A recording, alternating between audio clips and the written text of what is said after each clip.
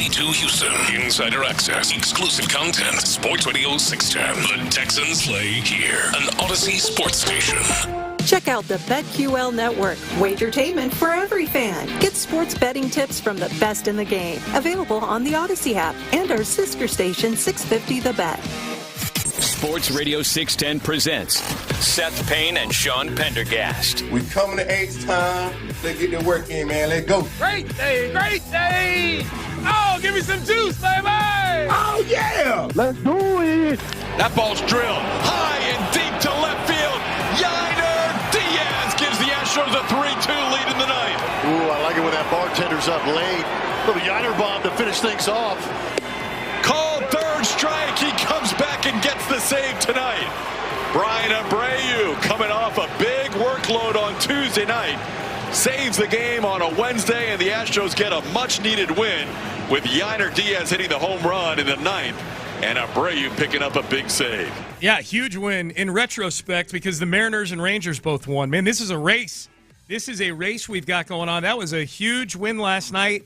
Yainer with the home run in the top of the ninth after the lead was blown in the bottom of the eighth by the bullpen again.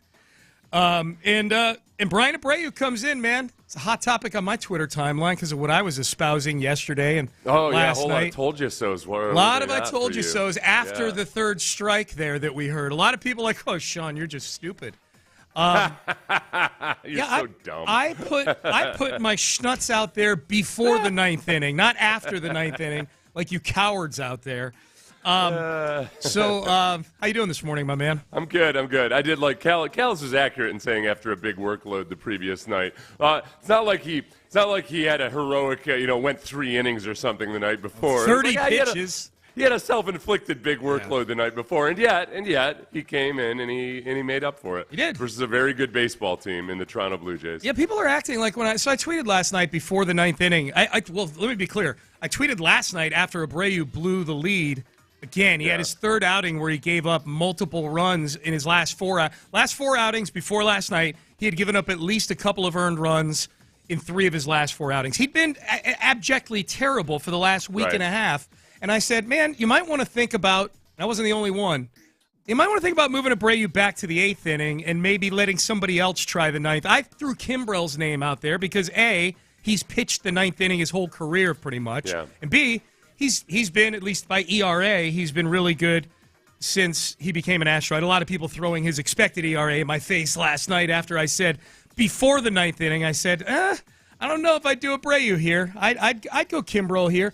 And people thought I was the dumbest person in the world after Abreu gets the save. And to be clear, I was rooting for Bryan Abreu to get the save. We'll hear from Joe Espada here in just a second on this. I was rooting for Bryan Abreu to get the save. I'm an Astros fan. But come at me before the 9th inning, bro. Don't come at me after Bryan Abreu gets the save. I think the thing about Abreu is that a lot of people yesterday before the game were pointing out, hey, that was just his first blown save as a starter or as a closer. Let's not act like he's been a mess. Like, no, he after 2 nights ago he had a 8+ ERA in the 9th inning.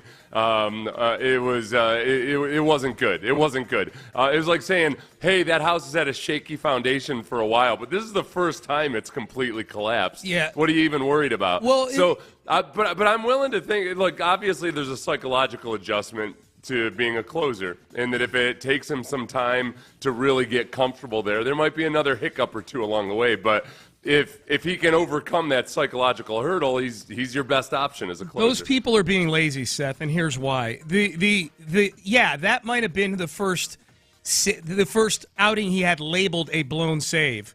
But he I believe the first one where he came in and he pooped the bed, it was tied, so it wasn't a save situation. The other one was he came in up 8-4, I think it was against the Yankees, and it was a very comfortable 4-run lead until he made it a very uncomfortable 1-run lead by giving up a 3-run homer, I think, to Cody Bellinger in that game. So just because it's labeled a blown save doesn't make the other outings, doesn't justify giving up 3 earned runs in 2 other outings. Like, he's been bad. Saves are the dumbest stat. One of the dumbest stats. Kind of like pitcher wins are largely a pitcher wins are way dumber. Pitcher wins are way dumber. Saves are still kind of dumb in that it just feels anytime there's a stat that you always have to explain it before or afterwards, kind of like plus minus in basketball.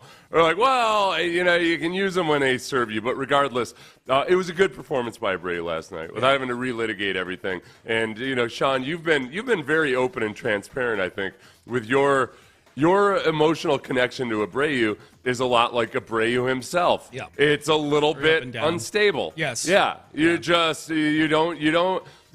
a lot of things you like about him, but you're just not always sure that you can depend on him. I think you framed it perfectly. Here was Joe Espada.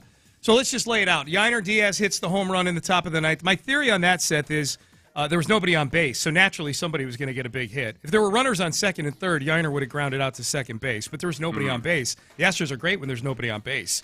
So he hits a solo home run. Astros win 3-2. Boy, you got a great outing from Jason Alexander. We'll hear from Espada about that in headlines. I think Abreu getting this save is the bigger story just because of how bad he's been, and Josh Hader is not going to be available for the rest of the regular season. Here was Joe Espada on the decision to bring back Bryan Abreu last night after he threw 30 pitches the night before. If he wasn't able to go today, I would not have used him. But he felt good. I was only going to use him on a save opportunity, which it was. When Yainer Diaz hit that home run, I felt really good. Okay. So, Joe, and he said that he had a talk with Abreu before the game, tell him he still felt confident in him. How much I trust him. People, we have had really good closers here. Hader's Presley. And he's the one that always goes unnoticed.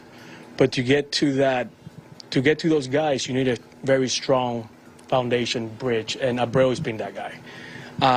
When the game is on the line, I want him on the mound. I'm always counting the outs when it's Abreu time. That's how much I trust him. And I was just telling him, and I want him to hear from me, face to face. I told him before, but after last night, I really want him to reinforce that again, that he is the man when the game is on the line. I think if I were running a Major League Baseball team, which, it's still in the cards. I've still got some life left in me. I would be a season ticket holder for that team, for sure. This is what I think I would insist upon. I think I would insist on all of my Spanish, my Latin American players, that they not learn English.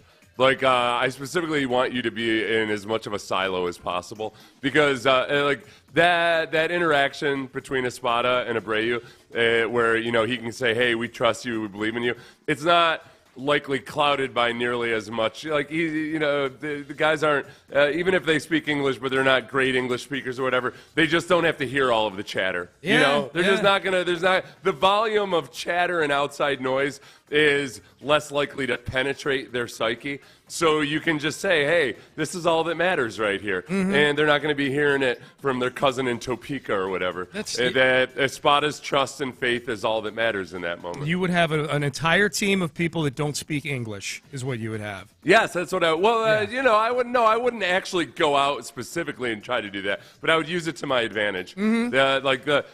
Bregman at times. I don't need Bregman when he's slumping to be engaging with people in his DMs and everything on social media. Bregman wants all the smoke. He went out and learned Spanish once he got into the big leagues. He's like, I don't have enough smoke. I need to seek out Latin American I'm going to learn smoke. French. I'm going to learn German. I'm going to get smoke from the entire globe. Yes. He's on some Venezuelan website seeking out the haters to try to shut him down. Yeah, I think it's a little too much for the modern athlete sometimes. How about Jason Alexander, man? How about Jason Alexander has become one of the most valuable Astros since the beginning of August. Is he an English speaker? I believe he speaks English, yes. Okay. Yeah, I don't know if he speaks Spanish. Spanish. Even try to learn these guys anymore. Yeah. I don't even try to know anything about him. Like, his name's Jason Alexander, but for all I know, he's from Colombia. Whatever. Roll him in there. He's the latest Astros pitcher that's going to get the best version of himself because of this analytics and coaching staff. Yes. And then get an inflamed elbow. That's why I was wondering if you don't want to establish an emotional attachment because you know how the story ends for all these guys. Sean, henceforth, you and I will be doing this show in Gaelic and nothing different. Okay. You and I are going to go take an intensive Gaelic class. And we're not going to refer to any of the pitchers by name. They're a number is all they are. Brandon Walter. Yeah, I want to be. I want to be ethnically and culturally blind on all of this. Okay, I can feel all of my unconscious biases seeping in. I know I'm a cracker ass bigot. I gotta just I want. 6:09 a.m. Cracker Ass Bigot came out. There we go. CAB radio. The CAB. No, just the news yesterday with the Astros was like, I think you've said that we're kind of desensitized to it now. Like Brandon Walter and this Rooney guy that they called up at some point. Rooney. They both had elbow surgery yesterday. He's my favorite Ecuadorian. They both. I don't know if they had elbow surgery or it was announced they were getting elbow surgery. Spencer Arrighetti, this kind of flew under the radar, seeking a second opinion. Yeah, good. Yeah. I don't like that.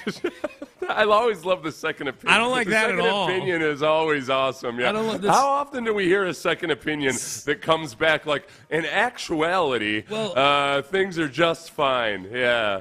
Ort and Sousa, they're on the IL. Wisniewski and Blanco both out. I was kind of taking the tally yesterday, just the carnage in the pitching staff this year. It's unbelievable. It feels like every year over the last 3 years we've come into spring training saying, well, the injury luck in the pitching staff can't be any worse than it was the year before. They just have to have better luck. And this, I've never seen anything like this.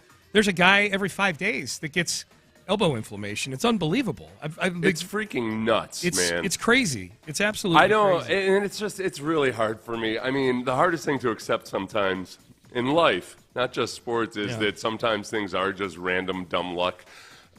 Going into this season, the Astros didn't necessarily have a boatload more UCL injuries than other organizations, but they've been hit hard in the last 18 months or so, and I just hope that it's somehow weirdly dumb luck. It's just so strange that the organization that's known for just doing so many things better than other organizations with their pitchers is getting hit with just this bad stretch of hopefully just really, really bad luck. Yep.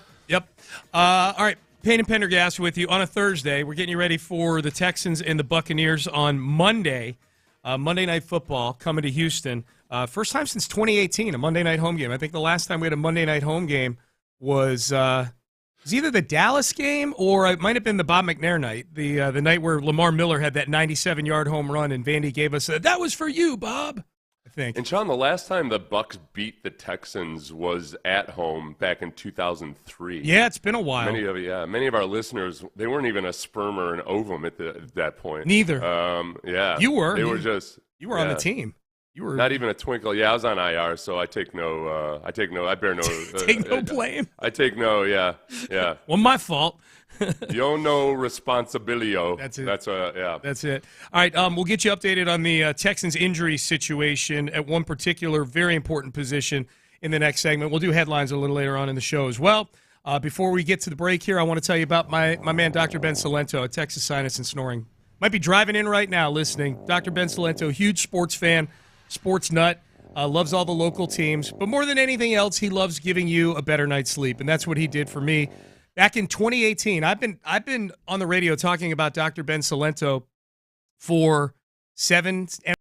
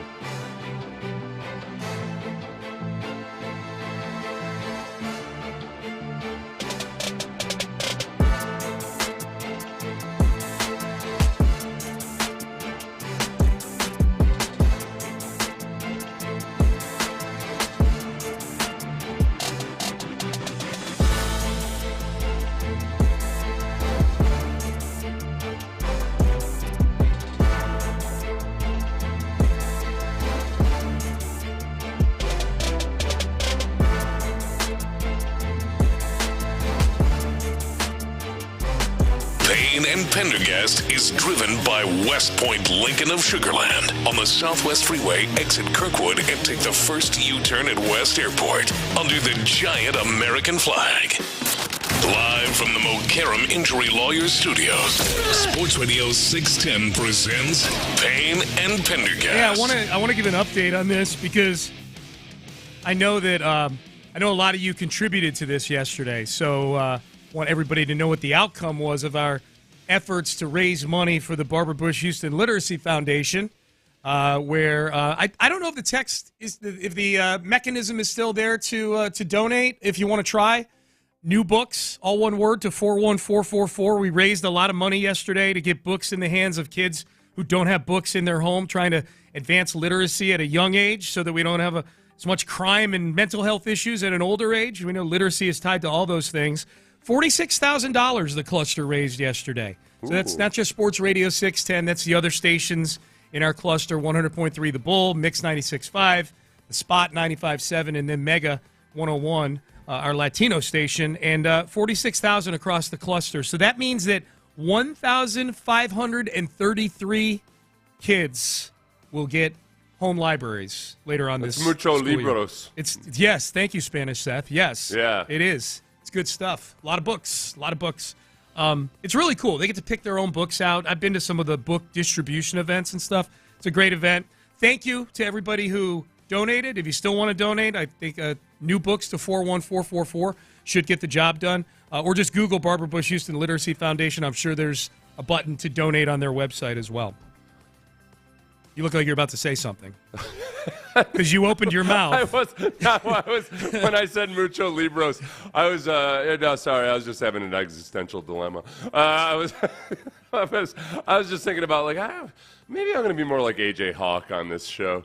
I'm just going to let you talk most of the time and just every now and then just throw in something like that. Don't do that. Would you be cool with that? No. No, I would not.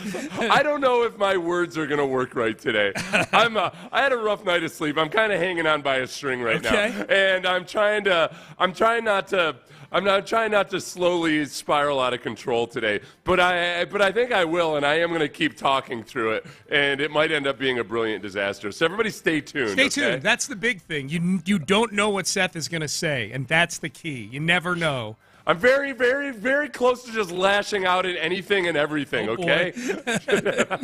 now I'm frightened.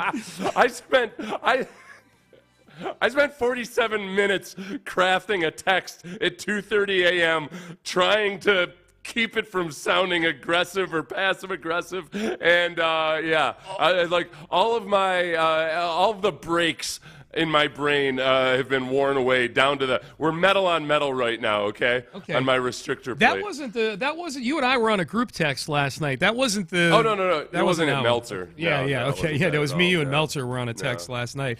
Meltzer was just asking for NFL podcasts to listen to, and I'm hearing you right now. I'm like, I didn't read your text, but I'm like, boy, did Seth get passive aggressive about an NFL podcast text? Yeah. I sent that out at 4 a.m., I think. Okay. No. You know what it is interesting when it comes to the NFL stuff and everything? People ask me a question sometimes on a Wednesday or Thursday about something that happened on Sunday, them thinking that I know what I'm talking about. Say about the Jaguars game, the Jags-Panthers game. Yep. It's a reminder that, theoretically, this is my full-time job. There's a lot of people out there that just want the basics, you know? Yep. Meltzer was asking for just a good podcast that just gives a basic, comprehensive look at the league every week. Yeah. And I gave him some suggestions. Clearly, you should just listen to Payne and Pendergast every day. That's what I say, yeah. But, it's a reminder that, a lot of people, just most people who probably spend a little less time on this stuff just want some of the basic info. And you're a resource. They see you as a resource. Guy's got a radio show. He's got a YouTube channel. He's out there all the time talking football. You know what happens in the week one of the season every single year is I get that moment where I feel like I don't know anything at all. Mm-hmm. There's so much stuff out there now. Yeah. And all the advanced stats, most of which are crap, but you got to read the articles. It's a little bit of an overflow. Well, there's so much stuff that's going to end up being phony, too, in week one. You know, some of these quarterback. We'll talk about it later in the show. Oh yeah, some of these quarterback performances, including this Texans-Rams game, where I think a lot of people rush to judgment, understandably so, and say, well, look, you struggled against the Rams, and they're not even that good a team. Maybe they are, maybe they aren't. I think they might end up being a really good team if Stafford can stay healthy. Yeah. And if you take that game and you put it in week 13 of the regular season and it plays out exactly like it did, it's like you might very well after that game be saying like, wow, that is two great defenses battling it out, and they got the better of Stroud, but my God, what a battle between two really good teams. Yeah, that we could see that matchup again in February, Bob. That kind of thing. You just don't know. You don't know. Yeah. This was DeMeco Ryans. This was on Tuesday, his update on the injury situation with the team. We'll tell you how it ended up playing out yesterday administratively. Just start off just the injury update. Saying Stover hurt his foot, so he'll miss some time. Really hate that. He's playing tough, physical, exactly how we want it done. So he'll miss some time. So we'll have to, upgrade our tight end room from that perspective. Andrews rolled his ankle, so he'll be day-to-day, see how that goes. Berrios and Kirk are doing well on their recovery. We'll see how they go this week. No timetable set right now for those guys. So we'll get more clarity on those last two guys today when they have to put out an injury report. Cade Stover goes to the IR yesterday. Right. So he'll miss at least 4 games. And Harrison Bryant elevated. It makes sense. He's a guy he's a utility tight end, and you can use him as a blocker. You can use him for some targets. But really the Berrios and Kirk thing, when I went back and, rewatching more and more of the game from last week, I think that there's a couple things going on. One is that I don't think understandably so, C.J. Stroud trusts Jalen Noel as much as he would trust Christian Kirk. There was one play where C.J. had a clean pocket, wasn't under duress. He pulled it down and ran for a first down, but he had a really easy read to Jalen Noel, who was behind the linebackers, underneath the safeties, and just that was the read. Like, you could throw it to Jalen Noel there, and it's there. But he just maybe the timing was off a little bit, whatever it was, CJ chose to run instead. And then there were other instances in the game where, I think there's a good chance that the rookie receivers just either weren't making the right decisions on choice routes or just the timing wasn't quite right. That stuff's going to get better. I think Higgins did some really good things in the game, but when you got two rookies out there, you saw a lot more of Higgins and Noel. That was at least one reason for things being a little bit disjointed. So Christian Kirk or Braxton Berrios being back in there, I think could help a lot very quickly. What did you see when you watched it from Nico Collins? Did he deserve more than 5 targets in this game based on how open he got? Okay, it's complicated. He was open plenty of times. Yeah. It wasn't that the Rams were double teaming him or what have you. But it was just kind of one of those circumstances where there were times where Nico was wide open and yet the pass protection was breaking down. And there were other times where the pass protection was great and but Nico was just running into his zone and it really wasn't the right decision. So could Stroud have made a different decision a couple times? Yes. But in the sum total of it, I'm looking at times where, there was usually a fly in the ointment. And so I'm not overly worried about it. And I do think that part of it, too, is if the process is that you're not focused on Nico Collins as much and you are trying to spread the ball around, I like that process.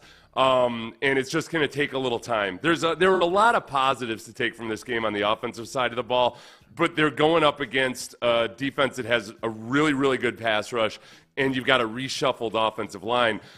And depending on what emotional state you're in, it can either look exactly like it did last year and you're sick of it, or, okay, first game with a new offensive coordinator and a bunch of new moving parts, we can really build off of this. Yeah. So it really just depends on how much coffee you've had this morning or whether you got in an argument with one of your kids last night. Yes. It could go either way at this point. Oh, so it's a blue dress, gold dress situation again, huh? Yeah. I mean, there were some moments where, man, there was one play they blitzed the defensive back off the edge, and CJ made a good decision, threw it to Dalton Schultz. It was like, throw into the teeth of the blitz. But this was as Nico was just coming wide open over the middle. Yep. I'm not like, what am I going to do?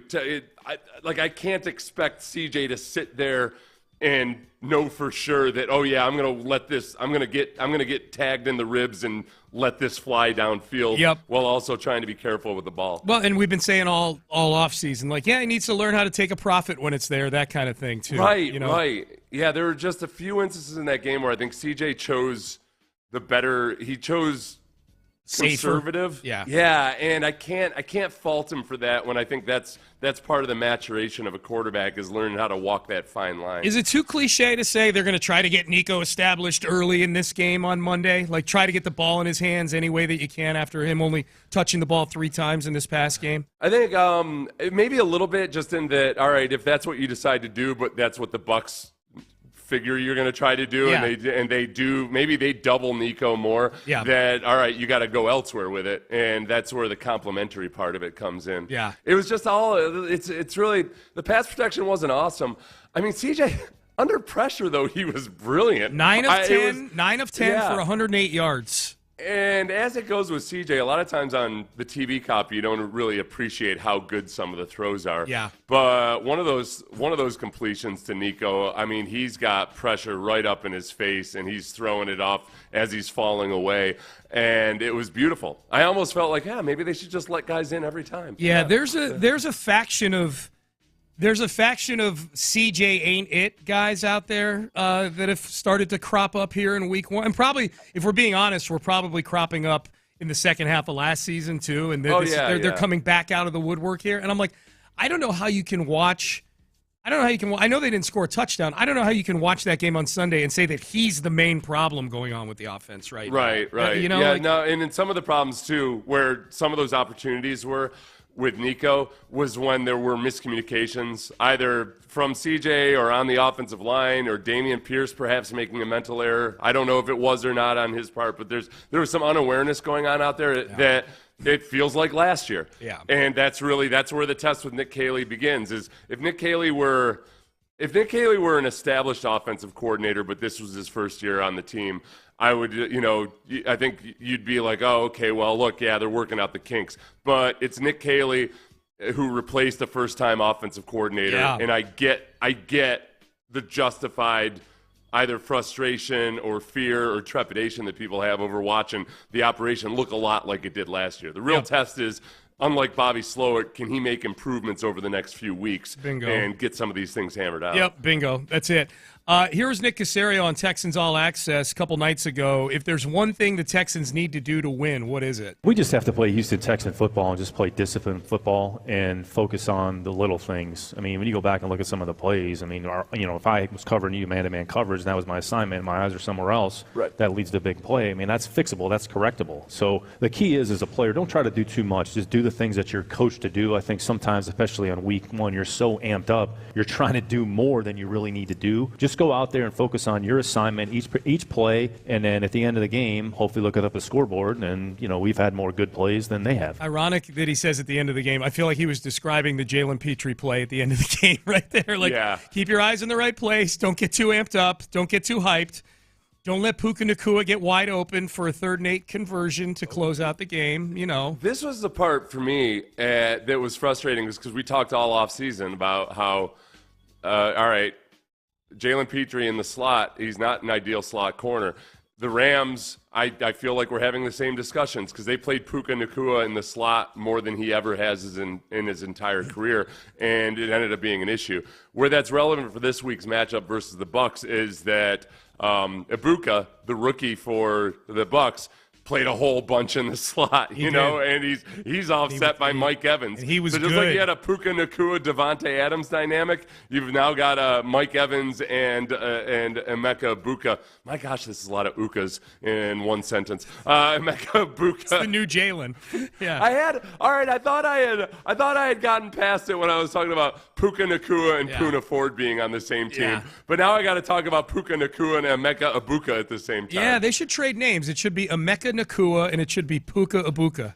Why did you just do that to me? Now I'm screwed. Just say Ibuka. Just say his last name like he's a one-word guy. Yeah. So Ibuka plays in the slot a whole bunch. Okay, so one more positive that I saw from a few of the rewatches is I think that Nico and Matt Burke know that Jalen Petre's got some weaknesses when he's in the slot. You would think. I do think they're doing some things to disguise what his responsibilities are. I think there's a chance that there's times when, it's always dicey knowing for sure exactly what they're doing. One thing you can do is kind of make it look like a guy is following somebody in man on the pre-snap with motion, and then all of a sudden, no, you're actually dropping off into zone. And I think the Texans are doing some of that stuff. And so the good thing is if you can just keep the quarterback off kilter enough that he doesn't feel like he can dial up exactly what he wants, there's that part of it. And then what Nick was talking about, I mean, some of it is just simple discipline and understanding the situation. That, hey, it's 3rd and 8. It's 3rd and 8. You got Matt Stafford back there. Maybe just back off on the run a little bit and don't be so hyper to hit the run, and just be sure that you're in position to cover Puka if he breaks on an out route. Yep. All right, football talk on Sports Radio 610 presented by Paramount Plus. You can't count on much, but you can always count on Sundays with the NFL on CBS and Paramount Plus. Stream your local NFL game live every Sunday, all season long, starting at just $30 for your first year. That's like $2.50 a month. It's nothing. It's half a cup of coffee these days. Visit ParamountPlus.com/NFL to get started today. Headlines are up next. We will circle back to the Astros. Another huge performance from one of the most valuable Astros over the last month or two. We've got some Texans news. We've got a little NFL news. We got some really stupid NBA news as well that we'll get to in headlines coming up next. But first, let's get you guys winning some money. Prize Picks. Prize Picks. This might be the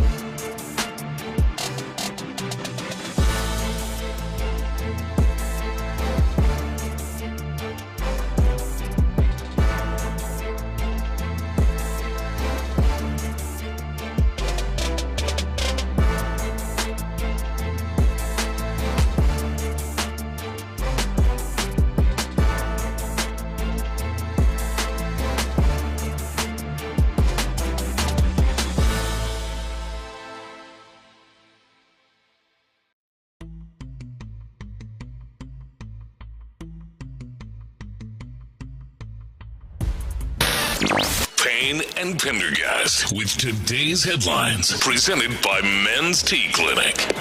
Called third strike. He comes back and gets the save tonight. Bryan Abreu, coming off a big workload on Tuesday night, saves the game on a Wednesday, and the Astros get a much-needed win with Yainer Diaz hitting the home run in the ninth and Abreu picking up a big save. Yeah, just a huge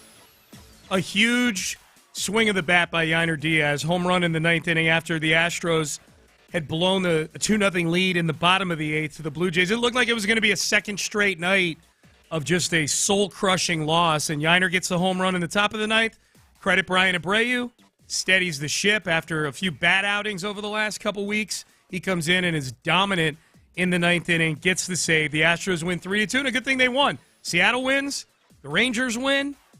Everybody wins in the AL West yesterday, so the race remains one game over Seattle and 2.5 over the Texas Rangers right now. And the thing about that game, too, last night, aside from it, ending up being closer than it had to be, is that, Yainer was like 3 inches away from a home run on that double. Yeah. That was a weird moment last night. And then Cam Smith, when France got on base in the eighth before they scored a run, but it was a play that I expected Cam Smith to make.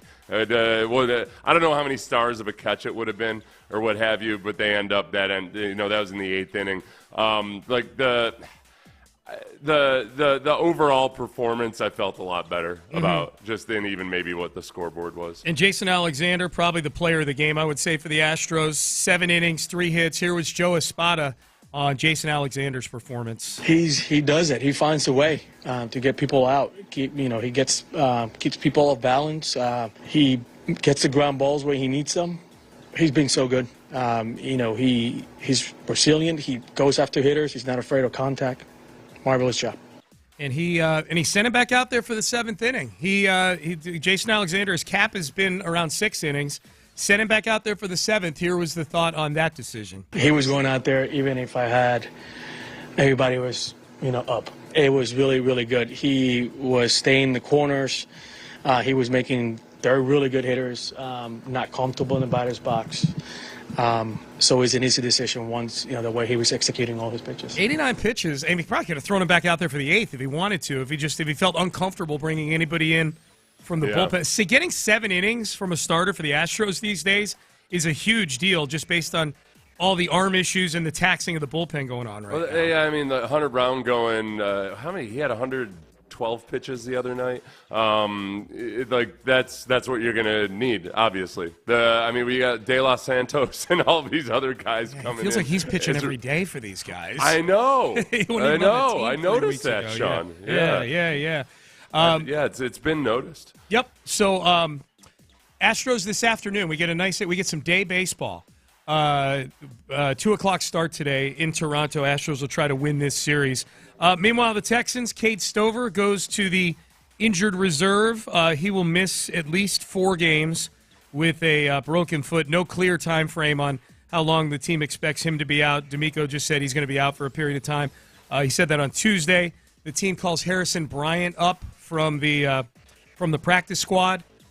I would imagine that there might be another move coming here at tight end. I have to imagine Nick Caserio is scouring other rosters around the league, right? They still only have 2 tight ends on the 53-man roster. They have 2 tight ends on the 53-man roster. One thing about the game on Sunday was that they played with 3 wide receivers, 11 personnel, 80% of the time.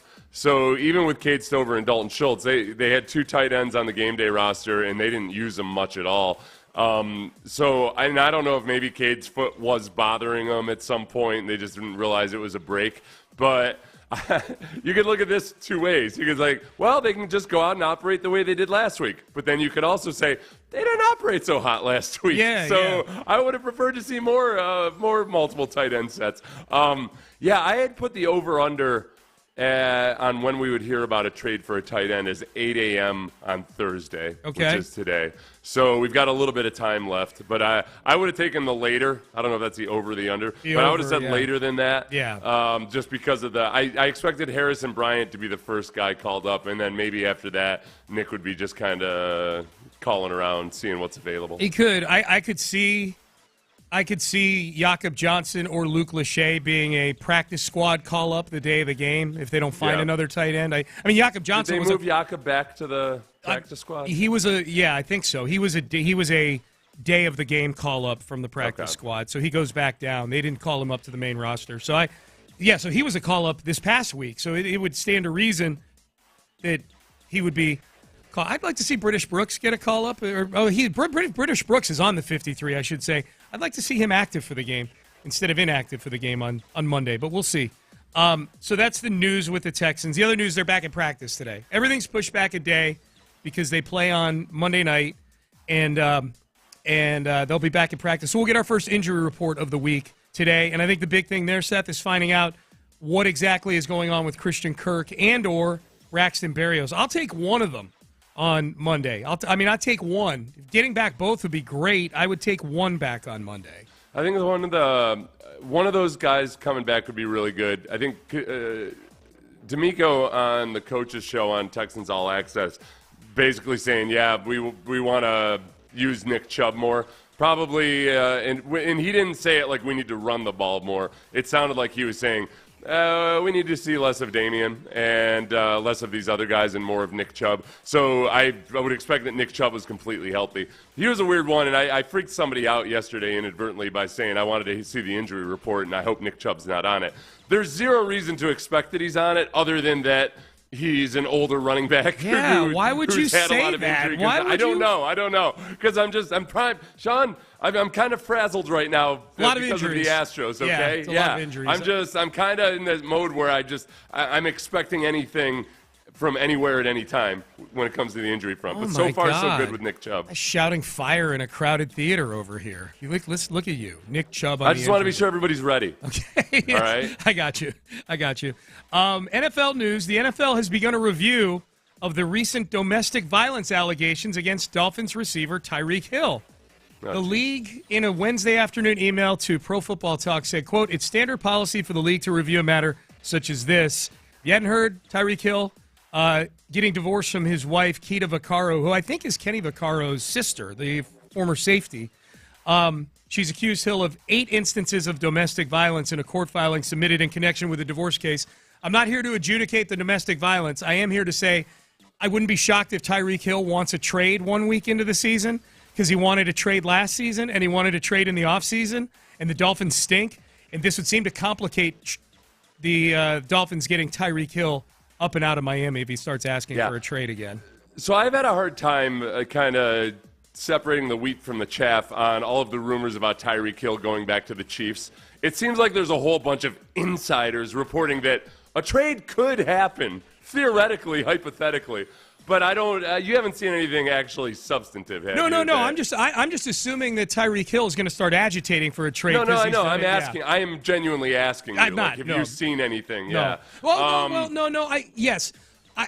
Probably the same stuff you're commenting on, which is he could go to the Chiefs or the Steelers. That's where, like, Jeremy Fowler said that a trade could be low-hanging fruit for Kansas City, like all this stuff. So it's not an actual report; it's speculation. That's right. And yet, of all the teams that seem like they wouldn't care at all about the domestic violence issue or whatever, that's Chiefs. the Kansas City Chiefs, who drafted him back in the day. Yeah. So that's what's going on with Tyreek Hill.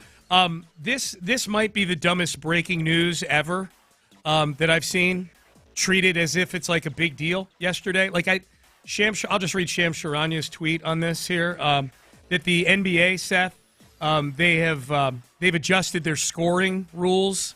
Yeah. No longer, new change for the upcoming season, unsuccessful end of period heaves from, half court or whatever for a three-pointer. They will now be recorded as a missed field goal attempt for the team, not the individual player shooting the ball from half court or throwing it overhand from three-quarter court.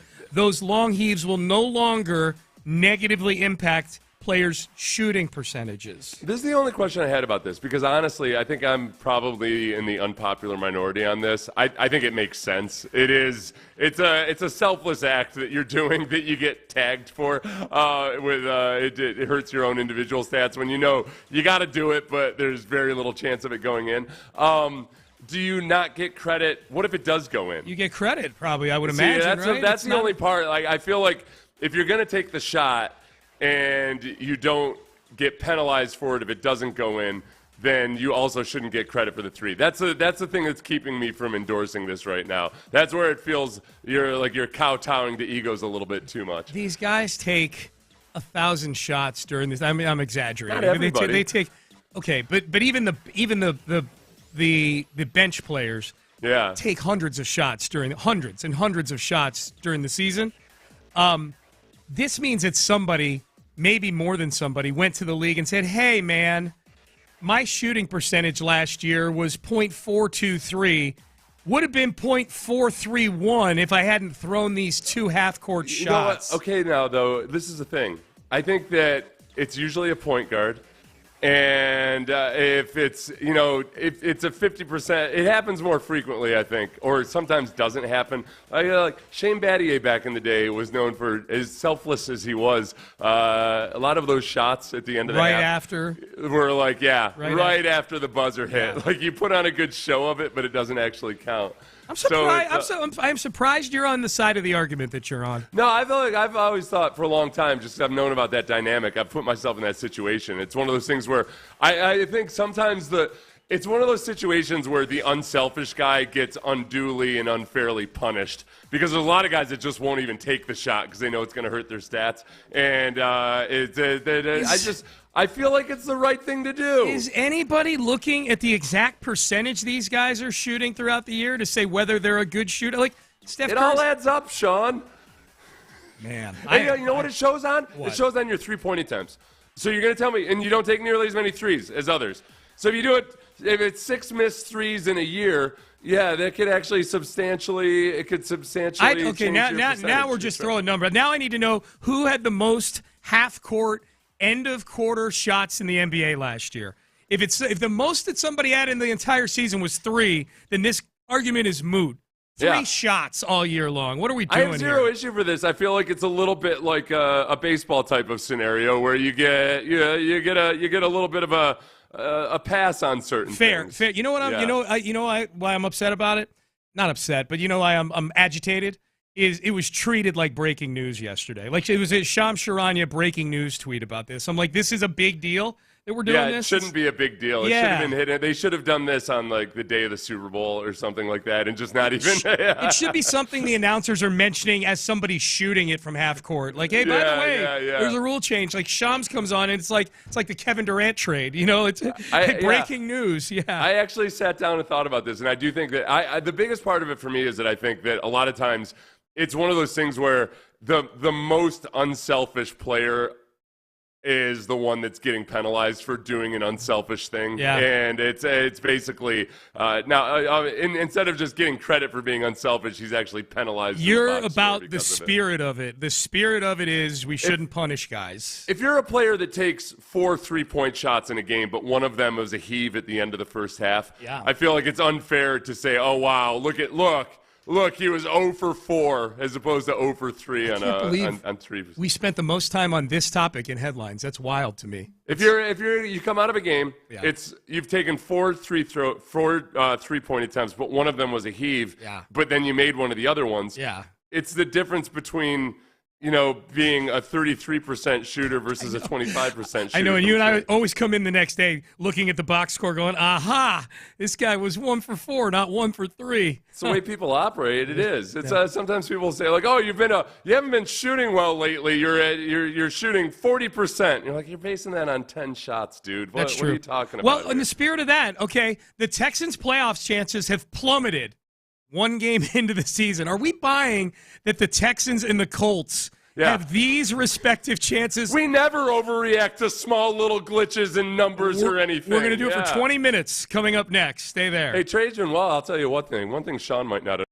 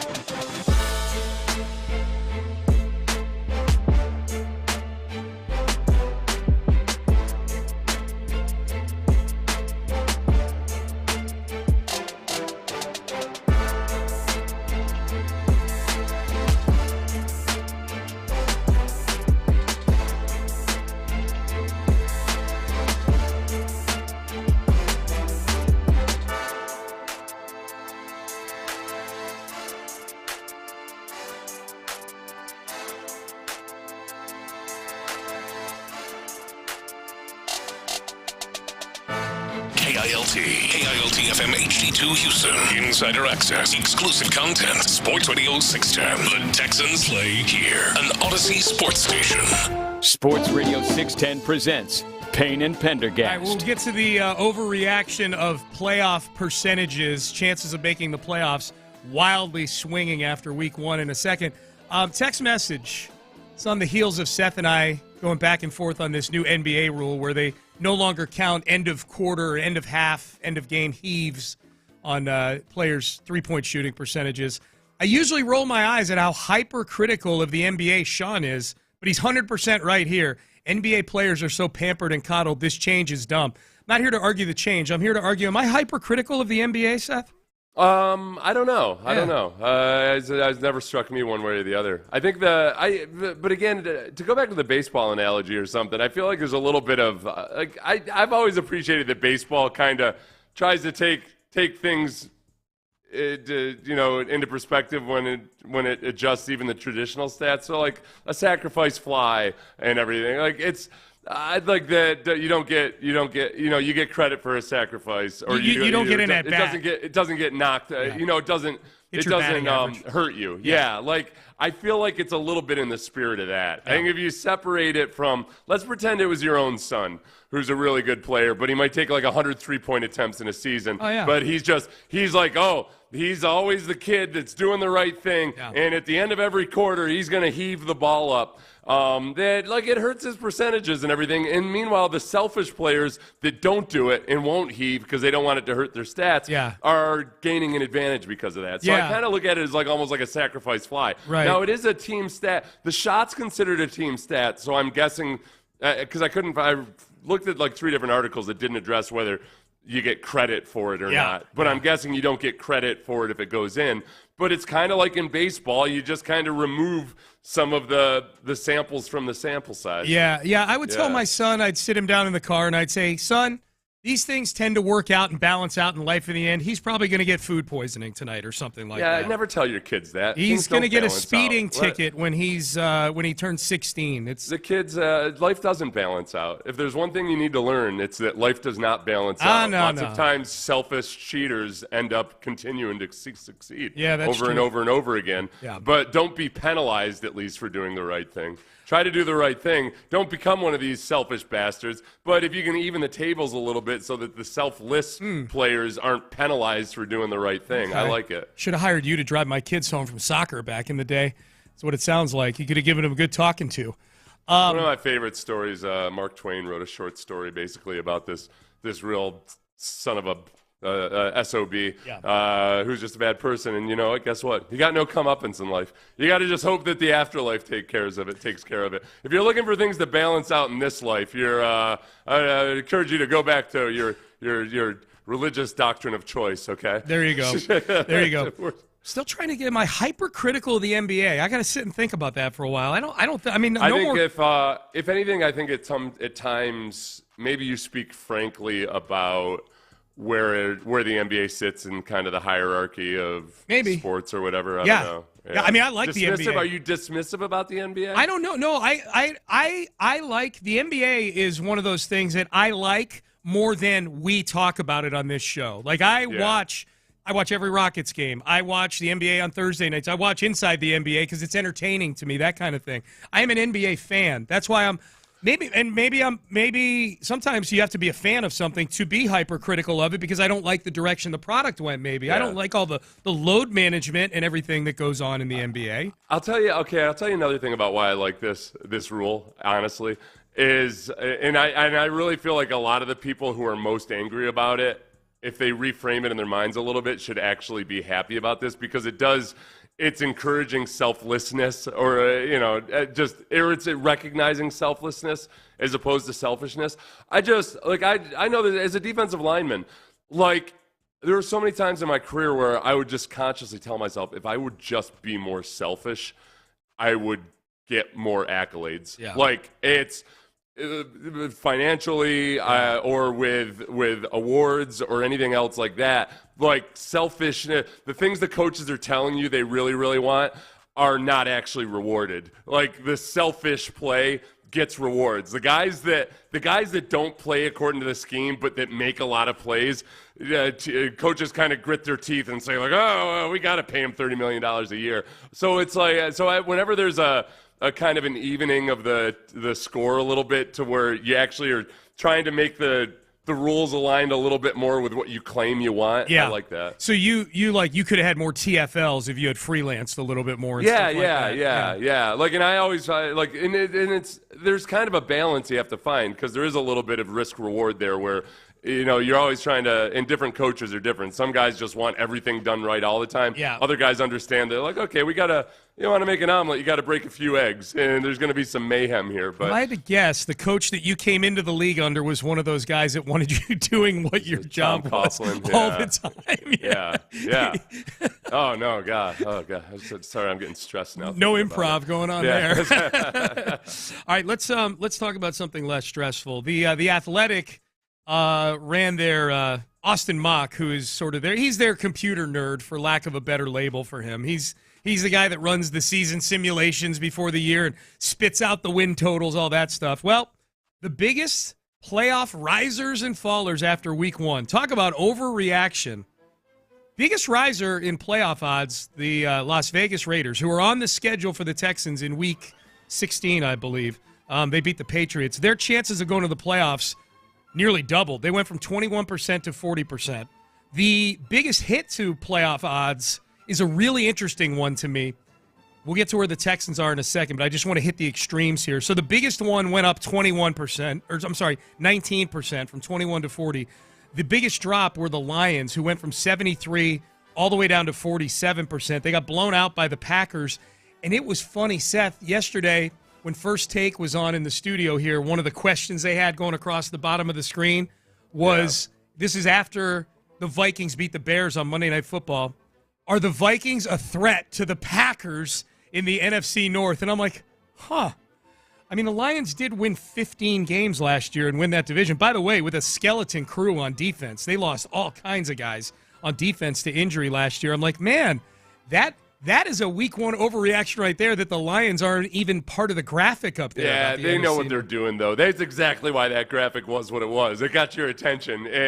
But at the same time, I think that when it comes to overreacting to week one, I think with the Lions, it fell right in place with what people were talking about in the offseason, which is, wow, you lose a really good offensive coordinator and a really good defensive coordinator. You got a head coach who's not really an X's and O's expert on either side of the ball. He's not he's never been a coordinator. What exactly? How are you going to rebound from this? And it played out exactly how people would have feared. So I get it. I'm not going to sit here and say the Lions are doomed or anything. We've done that with Dan Campbell before. So, but that one at least makes sense. Chiefs had the second biggest drop from 83% down to 61%. So they're still a better than even odds chance to make it's probably the lowest playoff odds the Chiefs have had since they started winning Super Bowls. I think the biggest thing with the Chiefs too is that they're gonna have to rely on their defense to do it, just like they did last year. I don't think the improvements they made on offense, right? And if you drafting Josh Simmons, you could call an improvement at left tackle if he works out. But now you're down yet another wide receiver for at least 6 games. Yeah. And you look at it on paper, and no matter how much you can say, well, the Chiefs just figure out a way to get it done. A lot of what they did in that game looked a lot like what they did in the Super Bowl last year, and it's hard to visualize them ever getting back to being the incredible force that they used to be. I agree with that. Rashee Rice is who we're talking about with the 6-game suspension, obviously. Now, they were without him most of last season, including in the Super Bowl. Like, that'll be a big key for them. Like, when he's on the field, he's an impact player for them. So what he is when he gets back from a suspension, I think, is going to be a big deal for the Chiefs. So they were the second biggest dropper in playoff percentages. I'll count up to the Texans here. The Dolphins were next. Their odds dropped all the way to 14%, down from 32%. Falcons saw a big drop. Patriots saw a big drop. Seahawks, and then the Texans. Texans had, according to this model, a 53% chance of making the postseason before the season started, which, again, feels low to me, but maybe I'm too close to the situation. They're down to 40%, so that's a 13% drop, Seth. Do you feel like the Texans are less than a coin flip chance of making the postseason right now? 'Cause that's what they are here. They're a 40% chance of making the postseason. I would say because usually they're always lower than how you actually feel. No, I would revise that upwards just because I think the defense is for real. I think both the Jags and the Colts did some good things in that game, but it was both against teams that are likely going to be bad football teams. The Panthers and the Dolphins were the two opponents. Yeah. And I think the Jags and the Colts could very well be much better teams this year. I mean, the Titans, for what it's worth, did make Bo Nix look like a bad quarterback. So there's that. But they've got a lot of stuff to figure out offensively. I think that what did they start off the season at? Who's the Texans play the Texans? 53%. Yeah, I would still put them at 53% or so. You would keep them the same. The Rams loss only affects it for me because it's a loss, because mathematically it's better to win than lose. But in terms of how I feel about the quality of the team, I still think they've got a chance to be a very good team this year. But by the way, with the Chiefs, I was talking about Xavier Worthy just because I didn't know. So when you said Rashee Rice, I was like, did I miss some news on Xavier Worthy? But he's still, I believe, expected to miss 3 to 4 weeks. Yeah, I was thinking of Rashee Rice because I know he's coming back. But you're right. Now, boy, in the short term, that's a real hit. Is Xavier Worthy and Rashee Rice both out? No question. Yeah, good call. On the flip side in the division, Indianapolis Colts, they were 28% coming into the season. That win over the Dolphins bumped them up to 38%. And the Jags went from 35% to 50%. The Jags have, according to this model, the Jags are now the chalk in the AFC South. They've got a 50% chance of making the playoffs. The Texans have a 40% chance. This gets me very amped for Week 3. I don't want to get out over my skis and skip over this Bucs game on Monday, but the Jags in Jacksonville loom in Week 3. And I don't know who the Jags have this weekend, but it would be real fun to go in there with the Jags 2-0, like I think they were in D'Amico's rookie year as a head coach. Yeah. They went into Jacksonville in Week 3. That was D'Amico's first win as Texans coach, was Week 3 in Jacksonville, 0-2. That was kind of Tank Dell's coming out party, too. He had that big catch downfield and the big catch to seal the game in that one. With the big fullback kickoff return for a touchdown. Yeah, Beck. What people always want to know about the Jaguars is what did Travis Hunter do? Travis Hunter played 39 offensive plays. Okay. He lined in the slot on 59% of those. Okay. Caught 6 of his 8 targets for, brace yourselves, everybody, 33 yards. Oh, my God. That's going to transform the game. That is. Nothing transforms a game like 5 yards per reception from the guy that you traded a boatload up to get because he's going to redefine football. Mm-hmm. Didn't play a whole lot in defense. He played 6 snaps. Targeted 1 time, allowing 12 yards on a reception to Ted McMillan. Okay. Yeah. The word on the street is that he's going to play more cornerback. I mean, it's hard to play less cornerback than he did in that game. Played 6 snaps. But I had read some stuff this week that they intend on working him more defensively. They're going to need to. If they feel like he's a high level corner, they've got T. Higgins and Jamar Chase this weekend in Cincinnati. I'll tell you what, I hope he's a good corner because 5 yards per reception ain't getting it done over there on the generational talent side of things, okay? No. Yeah, these percentages are a bit whack, man. 5 yards in a pass reception. We might need to play the Magnificent Gladstone in that rant that he had about how amazing Travis Hunter's going to be. I sent you a picture of Les Snead the GM of the Rams, standing next to Gladstone, the Magnificent Gladstone, the GM of the Jaguars. Yeah. And it is amazing how little he looks like any kind of person that would be working in a football organization. Yes. In any level of the organization, including in the analytics department. Mm-hmm. I do not like him.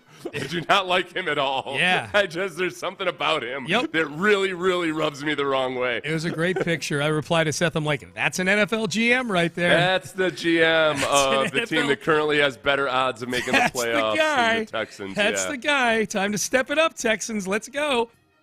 Oh, man. By the way, the team the Texans play this weekend or Monday, the Buccaneers, they're among the high risers in this Austin mock exercise. 73% coming into the season, 85% now chances of making the postseason. The Tampa Bay Bucs, I think a lot of that has to do with they're in a division with 3 really bad teams. Like, say what you will about the AFC South, at least you can kind of squint and turn the Jags into a playoff team. You can kind of squint and turn the Colts into a playoff team. The Titans have the number 1 overall pick in the draft, so there's some optimism surrounding them. That NFC South, boy, wow. The Panthers are still trash.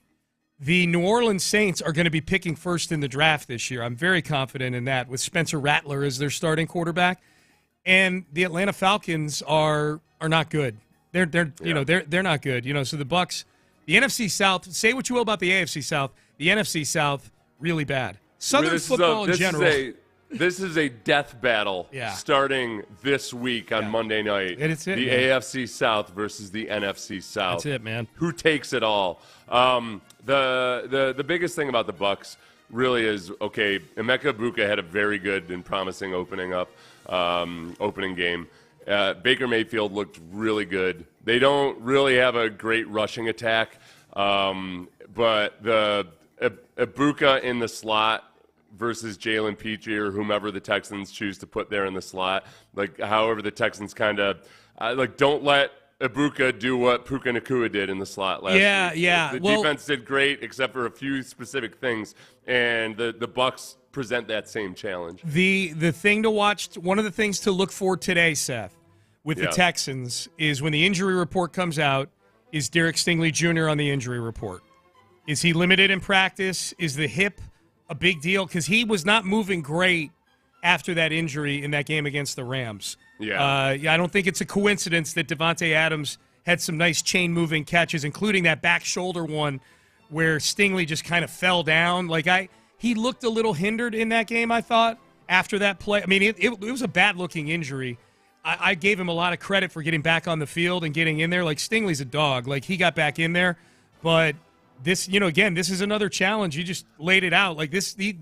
They've got weapons in Tampa Bay, and you need Derek Stingley as close to 100% as possible in this game. Yeah, one of those routes, one of those plays where Stingley was trying to track Devontae Adams across the field, that's where that just wasn't him. Right. You could tell that it was affecting him. Whether you saw the way he was moving after the play or not, but he's just not moving. He wasn't moving in that game the way that Derek Stingley moves. So it was obviously affecting him. Is he on the injury report? The other big thing in terms of the Texans matchup versus the Bucs is Vita Vea, the defensive tackle, versus a position group that's still very, very much a big question mark right now, and a team in the Texans that wants to run the ball and they want to be able to run it up the middle. Vita Vea poses some challenges. And to that end, we'll be looking to see if Ed Ingram, where he is on this injury list that comes out later on today as well, because it was his absence that caused all the shuffling on the offensive line and whatnot. What do they feel like their best 5 is going into this game? Yeah, especially with Vita Vea on the other side. If I had to predict, I would predict Derek Stingley. This is just a guess. I'm just planting my flag in a prediction here. I would guess Stingley limited with a hip today in practice. That would be my prediction. And my hope is that Kirk and Berrios are limited with hamstrings, because that would be progress from last week when they didn't practice at all. What do we say about Baker Mayfield when he runs the ball? Because I know the tempting thing is always to say, oh, that white guy is deceptively fast. But he's not even deceptively fast. He's just resourceful as a runner. I think that's a good word. When I watch Baker Mayfield run, he reminds me of when I grew up playing high school football. It's nothing like these Texas high school football conferences, but there'd be a guy like Baker Mayfield that he would rush for 250 yards a game as a running back. That was John. And you're like, that guy's definitely going to make the NFL. Yeah. And then he gets to college, and you're like, oh, he's actually kind of slow. And yet, I feel like Baker Mayfield would have been an all-state running back in my high school conference. Oh, yeah. So he never looks fast. I don't think he's deceptively fast. He's just got a savvy way of running that he hurts you with his legs, and it's frustrating. The guy in our conference, because I grew up in a part of the country, like football-wise, it was probably similar to yours, in terms of like, Connecticut was not a football factory by any means. To Bucky Jones, remember he played defensive back for the Patriots. That dude ran for like 250 yards every week for New Britain High School in New Britain, Connecticut. Home of George Springer, by the way, New Britain, Connecticut. To Bucky Jones, and I'm like, this guy, he went to Syracuse. I'm like, this guy is going to break every Big East record for run. And he ended up making it to the NFL, but he didn't make it as a running back. He was a safety in the NFL. Like, what the hell's going on here? Yeah, we had same thing. Our rival high school, Canandaigua, which is where Ryan Poles, your buddy, went. They had a running back that was just incredible, like the best running back that ever lived, and I think he was ended up being a fullback at Michigan State. Which if you detach yourself, like, it's pretty damn good, right? Fullback it's impressive. Yeah. But you thought he was going to win a Heisman when he was going off there, probably. Payne and Pendergast with you. Hey, speaking of Tampa, the only time DeMeco Ryans has faced the Buccaneers as a head coach was back in 2023. They're facing him again here just 2 years later because this is the 17th game, if you will. This is the extra game that the Texans are playing in 2025. The 2023 game is one that they still replay on the NFL Network every now and then. It was one of the best games of the year and probably the most exciting game.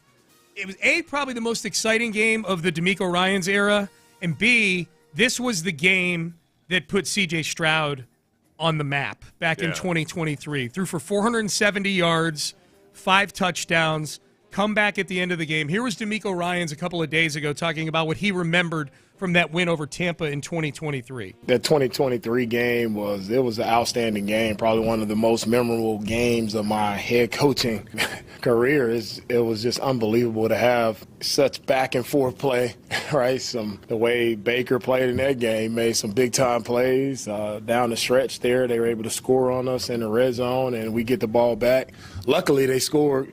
We let them score quick enough, so we have a little time left for CJ and the offense to drive down the field. And just remember that drive. It's such a memorable drive. He hits a couple passes short, then we hit Tank on the big 7 route towards their sideline, and then come back the next play, and then we hit Tank, in the end zone. I mean, what a memorable play. One that always resonates in my mind. Just when you see rookies who made the plays that they were able to make at that time, you knew we had something special in those guys. That was a huge win. What I remember from that, I remember the Dare field goal for sure. Well, we've got the audio of this stuff. We'll play some of it here in a second. But that was that was week 9. So the Texans had their bye week 2 weeks before that and came back from their bye week and played the Carolina Panthers and lost. They lost to the Carolina Panthers, who would go on to have the first pick in the draft that year. Well, the Bears would have the first pick because they had Carolina's pick. Carolina would go on to be the worst team in football that year, and the Texans lost to them coming off of a bye week. Like, you had an extra week to prepare for that. The Frank Reich had yet to be fired, and you lost to that team. You're 3-4. You come back home, and the Buccaneers score a late touchdown to Cade to take a lead, and I remember sitting in the press box like, God, they're going to be 3-5, and this defense that's so vaunted just made Baker Mayfield look like an MVP, and then CJ marches him down the field in 46 seconds, and it flips the narrative on everything, on the season, on CJ himself. It was crazy. That's where I keep thinking about last week's game, and the Texans were in the middle of a really impressive drive at the end of the game. And if it weren't for a Dare Gumbawale fumble, who knows exactly what it would have happened. And what would we be saying? We would be saying a lot of really positive things about how, wow, it took 4 quarters for it to click, but you finally saw it on that and it did. It did click on that final drive. Now, the Rams knew that the Texans needed a touchdown, so that changes the level of difficulty is a little bit different. But they spread it out. Yeah. CJ was cooking, et cetera, et cetera. He withstood a Dameon Pierce dropped pass on that drive and still was moving down the field. But a Gumbawale fumbles the ball, which is a little bit ironic given the drive that we're discussing right now, because Dare Gumbawale was a hero in that game. Victory. That game. Yeah, here's what it sounded like. Dare Gumbawale, they lost Kaimi Fairbairn to a hamstring injury, And this is what it sounded like. Dare Ogunbowale had to come on and kick a field goal in this game in the second half. It was a big field goal. Oh, they're going to try a field goal. Here we go with some dramatic stuff here for Frank Ross's special teams unit. Ogunbowale will try it. A 29-yard attempt from the left hash mark. Weeks will snap. Cameron Johnston will hold. Ogunbowale, the running back, for the lead. Snap is down. The kick is up. And it's good! Dare Ogunbowale for 3. And the Texans are back in front. Are you kidding? That was wild. I mean, that was Vandy level. That was like buzzer beater field goal animation level from Vandy right there. Yeah. That was a great call. That was a great call. That was, it's such a unique situation, too. Mm-hmm. I mean, that's just not what that's not what you dial up on what you expect to see happen in a game. No, I think since then, I think it's like 20% of the reason Dare makes the team every year. It's like, hey, man, you never know when your kicker is going to pull a hammy. You got to have an emergency kicker. Dare's the guy. Nick's definitely done some kind of spreadsheet on that. Oh, yeah, like for sure. Trying to figure out exactly what the value of a backup kicker is. A backup emergency kicker. Multiple roles. Who can also play special teams and third down back. Yes. Yeah. Especially at the salary he's getting. He's like a 1-year, $2 million guy. Like he's a close to a minimum minimum salary guy. There might be some part of Nick where like he's done some spreadsheet where he realizes like, gosh, you know what? Most teams actually should have a backup kicker, but I don't want to be the one that does it. So Dare is the guy. But Dare suits that, fits that role. Yep. This was the touchdown I talked about. We're reliving that magical game between the Buccaneers and the Texans from 2023. This was the Bucs taking the lead late in the game. Baker Mayfield to Cade Otton. No timeouts for the Bucs. Texans up 3. First down, Buccaneers at the Houston 14. Empty backfield. Here's the snap to Baker. Baker throwing to the end zone, and it's caught, and touchdown. Otton. The Bucs go in front. 46 seconds to go. All right, 46 seconds to go. So they take the lead, kick the extra point, which was big because that put them up 4. So now the Texans have to go get a touchdown. In 46 seconds, there's a pass to Dalton Schultz. There's a pass to Noah Brown. There's the pass to Tank Dell that really put home. There was 15 seconds left, maybe, something like that. CJ, they're about the 40-yard line. He drops it in the bucket to Tank in between the two defensive backs right along the sideline to put them at the 15-yard line. And then with 6 seconds left, bam. 10 seconds to go. CJ gets the snap. CJ looking, throwing to the end zone. Touchdown! Yes! Takes the lead! Yes! Dell with the reception! Rock and roll! My goodness! There are flags on the field. Could be on the defense. What a comeback! Go Cougs! Let's go. Here's the call from Land Clark. Bring us some good news. After the play, unsportsmanlike conduct, defense number 54. A 15-yard penalty will be enforced on the kickoff. Yes! Houston gets it done!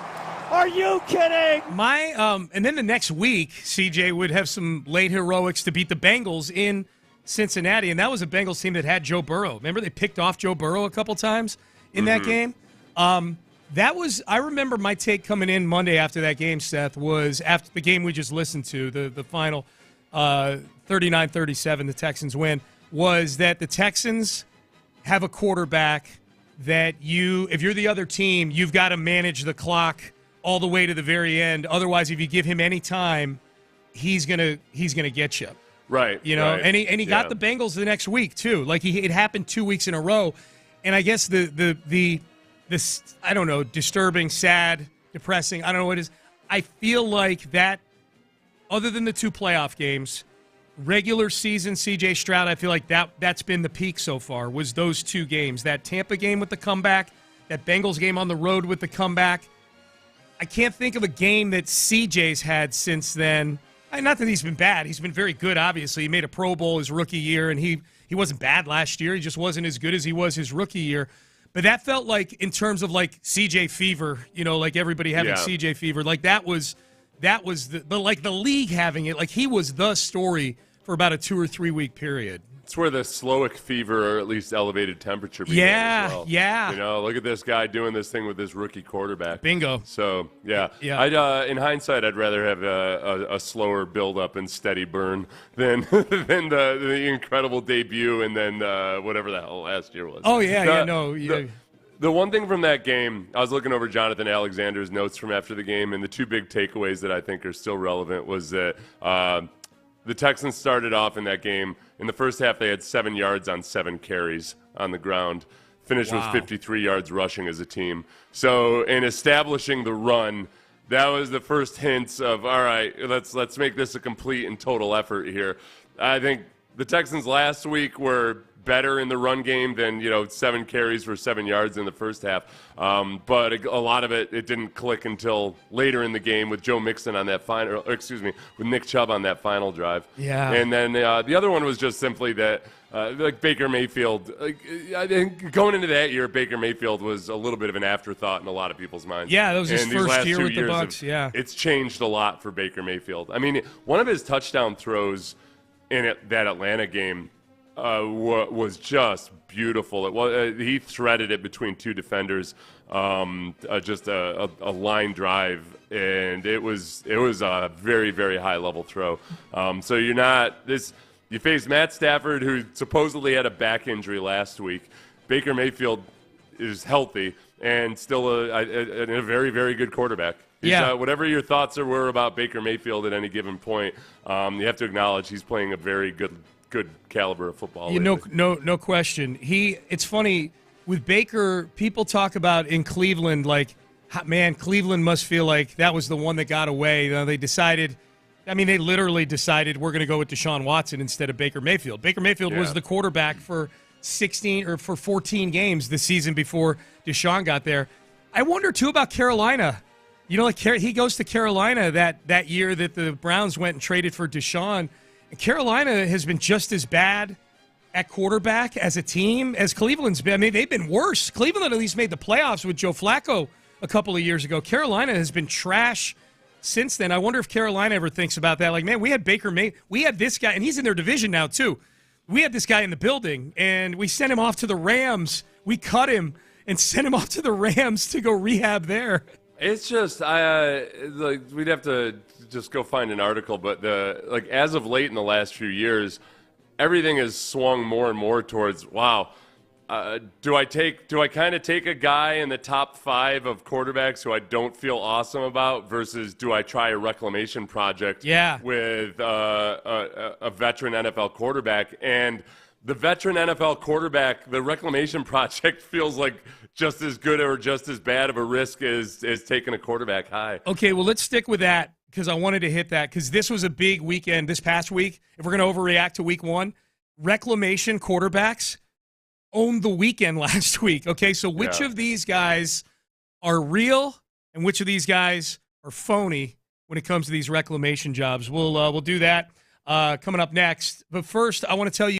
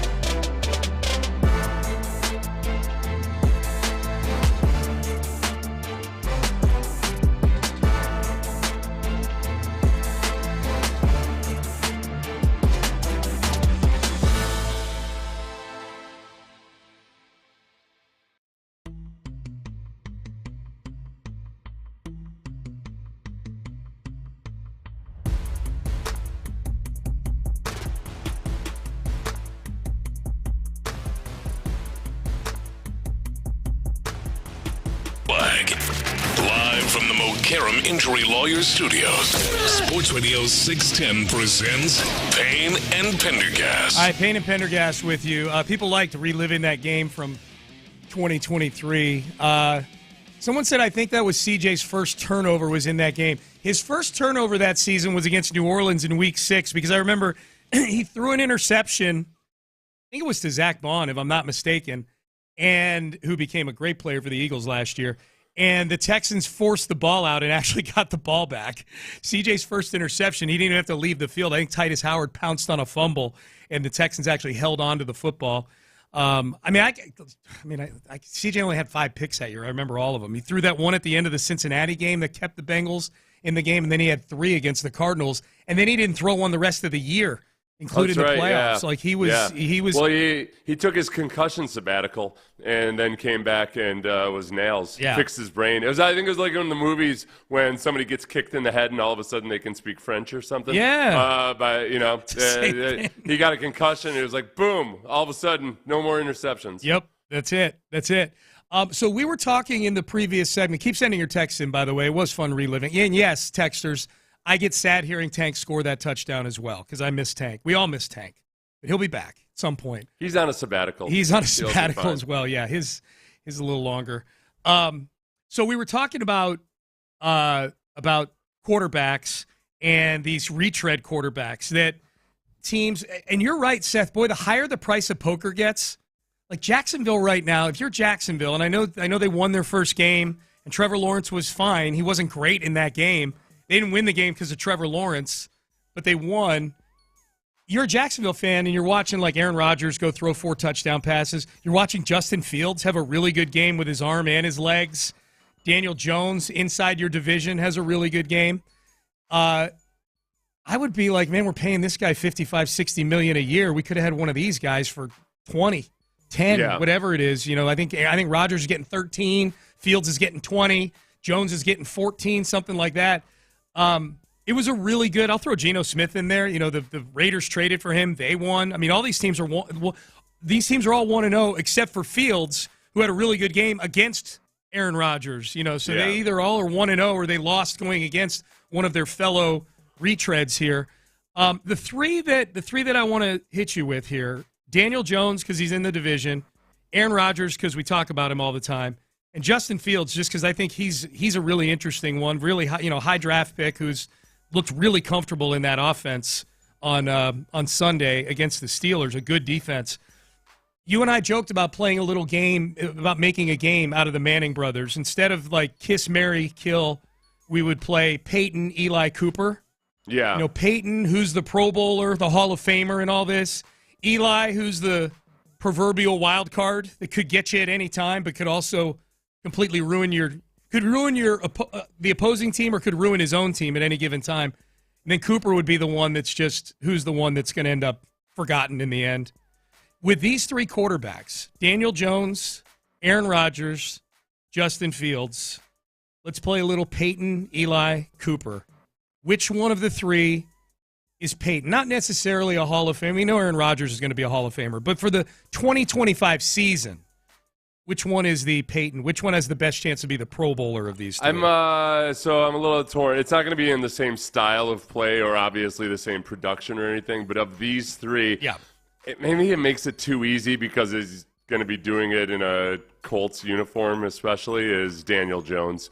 That I think that Steichen gets the absolute most out of Daniel Jones, but he also has Jonathan Taylor running the ball behind him. If Jonathan Taylor can stay healthy, much like it was for Daniel Jones in his previous best season in 2022, Daniel Jones looked really good when Saquon Barkley was completely healthy. Then Saquon Barkley got banged up a little bit and wasn't as effective, and lo and behold, Daniel Jones wasn't as good. So in his high water mark as an NFL player, people talk about that 2022 season like it was some magical season or something. He had 15 passing touchdowns. It wasn't, and that's pretty much what he's on pace for right now. But it was ineffective. It was almost like I would say he's more like a Jalen Hurts than a Peyton Manning. Yeah. It was a combination of his legs and his arm and his supporting cast, but they got the job done, and it didn't look like a typical awesome performance. But amongst these 3, I feel like it's the one that I might most if I had to gamble or bet, that's the most likely. It's most likely that the Colts as an offense are able to continue to elevate and get the most out of Daniel Jones. Most replicable, maybe? Like you could see him doing that doing that more often than not. Okay, so that's interesting. So Daniel Jones in the game. Who would you have chosen? I would have taken Fields, just because I love the way he threw and ran the ball. He's capable of doing both. I think he's a guy, well, similar to Daniel Jones. Like, I think if he's in the right offense with the right play caller using him properly, I think he can be good. That's a bad division too. That they're going to play the Dolphins a couple of times. They're going to play, I don't think the Patriots are as great as people think they are. The Bills are really good. They're probably playing a fourth place schedule or whatever. So I would have said Fields, but your explanation for Jones is great. I have no problem with that. Which one is okay? So Daniel Jones is the Peyton in our game of Peyton Eli Cooper. Who's the Eli for you? Who's the wild card that could either plunder his own team or plunder the opposition? I feel like, maybe I'm getting a little too skewed by geography here, but if I'm going with Eli, I feel like Justin Fields, a New York quarterback, is the guy there. I think that he completed 72% of his passes on Sunday.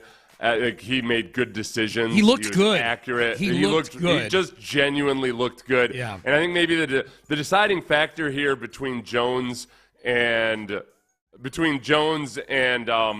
Fields, I think, is more, again, the supporting cast around him and then the coordinators themselves. Where with the Jets, you've got a first-time offensive coordinator. Yeah. With the Colts, you've got Shane Steichen, who I think Shane Steichen knows what the hell he's doing. I do too. I'm with you on that. I guess for me, like Fields versus Jones, Fields did it against a better team. If we're going to be a prisoner of the moment, Fields did it against the Steelers. Jones did it against a team that might not be trying right now. He did it against the Steelers, but the Steelers' defense is a little bit of a pretend Steelers defense compared to classic Steelers That's defenses. fair. Yeah, that's fair. Yep. That's fair. No, I was impressed by both of them. Yeah. So I think I think geography is letting me make these decisions more than anything else so far. Except in keeping Aaron Rodgers out of it completely. Okay, well, this is where we need to go. It's Peyton, Eli, and Cooper. So this means by process of elimination, I'm very excited to hear you discuss your selection of Aaron Rodgers as the Cooper Manning in this game. And look, Rodgers easily could have thrown 2 interceptions in this game. He easily could have torn his Achilles tendon in this game. It easily could have gone south for him in multiple different ways. We've got 16 more games for Aaron Rodgers to lose his newfound commitment to running the football all of these things. Yeah. The Jets defense looked worse than I thought they were going to be. I'll give credit to Aaron Rodgers, but the level of difficulty wasn't what I thought it was going to be with this Aaron Glenn defense. So, it's Aaron Rodgers for me. I know he's 41 years old. He showed flashes last year. He tore the Texans apart in the second half of that game, but I think you're going to see glimpses here and there, but it's not going to be sustainable. Yeah, I thought, that is what I'm rooting for. He is one guy I cannot come around on Aaron Rodgers. I cannot bring myself to root for Aaron Rodgers. I'm trying to look at the Steelers' schedule here to see, when does the comeuppance come for Aaron Rodgers? They got the Seahawks.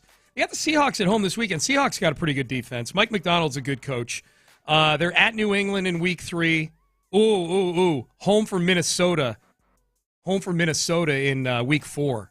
That could be a fun one. That could be a fun. Yeah, I mean, Minnesota was the second half of that game against the Bears on Monday. They were destroying Caleb Williams in that game. Yeah. So that could be fun. All right. So we'll get it before the bye week. All right.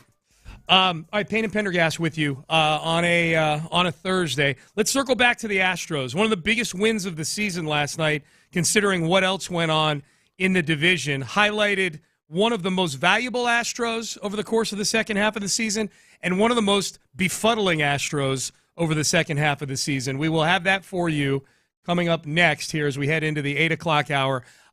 Beck's Prime. So tonight is Thursday night.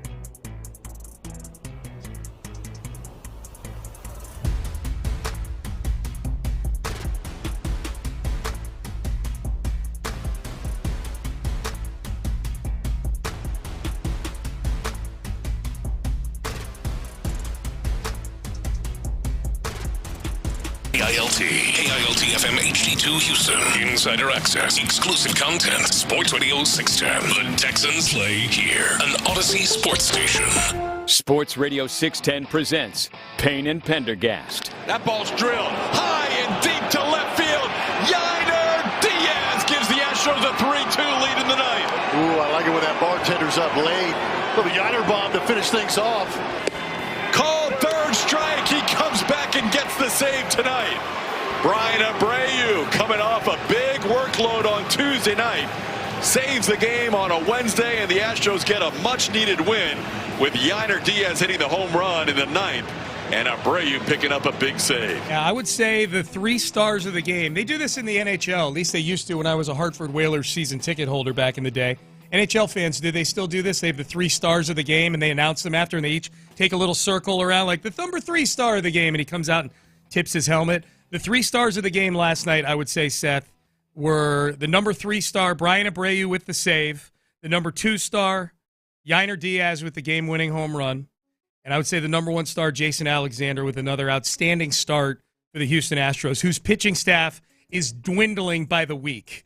Yes, yes. Everybody protect Jason Alexander's elbow. You see him out in public. Yes. You see him at the grocery store and he's reaching for a gallon of milk. Say, hey, maybe Jason, maybe try a half gallon, you know? Let's just take it easy here. Or grab the gallon for him, put it in the cart, and follow him throughout the store to grab any other heavy things that he's getting. Why are any of our major league pitchers doing their own manual tasks? Yes. Not even labor tasks around the home. Wake up, Where Houston. are we as a city? Wake up, Houston. My God. That won't be creepy at all. Just if you see Jason Alexander anywhere out and about shopping, Home Depot, Target, the grocery store, the kolache factory, if he's buying a dozen kolaches for the locker room or whatever, you carry those kolaches out to his car.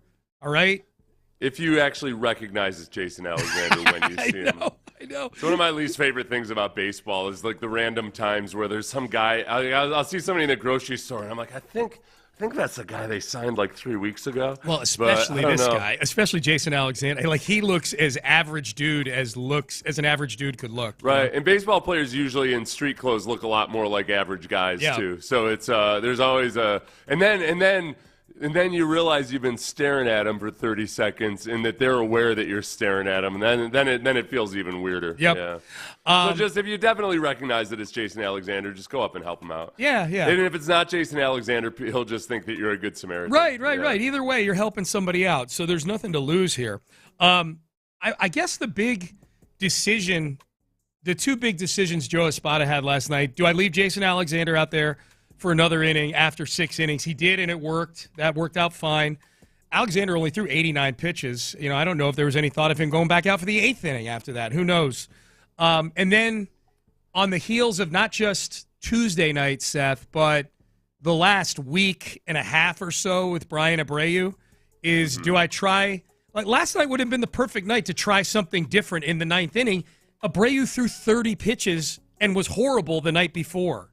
I think that with Abreu, this is where I am with him. It's that obviously I don't think it's just dumb random luck or chance. There's a psychological obstacle to being the closer as opposed to the setup guy. And you got to just, though, still recognize him as your best possible option and just go full force into it. Espada had a heart-to-heart with him. They were sitting by themselves at the end of the bench before the game, or during batting practice, whenever it was, and Espada told Abreu that he trusts him, et cetera, et cetera, et cetera. And I think that's your best option at this point in the absence of Hader, is you just got to roll with him, and he'll take his lumps and learn some hard lessons along the way, but by the time you get the playoffs, he's psychologically hardened for it. Yeah, I went back and forth with a lot of people on Twitter last night because I was espousing not using him last night, and most people took exception to it after he had already gotten the save. That was very brave of everybody to come at me after he got the save. What a hero. Very courageous of all of you on Twitter to come after me after he got the save.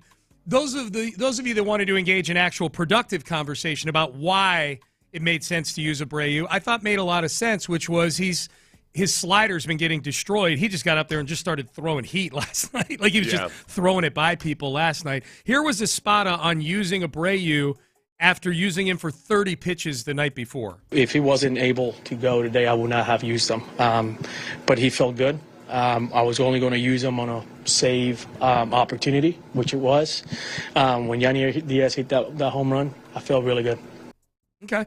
And look, the question's been answered. Like, for anybody who had any question after Abreu's bad outing on Tuesday, the latest in a series of bad outings that he's had, if there's going to be any change, there ain't going to be any change. Like, this Hader thing has forced you into break glass in case of emergency with Abreu, and you're just hanging on to that axe or fire extinguisher or whatever it is. Like, he's gonna be pitching the ninth inning, and that's it. Like, he's going to pitch in the ninth inning, and look, they're going to continue to send people out to the plate when there's runners in scoring position. Sorry, there's nothing we can do about it. There's nothing. There's nothing. You can't just like punt on that inning and hope that you just. I guess what would the strategy be? Just like you just got to go with it with Abreu. And hey, hopefully there's more good than bad. He's probably going to, if you go from now until the end of the playoffs, I'm guessing that he might have another bad performance or two as a closer. But when he's on, he's unhittable, and you're just going to go with it and roll with it. The strategy on offense, I think, would be like, hey, guys, listen, we already see fewer pitches than just about anybody in the league. We're hitting for contact, all right. Just start swinging for the fences. I don't care if you strike out. Just start swinging for the fences. God forbid we get runners on base, because then we're completely useless. I want nothing but guys out there with zero pressure and with full green light to swing for the fences no matter what. That's why Yiner hit the home run, man. That's why he hit the home run. There was nobody on base. Yeah, it was. Except when he almost hit the home run, but it wasn't because there was somebody on base. That's right. That just turns into an RBI double. If there was nobody on base, he would have 100% would have gone 6 inches to the left and missed that little nook there in right field. These runners are a big distraction, man. I guess the thing where you point this out, Seth. I'm very up and down. I'm hot and cold on Abreu. And look, I know he's got a ton of talent. Like, I know he's been very good for this team, no question about it. I guess the saving grace would be if we're going to be of that school of thought, like, hey, the ninth inning is really different from the eighth inning, and you can really see that with Bryan Abreu. The first 7 times he came out as the closer after Hader went to the IL, he was good. Yeah, he had, it wasn't like he got handed the ninth inning because Hader got hurt, and then he had those 4 bad outings in a row. Like, something was clicking for him for a while, for about 2 or 3 weeks, and then he just hit. That's the optimist in me is going to say, okay, well, he just hit a rough patch, or he was just, he had bad control of one pitch, stay away from that pitch and use these pitches instead. And I think the other thing is, well, he's not Josh Hader. He's not going to be as automatic as Hader is. That's just the fact of the matter right now with Abreu. So I am hopeful that what we saw last night was just a recalibration, kind of got a little more organized with what pitches he was going to use. And the fact that he did it against the exact same team that bludgeoned him the night before makes me feel good about where he's at mentally. Like, it's the exact same guy, maybe not the exact same hitters, but the exact same laundry up there, same stadium, same everything else, where he had just gotten beat to a pulp 24 hours ago, that he came in and did what he did last night. I'm going to be optimistic about Bryan Abreu. Hey, Ben, put this in the big book of betterment of baseball ideas. No, Ben. The other, that book, right? That one right there. It's the leather-bound one. Yep. I think teams should be allowed to forfeit an inning when they're on offense. I think if you get to a point, think about how much faster it would help the games go along. Honestly, you should get to a situation you feel like, you know what? I think they might rest. I think they might sit the pitcher down after this inning anyway, and we like it. We like our chances better if we got the next guy in the lineup on. As a lead off of the next inning. Yes, just forfeit the inning. Hey, Ben, I don't know if this is on the back channel or if Seth can hear me right now, but on the big book of baseball betterment ideas, did you see at the bottom where it says by Seth Payne and Sean Pendergast? Can you, just take your pen? Can you just run it right through Sean Pendergast? Can you just cross it out? That's like when people refuse to, on a bad movie, they'll take their names off the credits.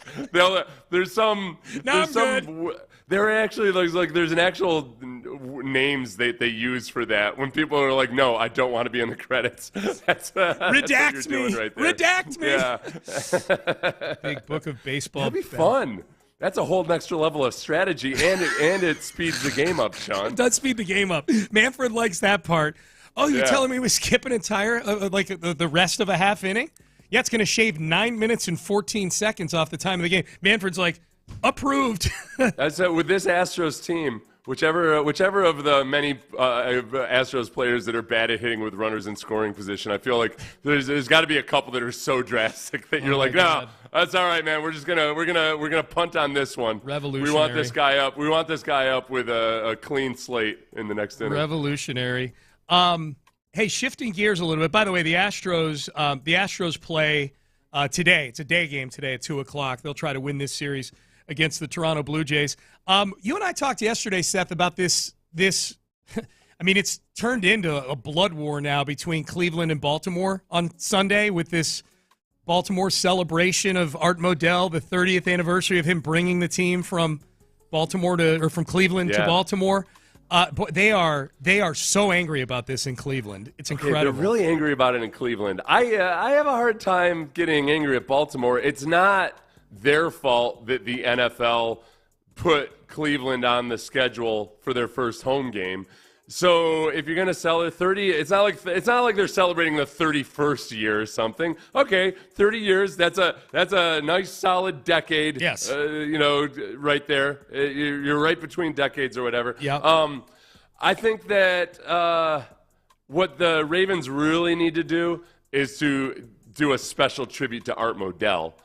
It can't just be we're celebrating our 30th year here. It's got to be this is the year that Art Modell brought football back to Baltimore. That's what it's going to be.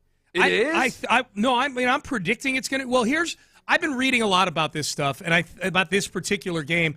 And what's kind of embedded, I think, in this is and it's more in Baltimore, obviously, than in Cleveland, but there has been a concerted effort. I got to ask McClain about this.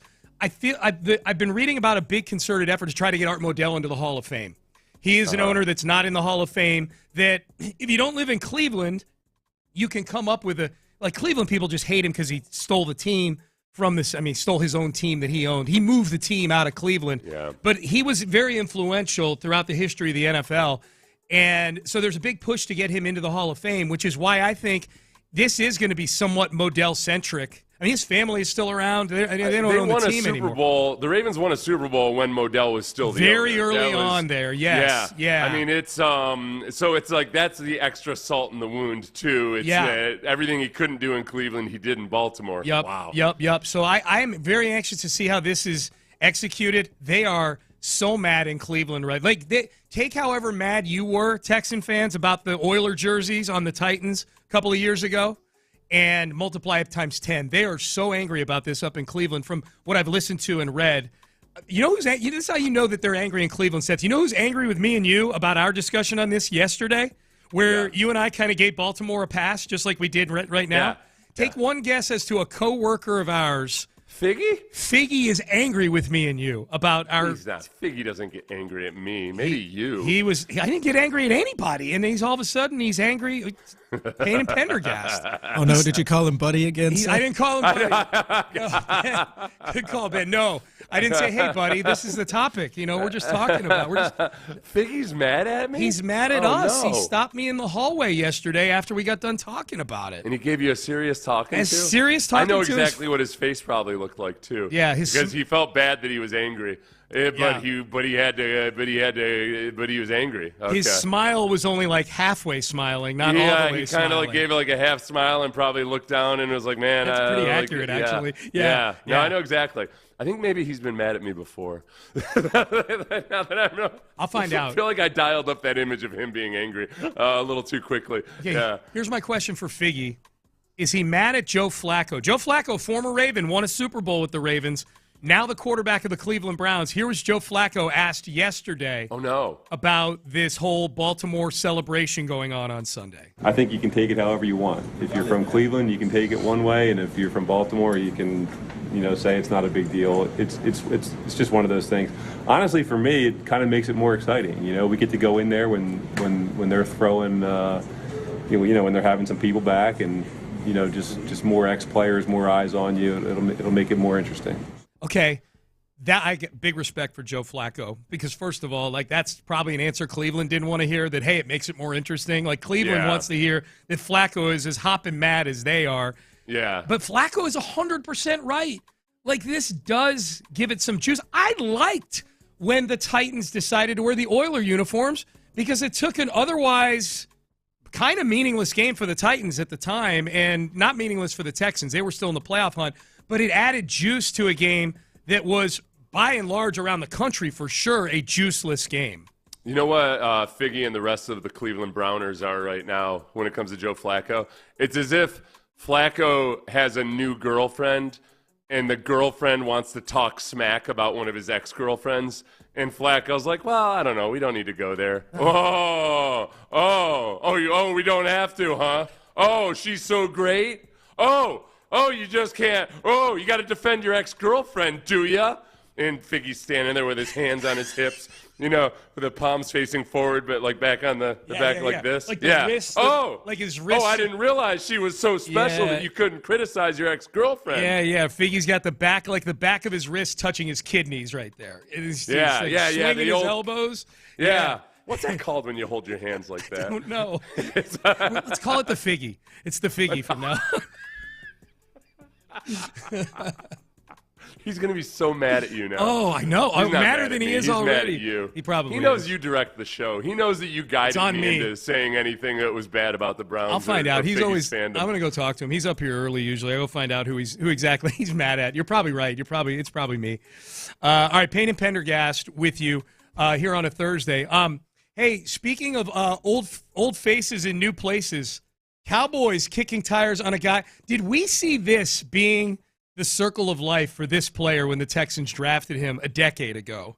Cowboys kicking tires on a former Texan. We've got that for you coming up next. Hey, did you see it coming when that guy T-boned you? You got in an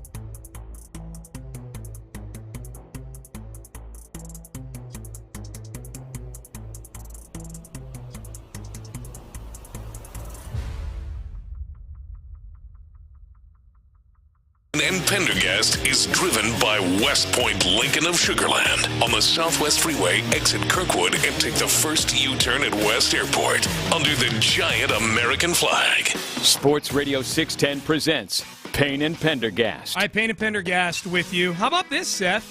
What? Saw a picture yesterday of an old friend hanging out at Cowboys practice because he was getting his tires kicked. Is what the article I'm looking at says. Jadeveon Clowney, J.D. Clowney at Cowboys practice. The Cowboys defense put up a strong second. I'm reading an article. Strong second half showing in their loss to the champion Philadelphia Eagles in Week 1. However, it wasn't enough to earn a victory, which is one of the reasons why the Cowboys brought in 3-time Pro Bowl edge rusher Jadeveon Clowney for a visit on Wednesday. Clowney, first overall pick in 2014. Overlapped one season in Seattle with Bryan Schottenheimer, so that's the connection. Schottenheimer was the OC in Seattle. We didn't like Micah Parsons anyway. He was kind of weird. Who are you going to replace him with? Clowney. But don't you know that? La, la, la, la, la, la, la, la. No, I don't know. No, we're going to replace him with Clowney. They haven't signed him yet. He would be a lot more affordable. It would make sense. Clowney, as we predicted long ago, Clowney seemed like a guy that was probably going to become a perpetual journeyman, like a high-paid journeyman who just didn't like doing training camp or a lot of that stuff, but is still a very good football player. Yep. And this year he's taken it up a notch and just not only skipping training camp altogether, but maybe even the first week or two of the regular season. Oh, yeah. I like it. I think it's a good strategy. I think that Clowney's one of those guys that doesn't quite fit the mold. He's just a unique player, but he just flat out he busts stuff up either in the run game or just doesn't get a lot of sacks, but he gets pressure and he gets tackles for a loss. And I think that would be a smart. Depending on what the contract is, if Sure. they're not giving him a boatload, but a one-year deal, that would be a really smart signing. Yeah, I think so too. He's 32 years old now. Boy, what an interesting. That's all? He's 32. Doesn't that sound young for as long as he's been around? 100%. Yeah. Well, he was young when they drafted him. For as many, he was 21 when he came into the league. He was his 3 Pro Bowls. What an interesting career arc, because the 3 Pro Bowls were his final 3 seasons with the Texans. He was injured his rookie year, played 4 games, needed microfracture surgery. That was the year that J.J. Watt almost won the MVP. Then he comes back in year 2, and it's like, wow, they're going to have Watt and Clowney out there together. And then he only starts 9 games that year, plays in 13. That was the year they made the playoffs, but he was unavailable, and he's running around trying to handle some ticket issue before the game, before that Chiefs game. Remember that? Well, it was that was misreported. It was because he was inactive anyway, and he was just trying to go out. They made it look like he was leaving they made him inactive. They made it sound like he was leaving the stadium in a huff, but he was actually just taking tickets out to his family. It was a ticket issue, yeah. They said the sideline reporter before the game, he looked very frustrated leaving the building. I saw him. That was one instance where I actually got to break news because I saw him in the hallway, and he told me, he was like, I was going out to give some tickets. Oh, he told you that. I was able to credit him as my source. That's great. How did it feel to break news? It's stressful. Yeah. It's stressful. Yeah. I think I actually ended up, what I usually do is if I have any news to break at all, I give it to, I tweeted it, and they're like, I'm going to screw this up somehow. And I've got long stories about when I've screwed up breaking news. So I gave it to somebody else. You did? With the sources, yeah. Okay, that's smart. Then he makes the 3 Pro Bowls after that. So he has this star-crossed first 2 years, and then he makes the Pro Bowl 2016, 2017, and 2018. My biggest thing in looking back at Clowney's career as a Texan is that he and J.J. Watt only played together healthy full seasons once, and it was Clowney's last year here in 2018. And even Clowney then missed a game, but I'm like nearly full season. They were both healthy in the playoffs or whatever, because that was the big thing. The Texans needed a quarterback post Matt Schaub in 2014. So it's like, boy, is it going to be Bortles or Bridgewater or Manziel? I mean, it's funny to throw. Those are the names that were getting thrown around back then. Are they going to take a quarterback? No, Clowney's this generational player. And boy, can you imagine when you get Jadeveon Clowney and J.J. Watt on the same field together. And that was before we knew that Clowney was a guy who was going to be very disruptive, but not a great finisher. Like, he still has yet to get a double-digit sack season. Like, that's never come through. He's got 9 a couple of times. Got 9.5 once even in 2017. But it only ever happened in 5 seasons when the two guys were both on the roster for the Texans. They only played a full season together one time. The whole thing about Clowney is that, if he had been a mid-first-round pick, it would have been a great mid-first-round pick. It was the stress or the pressure, the expectations of being number 1 overall that I feel like he was labeled a bust, and people were so eager to label him a bust when he's always been a really effective football player. He's just unique, and it's almost like when there's a really cool house but that's a weird house, the value isn't as high. So like you have some house on the market in a residential neighborhood, but it's like a badass house with it's got 3 swimming pools in the back and a water slide. You're not going to get the value from that house because only so many people want all of this stuff or whatever. It's got a basketball court in it or something like that. Yeah. That's what Clowney was. He was kind of fun, but kind of unique, and he didn't quite check off all the boxes for premier generational pass rusher, but he shows up in the run game. He played well last year for the Panthers, played well for the Ravens the year before. It's annoying because every single year you see these reports where they're like, this might be the best Clowney has played in a long time, and you look at it like, no, he's playing the exact same way he's been playing for the last 8 years. Okay. I think I was going to ask you this, and I think you can do this based on the fact that you just named 2. He's played for 1, 2, 3, 4, 5. He's played for 6 teams. Do you have it in front of you right now?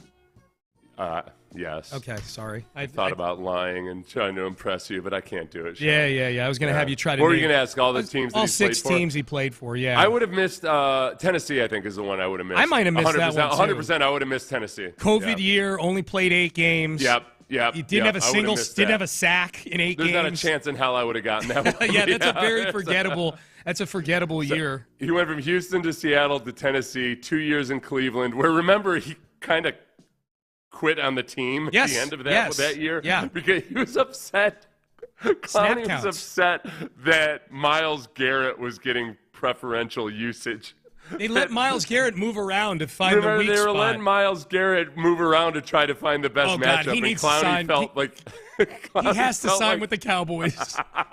I wish he signed with the Cowboys while Micah was still there, so he could pull that crap again. Hey, they're letting Micah move all over the place. Didn't Clowney? It was at the end of the Browns, yet another lost Brown season, but he just left the facility at the end of the day or something. It was 2022. It was the first Deshaun season there. It was the season where Deshaun was suspended for the first 11 games and then came back at the end of the year. So that was not a fun year. He's had he had 9 tackles for a loss last year, 9 tackles for a loss the year before, 5.5 sacks last year, 9.5 sacks the year before. Yeah. He's doing what he does. He shows up behind the line of scrimmage. He's not great at closing the deal on sacks. He's never mastered the ability at the top of his pass rush to really disconnect and make the play, but he's still getting pressure on the quarterback. And we're not sure if he's ever really worked on it. like Will Anderson, talks ad infinitum. He talks all the time about that's what I'm working on doing. Is finishing. Right. Yeah. Will Anderson going into his second season was really trying to clean up the stuff that Clowney's been doing for the last 12 years. Yes, and will continue to do for the Dallas Cowboys, possibly. We'll see. But man, what an interesting career. I remember the first time I got really worried about Clowney wasn't when remember that he was at a casino or something the night before a Texans game, but it was when he was inactive and people made a big deal out of that. I wasn't worried about that. I was worried about when he bought a vape shop in his hometown. Oh, yeah. I'm like, oh, no. And it's not that it was a vape shop or anything else like that. I was like, Clowney, you don't need multiple business interests off the field, man. Okay. You don't need this at all. There were 2 other things with Clowney. Swearinger incident. I was literally worried about him with the Swearinger thing where Swearinger's dog bit him because I'm like, oh, okay, well, I mean, that sounds like it hurts. It was Swearinger's dog that bit Clowney, right? Yes. But then when we were impressed with it, it turns out that Swearinger's dog's shots were up to date. We were like, oh, I wouldn't have expected that. That was a big under. I looked up. That was plus 5,000 that Swearinger's dog shots would be up to date. Big underdog. Well, the other thing with Clowney too, Seth, remember it was a game he was inactive for. And he was liking stuff on Instagram during the game. Was it pictures of women? I think it might have been. I don't want to put it. I think it might have been. He's a defensive line. What do you need him on the headset, to keep O'Brien straight? Do you even want him on the headset? You don't want him. That's what I'm saying. Yeah. I'm saying, what do you want him to do other than just hanging out and liking pictures of women on Instagram? I got to look this up. Clowney liking Instagram photos. Is there an article? Okay, he was up in the suite that they give to injured players if they want to watch the game from up there. This is on Barstool. The date is November 3rd, 2014. So this is his rookie year. He just got done having microfracture surgery.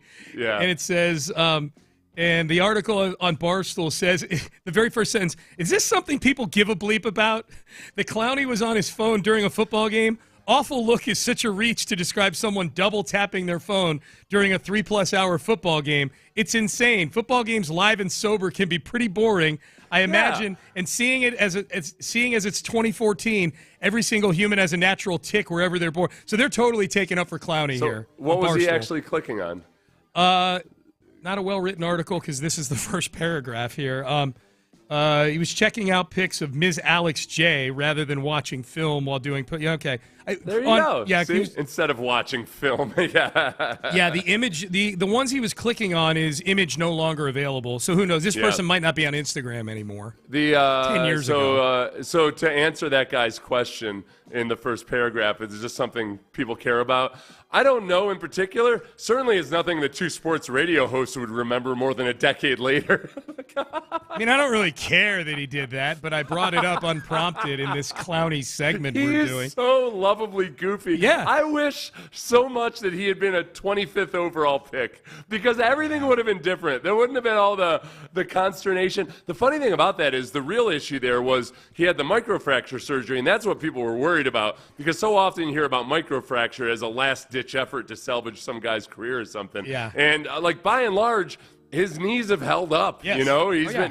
Here you are a decade later, and he's still playing in the NFL or about to play in the NFL again. Okay, I like this article on Bleacher Report about it a little bit better. Same date, November 3rd, 2014. Yeah. Jadeveon Clowney sidelined with the thirst.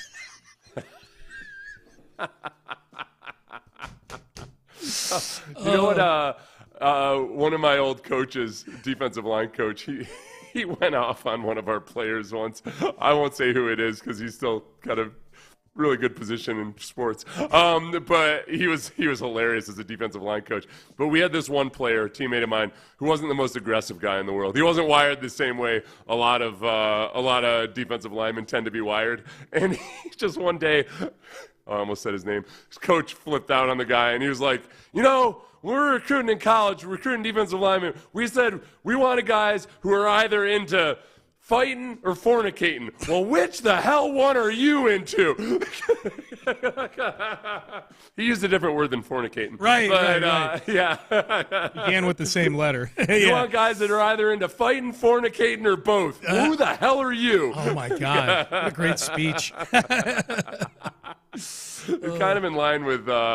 remember when Deion Sanders said that when he's recruiting offensive linemen, he wants guys from nice, stable home lives, but for defensive linemen, you want a kid that's been through some crap. Yeah. Like, big coincidence, Warren Sapp is his defensive line coach. It is. It's one of the more things that's concerned me over the course of the last decade, though, is it does seem there's more well-adjusted defensive linemen in the NFL now. Yeah. And it's sad. It is. Just starting with JJ. I blame JJ Watt. I was just going to blame now, JJ Now also, here we are with Will Anderson. It looks like he comes from one of the best home lives ever, other than the fact that his older sisters abused him. Tortured him, for yeah. years. That was his adversity he faced. Right. That's probably the best blend. Yeah. He had a nice, stable home life. His parents just seemed very happily married and everything. And, and yet he had 4 older sisters who really did some messed up stuff. They were. Locking them in closets. And thinking of these newfangled defensive linemen. Are you into fighting or fornicated?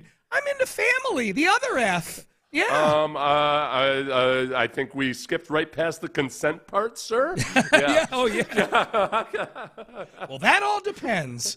All right. I'm into tender relationships. Yes. All right. I have a possible Take-A-Mania preview. We do Take-A-Mania at 9 o'clock on Fridays, the bad takes of the week. Wait, real quick, Sean. I have to tell this story because I wanted to tell it for. I'll tell it when we come back. Yeah, tell it when we come back. We're way over. Yeah. So take a minute preview. Seth's story. That's when we come back. Stay there. Certainly will. I'll tell you what, Kirk Holmes, you want to build a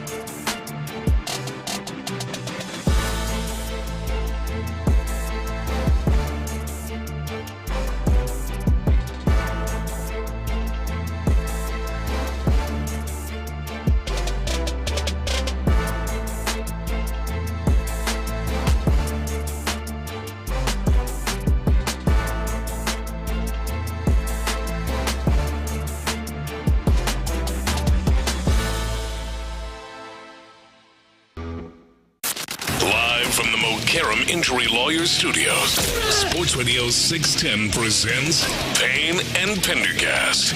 All right, Payne and Pendergast with you. All right, we do Take a Mania every Friday at 9 o'clock.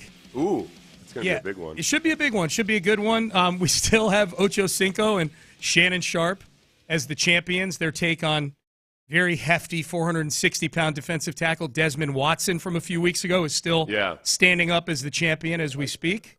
I got to tell the story real quick. Okay. Before we get to Take a Mania, you had mentioned before we get to this preview of Take a Mania, because I had said you and I were kind of joking about sometimes saying things to kids these days or 20-somethings. When you say things to the Zoomers, you realize like, oh, these guys have been through a lot more HR training than we have, and sensitivity training and everything. Yeah. But sometimes when I speak to young writers in the sports, I like to really try to give them the full NFL experience.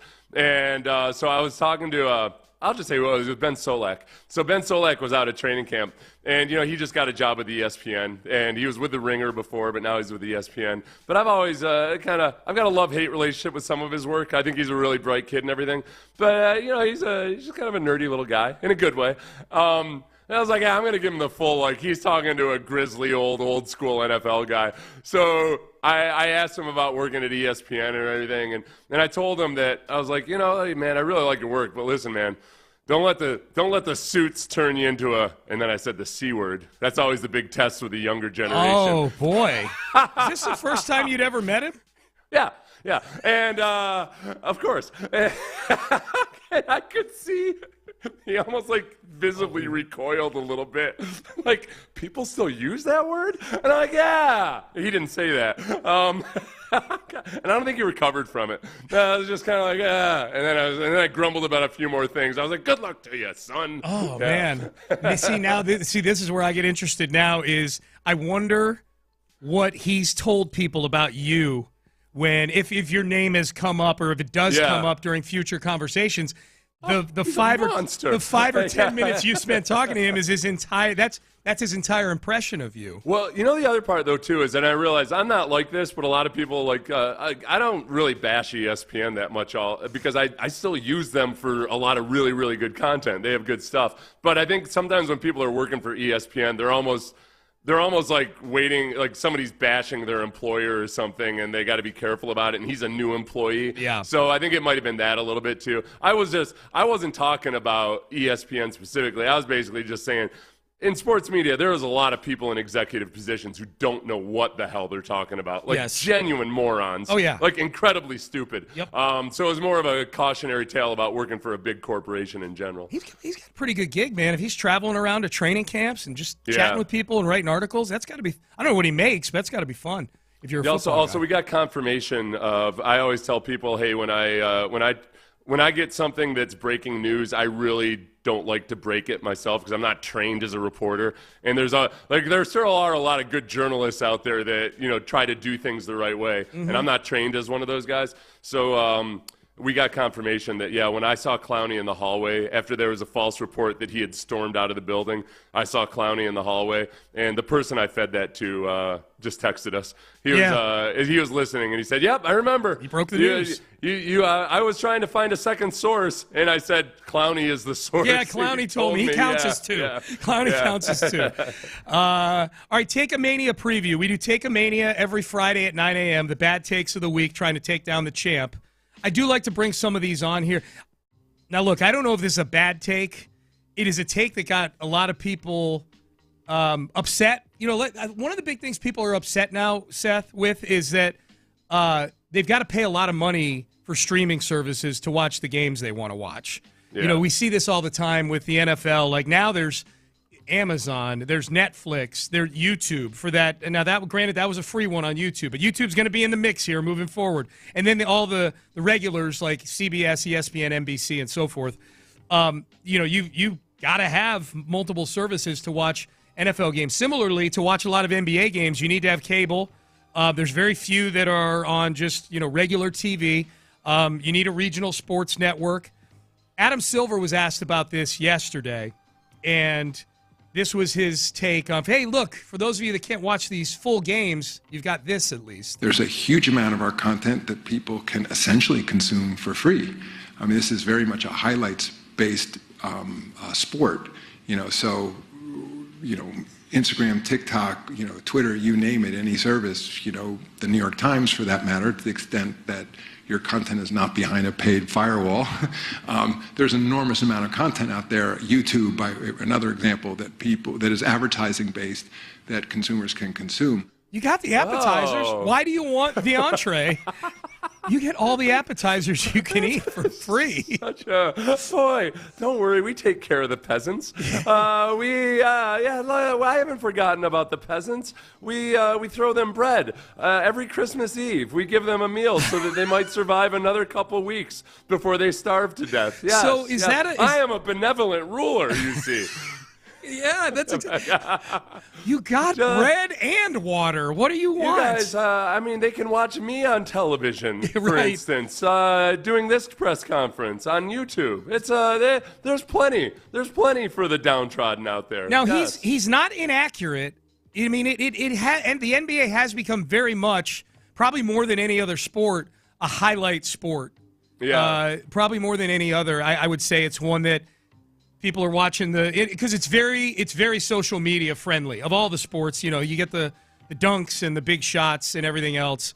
So I don't think it's an inaccurate take, but for the commissioner to espouse that take is a little strange. It's especially because the commissioner is espousing it. He's painting as a positive something that is actually one of the issues with the actual sport is that it's become a highlight sport. Yeah. Like, when people talk about it being a highlight sport, it's more that, oh, wow, these younger kids don't even really seem to care about watching the games all that much. So that's the part that it feels hypocritical, is that I don't think there's a chance in hell that he's actually cool with people not watching the games. That, no, we're fine with that. Like, that's not how you get young people hooked on the sport for life, I don't think. Right.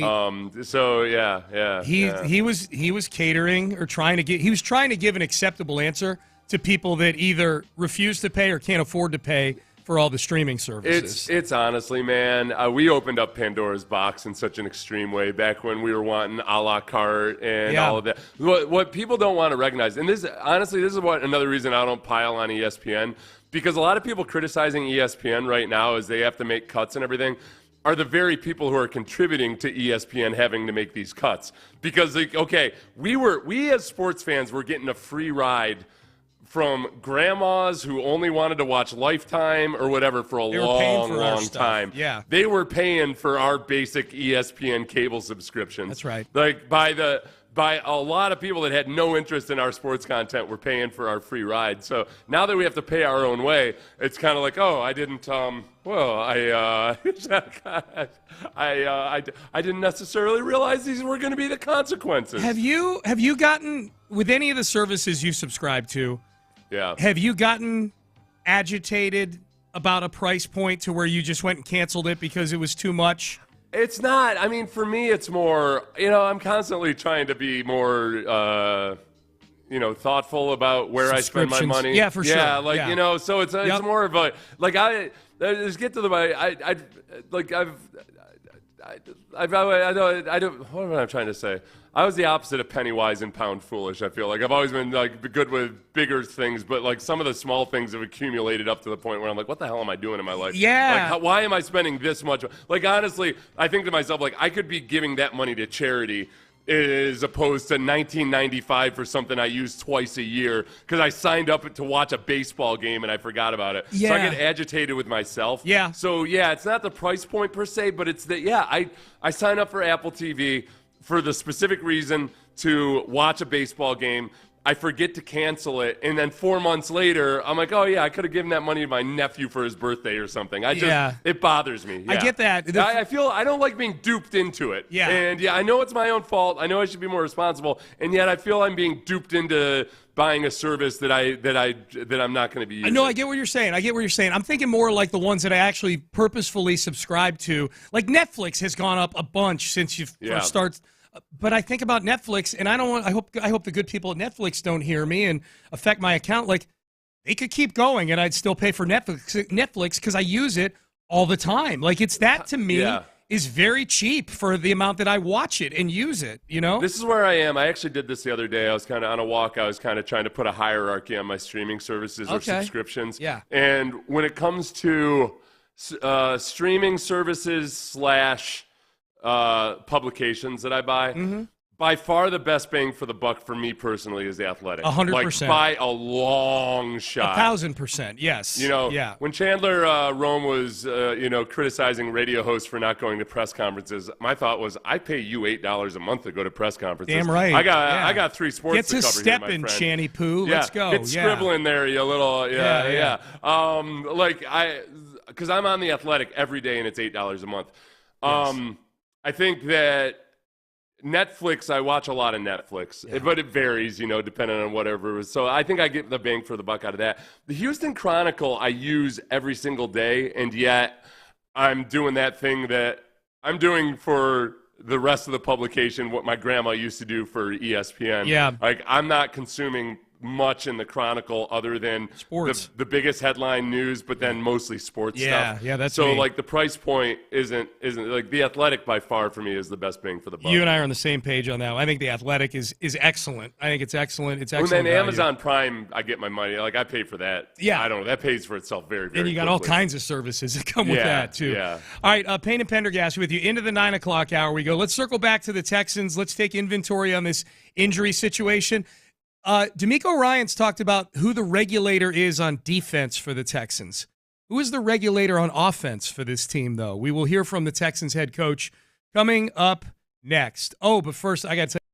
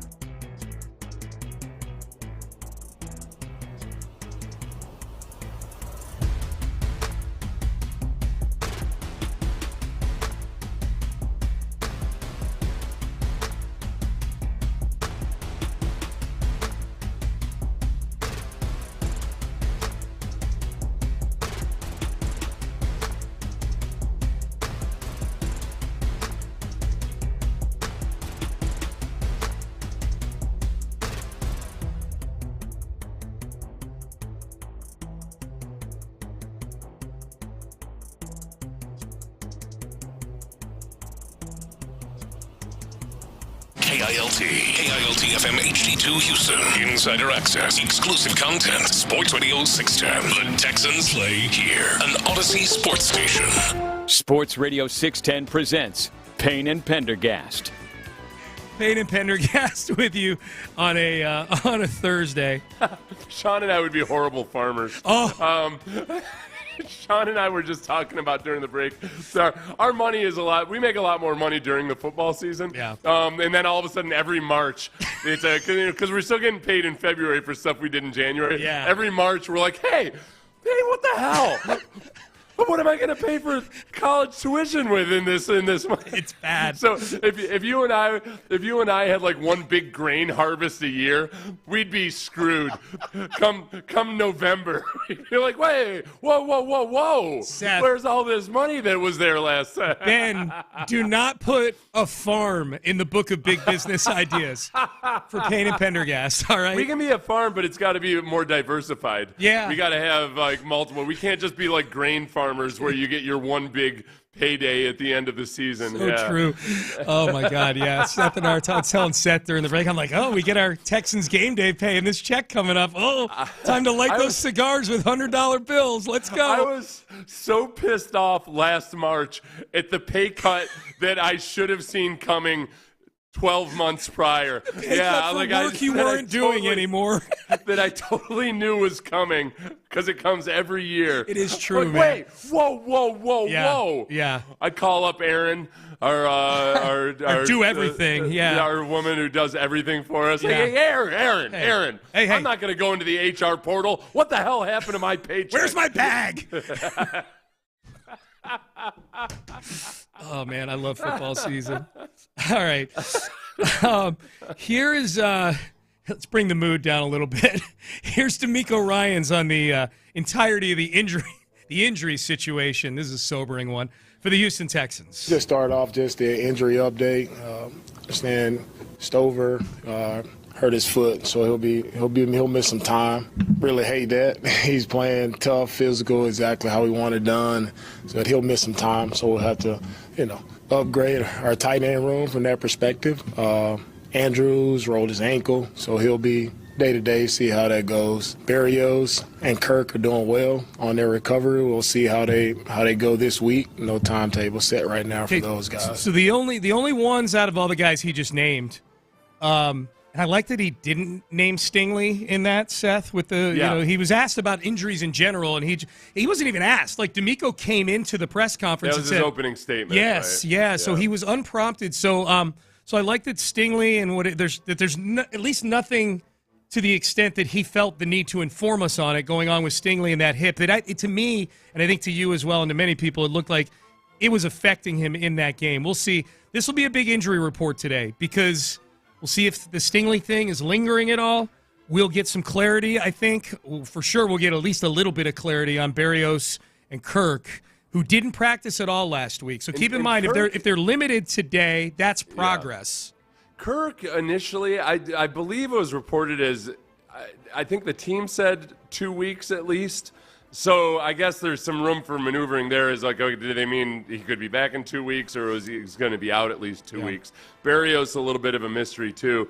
So just one of those two guys could make a big difference. I think there were some times in the game where I think that both the rookie receivers, it wasn't quite as crisp or what you're going to get out of a veteran wide receiver, but they're going to keep using Higgins. They're going to keep developing him. Yeah. With the slot receiver, I think CJ's going to feel a lot more comfortable with Kirk out there than with Jalen Noel. And that's not a criticism of Jalen Noel or anything. I've been saying since the day they drafted him, slot receiver is not a simple thing, especially in an offense like this. So that trust factor, that option in the quick game when there are blitzes or when protection breaks down, Kirk could be a huge advantage over what we saw last week, or a huge improvement over what we saw last week. Man, it would be nice to get him back. I'd take one of them back, but it would be nice to get both of them back. And if I had to choose, it would be Kirk that I would bring back. I'd like to see Berrios out there as a returner as well. Yeah, that's true. Yeah, for sure. And the tight end position, the only one going on IR out of all these guys D'Amico just named is Cade Stover. So he's going to miss at least 4 games. It's a broken foot. They're calling Harrison Bryant up to the 53-man roster, or they did yesterday, off of the practice squad. So he comes right up, and he replaces Cade Stover on the roster. Nick Caserio was on Texans All Access earlier this week and talked further about avenues to seek out help at the tight end position. Fortunately, that's just part of football, so we're going through it. Other teams are going through it, so that was a strength going into the year. So we've lost some players that we felt were going to help us, but there's nothing we really do about it other than try to come up with a solution. We've talked about this, kind of have some of our depth off the roster, whether it's internally or if there's a player externally on another practice squad or on the roster or on the street that might be able to come in and give us some snaps. So we'll look at everything and try to do what we feel makes the most sense. Nothing yet. Nothing yet off the street. I think that they went into last week with 2 tight ends. They played a whole lot of 3 wide receiver sets. That means you only have 1 tight end on the field in those situations. And, I mean, you can look at that 2 ways. One is, okay, cool, so they're going to keep operating the same way. The other is like, wait, so they're going to keep operating the same way as last week when they didn't score a touchdown? Yeah, right. That's not what I want to hear or see. So I think that at the very least, I think they were comfortable going into the game last week with 2 tight ends. Harrison Bryant can block. You know, he's got limited upside as a receiver most likely unless they unlock something in his potential. But I feel like they could go into the game feeling like they can run their offense with Harrison Bryant in there. Beyond that, it's probably I would imagine Nick's had a few phone calls about guys who are out there, and maybe we see something. I mean, today's like a normal Wednesday. So if they traded for somebody and he actually was in the facility by today or tomorrow, then maybe you could see him get used. But there's not a whole lot of scuttlebutt out there about names or possibilities. I've got 2 wishes as to possible solutions. One is somebody who I was bugging Nick about 2 years ago to draft because he was from Notre Dame. But Michael Mayer is with the Raiders, and he's a backup to Brock Bowers. Like he's a second-round pick, but he's been kind of minimized because Brock Bowers gets 100 catches a year now. So, I mean, float a 5th-rounder and see if you can go bring in my guy Michael Mayer. Better late than never. The other one, Mike and Cy Fair espouses here on the text page. No real tight ends, 4 wides, run and shoot, LFG. Me and Mike and Cy Fair are on a crusade to have the 2025 Texans be an homage to the Warren Moon Oilers. 4 wides, spread them out, especially if you get the 2 little water bugs back in Berrios and Kirk, and let's go. Yeah. This is what you need to know about 4 wide. Even the king of the air raid in the NFL, Cliff Kingsbury, does not use 4 wide all that often. It just makes it too predictable for defenses, and it just handcuffs the offense too much. But lining up 4 wide, either with a running back or a tight end. Sure, you see that all the time. No, that's not what I want. I want 4 wide receivers. Want 4 wide. Yeah. When I say wide, I mean wide receivers. Yes. I mean, there's elements of the run and shoot that are similar to what the Texans or like a Josh McDaniels, Bill O'Brien, Nick Caley type offense does now. Yeah. Which is a lot of option routes and everything. So that's the run and shoot had a lot of trickle-down effects into football in general. Yep. But I think the biggest thing is whether you're lined up with everybody all bunched up in the middle, condensed formations, versus, hey, let's spread it out and let's just give CJ some. One thing that happens when you do that is it does make it easier for the quarterback to identify the blitzes. And so here's the risk-reward in that. When you spread everything out, you don't have as many blockers, so your options are limited if the defense does decide to blitz. What you do get, though, is if you see some of these simulated pressures where everybody's up at the line of scrimmage, a defense is really exposing themselves on the backside if that's what you're doing when all the receivers are out wide. Yeah. So they have to be a little bit more careful about that, and it all depends on, the particular team you're facing, how you feel about your quarterback's ability to handle it. But, spreading it out makes it easier for CJ to say, all right, well, there's only one guy who could blitz in this situation. Yeah. Makes it a lot simpler to set the protection. You might like that. And they had success doing that later in the game, so we might see more of that this next week. Maybe so. D'Amico, and also, if Ariante Ursary is barely going to slow a guy down anyway, what's the harm? Yes. Let's just get it out fast, man. Yeah. D'Amico Ryans at his press conference earlier this week, it was brought up to him that Azeez Al-Shaair described himself as sort of the emotional regulator, I guess, of the defense. Here was D'Amico Ryans on the importance of Azeez Al-Shaair. He's matured so much as a leader. For me, working with Aziz as a rookie in 2019 and where he is now, I see so much growth, so much leadership in him. And you want somebody to talk to the team, he's the guy. So if it's the emotional regulator, he does that. He has a really great pulse of the locker room because of his connection with everyone. Like Aziz is a guy, he can communicate with anyone very well. He can encourage you. He can give you some philosophy. He's a wise young man, and I'm happy to have him in our locker room. He can guide a lot of our players. Okay, I got a follow-up question to this, Seth, to you, but I want to play one more from D'Amico because the follow-up to D'Amico was, is there an emotional regulator like Aziz on the offensive side of the ball for the Texans? It's a whole team, Kim. It's a whole team. I said the one guy that really stands out in that is Aziz, just for our entire team. I think from a standpoint, we have a lot of young guys, and Aziz is a guy who's seen it in different teams. He's been on multiple teams. He knows how I operate. He knows what I expect more so than anyone on the team. So he's the guy that I think that our entire team can lean on. This was what made this interesting to me, Seth, was sort of a kind of a dovetail off of the post-game show that Clint and I did on Sunday after the game, where you asked D'Amico who's the emotional regulator of the offense, and he doesn't come up with a name. It's Aziz is sort of the guy for the whole team. One of the things that Clint brought up as a concern, especially when talking about Nico only getting 5 targets, is like, who's the guy on defense, or on offense, I should say, that walks up to the coaches or walks up to the other guys on the team and says, hey, Nico only has 3 targets, and we're in the end of the third quarter of this game. Like, who's the guy? Because Aziz is definitely that guy on the defense that grabs the defense by the lapel. They've got a few guys like that, I think. Who's that guy on offense for this team? The whole thing about Nico and the targets in that game was there were some really nice moments where Nico was open in that game. It kind of coincided with moments where the pass protection was breaking down or where there was a really good blitz dialed up or whatever it might be that. And then there were a couple times where I think CJ could have thrown it to Nico but didn't for whatever reason. The one Dalton Schultz throw to the sideline early in the game, to the right sideline I think that was the one that he bobbled. I mean, it looked like Aziz was open down the middle of the field on that one. Or Nico. Yep. Aziz was open too. But he was wide open. Decision, but like by and large, I after watching Nico, it's not like they couldn't get him open. It was kind of the circumstances of the game. And again, because when it's 3rd and long especially, that's when it's going to be tougher to get the ball to Nico for what you want him for. Yeah. I'm not as concerned as I was immediately after the game. But, yeah, you don't want it to be a recurring event. I'm glad that he brought up Nico in general, though, because I think that immediately when you talk about, okay, emotional regulator on offense, the quarterback's got his role, and sometimes that guy is it, but usually more so it's not. Michael Irvin was a guy who is just famous for that, for being like the guy that did everything the right way, was also like one of the biggest producers on the team, but that really just had a way of motivating his teammates and had that kind of personality.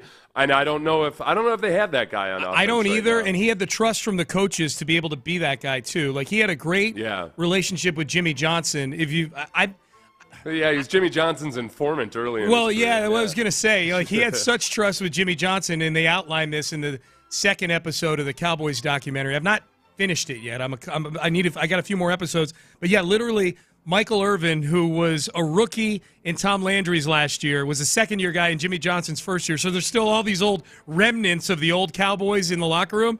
Michael Irvin basically went to Jimmy Johnson and handed him a list and said, these are the guys that aren't all in on your way of doing things, Jimmy. And Jimmy found a way to get rid of all of those guys. And it worked. Nick Chubb, Nick Chubb's a lead by example type of guy, I think, and it's awesome to have him on. I've been really impressed with Nick Chubb and just his lack of ego. I mean, the other day, Sean, we were talking about Nick Chubb, and it just kind of hit me. I was like, man, we're talking about Nick freaking Chubb. Yeah. And it's almost like as if you'd say the same things about a Gumbawale or somebody, because he just seems to go out and work and want to play football. And he easily could have come in, I think, with a big ego, but that's not who he is. Everybody in Cleveland will tell you that. But he doesn't have that Michael Irvin type of personality or just that kind of. No. I mean, it's nice if you have a made man on the offensive line who is just an absolute head smasher, but also, a good leader. Yep. And they just don't have that guy right now. Nope. Maybe it evolves. Who knows? All right, Payne and Pendergast with you. Our football talk in this segment is presented by Paramount Plus. Sylvester Stallone is back in the original hit series Tulsa King. This season, Dwight is Sylvester Stallone, people. Dwight faces his most dangerous adversaries yet, forcing him to fight for everything he's built and protect his empire. Stream the new season of Tulsa King on Sunday, September 21st, exclusively on Paramount Plus. All right, up next, I still think to this day this is the biggest disconnect between fans and players in the NFL. This is the biggest disconnect. It was outlined by a now former player. We will let you hear that coming up next. I'll tell you the biggest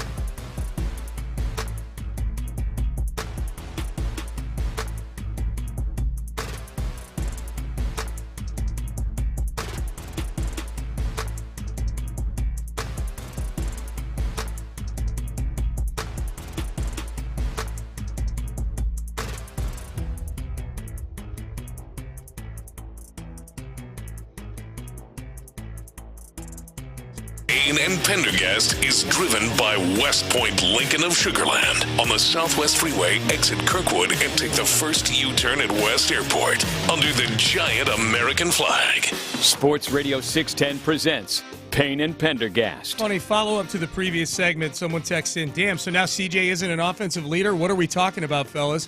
I think CJ's an offensive leader. I think actually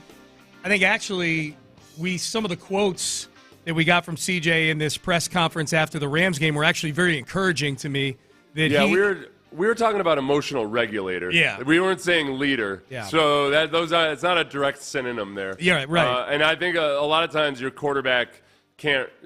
I don't prefer that my quarterback be the emotional regulator of a team. Right. They got enough stuff going on, like on a series by series basis. I think it's fair to wonder if CJ is approaching a frustration level with things. I think when he talks about the lollygagging and he talks about going through the motions, he was very conscious of including himself in that. But he wasn't talking about just himself, clearly. And then there was one other. There was the fact they didn't practice very well throughout the week. I mean, that's kind of a damning thing towards the coaches too. Yeah, Yeah. So I guess I should have prefaced everything with I kind of leave quarterbacks out of that because it's just it's a different role. Yeah, Tom Brady's had his moments where he has emotional outbursts and everything, but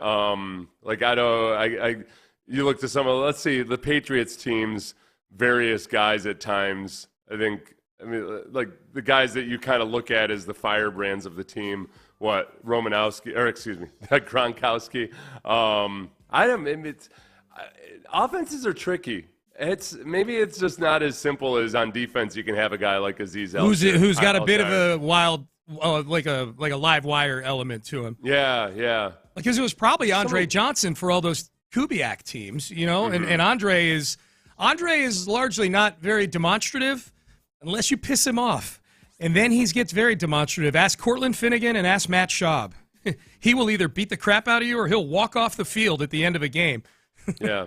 So it's kind of like asking for offensive players too. It's a more cerebral side of the ball. It's almost like asking who's your most violent English literature major? I don't know. Yeah. A little more finesse to the offensive side of things. Probably. Ironically enough, Aziz Al-Shire's grandfather was the poet laureate of Tampa for many years. No kidding. Yeah. Now, that is a factoid right there. Mm-hmm. I like that. All right, biggest disconnect between fans, what fans think players want, and what players by and large actually want. And I'm talking about players after they leave football. We've talked about this before with J.J. Watt, actually. When DeMeco Ryans got hired, I was shocked at the number of people who were like, oh, he's going to bring in J.J. Watt to coach the defensive line, and this is going to be amazing. Without really acknowledging the fact that J.J. Watt has to want to coach the defensive line. He can't get drafted into it. The funniest was people thinking they wanted Tony Romo as their offensive coordinator, where it's clear. Yeah. It's very clear that Tony Romo does not want to work coaches' hours. No, he barely wants to work announcers' hours. And so, Teron Armstead, this was, I forget, I don't recall which podcast this was on, so I apologize. But he told a story about Sean Payton, who was his coach in New Orleans for a time, about when Sean Payton got to Denver, he reached out or when Teron Armstead retired, Payton was already in Denver, he reached out to Teron Armstead about coaching. Sean Payton called me 2 days after I retired, and he said he wanted me to come coach for him. Maybe not right now. I don't have to go right now because I just retired. But he's like, but if one day, he said he think I'll be a great coach in this league, and he wants me to come out there to Denver to coach. I said, Sean, I appreciate you, but no. I'm not doing it. Especially not with him, because no,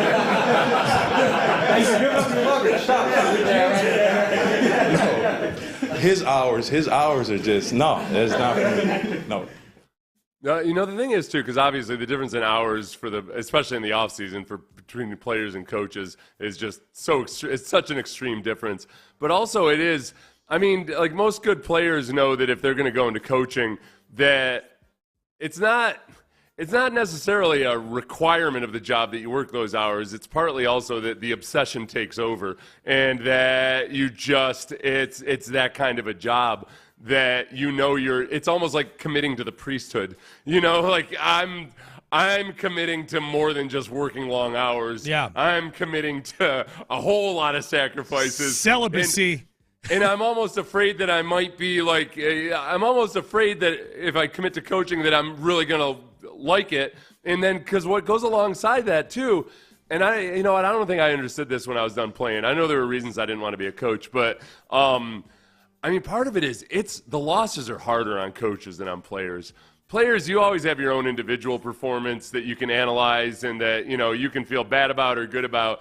But coaches, even really mentally tough coaches who would never admit to it, I think, there's an embarrassment level when you lose a game. Like it cuts to your core that, I don't want to be feeling this way, but I'm embarrassed by that loss. Well, and that you feel like it's a reflection of yourself as a person almost, more so than when you're a player that has a bad game or whatever. It's just you got more control over that. Coaching, there's so much that's out of your control, and you've got multiple guys that you're trying to motivate or try to figure out and everything. It's just so stressful in a way that whether the hours were the same or not, it's just there's a different level of mental stress that goes into it, I think. Especially in football, because the scarcity of games and the proportion of time spent preparing to time spent playing games is so disparate in football compared to you are doing things every day all week to get ready for 60 minutes that you might know 2 minutes into this 60 minutes it's going to be miserable today. Everything we did all week, all this work we put in, all these hours we put in, all this time I spent away from my family, all these things, it was like none of it matters. Like we are 3 minutes into this game, I can tell we are completely overmatched. We're not executing, whatever the case may be. And that's when you say that, Seth, like how miserable it is for coaches.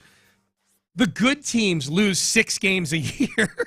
Right. You know what I mean? It's not like college where like the good coaches go 11-1 and you got to deal with 1 loss or 2 losses or whatever. Like the good coaches in the NFL go 11-6 and you lose 6 times during the year. That's so I think Teron Armstead might end up being a coach, but it's always best for players, especially to at least take a couple years. I mean, that's what D'Amico did. It was a year or 2, I think, before he decided to get back into coaching, and then you jump in as a grad assistant, or not a grad assistant, a quality control or whatever it is, and a special assistant, and you see whether you can handle those hours, whether it's for you and everything. But it's a lot to go from being as an athlete where no matter how hard you work, your hours are just not going to be the same as a coach's, to saying yep, I'm ready to go. That's what I want to do. Yeah. But my body still hurts a lot too at this moment. So right. It takes, you gotta kind of feel like, okay, what am I? Because a lot of guys think they're going to be full-time dads, and then they realize it a year or 2 into it, like, all right, I'm not wired this way to be a full-time dad. I need something outside. I need to hunt and gather, in some way. Well, now the good thing about being a coach is you come away with some good stories at least, and we know that because John Gruden is now spending time with the folks at Barstool, just telling stories of his coaching career and analyzing players and things like that. Recently, he sat down and watched a game with all the Barstool guys, right? Yeah. It looked like some kind of viewing party. Yeah, party, yeah. And he got talking about Sebastian Janikowski, a kicker who he selected in the first round back in the day, or the Raiders did, and was, for a spell there when he first got into the NFL, was not handling the transition into the NFL all that well. We were playing when I was with the Raiders. We drafted Janikowski in the first round. Yep. Janikowski, he was missing field goals the first 3 games, and I was really pissed. So we went to play the Saints in New Orleans, and Janikowski's late for curfew. Of course he didn't get back until 3 o'clock in the morning, so now I'm really pissed. He can't make field goals, and he can't make curfew. So we're playing, I swear, we get the opening kickoff, might have been the second possession. We get a couple first downs, and it's a 58-yard field goal, 56-yard field goal. I go, field goal. And Bob Casulo, the special teams coach, he says, "Are you out of your mind? He's drunk. He can't make it." I go, field goal. I actually wanted him to miss. He hit it right down the middle. I met him on the near half. Great kick, man. Love you, brother. As long as you can play. Only in New Orleans. Only in New Orleans. He was face. The guy is drunk. He was bleep face. You can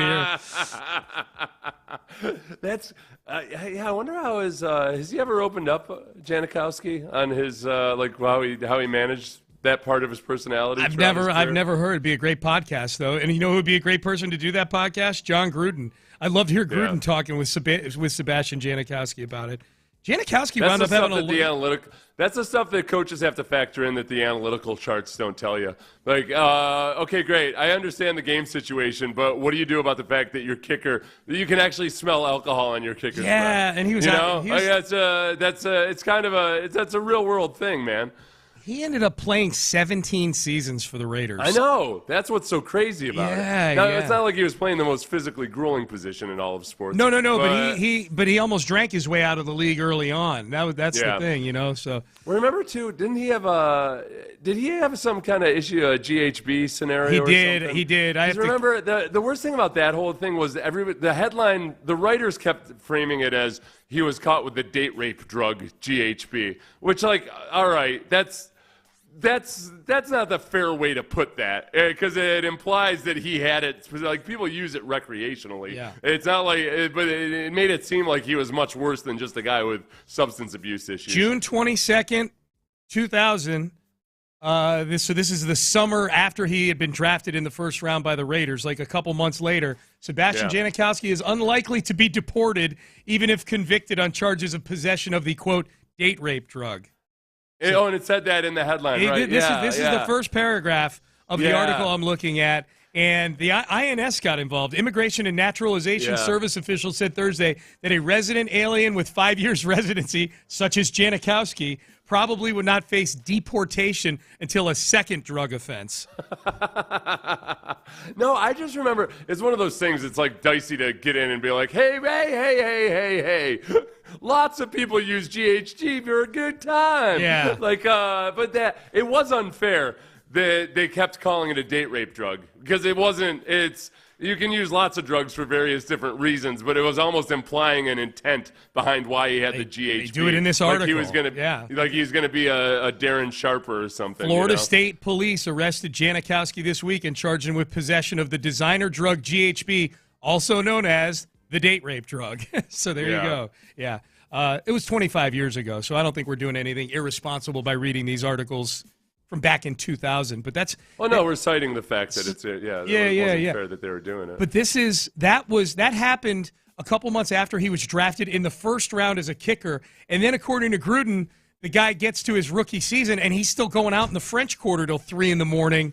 Yeah. That's with the arrest already on his rap sheet. He's out till 3 in the morning breaking curfew. Real strict group, those Raiders, huh?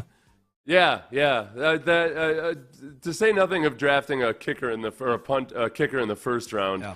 Like, I wonder these days.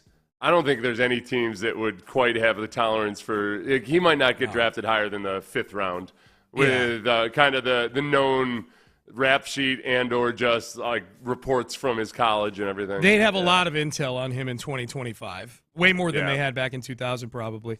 All right, final segment coming up. We'll find out what the question of the day is with the guys on In the Loop. The one thing the Texans need to do better, according to Nick Caserio, and the NFL head coach death pool, the score just keeps getting run up for this one head coach that looks likely to be the first one fired. We will get to that in the final segment as well. But first, let's get you guys out to see some college football.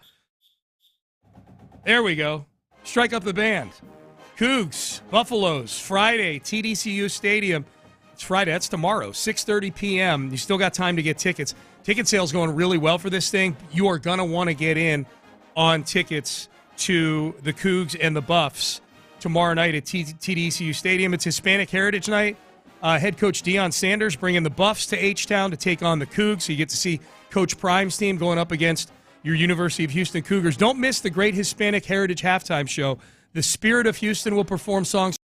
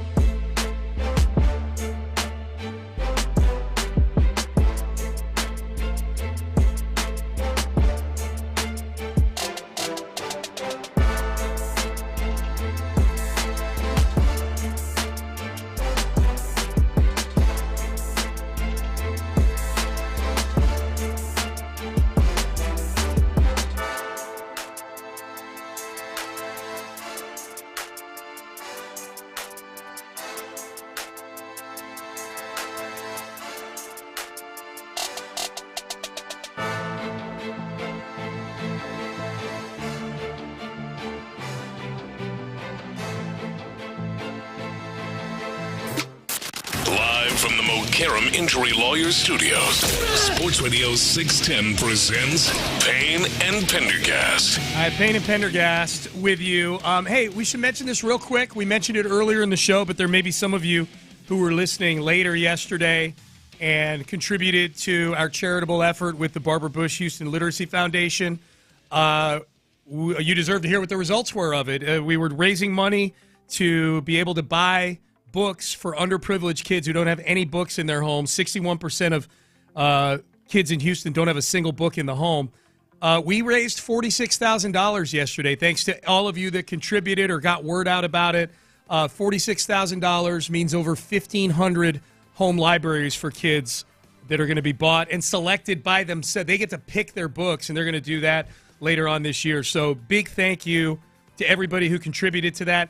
If you didn't get a chance to yesterday and you want to just double check and see, I don't know if the text is still up, but you can text yesterday at least new books, all one word, to 41444 to contribute. So if you're moved to contribute and you didn't get to yesterday, give it a try today. Otherwise, you can go to the website for the Barbara Bush Houston Literacy Foundation, and I am certain there's a button that says Donate Now on that website for sure. Yes, and that's spelled new, N-E-W. Correct. For those of you who want to contribute to literacy but maybe struggle yourselves. Yes. Yeah, it's not N-U books. No. It's new books, No. N-E-W. N-E-W. We spell correctly in this endeavor.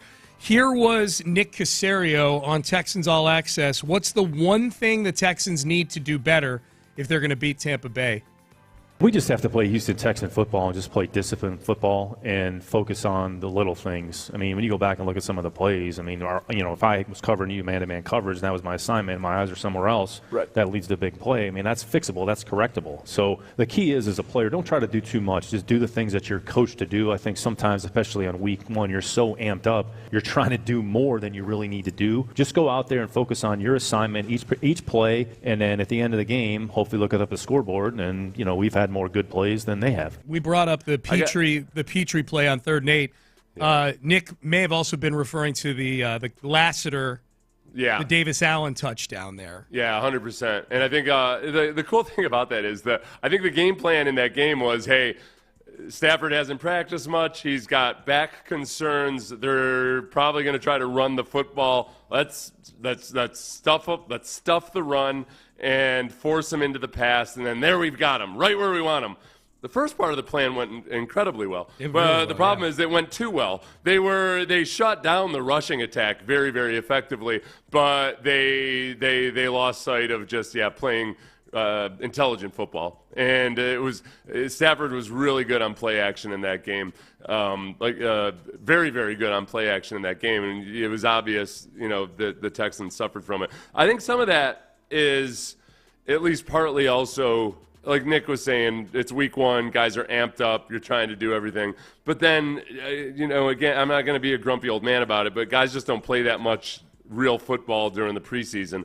And when you start talking about play action, that especially, and I don't care how many joint practices you do, you can't even tell whether you're stopping the run in a joint practice because nobody's allowed to tackle. Like, your urgency, if you're a defensive back especially, and you're not playing tackle football, you're just in a joint practice and going up against your own team, what are you more concerned about? Like, I don't want to get torched in a pass. I got to be sure I look good in coverage. You get into an actual game and you got to tackle people to the ground, and then all of a sudden the intensity's ratcheted up that much more. I'm not excusing it. I'm explaining it. The Texans didn't do a good job of making that adjustment. Yeah. They were just a little too dialed into stopping the run. And then situationally, especially, they got to understand when it's 3rd and 8. Yeah. Back off a little, bro. Yeah, it's not like that. That's not the end of the world if they rush for 5 yards on 3rd and 8. This is 2 years in a row where the opener that the issue defensively was leaky pass cover. I mean, last year the opener was Anthony Richardson hitting literally 4 50-yard bombs in the game against the Texans defensively. I mean, so maybe it has something to do with it being the opener. It's been 2 weeks since we played football, and we're ready to go. We're on the road. Jimmy Ward also. I think part of that, though, too, was, man, you saw that Jimmy Ward had lost a step. I think that was he had a hard time keeping up with Alec Pierce on at least one of them. One was just a blown coverage And I can't remember, was it Stingley or Lassiter that blew the coverage to the one that Anthony Richardson airmailed? Stingley. It was Stingley. Yeah, it was Stingley. But again, week one, I wonder if when you've got a bunch of guys who are kind of wired for violence and it's week one and they finally get to hit people, that you get a little bit of sloppiness there. Not an excuse, but hopefully an explanation. I like the swarm mentality. I think there is broken glass that comes with the swarm mentality. I think some of the penalties that are aggression penalties that D'Amico has by and large excused, that comes with it. You're going to have 15-yard penalties because of the aggression that these guys play with. That's like if you have a vicious law firm on retainer, you got to be judicious in when you use it because sometimes you don't want to use it right off the bat or too aggressively because you can fracture a relationship. Yeah. And the Texans fractured their relationship with their good pass defense. That's right. Yeah, that's right. You might get the wrong judge, man. You might get the wrong judge with that aggressive lawyer. All right, Mike McDaniel. Played some Mike McDaniel audio yesterday. Seth and I have a head coach death pool that most of you know about. We each picked 4 head coaches, and the goal is to pick the one that gets fired first. Seth won last year with Robert Saleh. I have Mike McDaniel, who prior to this press conference, of which we're about to hear a cut from in a moment, he was 1-4. I would, to be the first head coach fired, I would listen to this cut and move it to like 1-10 after that. Like, Mike McDaniel is a mess right now. This is Mike McDaniel being asked about Tua Tagovailoa. I think I saw, quarterback play that was less than to be desired, which Tua absolutely knows. But that was he's the captain of the franchise quarterback, and everybody kind of fell victim to something similar.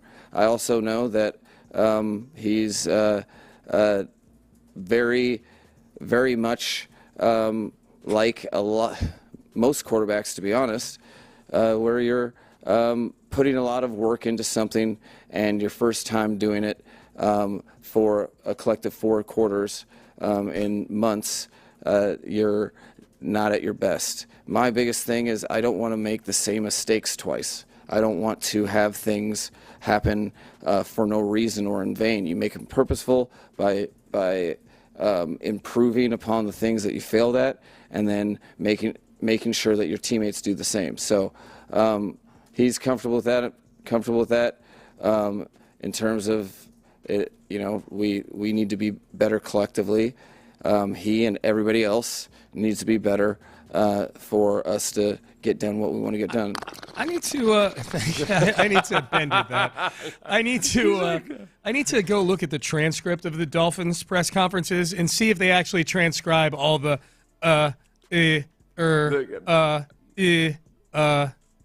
The transcript initially was he's very, very much like most quarterbacks, to be honest. That was the person that tweeted it out. How they had transcribed it. Dude, he's a mess right now. He sounds a lot like if you ever anybody just search on YouTube David Foster Wallace, who is a very, very intelligent, interesting writer, but he was thinking abstract thoughts as he's talking. So he kind of talked, almost sounded like he might have been smoking or something, but he was saying deeper stuff.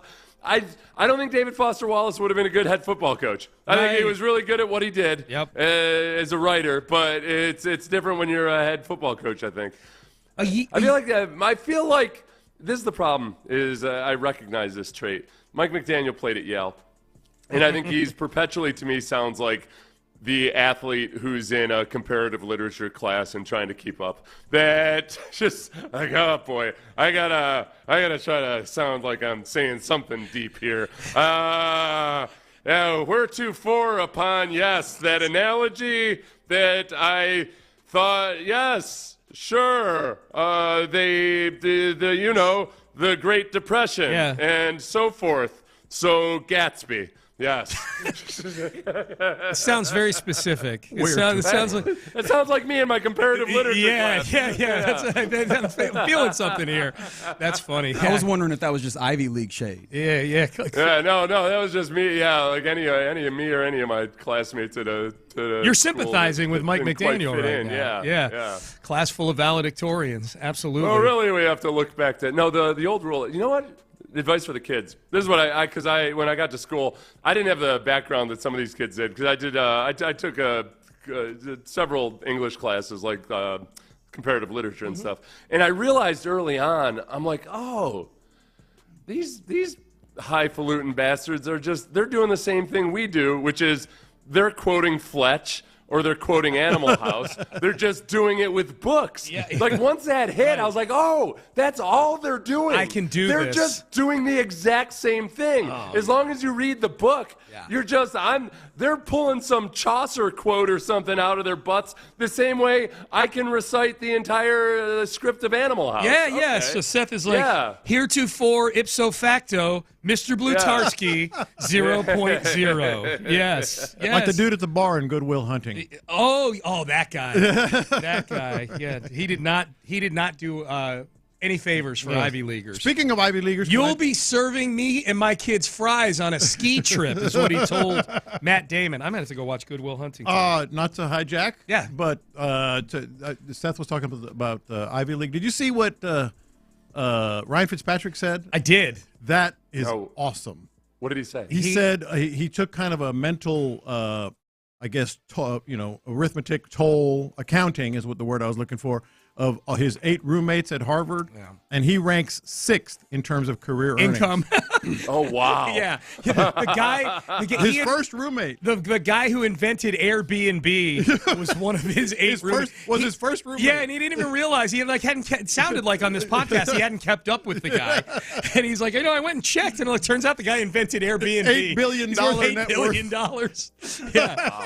Yeah. Well, I'll find that audio. I need Seth to do the same thing. Oh, yeah, Cornell's not quite in that same category. There's a lot of Harvard people. Yeah. Oh man, yeah, that was funny. I'm 8th. I'm 6th. Yeah, 6th out of 8 people, and Fitzy's like one of the top 35 quarterbacks. Whatever it was. Like you would be. You guys wouldn't probably, but like the audience might be shocked at how high Ryan Fitzpatrick is up the career earnings board in the NFL. Like, it's wild how high he is on it. Well, not high enough. Yeah. No, I've got one friend that, it's funny because, you don't really ask people about like their finances or anything, but I had one friend that all of a sudden was like, had a scholarship named after him and everything. And I'm like, oh, okay. Like, I know a lot of these guys, like, I don't know what the hell they do on Wall Street, but there's this one that all of a sudden like, oh, wow, you're just, no, I was not invited to that event. What's that all about? Like, like, oh, okay. I see what's going on here. I know. I get the Notre Dame magazine. I look forward to seeing you being sanctioned by the SEC. Yeah, exactly. Notre Dame magazine, or as I like to call it, my monthly reminder of how much less money I've made than everybody I went to school with. See, that's why y'all should have gone to a state school that was not the flagship. Yeah, see? That doesn't happen to me. Got a chance to rank at the tippity top. Yes. Even then, I still don't think I'm through there. Hey, by the way, Crosstalk brought to you by D&M Auto Leasing. All right, fellas, question of the day. You saw Adam Silver, didn't you? Yeah, we played the audio a little bit earlier. Foot in mouth? Yeah, the audio where he talks about, hey, guys, we put a lot of highlights out on social media. And they're free. Why so upset about all this streaming money? He said it's a highlights-based sport. Yeah. And I'm sure the TV and streaming partners are thrilled with that. Yeah, that's a good point. They've got to be really excited about spending billions of dollars on a league where the commissioner just watch the highlights on Twitter. You'll get the gist of it. Right. It's the Cliff Notes. Yeah. So what is a highlight you could watch 1,000,000 times? Okay. Mine is one that I think you were in the building for Catholics versus Convicts, right? Yes. Pat Terrell knocking away the 2-point conversion to win 31-30 in that. I watched that all the time. Major games I covered. And it's that was legendary. 87? 88. October 15th, 1988. Oh, I remember that. The same day that Kirk Gibson hit the home run. That's exactly right. That's why I remember that. You were probably at Coach's or some bar in South Bend watching that game. That's exactly. I wish I'd invited you to the campus party or the off-campus party. I would have been there. No, I remember. You would have watched my friend John Perugini get hit over the head with a hockey stick. Ooh, who doesn't want to see that? Yeah. I remember because of Kirk Gibson and. It was really the first big national game I covered. Huge, yeah. And my wife was pregnant with our firstborn. There you go. Yeah. All right. What about you, Seth? I'm trying to think of a sports one, but the thing that keeps coming back into my mind because I'm laughing at it to myself right now. I laugh every single time I watch Dumb and Dumber, and it's a scene where they're you can go that way where they've lost everything. They're standing next to the pond and Harry doesn't have any gloves on, and he says, my hands are freezing, and Lloyd says, oh, here, you can borrow one of mine. I've got two. And Harry loses it and starts strangling Lloyd, and Lloyd says, Harry, your hands are freezing. It's the most brilliant. Hey, I just added maybe even movie highlights to the question. Highlights, I just added that. That's going to be a tough question. There are scenes from The Sopranos that I will watch on almost the scene from the best episode ever, the Pine Barrens episode, where Chrissy and Paulie get trapped in the woods in the snow. Gorgeous. And the phone reception is terrible. So good. They're trying to talk to Tony, and the guy they're chasing in the woods is some Russian Green Beret. Yeah. And Tony's like, this guy killed 16 Chechen rebels. He was part of the Interior Ministry. And they hang up the phone, and Paulie was on the phone with Tony, and he looks at Chrissy and goes, this guy killed 16 Czechoslovakians. He was an interior decorator. And Chrissy goes, his apartment looked like bleep. So that I can watch. You know what else I watch quite a bit? It's not a highlight, kind of is.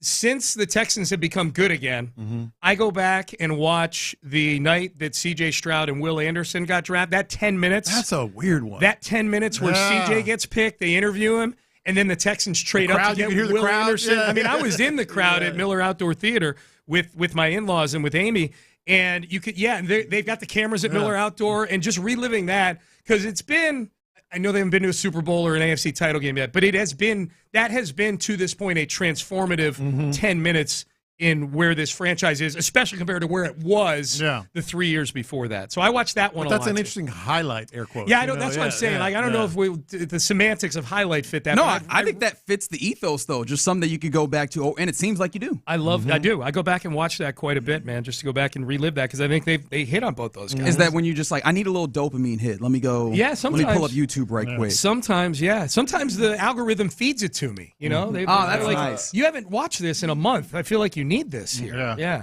Altuve with Aroldis Chapman. Yep. 100%. Kind of smiling afterwards, obviously. Like and it's more and more fun just because of all of the conspiracy theories and everything afterwards. Like that, I enjoy it. That's kind of like I get a bleep-eating grin on my face just thinking about the misery it's caused the baseball. Oh yes, yeah. I just wish they'd won the World Series that year. It takes like a tenth of the starch out of it, but it is a great moment. Jordan's 22 home run in Game 6, because it landed one section over from us. No kidding. We were in the stadium. Oh, that's wild. Yeah. That's wild. So I've watched that. you're watching that, but you're looking at the crowd like, both. That's me. Both. It's right there. Yeah. My wife and I were in that game, in like one section over. And that did win the World Series. That did win the World Series. That did win the there's certain guys. By the way, you're listening to KLT AM, KLT FM HD2, Houston, and Odyssey Sports Edition. I want to make sure I get that in before 10:05.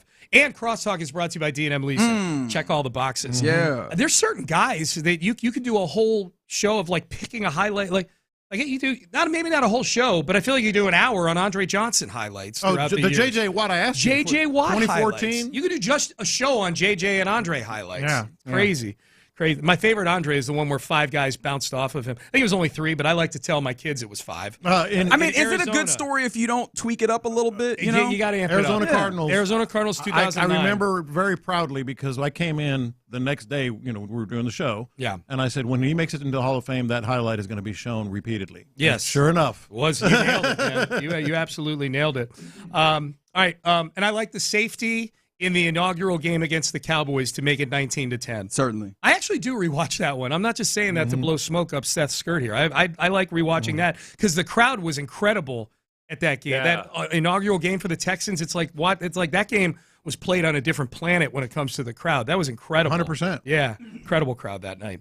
All right, Seth, antibodies to you, my friend. Antibodies to you and all of your Chechenian pals. 16 Czechoslovakians. Chechen or Chechenian? I think it's Chechen is how Tony said it. Yeah. And Paulie said Czechoslovakian. I love that show.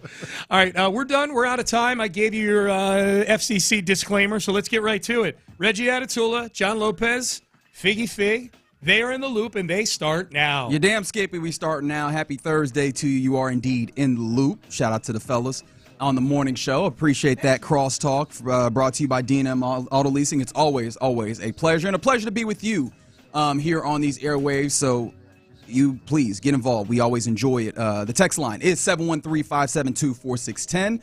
And you can also get involved in the Mo Karam Injury Lawyers live streams, both on the YouTube page, Sports Radio 610, and on the Twitch chat, 610 Houston. We keep it 100. That's right. And shout out, as we're giving those out, to the Houston Astros getting the victory. They tried to make it interesting in a way that I didn't need that, but I will take a victory. That's where I'm at right now. 3-2 victory indeed. Shout out to Yainer Diaz for being that dude. Yeah. Shout out to, of course, the Summer of George continuing with Jason Alexander on the bump. Shout out to Bryan Abreu, calming some fears a little bit, kind of, somewhat.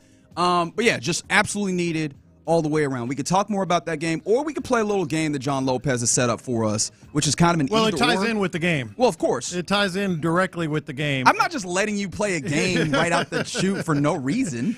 I feel like if Sean doesn't have anywhere to go, he might want to play this too. Uh-oh. Let's go ahead and invite. Overtime. Let's go ahead and invite Overtime. I never do this. And he's perfectly situated You for don't this. need your cans. You don't need them. He's got a Houston Astros polo on right now. He is ready for this game that John Lopez has set up for us. I feel guilty asking him to work overtime for free. Don't.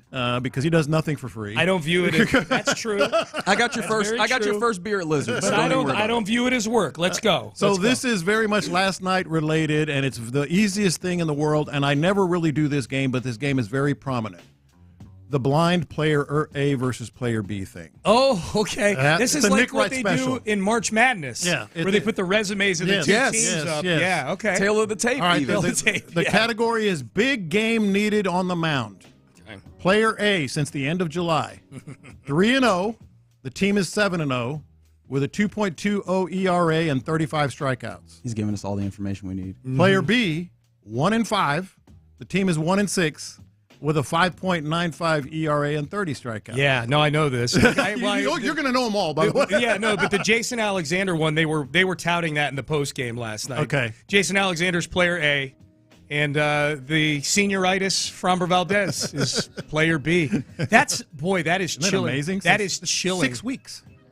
1-5 with a what ERA? 5.95 ERA. All right. Yeah, no, I'm without guessing you agree. without question. His only good outing was against the Colorado Rockies. We should point that out. Correct. Too. Like Yes. they don't count when it comes to the conversations we're going to be having over the next 3 weeks. Yeah. Right, because on top of that, and knowing the guys helps us make these points a little bit easier. Jason Alexander, not only can you look at the numbers, we could do vibe check, and it just looks more comfortable baseball-wise, like the vibe. Check. Right? I was watching that game like, this is all right. Yeah, they're going to get this one. He commands his stuff so much better, right? He commands his stuff so much better. And then the thing that I keep thinking about is Framber Valdez, as good as we know him capable of being, he's not even doing the thing that makes him most successful. He's a ground ball pitcher. There's a lot of balls flying, being caught at the warning track, even when you're able to solicit outs. That's the thing that's most frustrating to me. Same time frame, 6 weeks. Okay, 6 weeks. Key moment at the plate. Okay. Player A since the end of July. Okay. 268 batting average, 728 OPS, 19 RBI, and 12 extra base hits. Okay. Player B, 204 batting average, 642 OPS, 12 RBI, and 11 extra base hits. Okay, I'm going to guess. Reggie, do you mind if I do the guessing? No, please. No, go ahead. Go for it, because I'm also still I'm formulating. going to guess player A is Christian Walker. No, there's no way, because that batting average is so high. Like Christian Walker, his OPS might be up, but that's off of the home runs that it seems like he gets. Okay. The batting average is way I'm going too to guess high. player B is Jose Altuve. Player B is Jose Altuve. Okay, so Sheesh. player A the last 6 weeks. Is it Yainer? Yainer Diaz. Yainer Diaz, okay. Yainer Diaz. So Yainer has been, that's scary because Yainer's been a more productive player than Jose Altuve. And For 6 weeks. If Jose Altuve is not bringing it offensively, he brings you less than nothing. Yeah. He's a negative defensive player. He is a negative base runner. That's right. He is, yeah, and I hate saying that because he is literally my favorite Houston athlete of all time. Yeah. But isn't that something? 204 the last, and he tore it up in July. Yeah. He had a great July. Wow. Clutch relief situation. I'm guessing again. No, I'm there. The thing that I was trying to see, can I? Because there's some things that numbers are going to obscure, right? And I'm trying to see if, but not based. Sean hit it. No, exactly. I was like, are there any things in here? And you have all the other, the hidden things. And the thing that also I was trying to see is there a level of a fear factor with him at the plate? But no, because he'll swing at garbage. And you have to play him. And you have to play him at DH a lot. Yeah, you got to play him at DH. Well, that's going to become an issue, especially if Paredes comes back. And that's a good problem to have. But Seth and I were talking about this. There's this video now, Paredes taking ground balls, running at half speed, and you go, okay, well, where do you put, trade it for Correa? Correa ain't moving from third base. Yeah. That's what I was going to ask you is how do you go about doing this? I think and reportedly the organization is skittish about putting Paredes at second base, and I would be skittish about doing it in the heat of a pennant race or in the postseason out of nowhere. Guy's playing a position he doesn't play normally. And I'm like, okay, does this mean you got to have Altuve and Jordan's bats in the lineup? And if Paredes is back, I feel like you got to have that bat in the lineup. So do you go Altuve at second, Jordan in left field? I was literally just talking to T-Mill about this yesterday. Paredes your DH. I think that, I feel like they are more comfortable with that because we've seen Jordan in left field a decent amount. Now, we know, obviously, he has played that somewhat, but I think that that's the way that they probably play this, and they're not able to do the thing that they would like to, which is kind of protect him by DHing him. And if that is the case, is Altuve a guy that in the postseason gets replaced defensively late in games? Well, for sure that. Yeah. For sure that. All right, I got two more for you. By the way, I'll give you like a couple of bucks for a soda or something. Okay. I already said I'd cover his beer. How many more things can we give the man at this point? I like money, man. Clutch relief situation. Okay. Player A, 3.78 ERA, 21 strikeouts, 4 walks. This allowed. is in the last 6 weeks. Last 6 weeks. Okay. Player B, 4.08 ERA, 2 strikeouts, 7 walks allowed. Not 25 strikeouts. 25 strikeouts. 7 walks allowed. The second one's got to be Abreu. Yes. Yeah, that's a lot of strikeouts. He strikes out a lot of people, and that ERA ain't very good. The other, in clutch situations, these are closing situations? No, I'm just saying, in a clutch situation, who would you rather have, player A or player B? Player A, this is in the last 6 weeks what he's done. I got you. See, I'm guessing who they are. Yeah. And I'm trying to figure out who the first one is to see if there's, again, I'm looking for, are there things beyond the stats? What are the give me the numbers on player A one more time. 3.78, 21 strikeouts, 4 walks allowed. Player B, 4.08, 25 strikeouts, 7 walks allowed. I would take the guy who's striking more, without knowing how many innings 4 more strikeouts? Not 4 more strikeouts and the walks being issued. The walks being issued is the thing that walks are a problem because you put guys on base and you can blow up a game real quick. No, you're right. Okay, so player A, but who is player A? Stephen Okert. Okay, and I don't know how I feel about that. Going off. You're right. More to illustrate. You're right. No, you're right. Yeah. All right, this is going to be a layup, but it is something to look at. Okay. Right field. Player A, 228 batting average, 706 OPS. Yep. 3 home runs, 7 RBI. Okay. 2 stolen bases. Yep. Player B, 167 batting average. Yep. 513 OPS, 1 home run, 4 RBI, 3 stolen bases. Obviously, based on stats, I'd rather have player A. I think the answer is going to wind up being Jesus Sanchez is player A, Cam Smith is player B. Correct. And I think the answer is going to be both guys. I think the answer is it's a platoon because who's on the mound ultimately is who. It's crazy. You look at the splits on these guys, and it fits like glove to just have them be a platoon because Jesus Sanchez versus righties, and then like Cam Smith versus lefties, and for both of them you go, oh, why are we even playing them against the other split? Yes, and I don't think this stunts Cam Smith's growth or anything. I'm just saying, like, here we are 6 weeks and into the nitty gritty. Yeah, no, and I want to see Cam Smith play. I want him to get out there, but we're at a stage now where the games are too important now for us to worry about how's it going to affect this kid. And the good news is I think he's pretty unflappable. Like I think he's got a pretty strong makeup. So I don't care about platooning the two of them and Cam's because in spring training it was if you're going to have him here, he's got to play every day. You got to develop. We're in September and there are 2 teams nipping at our heels in the division right now. In retrospect. Now seeing the way that the season played out and knowing that feeling that he's got to play every day, is there at any point in the season where you were like, damn, I wish we could have maybe given him an opportunity to play at AAA and have... No, not me. No, like a day, maybe a day I thought about it, but never... I think they made the right decision. They did. I agree with you. My 2 things when I looked this up was Framber and Jose Altuve, man. Yeah. I mean... But those are ones that we didn't have to erase the names. I think even knowing the names, you go, yeah, I'm starting to get to this place where I have questions. Framber, you didn't have to. I mean, if Framber, we can all recite these numbers chapter and verse from the last 6. That's crazy. He's won 1 game in 6 weeks. That's what's wild about some of these guys, like Cam Smith, like the player B in all these. The player B was Altuve in that one. who's been horrible for 6 weeks. He was lights out for a month in July. Fromber has been horrible for 6 weeks. They didn't lose a game he started we were for 2.5 months. We were putting to bed the whole good Fromber, bad Fromber thing. Yes, Cam, and now there's a third Fromber. It's evil Fromber. There's good, bad, and evil. Even Cam Smith. Yeah. You know, Cam Smith, since the All-Star break, has not been very good. There was a period in May, June, maybe July a little bit where his batting average was 300 in that time. Hitting Oppo OPS home runs 800, rising up in the, it's just him and the two Oakland guys for the Rookie of the Year at one point on the odds board.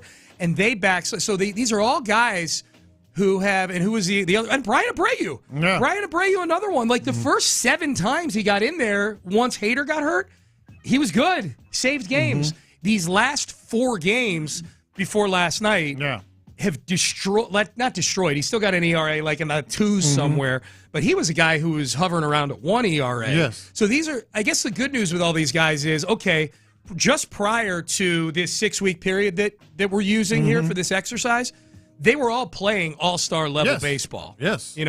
So yeah, and trying to make myself feel a little. The thing that also makes me feel better is that a couple of these guys that you look at and you go, ooh, it's because they're kind of being put in positions that they probably shouldn't. Right? Talk about Jose Abreu. We love him as a setup guy. Him as a ninth inning guy, that's a victim of circumstance type situation. Cam Smith, we knew he hadn't played this much baseball, and you're getting to the place where you're starting to see the effect of him not playing this much baseball, especially at this level. It's the other ones that gets to be a little dicey, and I think maybe, possibly, you can try and squint, turn your head sideways, and get yourself somewhere by mentioning, 1, the idea that they had played at a higher level, and then 2, you talked about big-type situations, at least with Jose Altuve. How much do we consider the last 6 weeks a big-type situation versus now when it's like, we got to have it? Does Jose Altuve rise to the occasion? His career says yes. The last 6 weeks might say no, but I'd lean on his career more than the last 6 weeks. I trust him in big situations still, Jose Altuve, but it's not looked good the last month or so. Well, and then I was going to try and say that with Fromber, but I was like, and look, he has come through. With Fromber. But well, even in the postseason with Fromber, he's had one of those odd year, even year things going where, man, the year they won the World Series, he was awesome. The year they got knocked out by the Rangers the next year, and I think the year before, too, when they lost McCullers before the playoffs. He wasn't great in that postseason either. So Fromber's he's had some iconic moments in the postseason, but as a whole, in totality, he's been kind of hit or miss. Yeah. Well, thank you. I thought you might enjoy I enjoyed the hell out of that. Honorary in the loop member, Sean Pendergast. I will send each of you a Venmo request. Okay. Yeah. The check is in the mail, as they say. I'm looking forward to the emoji. It's just going to say sports gambling. You're in the loop here on Sports Radio 610, just getting going on a Thursday. That's John Lopez, Reginald Tula, Figgy Fig, hanging out with you. Coming up next, I did want to get to this because week 1, especially with the way that first game went against the Rams, there's been a lot of complaints that we can levy, even coming to CJ and all these things. I do want to kind of get to the other side of that. What are you still confident about with the Texans team? Because I do mean confident. And there's one thing that I was looking at yesterday that I do feel optimistic about. So 713-572-4610. Let's discuss that next. Northwest.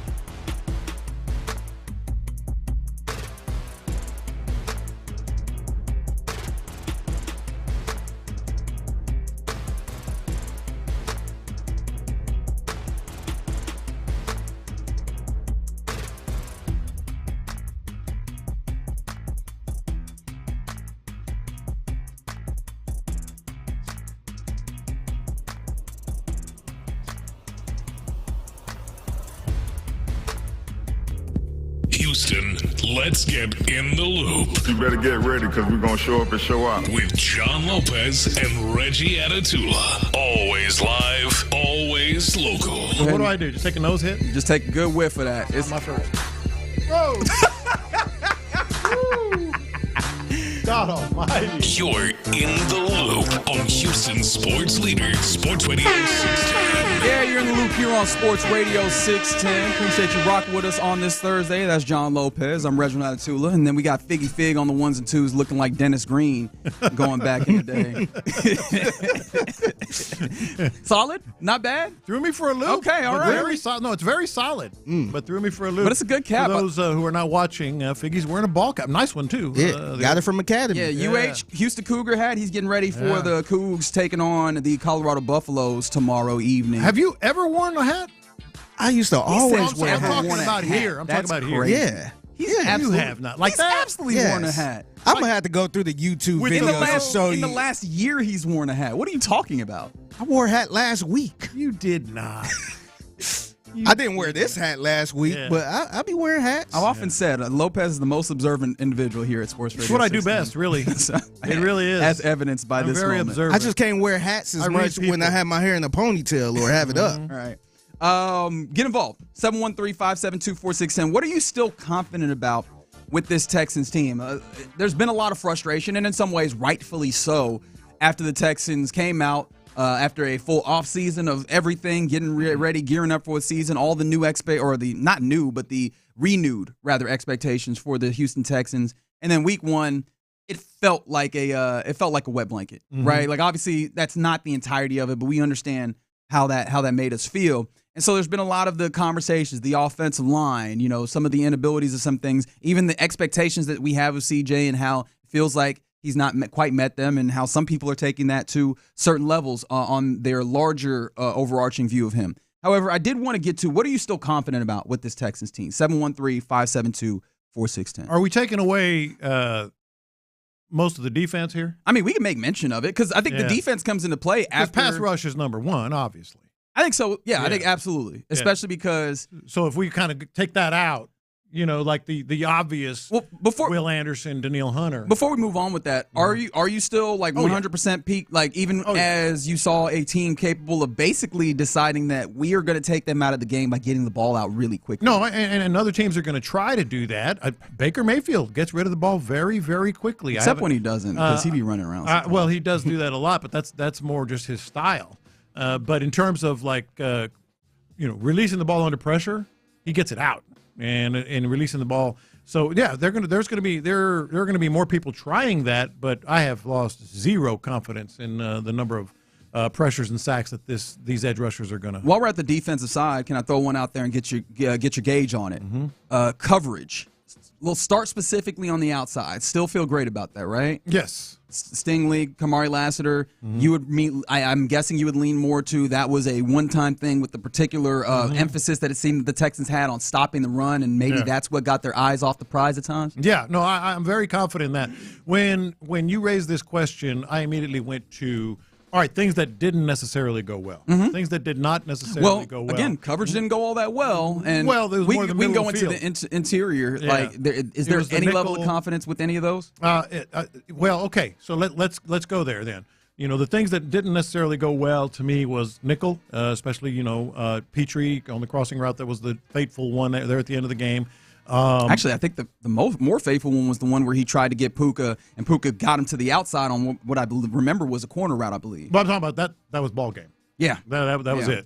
That one, the one you mentioned, middle of the field, I don't know if I can put that on my list. How they're exploiting, the middle of the field. When you say middle of the field, does any safeties? Of this, I was going to say, like, Kalen Bullock was one of those guys that in a couple of the cut-ups, and look, you got to give the Rams their due credit. They definitely schemed up, and obviously you had it executed very well by Matt Stafford to attack the seam in one of those. I think it might have been Baldy or someone who put up a little bit of a cut up, showing them attacking. Oh no, it was actually Dan Orlovsky on NFL Live. So shout out to them, showing a seam shot where I'm looking at him like, man, it feels like Kalen Bullock. Yes, the quarterback's eyes tried to hold him off, but it feels like he should be able to step up in that space and come up. And then C.J. Gardner-Johnson looked dicey in this one. Not necessarily. He was just pedestrian. Okay, fair. If that's the way we want to put it. I don't think he looked bad.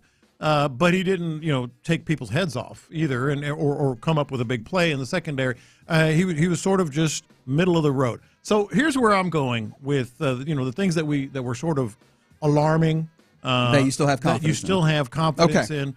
Number one by far, and it might have to be just force fed, is Nico Collins. Of course, because they're gonna be hell bent on getting him the ball, even if he is double covered. And we talked about it before the game.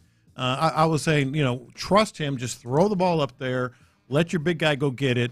They took him out of the game. That he was maybe open on some routes. He was that they didn't take advantage of. Maybe it was because of pressure. Maybe it was because the read he was already off the read at that moment and looking somewhere else. He being C.J. Stroud. But I'm extremely confident they're going to find a way to get Nico Collins the ball, and he's going to come down with it. Yeah, I think as soon as Monday at 6, like we will see a different emphasis on making sure that Nico Collins gets the ball. There were some instances where like you end up with man coverage down the right side, and it's like throw the ball up there because one-on-one you trust Nico Collins. It just didn't quite get there. There was a little bit of C.J. Stroud feeling the pocket condensing and getting the ball out maybe a split second faster than I maybe wanted him to. But I think that you'll end up with more of those coming down than get dropped. Although I will stop and say it did feel like this training camp and heading in and within the preseason as much as they played, there wasn't as good of a connection between those two. I'm right with you. I still feel confident, but it does raise an eyebrow a little bit because remember after the Panthers game there was that big miscommunication with that pass, and it felt like that jump ball, not quite that, but it was like one of those where they're just not quite on the same page in a way that we feel like Nico and CJ should be. And I feel like you said, I mean, you've watched the plays individually from the All-11. Like a sicko. And as much as I don't doubt you when you say he was open. There was more opportunities. There were more opportunities. Yeah. I don't doubt you that there were more opportunities. What I'm saying, though, is CJ might have come off him too quick. He did. Because of pressure. 100%. And well, so some of that is pressure. Some of that is he's trying to really get through those reps. Coaching. I think that's it was the like emphasis. If you don't see it by this time, go somewhere else. And I think that for me, it's one of the reasons why I'm actually confident. I think we dovetail here, or we come back together here. Is I think that this is like when you're trying to discipline a kid, where you got to start strict because you can loosen up. I think that's kind of what it was. It's like, hey, really, really work through this, and then maybe the coaching points as we go, or the ways in which you're getting through maybe a little quick. You can get a tick slower with it. Linger a little bit to try and get Nico the ball. I think that might be some of what we see as well. But that's kind of the question to me. You fed right into what I was going to say. You're welcome. It's yes, he might have come off him a little quick, but if you stay that next half beat to try to force it into Nico Collins, are you on your back? Or did you miss maybe the right call somewhere else? You know what I mean? That would have been like, hey, the old line about, you never go broke making money. Even if it's just a little bit, it's better than the incompletion or being sacked. Well, that's actually a good transition to one that I'm interested. I'm going to ask you the question on, which is, are you confident in this offense's line or this offense's ability to kind of stay on track if they do one specific thing, which is keep it clean on not getting penalties, right? Because those series breakers there was a lot of those in week 1. If you don't have that, do you feel confident in that? Because they did I don't think they had. I'm trying to go back and remember. Did they have any run stuffs to where it was 0 yards? It felt like they picked up 1 or 2 yards running the football. It felt like there was a lot of these opportunities to hit your tight end or hit this quick out, and that would help you keep kind of matriculating the ball down the field in a way that you kind of talked about coming into the season. Yeah, look, this is that's one that I would definitely put on the list. The penalties. Okay. The penalties. I think the penalties and the lollygagging comment go hand in hand. I think they all – most coaches do. Most players do. If you don't have the good practice, you're a little sloppy, a little unfocused, et cetera, et cetera. So I feel as if, the combination of what C.J. Stroud said and D'Amico Collins said and D'Amico Ryan said in terms of we'll clean that up, they've made and are making a huge emphasis on that this week. And so, I think that could be a confidence thing. I'd have more confidence that they can clean that up. Any other offensive confidences that you think of, or even special teams confidence, coach confidence that you still have with this Texans team? No. Really? Everything else is we'll see. I should have had something there, but the answer is no. Nope. That is an answer in some ways. Okay, let me explain real quick. Yeah, please. Run game. You confident? I actually feel a lot better about that. Really? I really and truly you do. was the anti-Nick Chubb guy. And you feel more confident? I feel more confident. We'll circle back around to it. D'Amico talked about kind of wanting to do what we talked about, possibly give Nick Chubb more of the ball, batter the guys down. I think that there were a lot of good things in the run blocking when you get down to the nitty-gritty of it, where once they got more comfortable and they got confident, they got to the second level. They did a better job. And there were small instances that I do think that are easy to clean up. And damn, I sound like D'Amico right now. But I do think that there are small things that are relatively easy to clean up as far as, getting some of their blocks. And I do think that this might line up decently without saying it lines up really well. I was the Nick Chubb guy from the get-go. But the reason I'm saying no is, first of all, you give him more carries. That takes away maybe some pass opportunities for C.J. Stroud, some play action opportunities to be specific. You also taking away reps from maybe developing some guys like Woody Marks, or you just go ahead and get rid of some of this Dameon Pierce, or you get rid of and there's still an offensive line element to this. No, for sure. There's still an offensive line element to this, getting more in the run game. So my answer is no there. Hopefully we're changing our tune on Tuesday. My answer is no, obviously, on offensive line for all the reasons that we've talked about this week. My answer is no at tight end because they did call up, they did sign to the 53-man roster. Harrison Bryan. Yeah. But he's not the same type of tight end as exactly. As, Cade Stover. My answer is no.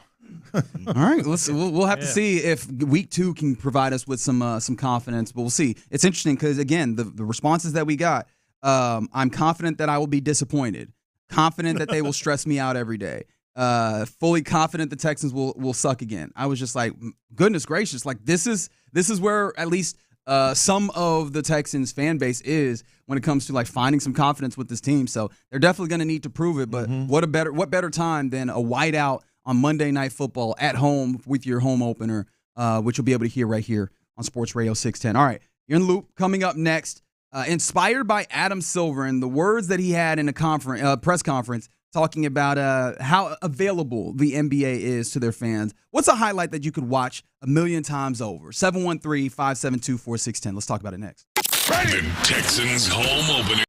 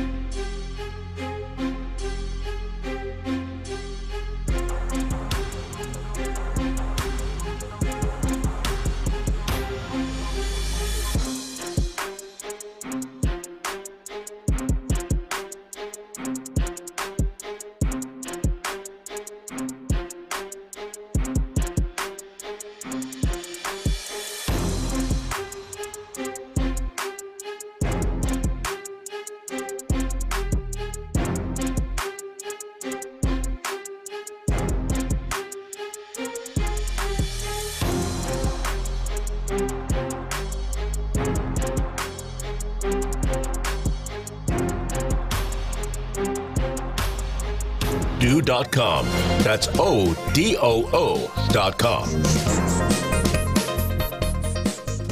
Live from the Mokaram Injury Lawyers Studios, Sports Radio 610 presents In the Loop with John Lopez and Reggie Atatula. Yeah, you're in the loop here on Sports Radio 610. Question of the day. What highlight could you watch a million times over and over? 713-572-4610. This is inspired by Adam Silver, the commissioner of the National Basketball Association. I can't even remember what the impetus was for him having The question was about... well, not even a question, but I just meant like the press conference that he had. Is it just leading into the NBA season? I don't know. I don't know what the gist of that was. I don't know. But in that, he was asked about something that, I mean, we're dealing with in sports all over as fans with the viewership and stuff is, you know, there's all these streaming sites and stuff or streaming platforms that now have exclusive rights to games to where you need to have so many memberships in order to watch the games that you like, follow your team, and all that. And so he was actually asked about, like, you know, how... Well, almost exclusively the NBA is a pay-per. If you want to watch games, it's almost exclusively a pay-per, and he was asked about... You know, what that means and how, you know, how fans, you know. Yeah, specifically the fans who can't afford all the streaming services. Like, what do you say to them as the commissioner of the league? There's a huge amount of our content that people can essentially consume for free. I mean, this is very much a highlights-based sport, you know, so, you know, Instagram, TikTok, you know, Twitter, you name it, any service, you know, the New York Times for that matter, to the extent that your content is not behind a paid firewall. There's an enormous amount of content out there. YouTube, by another example, that is advertising based that consumers can consume. Dude, he even did the nervous laugh. Highlights based sport. He's not wrong. In fact, that's one of the things that I think people bring up as an issue. If you were trying to talk about the NBA, you're like, oh man, all these young kids are just watching the highlights and not watching the games. But I just paid $2 billion. But see, they paid $2 billion for the inventory that they will have. Yeah, but see, as a commissioner, the commissioner ain't supposed to say that. Yes. You know, if that's the case, all right, cool. I'll just keep watching the highlights on TikTok. Then. No, I'm right with you. I was just surprised that he said that part out loud. I think that is the ethos, though. If you had some truth serum, if that was a thing, you mix it up, you inject it into old Rogers in veins, Roger Goodell, and you go, well, what happens to the fans that feel like, you know, I want to watch Monday night football and I want to watch Thursday night football, but I don't want to pay for all these things? Like, hey, we got enough free stuff. We go over here getting this money. You got a Twitter account, don't you? Deal with it. Like, sorry, you got basically it's deal with it. But it's dumb. It is. But it did get me thinking about highlights. But I mean, honestly, with the money flowing from those streaming places and with how valuable live sports is, that's where they're going to be. They're just going to be like, we're going to take this money and viewers, you're just kind of have to deal with it because you want to watch this. There's not really an alternative because these are like cartels. Yeah. There's not a comparison for that level of basketball, just like there's not a comparison for that level of NFL football. So if you want to watch the Thursday night game tonight, you're going to pony up on some Amazon Prime. Yeah, and so let's talk about the highlights you could watch over and over and over and over again. To appease Adam Silver. No, to appease you. I've got some weird ones that just popped into my mind, and then I'm going to see what you guys have to say. And by the way, movie highlights as well, because Sean brought that up. We can't get into movie because we just end up in a whole different sphere. Who cares? Sean brought this up, and I immediately, too, jumped into mind. And they're very innocuous. They're very, you're like, why does that? It just does. It just makes me laugh every time. Anchorman, when after the fight scene, when, who's the main character? Ron Burgundy. Ron Burgundy. Why did I forget that? Says Brick killed a guy. He had a trident. A trident. He goes, Brick killed a guy. That makes me laugh every time. And not so much a funny one, but funny how. Always, I could watch that movie clip all the time. But sports wise, this was a weird one, and I just loved it then. I could watch it every day. Deion Sanders high-stepping on a punt return or an interception return. It's a good one. That is so badass. And even before the punt return, when he does his little shimmy and starts dancing and sidestepping and all that, and I'm just like, this dude was the baddest, so far ahead of his time. Of course, Johnny Football, Alabama. Ball pops into the air, beating them. J.J. Watt, 2014. And then the one that really is cool is Jordan, his Game 6 home run in 2022, not just because of what it was, but we were sitting one section away. It landed right to the right. I watched that one all the time. So you watch it on the broadcast, and in your mind, you're also replaying it, seeing it from your vantage point. Yes. The one that's easy, and it's come in a number of times, just on the 832, the YouTube page. I'm always going to go to the T-Mac 13 points, 33 seconds. Similarly, I will also go to the Reggie Miller 8 points, 9 seconds. Oh, I should have thought of that. Those moments that are just like, wow, that happened in an instant. Those ones really get me. From the 281, easy. Andre Johnson fight all day. Beating the mess out of Cortland Finnegan. Fig, is there one for you that comes to mind that you're just like, oh, load up the YouTube and go ahead and play this? Yeah, they do this probably once a year in Cleveland. They always play the last 2 minutes of that Game 7 of the NBA Finals. Oh yeah. Yeah, where you chase down block. Yeah, the chase down block, and then the Kyrie Irving, the mid. Was that a 3? I think that was a 3. Yeah. So that one always plays in my brain. A Houston one, I want to say it was the Altuve home run off of Chapman. Yes. Oh, yeah. That 19, one. right? And the look. Yeah, and his look specifically where he was just kind of grinning. Yeah. Like, I can't believe this. This just happened. Yep, and then Jose Altuve just strutting around that base, just looking like an innocent kid. Hey, Figgy, when it comes to movie, what's that address again? Oh, 8507 Queens Boulevard. 8507 Queens Boulevard. I can no longer watch that movie without thinking of Figgy. That wasn't even supposed to be a funny part in that movie. That's like my one with Brick Kill the Guy. It's the smallest little thing that just makes me laugh. That wasn't a laughing part in that movie. He was just reading the address, but for some reason, just the way he said it. 8507 Queens Boulevard. Oh, are there any hate watches for you? Because this one would fall in hate watch for me. Obviously, I know that the Texas Tech fans that texted this in, it's not a hate watch.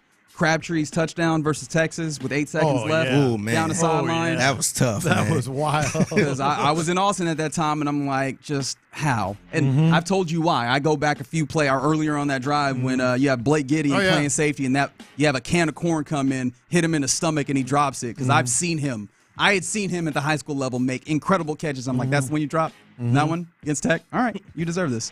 Vince Carter jumping over the 7'8" guy. Oh yeah, the French cat. Yeah. I used to remember his name, and I feel like at some point I consciously decided to not, because I was like, he didn't do that to himself. It was just Vince Carter being incredible. Do you do any like compilations? Because like Cam on the YouTube page, JJ 2014, just the incredible MVP year, should have been the MVP of the league. And when you look at all the plays he made, and there are a lot of compilations of his 2014 season out there. I saw one either yesterday or the day before. I stopped and watched the whole thing. You know, did you just incredible. And speaking of hate watching, I might need to go do that one. 346 said Joe Kelly acting like a little bee. The little pouty lip. Cam mentioned James Harden's 18-19 season. The season where it felt like you were going to get it done. And he was incredible that year. I think, from the 620, the DeAndre Hopkins, when he went spin cycle versus the Cowboys. Absolutely a fantastic one. Keep sending those in. 713-572-416. The 2017 Game 5 versus the Dodgers. Yeah, you know what? I haven't gone back to 2017 in a long time. So all this is doing just giving me They're homework. talking about is it Game 2, the greatest game ever played? One of them in the conversation. Yeah, somebody said they hate watch the Nationals home run. Oh, no. Why would you do that to yourself? Oh, man. Why would you do that to yourself? Kick 6 is a good one that comes in. This is one actually that I didn't realize, but it's right. Tiger Woods, 19 Masters. Pointing it down. Yeah, the curving putt. You know what I watch all the time whenever it come across my timeline? Remember, I forgot his name, but the dude that was bowling. And he said, who do you think you are? I am. I watched that. Pete Weber, that's right. Yes, I watched that every single time. I am. Who do you think you are? I am. And then some of my favorites. Never forget, Mario Ellie, Kiss of Death. You got to go back to that from time to time. And then maybe one of my favorites that, again, is now on the docket for Reggie goes home after the show and watches YouTube, which is Hakeem Olajuwon repossessing the MVP versus David Robinson. That one is an absolute doozy. Yeah, keep those coming in. You're in the loop here on Sports Radio 610. Coming up next, let's go around the NFL, including Are the Texans really going to do it this time? Because we get teased a lot. We'll talk about that and more next. Yep, it's Figgy Fig holding it down. Tomorrow night is going down at TD-ECU Stadium as the Cougs take on Coach Prime and the Colorado Buffaloes. Kickoff is at 6:30. I was actually watching a couple clips. Speaking of clips, I was watching a clip of Deion talking about how he was pretty much giving props to Coach Willie Fritz and all the good things he's been doing with U of H so far. And he also said it's going to be a good game, and I pray it's a sellout. And I think it will be a sellout. So make sure you get there early. Tailgate starts at 3:30. Cougs on parade at 5:20. And then it's Cougars football under the lights. And don't forget, it's the Hispanic Heritage Game. So at halftime, the Spirit of Houston will be rocking Selena Classics, and the UH Mariachi Pumas will take the field. Tickets are almost sold out. Don't wait to get these tickets. Get them now by going to uhcougars.com/tickets, or you could call 713-GO-COUGS. Tomorrow night, come early, be loud, wear red. It's Cougar football, baby. Oh! The Drive is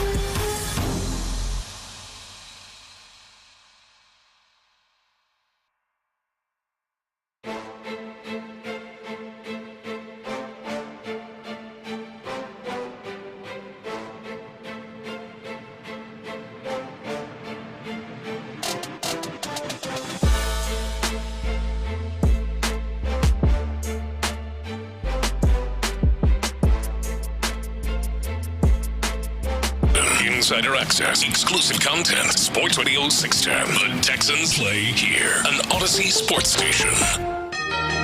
Let's go around the NFL in the loop style. Why are you smiling? Because I love football. Here's John Lopez and Reggie Adetula. I'm going to tell you all about how much fun you're going to have this season. On Houston sports leader, Sports Radio 610. Yeah, we're about to go around the NFL here in the loop. Before we do, we were talking about the highlights you can just watch over and over and over again. And this might be one of those answers that transcends a lot of sports and just a lot of fandoms, because we all have those, just kind of the super player that maybe even didn't even live up to all the potential, but they were so good. And the 832 very much takes me to that place. Did y'all ever just put on the Tavon Austin, West Virginia highlight tape? Have you ever? He was a menace at West Virginia. Yeah, just like that player. Like, what are we doing here? Man among boys. Like you go back and watch the Sebastian Telfair highlights. Just like the highlights of some dude who was just like, you don't understand. You had to be there. This dude was incredible.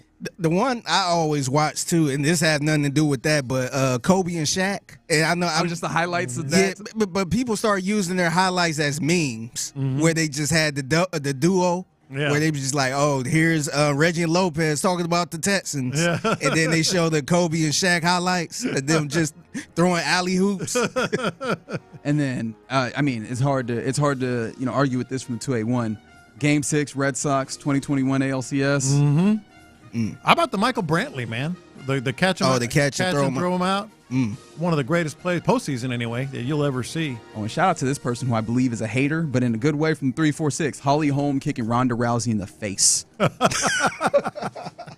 Because that just takes you back to a point. That was a wake up. That changed her whole career. Oh, yeah. Ronda Rousey seemed like she was just like inevitable. Yeah. And Holly Holm was just like, no, this ends today. This Linsanity runs ends right now. That changed her whole career, man. And haven't been the same since. She connected. She connected. Man. There's no question about it. And old school people will remember this one, even not so old school, because it's an incredible highlight.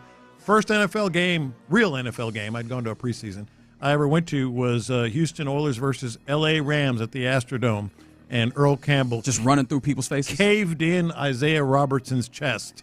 Remember, just kind of buckled him up. You know, another one that I like too, and I know we could get off of this, but the 2023 playoffs when Christian Harris had that pick six. Ooh. Oh, yeah. Like in real time, I thought it was good play, but it wasn't until you seen the behind the scenes stuff with the Nico telling him exactly what to do, and then it happened in the very next play. To me, that's a good one. That's a good one. All right, one more. One more. I'm going to close the can of Pringles. Just one more.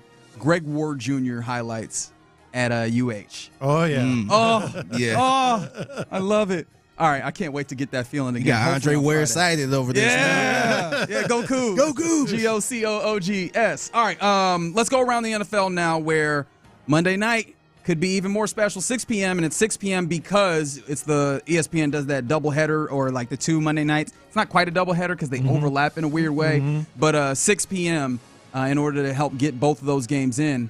And it could be under the Texas sky, as Houston Texans Twitter account seemed to dropping a hint. They put a video of somebody sitting up in the rafters at NRG Stadium, but also seeing the field below while also seeing the open sky. With the sun setting. Some helicopters are flying over, got fireworks, and it just says soon. So the roof's going to be open, right? Now, quickly after you saw that, did you go check the temperature? See what the temperature was going to be? We now go to our meteorologist, John Lopez. The high of 89 at 6 p.m. Yes, I did, to answer your question. Okay. But here's the other part of that. Suck it up. It's the evening. You know, it'll be hot, but you still got to do a little temperature check. Like, okay, it's open. Let me see how hot it's going to be. Shorts, light shirt. Yep. Let me see how muggy it's going to be. But you can live with that, right? 89 at 6 p.m. kickoff. That's a little. It's going to be hot, but the sun won't be beating in your face. That's true. You know? That's true. I think that might 89 be is 89, though. Yeah, I do wonder if we're actually going to get this to happen. It'll be really cool. It'll be real picturesque. I know for us, or I say me, maybe me, because I don't know how much you're actually going to be in the press box. I know that you like kind of moving around the stadium a little bit. In the press box, I almost don't get the full feeling of that. But I do want it to happen. Just it doesn't happen enough at this stadium. Yeah. So, like, any opportunity where we get the chance, I feel like we should take advantage of it. It's not going to be rainy. It's, it's going to be warm enough so you're not going to be cold. Yeah. I feel like we should do it. I want to sit in the stands. Oh, I might have to, Somebody got the extra. Skip the old press box. Yeah, somebody got the extra seat. First quarter and a half. I might just have to go. If down somebody got the extra seat in the bullpen or something, let me know, man. I'll come down and sit with you. Figgy, that's the way to do it right Look there. at you. That's the way to do it right there. Damn it, there's good highlights. All right, I'm going to do this. I'm going to sprinkle in highlights. We're going to go around the NFL. Mike Tyson knockouts. Oh, God. That'll take you about 3 minutes anyways. You got to cover your face a little bit. Like, Ooh, Football Talk on Sports Radio 610 is presented by Paramount Plus. You can't count on much, but you can always count on Sundays with the NFL on CBS and Paramount Plus. Stream your local NFL game live every Sunday all season long, starting at just $30 your first year. That's like $250 a month. Visit ParamountPlus.com/NFL to get started today. And if you're streaming, I do wonder if this makes it more or less likely that you'll stream this game for the 49ers this weekend, because it seems like I had been like, they're gonna get Brock Purdy out there if they can. Seems like they can't. Mm-hmm. It reported earlier today that he's gonna miss like 2 to 5 weeks with the injury. Mm-hmm. And would you like to? I feel like, have you looked at the depth chart for the San Francisco 49ers? Who's the backup? The backup quarterback Matt Jones? for the San Francisco 49ers is McCorkle Jones. Yeah. Michael McCorkle Jones, otherwise known as Matt. I mentioned that yesterday. That's right. They play the Saints. Mm-hmm. They've got it. So you going to see Matt Jones versus Spencer Rattler? Kind of the best week to do this, though. Is this college? I mean, it'd be good if it was college. Would it? I mean, Alabama versus what? South Carolina or something like that? Yeah, and Kittle is out for 4 weeks at least. So, yeah, I mean, all of a sudden you're like, oh, boy, this might be interesting. Yeah. It might get interesting. And the other thing that struck me about this is they said his injury was a form of turf toe. Yeah. What does that mean? I don't know what that means. And a form of turf toe?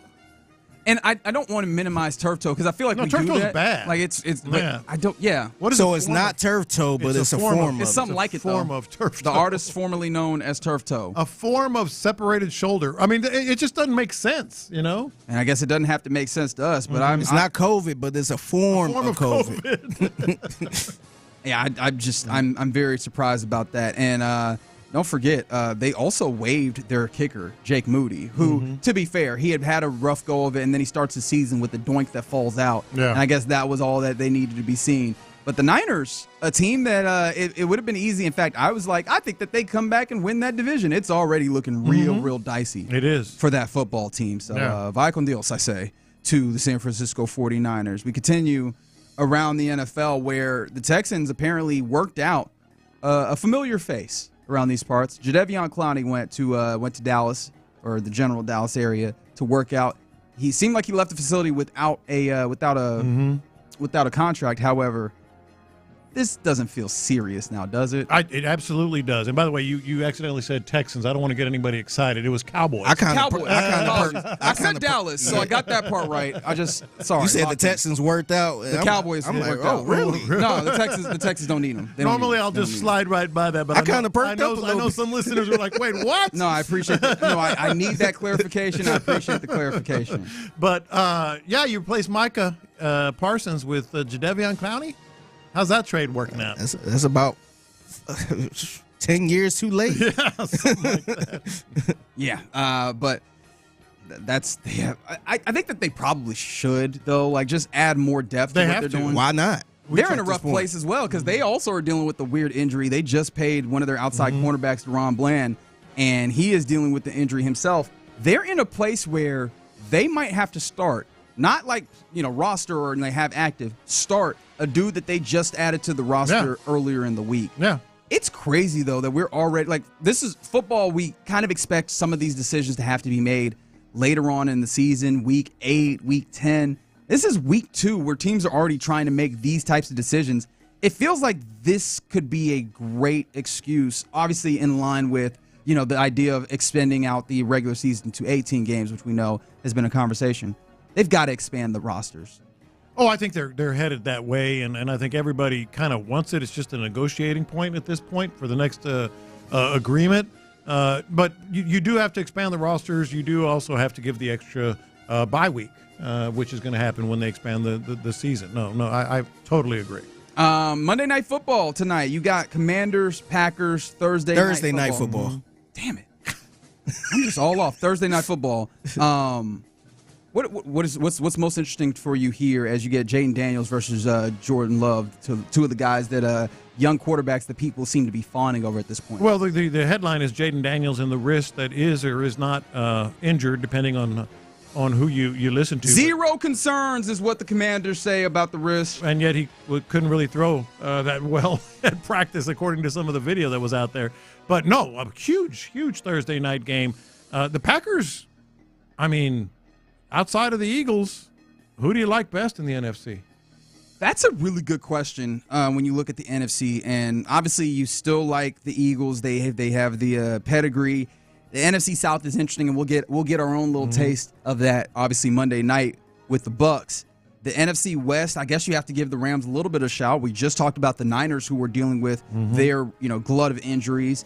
In the NFC East, how much do you believe in the Commanders and what we talked about? Actually, I've got a team that I like a little bit more than I thought I would, which is the Minnesota Vikings, because what I did take from that, not offensively, even though shout out to J.J. McCarthy being the Offensive Player of the Week for the NFC.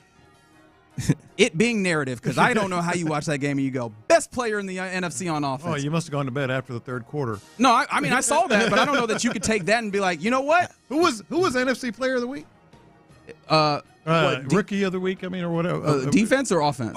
Offense was J.J. McCarthy. That's what I mentioned. Yeah. No, I got that. I still think that's wild. Apparently, the people that voted for that woke up in the fourth quarter. It was like, damn, he playing good. Yeah, no, but I like the Vikings, especially because that defense looks tough. Yeah, that defense looks really, really good. And what about the Lions?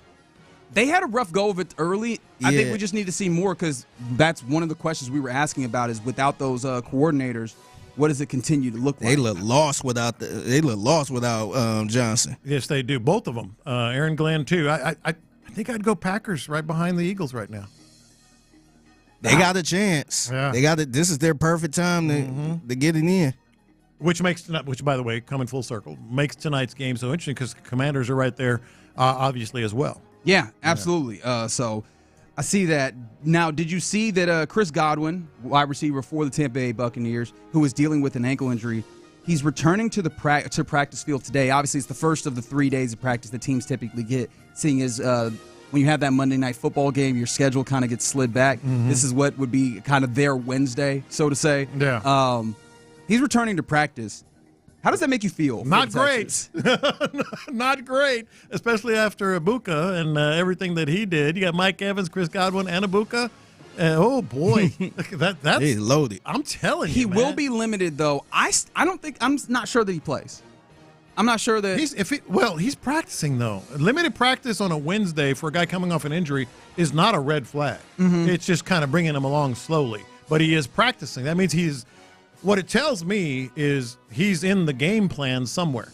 The fact, this isn't like a preseason, or. But he does have to get up to speed. So it could be a game time decision, though, depending on how you feel. If this were preseason and training camp and he was limited, I would say, well, who knows, if he's ever, going to be able to play, or, that week or whatever. In the regular season, I will say it, the reps are so precious, the reps are so limited. They're not going to give him reps if they didn't have an idea that he could play. They're just not. Not in a regular season Wednesday practice, because they only got 2 practices during the week. Really. Friday is a walkthrough. Yeah. So I think I'm going to disagree. I think he's it's a big chance he play. The intent is for him to play. That's a huge modifier on what the game looks like on Monday, whether or not Chris Godwin joins, because you go from obviously having Mike Evans, well known around these parts. Shout out to Galveston. Mecca Ibuka, who really showed out incredibly well in his debut, catching 2 touchdowns, something that is very rare. Obviously, I don't have to tell you that.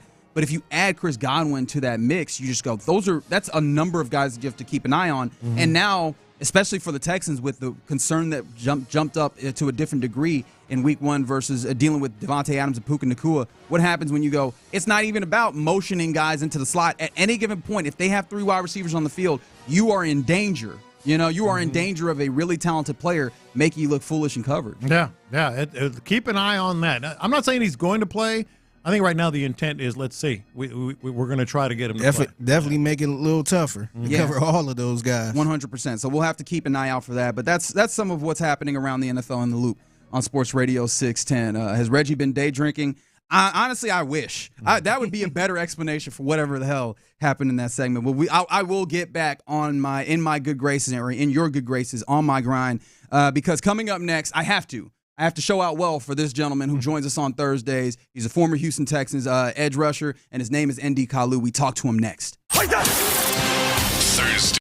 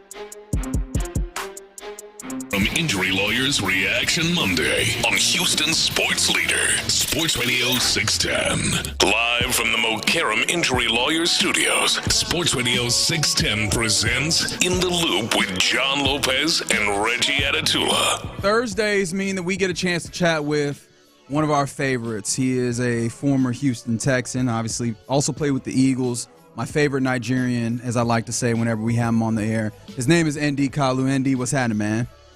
No. Oh, my bad. That's my bad. I apologize. False start there.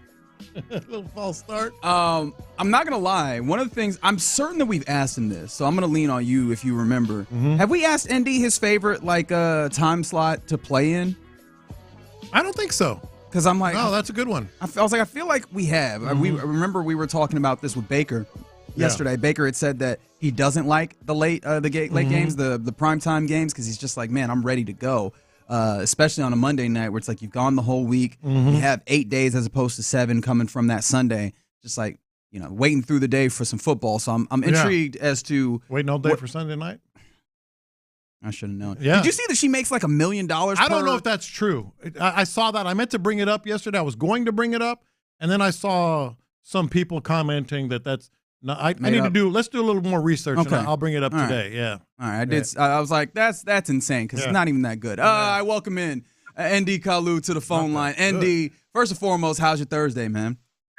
It's good. It's good. The weather, I don't know about y'all, but I feel a slight break in the heat. Like in the mornings, you're in Texas. Yeah, in the mornings. Yeah, because in the mornings it's only like 90 degrees. And it's not that humid. So, yeah, the weather's getting better. I'm feeling better. Mm-hmm. Nd, I don't know if I've asked you this before, so I'll just go ahead and ask it again. Do you have a favorite, when you were playing, a favorite time slot for these games? Was it the noon game, the late afternoon game, or just that primetime late day game? Because Baker Mayfield apparently had said that he doesn't like the primetime late games because he's just waiting, and he doesn't like waiting around to get to the football.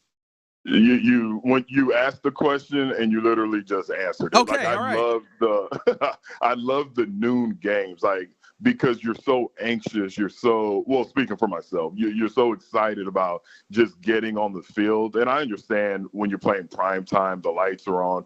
Millions of more fans, football fans are watching. But man, just being able to wake up, go through your morning ritual, get to the stadium at 9 o'clock, and then go knock heads right away. I love the 12 o'clock games. Like when I went from Philadelphia, when we had so many prime games, to Houston, I remember somebody saying like, "Oh man, I know you're upset. You have a bunch of 12 o'clock games because you don't have the primetime games at Houston." And I'm like, "Shoot, I love that because I'm done by 4. Get to go to my mom's house and get some jollof rice and watch the rest of the football games, for the rest of the Sunday." Like I really love the early games. He talks about his mom's jollof rice a lot. We gotta gotta bring some up here. Gotta bring some of that up here. Hey, so I know you watched the game religiously and you broke it down and you're looking. I don't know how much you heard the post game, but when C.J. Stroud started talking about lollygagging and we didn't deserve to win the game, that really resonated with me. Am I overreacting, and what does it tell you? No, I mean, when you're talking about sports and, you want to break down not just sports, break down what the leaders are saying, you absolutely have to talk about that and kind of break it down. Early on, I love it. I'm hoping this isn't something we hear in week 10, but for such a young guy, to use the phrase lollygagging, that's impressive right there. But for a young leader on the team to say, man, we did not prepare the way we needed to prepare, you best believe whether or not they beat Tampa Bay on Monday night, if I was a betting man, they probably had a very intense week of practice this week, or they're having it. Today's only today's what Thursday? Yeah, Thursday. So they're kind of wrapping up the heavy days. But you best believe they had an intense day. He's the type of guy, if he says it, I'm sure you're going to see it on the field as well during practice. So to tell you the truth, John, I love it. But now we need to see the results of that when Tampa Bay comes in Monday night. Indy, as a defensive guy, I understand that DeMeco Ryans and the way that he has his defense is like these are the principles. We're just going to make it fast and, obviously play fast, play physical, and just do what we do to the best of our ability, even though we all kind of know in this what's going on. It feels like, obviously, the Rams were able to really attack the middle of the field. Is there anything in your mind that can be done to kind of tweak what happens within D'Amico's defense to help mitigate that, or is that just going to be a perpetual maybe weakness that they have to deal with? No, you always have to tweak things from week to week. Now, it's a team sport comprised of 3 phases: offense, defense, special teams. Let's not get it twisted. The defense will never say this. D'Amico will never say this. And the players, you don't want them to say this. That defense played well. I mean, you're playing against a fringe Hall of Fame quarterback who was healthy despite all the talk about his back, who has weapons. It was a lot of back and forth. They put up 14 points. Typically, a defensive goal, a general defensive goal going into every NFL game is to keep your opponent 17 points or under. They accomplished that. But like I said, it's a team sport. I'm sure Will Anderson, Daniil Hunter, Mario Edwards, those guys are saying, hey, we failed today because we allowed them to put up more points than we scored. So that's what you want your defensive mindset to be. But to answer your question, no, you're always tweaking.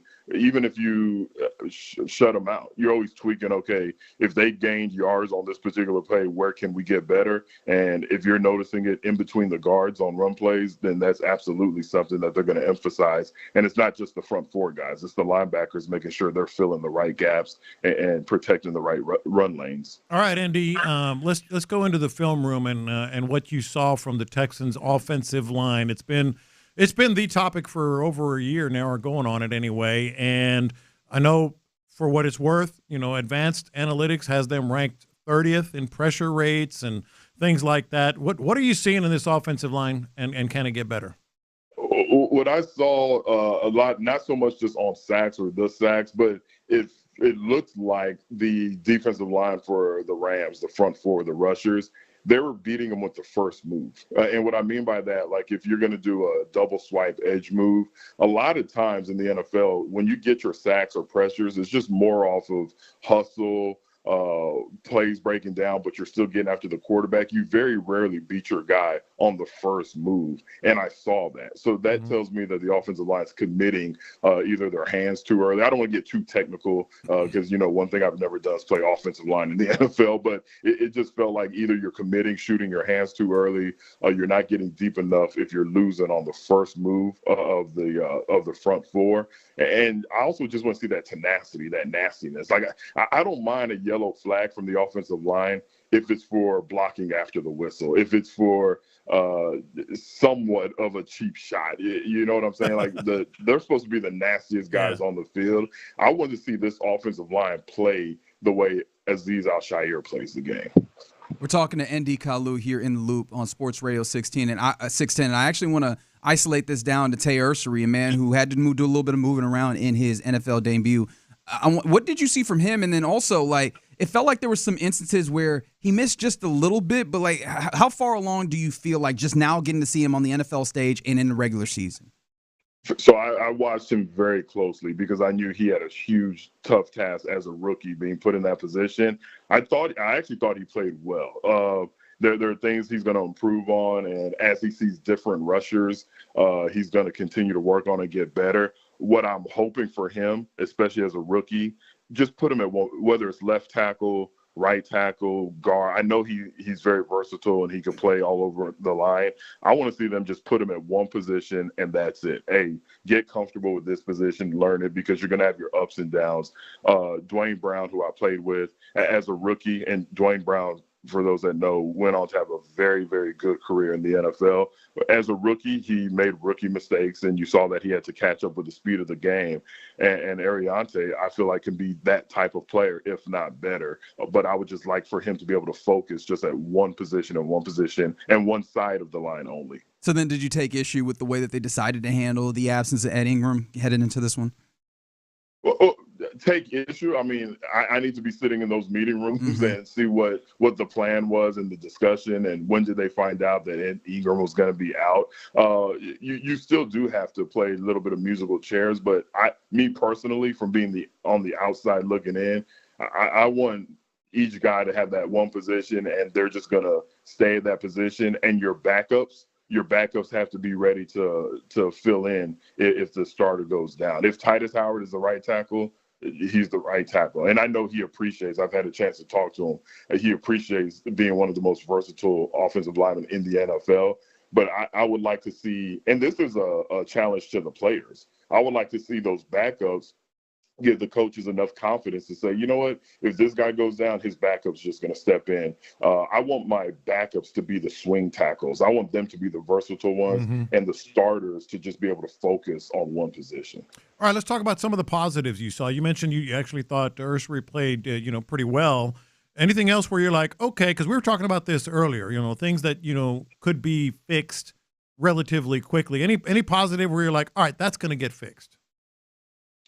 Well, positive thinking it doesn't need to get fixed was just the defense in general as a whole. Like, you're going to give up some plays, but I just love the way they looked at practice when I was thinking to myself, good God, these dudes are intense at practice. That's what I saw in the game film. But like you mentioned, like y'all both mentioned, there's things you're going to have to tweak. Unless you hold a team to 0 yards rushing, 0 yards passing, there's always going to be something to tweak. On the offensive side of the ball, and this is the guy that made the biggest mistake, but I like the way they used Dare Gumbawale, obviously, before the huge fumble. He's not a guy that's going to put up huge stats, but towards the end of the game, catching the ball out of the backfield, he had an awesome block on a blitz pickup.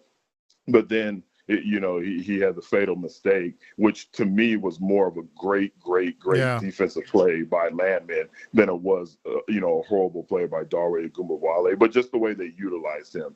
Nick Chubb, I feel like he's going to get his legs under him as the season goes on. So I'm still excited about the running backs, and I'm excited about Nick Caley learning that he has one of the best wide receivers in the AFC and targeting him more. I'm actually, and that's not a knock. These coordinators, they're not perfect, but I don't care what type of game you're in, you can't target Nico Collins 5 or 6 times. If anything, I want to be here on next Thursday saying, man, they're targeting Nico too many times because the defense knows what's going to him, because he's that type of player. Did you get a feel that the team was just generally tight? Because that was one of the things that it just felt like, even from Nick Caley and his play calling, it felt like they were kind of tight. Have you had experience with that debut and that some sort of tightness happening with the team? Yeah, I mean, I don't want to. When I think tight, that's a mental. Okay. So I don't want to get into the head. It's not a bad question at all, but I don't want to, be in a situation where I'm trying to say this is what these guys were feeling. Sure. But it absolutely happens, and it's not just the first game. Just from my own experience, and to this day, and this was dang near. God, I'm getting old. Over 20 years ago, I'll never forget. We were playing the Carolina Panthers, and if we beat them, we're going to the Super Bowl or we're one game away. I can't remember exactly, but it was a game we should have won. We were expected to win, Reggie, but for whatever reason, when the game started, it just felt like we were going through the motions, and it obviously wasn't a lack of preparation or a lack of want to, but I think it's because we were so tight, we didn't want to make a mistake because we'd been in that position the previous 2 years, so we were overthinking it. So there's definitely something to that. But with the Texans-Rams, I just felt like those were two of your top-tier teams, and it was a defensive battle, and the LA Rams came out on top. I wouldn't want to overthink the first game. Yeah. All right, so real quick, NFL takeaways. Was Buffalo the most impressive team for you? Maybe LA Chargers, maybe your old Eagles? What stood out for you? It was Buffalo, and it was the way they just didn't give up. It would have been so easy in that fourth quarter for them to say, you know what, this was a nice little battle. We're still going to make the playoffs. We'll see these guys again. But they, throughout that entire game, said, nope, we still got a chance. We still got a chance. And then they took advantage of Baltimore Ravens, some of their bonehead plays, and Baltimore Ravens not really continuing to keep their foot on the throat. So I will say from the games that I watched, I was most impressed with the Buffalo Bills and just the fact that they actually played 4 quarters. You always hear coaches preach that in Little League and high school. When you're over there at Edison, John, and the fourth quarter comes up, you're throwing the fours and you're yelling fourth quarter. Right, but like the Buffalo Bills, they did it and they meant it, and you saw it. And I thought that was very impressive. All right, before we let you go here, ND, I know that everybody's on YouTube from time to time, and especially for someone who loves sports like you. Is there a highlight that any given time, if somebody pulls up their phone and like, hey, watch this, that just makes you happy? Like something like I'm I don't know, LeBron James chase down block, J.J. Watt in pick 6? Like, is there one that you go, oh, anytime I can come back to this one, it'll make me happy? That's a great question. One of the more recent ones, and every time I see it, I watch it multiple times, was DK Metcalf when the there rundown? was an interception. Yes. Because I'm so big on effort. And again, never giving up on a play. It would have been so easy for him to just be like, that's not my play to make. But that rundown, that brings a smile to my face. And as soon as we hang up, I'm going to be like, oh, crap, I forgot about that one or this one. But don't worry, just call back. We'll handle it. That's the one that comes to mind. That's a good one. It's a good one. And it's always good when we get a chance to talk to you, ND. Have a good weekend, and let's hopefully the boys get a dub. Yep, let's get it. Y'all keep up the good work. Yes, sir. There it is. ND Kalu joining us here in Loop on Sports Radio 610. I do like that he gave us the DK Metcalf chase down, and I understand we don't like them people. But the supersized version of that, the Larry Allen chase down. Oh, yes. Just a big lineman chasing down someone that he should not be able to catch. That one gets me. I'm not going to lie. All right, you're in the loop. Coming up next, let's get into what's popping, including the advanced journalism of Pablo Torres strikes again. We'll talk about that and more next. In the Loop.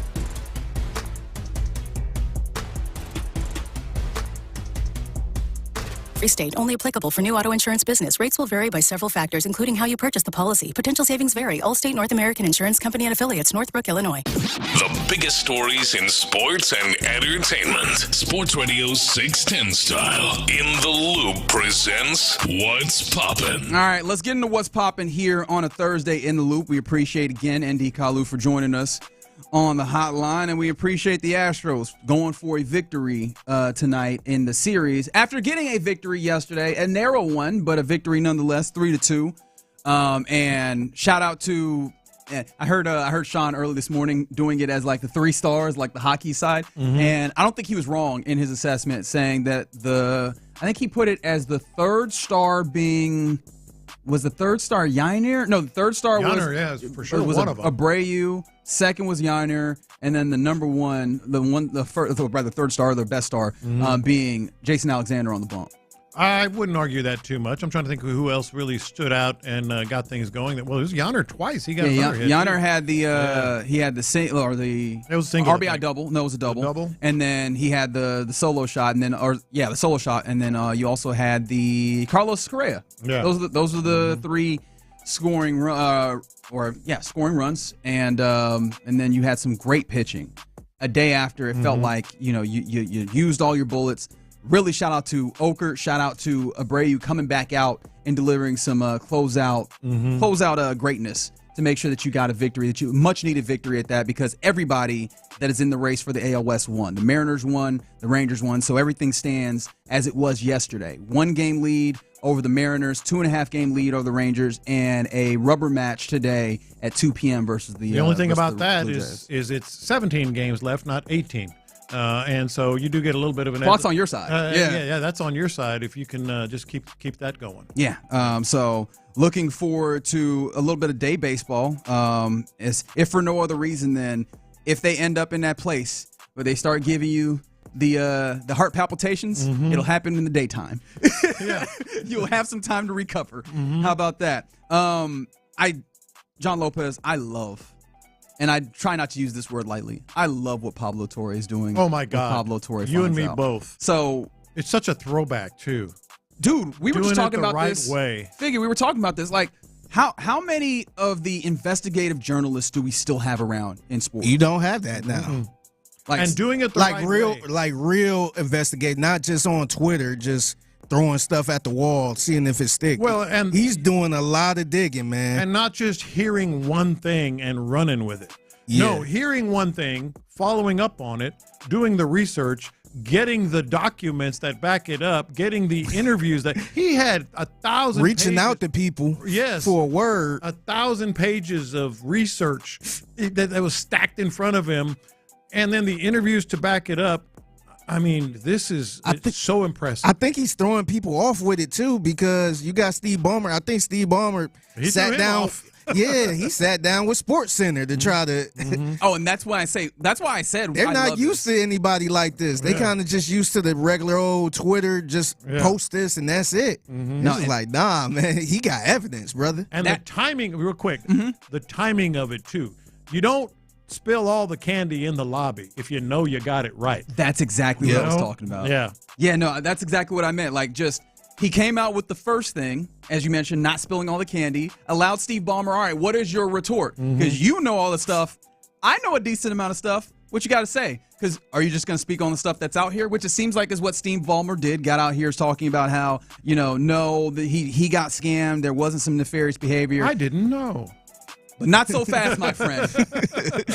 Of course, Pablo Torre has a retort. He has a second episode, as it seems like he always does. And the most recent one circled back around to, and if you're not familiar, it's all circling around this salary cap, I guess, navigation, or what's the right word? Circumvention is the word to use. Thank you, John Lopez, where they were funneling like $28 million through a company called Aspiration that supposedly was planting trees to do some carbon offsetting. That's neither here nor there. The idea was that there's this company that really wasn't doing anything, that Kawhi Leonard was then paid to be an endorser of, never posted any social posts or did any endorsing, and then received all this money. Well, supposedly there was a point in time where one of the payments were supposed to go to Kawhi Leonard in the amount was it $1.9 million? Is that correct? Yeah, he needed $2 million. $2 million. Yeah, and they did not have the money, and all of a sudden, a minority owner of the Clippers suddenly donated, or not donated, How much was it? It was about 1.9. Invested $1.9 million into this company at just the next day, and it's like there's more and more that seems to, at least without having the absolute burning, smoking gun on this, just seems to intimate very, very heavily that yes, what is happening here is nefarious behavior by the Clippers. And I know that Adam Silver, and we talked about him talking, he said that it's going to have to be hard evidence, but it's getting so close to where it feels like. How much harder can you get? Exactly. Oh, he's $2 million short?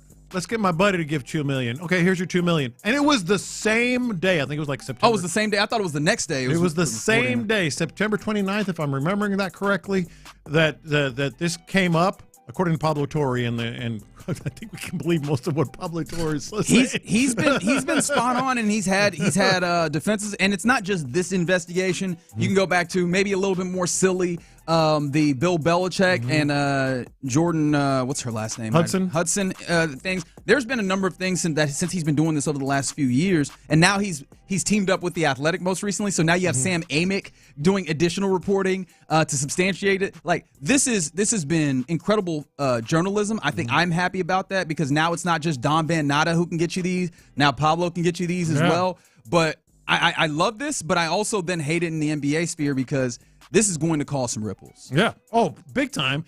And here's the other thing. The NBA right now, Adam Silver in particular, has got to be taking a step back because he looked like a fool. I mean, he looked like a fool saying, no, I didn't even know about it. Not Adam Silver. Steve Ballmer. I didn't even know about it, all this other stuff. And then all of a sudden, although Adam Silver looks bad too, but either way, saying, didn't know about it. And then you get this nugget dropped. He's got to be asking himself, taking a step back and saying, all right, what else does he got? What else? Because he's doing this step by step the right way. He's got to be wondering what else does he have here. Which means you probably need to come clean. But he's in a tough place, Steve Ballmer as well, because he is the 6th richest person in the world.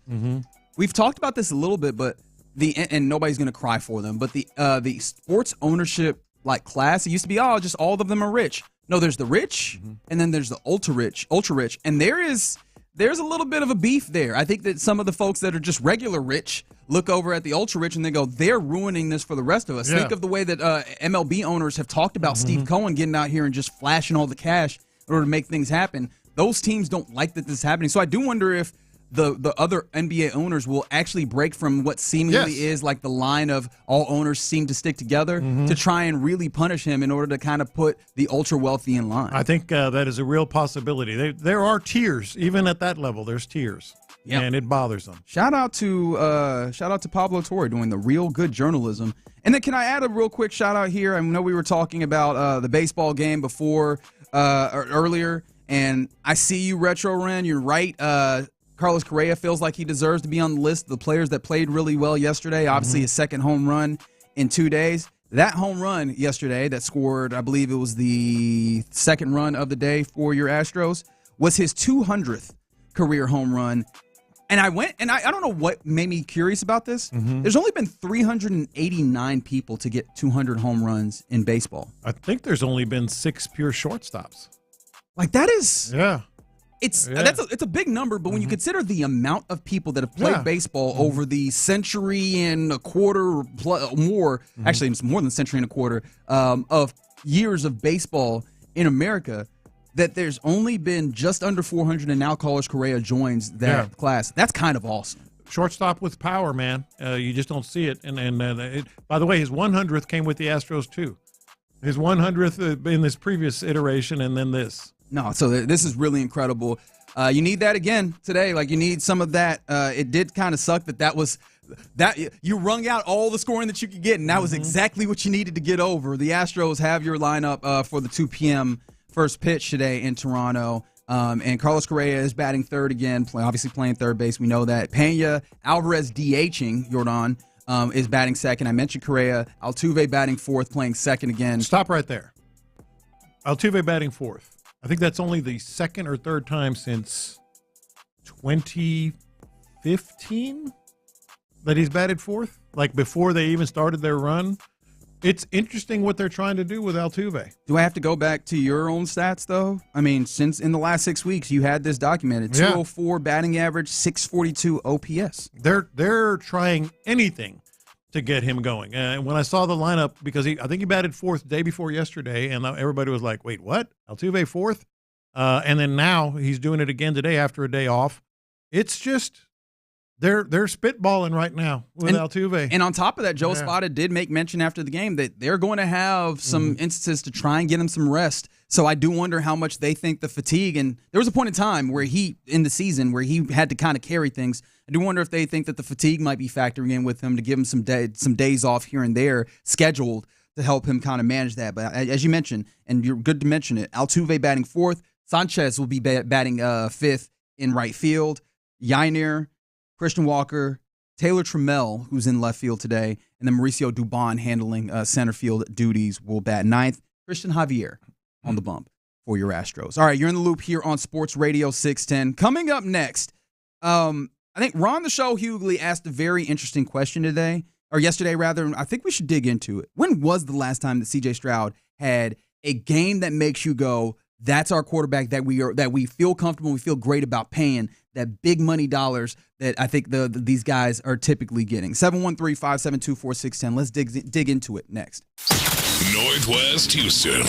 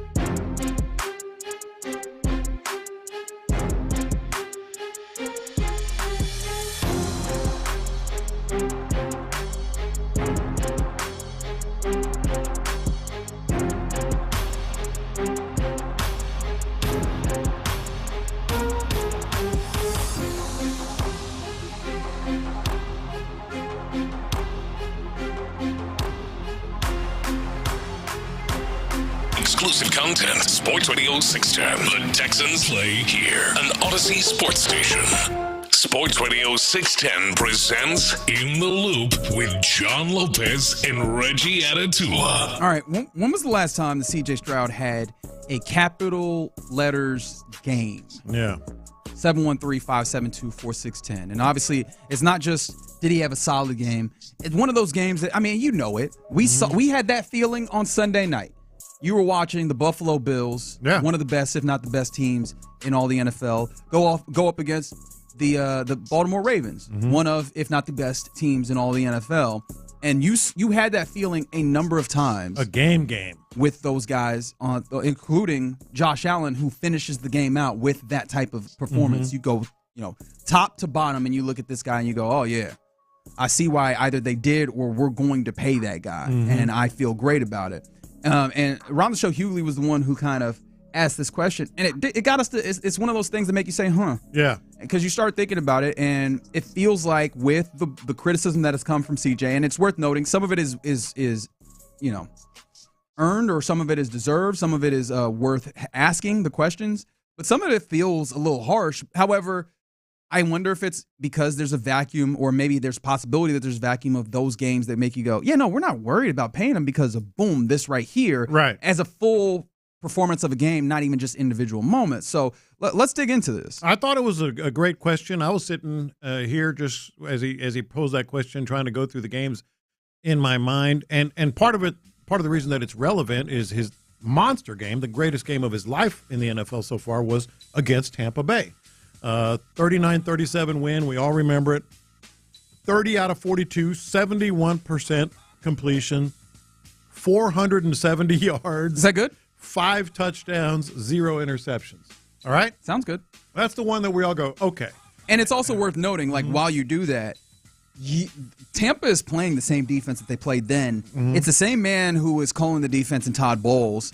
And so, there's quality there. It's not. We're not talking about a Tampa defense that's just like someone they can write off. Right, but here's where it gets interesting. He followed that up with 2 more badass games. Threw for 356 at the Bengals and won. Threw for 336 against the Cardinals at home and won. And then threw for 304 against Jacksonville in a loss. So he went 470, 356, 336, 304. And we're like, we got one. Since that last game, and that goes back to December 3rd of 2023, he's had 2 more 300-yard passing games. Both of them were in wins last season against Jacksonville and against Buffalo. Yeah, early on in the season. All right? Since that, he's averaged, that was week 6, all right? He's had 0 300-yard games, just 2 games over 250 yards, and that's 13 games. He averaged 194 yards passing, 13 touchdowns, 10 interceptions, an 80.9 quarterback rating, 61% completion percentage, and was sacked 41 times. That's a 13-game stretch. So we know what he was in that stretch in 2023, and then a couple of games last year. What happened? Let's start there. What are your theories? Is it just Bobby Slowick? Bobby Slowick was the offensive coordinator when he threw for 475 touchdowns and et cetera. Yeah, I think the popular answer, to be honest, outside of the Bobby and the offensive line and all that stuff, is did the league catch up to him? I hadn't thought of that possibility. Well, what are your theories? I think that there's something to be said in that. I think you guys know me well enough at this point to know I hate that did the league catch up to him, because it feels like it's so generic that it doesn't actually get to the root of what we're talking about. However, I do think the league in some ways changed the way that they played him. They showed him a level of respect.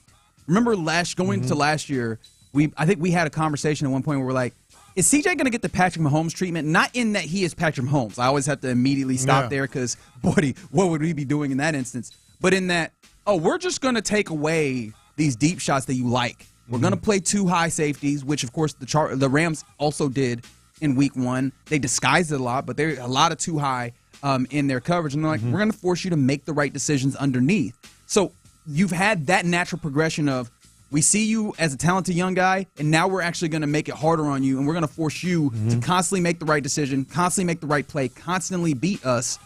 And then he had the added difficulty of, as you're getting that particular that level up, that additional challenge in your game, you now have a coordinator who is not helping you get answers, and then an offensive line that's not giving you time. Yeah. I think that all those things came together to make it abundantly difficult for him to continue to show that same quality over the entirety of the course of the game as compared to his rookie year when teams were treating him like a rookie and teams were feeling out. Is he somebody that is deserving of that level of defensive coverage? And obviously, as you mentioned, that Tampa game, that Bengals game, that stretch proved, oh yeah, he is.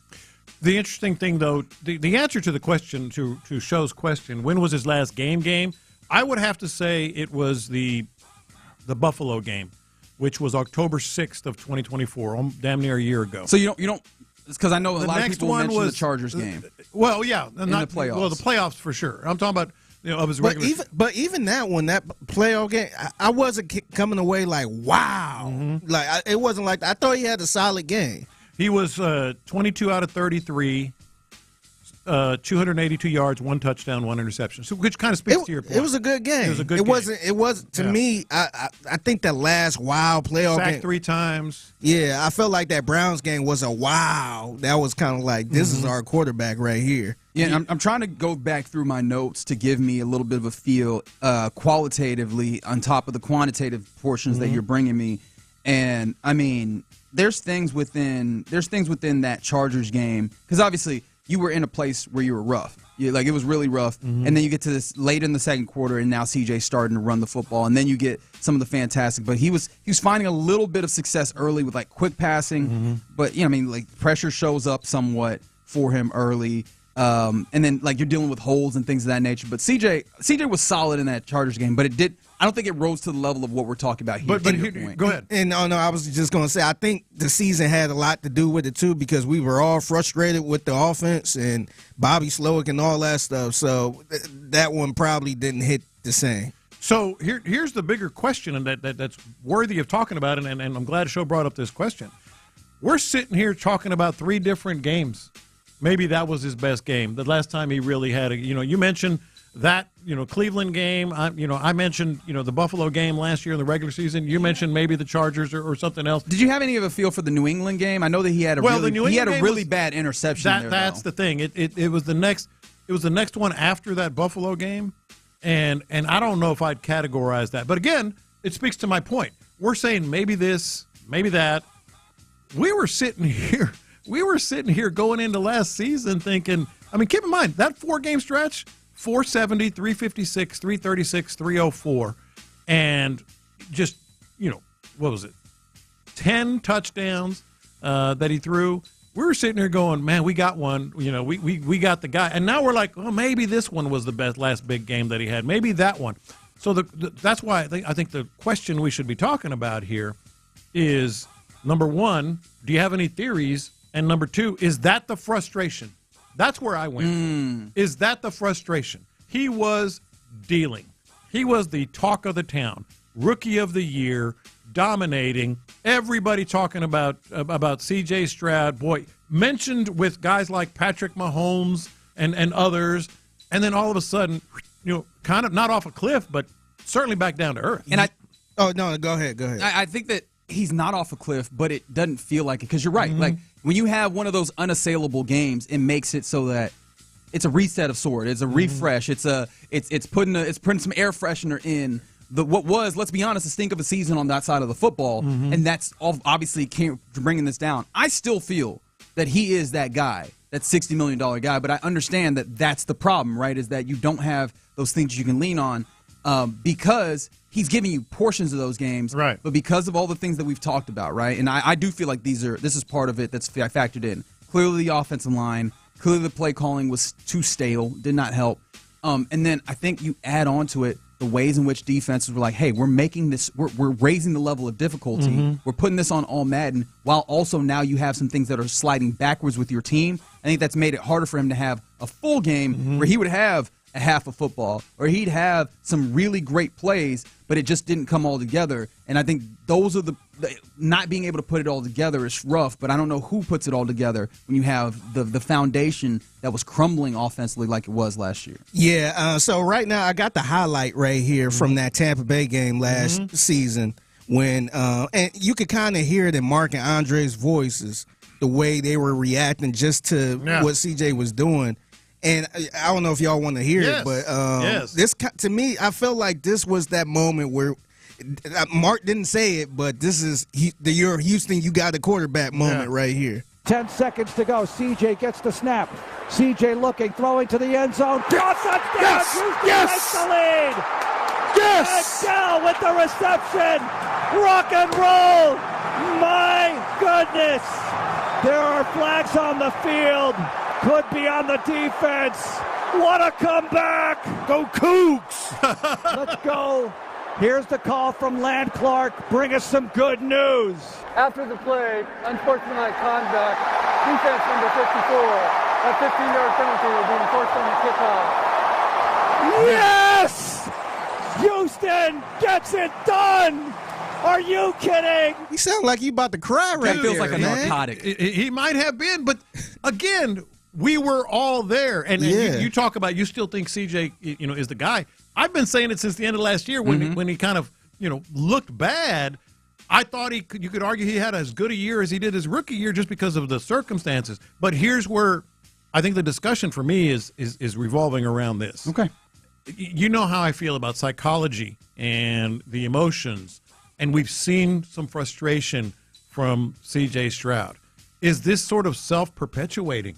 Because he's had some bad games.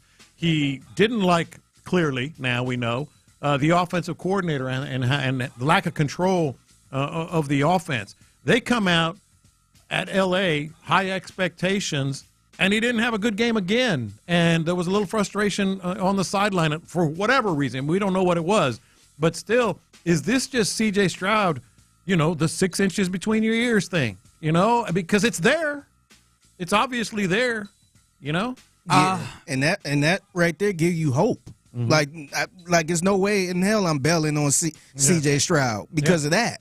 But I do wonder if was that just a one-time thing or a couple-time thing? Or no, because we've seen him do little bits of that. Obviously, I can mention 4 straight the Chargers game. That started. I agree with y'all. But we also see a lot of people that had a great rookie year and was never the same. So you don't want to be caught up in that situation where now you pay him and you'll never get that fix again. Yeah, but some of this is like you got the roles growing through the concrete, right? Because we've talked about the offensive line. We talked about the coordinator. A great text that comes in is reminding us who is CJ throwing to in those games. Because you talk about week 3, week 4, week 5. After that, that's about when you start getting the offensive line looking real crazy, and you start seeing that fall apart. You're starting seeing Diggs get injured midway through the season. You get Tank Dell. Obviously, that's much later. Tank Dell is week 16. But, you're seeing these things fall away where the things that are there to support him aren't there. And, yes, I understand. Once a guy gets paid, that's somewhat how team building has to start going. We see this with Josh Allen out there. Who is he throwing to? Can you name his wide receivers in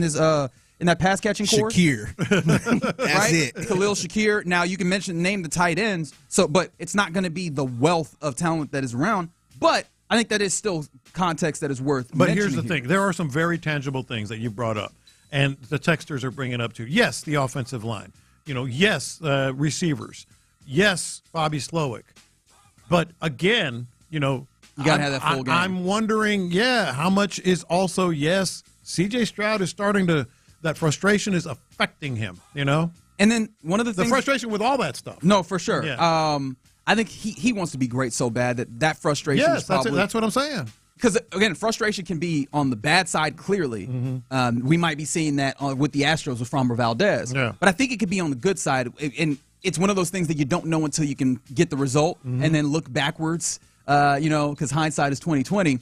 And then you get a feel for what that frustration is. Clearly, there's some of it. Yeah. I tend to believe that leans to the positive. Now, I know not everybody's there. From the 832 here on the text line, C.J. Stroud is not a good quarterback when it's come to decision making. Clearly, based on him not understanding pre-snap, and this is one of the things that I was kind of talking about when we were comparing, Tom Brady, his era early in his career compared to now is pre-snap is becoming smaller and smaller parts of what a quarterback does. Right. It's getting more difficult, and we saw that with the Rams. They're disguising things into the game, and now he has to make decisions quicker and quicker. And so even the jump that happened from year 1 to year 2 that we were talking about, where defenses are now giving him too high shell, now that he's dealing with some other things internally. I think he's also had a difficulty jump this year as well that we might have to see him out a little bit. So I understand the people that are asking the question, because it's fair.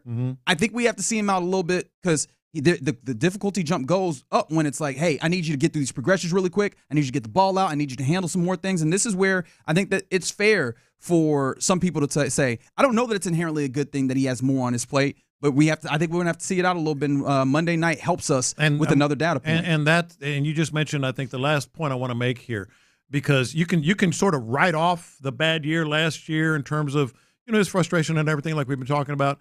But you go into Monday night, this is a guy that wants it so bad. This is a guy that really has been frustrated and didn't have the game that we thought he should have week 1. You get on national TV, the only game in town, and you have another bad game. They split it up. Well, of course. But you're still the only game in town for a while. Yeah. Until for at least 2.5 hours. That frustration, that's what I'm looking at. Like, he needs a big game now. He needs a big game now, because then that might compound itself. Yeah, I'm just wondering when are we going to look at and say maybe is CJ the problem, because we keep talking about the O-line, we talk about we talk about everything else, the coordinators. So I'm wondering, when is it going to get to a point where we might feel like CJ? Now would be a good time. CJ thing. I think now is a very important time, because I think you have. I mean, look.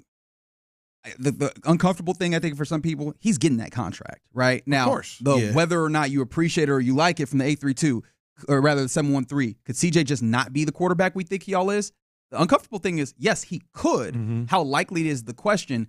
And I do wonder, as we're trying to isolate the variable to find that, does it then become more and more apparent? Again, we have 1 week, overreactions, all that. Does it become more apparent that in order to try and find that and isolate that variable, you should have given him a coordinator that because that's another thing that you just added as a variable that's going to make this a little tougher to see. Yeah, especially with that New England offense type of deal, because I felt like the Shanahan offense I thought that was cool. I just feel like it was maybe the wrong messenger for it. Yes, that's a good way to put it. So we'll see what it looks like. We will see what it looks like, because Monday, obviously it's a primetime game. The roof seems like it'll be open. It's a whiteout. You've got familiar foes in the Tampa Bay Buccaneers that you faced a couple years ago. But this is probably the bigger story that you have bubbling underneath this one coming up at 6 p.m. on Monday, and you'll hear that right here on Sports Radio 610. Coming up next, let's get to our lunchtime confessions here in Loop on Sports Radio 610.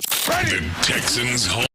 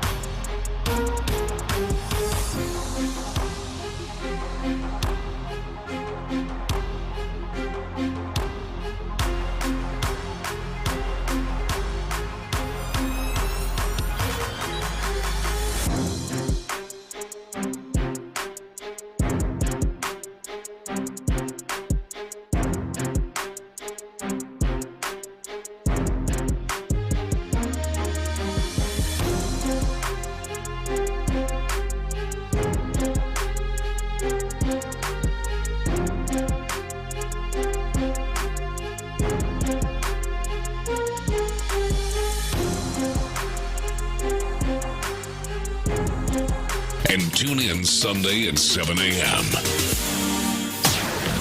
Sometimes it's sports, sometimes it's not. Whatever it is, Reggie and John are keeping it real. It's In the Loop's Lunchtime Confessions, presented by the Men's Clinic on Sports Radio 610. Watch this. These are my confessions. Man, I hope Carrie Underwood does not hear this. Uh-oh. What you think she gonna do? She gonna come up and fight you? Well, I was mad at her. I was kind of mad at Carrie. For a while. Yes, I'm listening. Yeah. She might have been mad at the show last week. But she'd be mad at me, and that's talk fine. about how we had the TV on mute. Whenever she not me. I put it on the list. If you hear this, Carrie, that was me that said I put it on the list. But here's I was a little mad because this thing making the rounds yesterday and day before, I think it was late on Tuesday. Carrie Underwood makes $1 million a week for the Sunday Night Football theme. Because she does make new ones. Like, they're specific to the game. For every game, yeah. In fact, she records all 17 or whatever it is in one day. I would hope so. It'd be real uncomfortable to have to go to the studio every week. Yeah. So I was a little mad. I was like, man, $18 million, that's a little bit much, right? For that? It's Carrie Underwood, though. Yeah. I mean, she probably get... I'm sure I'm not in her pockets or nothing, but I'm sure she probably get maybe $250,000 for a feature. I'm glad you brought that up. I can easily see that. But now I'm back to loving Carrie Underwood. Oh, okay. Because the reality is that was a false report. Wait, you were being a hater? I was mad at her. I was like, come on, you don't need to be taking. Oh, that wasn't a real report? Wasn't a real report. Oh, I thought that was real. Fake news. Damn. Well, I appreciate you doing the investigative journalism here on John Lopez Finds Out. My middle name, you can just say Pablo now. Anyway, instead of Philip. No, look, she was on Howard Stern and said that she basically does it pro bono. So she probably gets a little something, but basically free. So how can you not love Carrie Underwood now? Because I still think I don't like the song. Shout out to Carrie Underwood. Maybe that's why you don't like the song, because she ain't getting nothing for it. So If she might as well if half-ass they put some money on it, it'd be better. She's doing it for the people, man. She's doing it for the people. Now, she had a feature with Brad Paisley or something. It'd probably be a lot better. Can I ask you, though, in the same vein, because you were one who was not really big on the Sunday Night Football. I do wonder on her, on not the theme. The theme, yeah. The general theme. You like her. You love her, in fact. Yeah. Does it change your mind? Because weirdly enough, I found out this week that was composed by John Williams. The Sunday Night theme. Yeah, he's the best. He's the best. No, I don't like it. I mean, everybody has a bad day. I was just wondering. I don't expect you to say it then because I imagine that would make you look bad. Yeah. But sometimes finding out, they're like, that's John somebody I Williams, respect that did that. Maybe I need to think about it again. Side note, John Williams did the greatest Olympic theme ever. Remember his Olympic theme? I don't. I'm going to need to go find it. We'll move on, yeah. But yeah, great.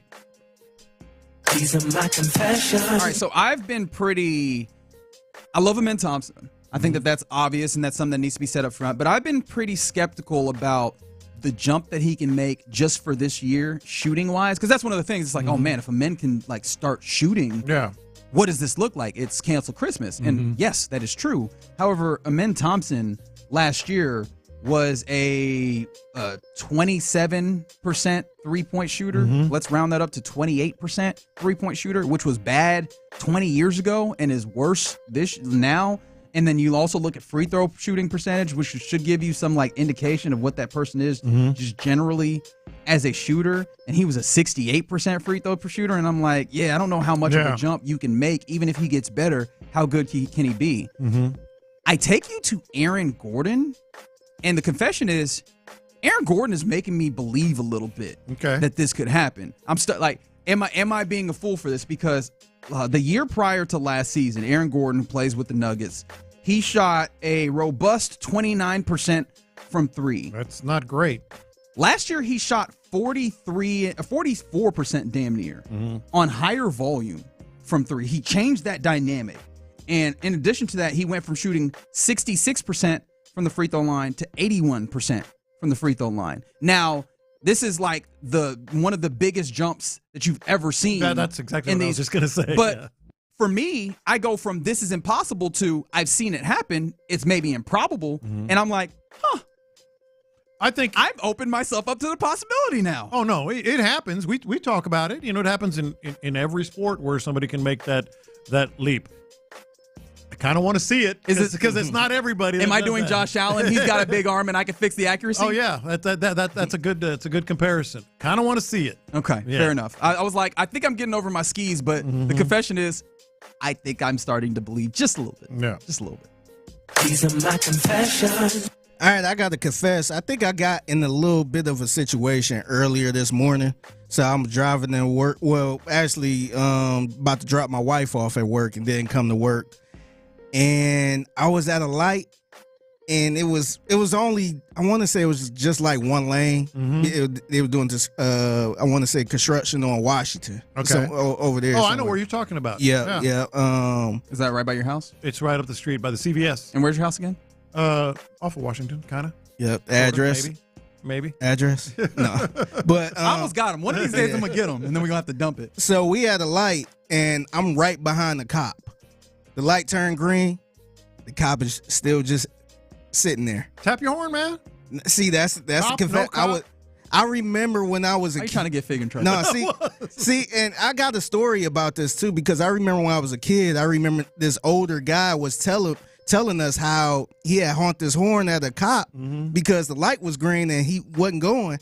And the cop threw his lights on. The guy at the car said, "Don't you ever honk your horn at me." Yeah. I thought you were going to say that the cop gave him a ticket, and I was like, is that illegal? No, he got out pretty much cussing him out. Don't you ever honk your horn at me. Wow. I don't know how he honked the horn. I don't know if it's a little polite tap or. You got to, just a tap. Why don't we have two? Like, I feel like we should have the scared regular to do horn. it, man. So I sat there the whole time. The light turned yellow. He took off. Oh, so I was God, stuck. I was stuck at the light again. So I'm just like, man, it was. I didn't want to chance it, man. I could have easily been. Yeah. But I didn't want to chance it. I don't know if we. You probably made the right call. I'm sure we got some cops out there that's listening. Is it polite to do a little tap? Because I'm sure the cop was probably on his phone just or something. like everybody else. Yeah. So he wasn't doing anything. I'm sitting there looking around like, what's going on? Mm-hmm. And then the light turned yellow. I wonder also what our listeners would have done. Cop in front of you, not going when the light turns green. Do you tap or do you not tap? Do you just sit there like a punk? Yeah. And just sit. Well, if it was anybody else, of course. Get your ass. Come on. With that cop, I was just like, well, wonder what's going on around here. Yeah. I was scared. I didn't know what to do. Mm-hmm. Why don't we have two horn sounds, though? Like, we should have the normal one that's like, hey, I'm basically cussing you out. We should have one that's like, hey, excuse me. The reminder. Hey, man. It should sound like the bell. Ding. Yeah, just, hello, friend. We need you to move. Yeah, something like that. These are my confessions. All right, tell me I'm not crazy. So we've established, and we talked about this already today, I am much more confident in Jason Alexander over Fromber. I think most people are with you. Most there. people are, and we gave out the numbers since July. It's not even a comparison. I think Jason Alexander, if I remember correctly, is like 5-1 over that span. No, I got it right here. 3-0, and the team is 7-0. Meanwhile, Fromber is 1-5 since the end of July, and the team is 1-6 with a 5.95 ERA. So we established I'm more confident, as a lot of people are, in Jason Alexander over Fromber Valdez. My confession is, I think I'm more confident in AJ Bluebaugh too. That's a. I gotta look at his splits. That's a little bit of stretch for me. That's why it's a confession. Yeah, no, I got you. I always say you can't help how you feel. Yeah, you can say whatever you want. It's kind of where we are. This is true. That is true. You can give these hot takes and strong opinions and weak opinions and all that, but when you sit down and watch a game, you only feel a certain way. You can't help it. I always say that. When I watched AJ Bluebaugh pitch, I was like, cool. The next time I watch Fromber pitch, I'm gonna be, oh my God, what's coming. Do you feel like Jason Alexander kind of made his mark for next year to be in the rotation? He made his mark if they get to the postseason. And by the way, I think Bluebaugh should take Luis Garcia's spot. Oh, wow. So you're just throwing all the takes in here. Well, he's been a starter. He has been a starter. And he's been good. And look, this is not, he's had one game as a starter as well. So like it was that. Well, what I'm saying is he's been a starter. He knows how to start games. Yeah. And I mean, in his 3 relief games, 3.60 ERA. It's not been bad, and he really acquitted himself incredibly well a couple nights ago. So I see what you're going for. I can't get there, but I've appreciated him, and it's nice to. Well, again, I can't help how I feel when I watched him pitch and watch him pitch versus Framber right now. I have more confidence in Blue Ball. And the sad part is I can't call you crazy. Yeah. I want to call you crazy so bad. It sounds crazy, but it's not crazy. No, I can't do that. Alexander and Blue Ball are pitching like they want to be there. Fromber's pitching like he has to be there, says Rob. Oh, that's a good way to put it. That's not a terrible way. Shout out to Sean deeming him the senior Addis pitcher right now, because that does feel accurate as well. All right, that's a little lunchtime confessions as you're used to getting here in the Loop. Coming up next, it's the Thursday, so we've got to do some buy or sell. Are you buying what these various people in sports are trying to sell you? 713-572-4610. We'll do it next on Sports Radio 610. Oh! The Drive.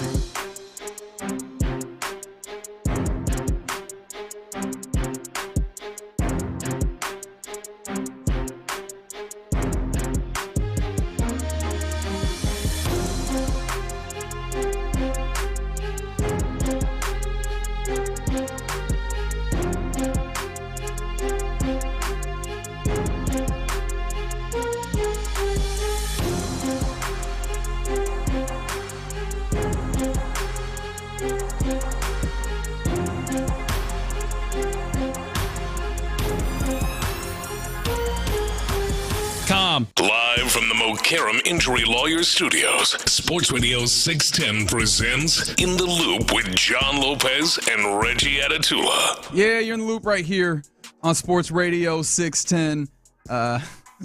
What happened? What Somebody said, I said I have more confidence. You can't help how you feel. And I have more confidence in Bluba over Fromber. Somebody said, what about Chaz? When he comes back up to the major league squad, he might have more belief there as well. Nah, that's a little bit wild, but shout out to Chaz for holding it down when he's had to as well. All right, it's Thursday, 12:40. Let's do a little buy or sell. Are you buying what these various folks in sports are selling? It's one of my favorite things to do in the week. John Lopez. Let's go. Let's do it. All right, let's start local, as we like to do, if they say something that may or may not be buyable, so to speak. So purchasable, whatever you want to call it. Joe Espada said he did not know more than he did not know any more than elbow discomfort regarding Luis Garcia. He also said, hopefully he can work his way back. And this was immediately after the game, wasn't it? Well, the second part was yesterday. Yeah. I actually will buy that. I feel like when some of those injuries happen, especially in the midst of a game, the medical staff will keep it kind of quick unless it's like oh yeah, we know exactly what's popping. Like, all right, well, this is generally what we're thinking real quick, so that the manager stays in his situation or the coach stays in their situation. So I can believe after the game that he hadn't had as much information. Plus, low-hanging fruit. Who knows if the medical staff knew what was happening? Yeah, they might not have known. But he might be telling the truth. I'll buy it. I'll buy it here. But the thing that I think you're getting to is even if he did know, he's not going to give us too much right now, I don't think. Yeah, I'm buying the first part you said. His second part when he said hopefully you could get him back soon. I think in his mind he probably I don't think he believes that for real, man. I think he probably just being nice there. Yeah, I think you're right. Because that was not a good sign. No, and I'm actually going to sell both parts of this. Okay. Not because he necessarily was given an immediate MRI right after the game. That's impossible, the results. But I think when you talk to people who were there and see the interviews. That's true. The locker room knew. The entire clubhouse knew. Yeah. I mean, the things that they were despondent. They were despondent during the game.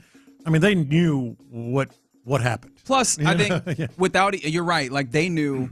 I think anybody cry. 713-572-4610. Was CJ at the game? Good God. I think also it's worth noting, and I don't know why I didn't mention this the first time around, is you could just use his own face. Yes. It wasn't like I don't want to chance it look. At least as I'm interpreting it, and you guys could tell me if you think I'm wrong, when he gives that, oh, no, I'm not going, it wasn't like I don't want to chance it. It was a, come on out here. He kind of gave that look. If you ever tried to fix something and it's broke, and you just tried to double check that last time, like, gone.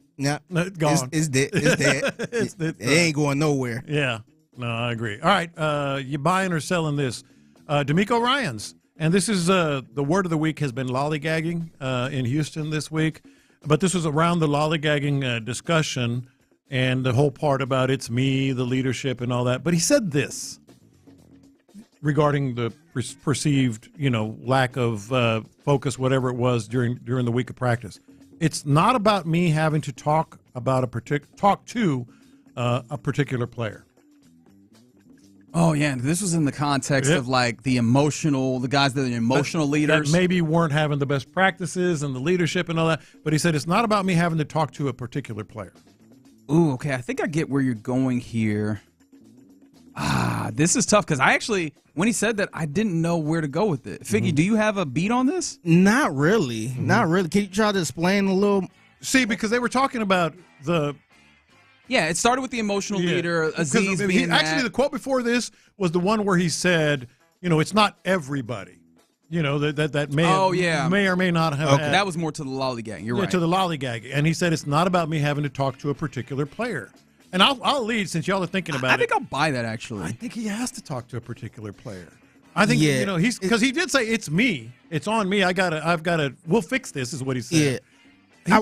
If somebody is not having the practice that you expect them or want them to have, You have to talk to him. Do it seem like, because I'm trying to remember how the questions were asked, because I think they were asking about like the vocal leader. That was a two-parter, yeah, but this was about the actual practice part. And CJ's, his statement after the game talking about like, maybe not having the best practice. And I get where you're coming from. Yeah. And actually, you know what? I think you flipped me. I think this is a sell because I think in theory I go by because it seems like DeMeco Ryans' his approach is, you guys are adults. Yeah. I'm treating you as adults. I'm going to set the standard, and it is upon you to meet the standard. I think the question, though, is if that has been the approach, and in week one they haven't met the standard, I think that there needs to be a little bit of conversation with. That's where I am. With some folks about, hey, guys, I'm treating you like adults. I'm not going to treat you like children, but we're going to need to have a heart-to-heart to make sure that we're on the same page. Because why is it that the first time out we're not meeting the level? Yeah, I'll roll with y'all on this one. I'll sell it too. All right, Brian Callahan, Tennessee Titans coach. An elbow does not equal 2 feet, according to him. He said that he misinterpreted the rule, and then he said that he misspoke, quote, I'm well aware of the rule. I'm selling it. And this is one of those times where I can easily get up here and say what you should have done. I know that none of them are preferable, and I will also even go further. I wouldn't have given them the benefit of the doubt if he did the thing that I think is the most right, which is, hey, you gotta own it. That's exactly right. Dominic Foxworth played in the NFL. He works for ESPN. I think he says something that I always appreciate, which is accountability plays. Like, put your hand up. My bad. And especially from a coach, from a leadership, because you're so used to in the football space and a lot of other spaces that the hierarchy, the authority there is always going to be there. But you get a little bit further by going, all right, I'm human and I'll acknowledge that I made a mistake here. We, the general media and the people outside, we're not going to give him a lot of leeway there, but I think he would have earned a little something from his team if he goes, you know what? You're right. I missed that. I'm dumb. I did not realize that. I screwed up. But now I know, and it won't happen again. Yeah. And so trying to come back and like, no, I knew. I just forgot. Right? I don't think it plays. Yeah, I'm selling it too. I feel like he would have been better off just being honest. Hell, I think David Culley kind of went through something like that. Yeah. Here, where I guess later on in the week he ended up talking about how that was my bad. I messed up on that one. I thought it was this play, but it was that play. So it ain't gonna look good regardless. But at least you being honest. And the thing that sucks about accountability, though, is if you're honest and it keeps happening, it don't matter how honest you are, dog. You got to get this right eventually. Yeah, I think the whole thing just scrambled his brain. I mean, he said I misinterpreted, then he said I misspoke, then he said I'm well aware of the rule. That's 3 options.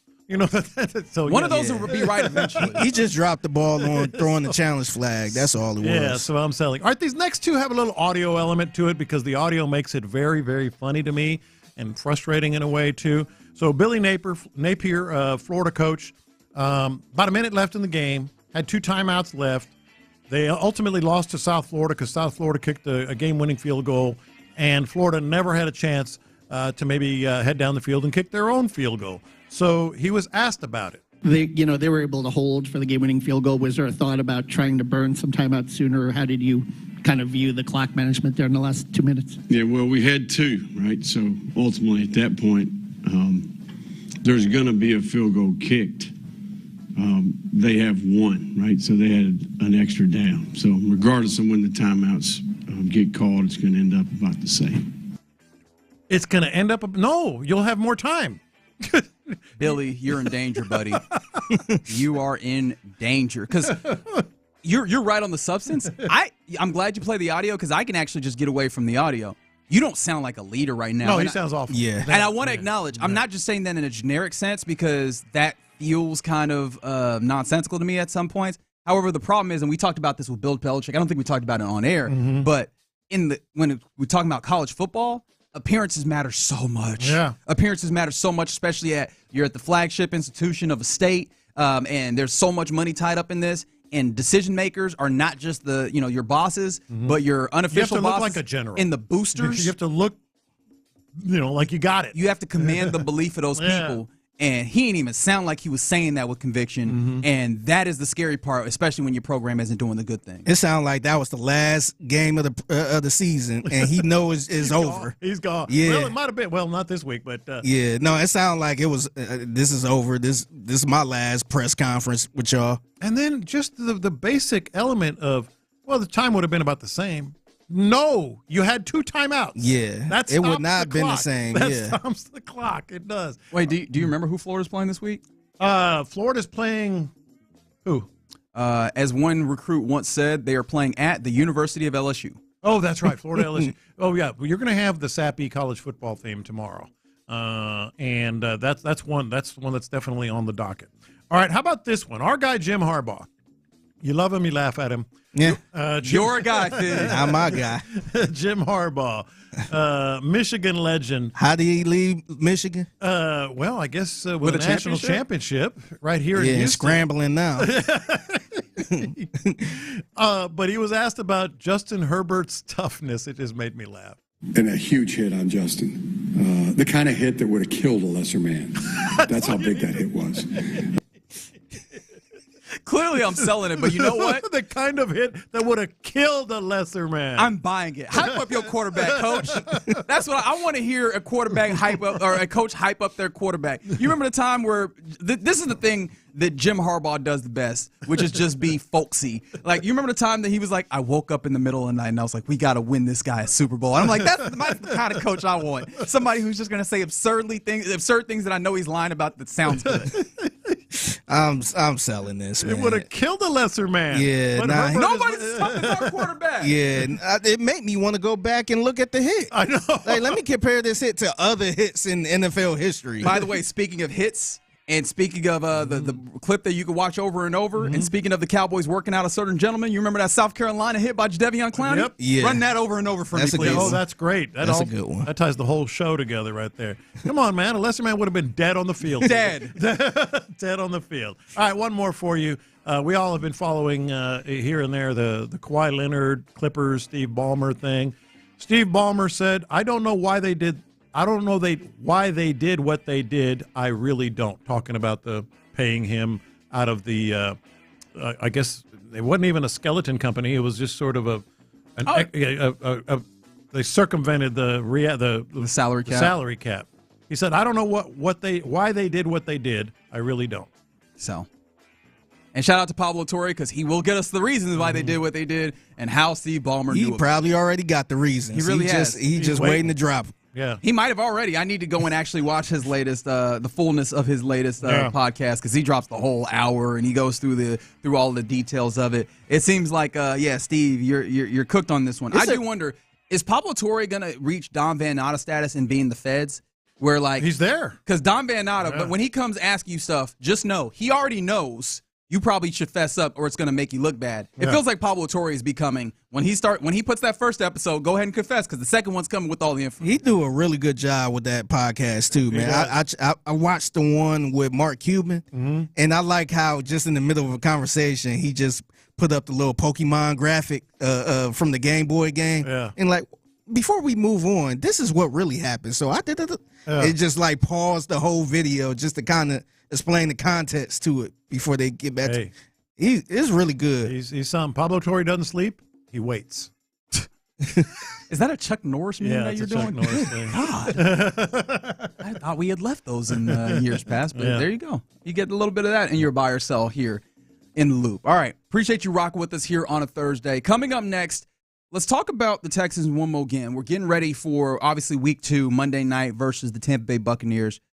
If you could only have one, because it's Sports Talk Radio, what is the single thing that the Texans would need to do better in order to get a victory on Monday? 713-572-4610. We'll talk about it next on Sports Radio 610. All right, the single thing.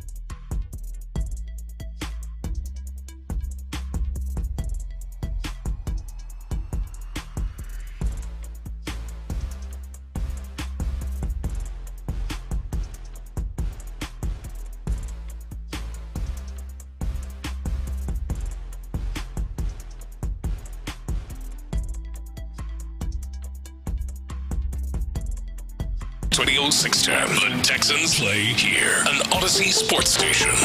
Sports Radio 610 presents In the Loop with John Lopez and Reggie Atatula. That's right. You're in the loop here on Sports Radio 610. Appreciate you rocking with us. And it feels good to be headed towards another weekend in football.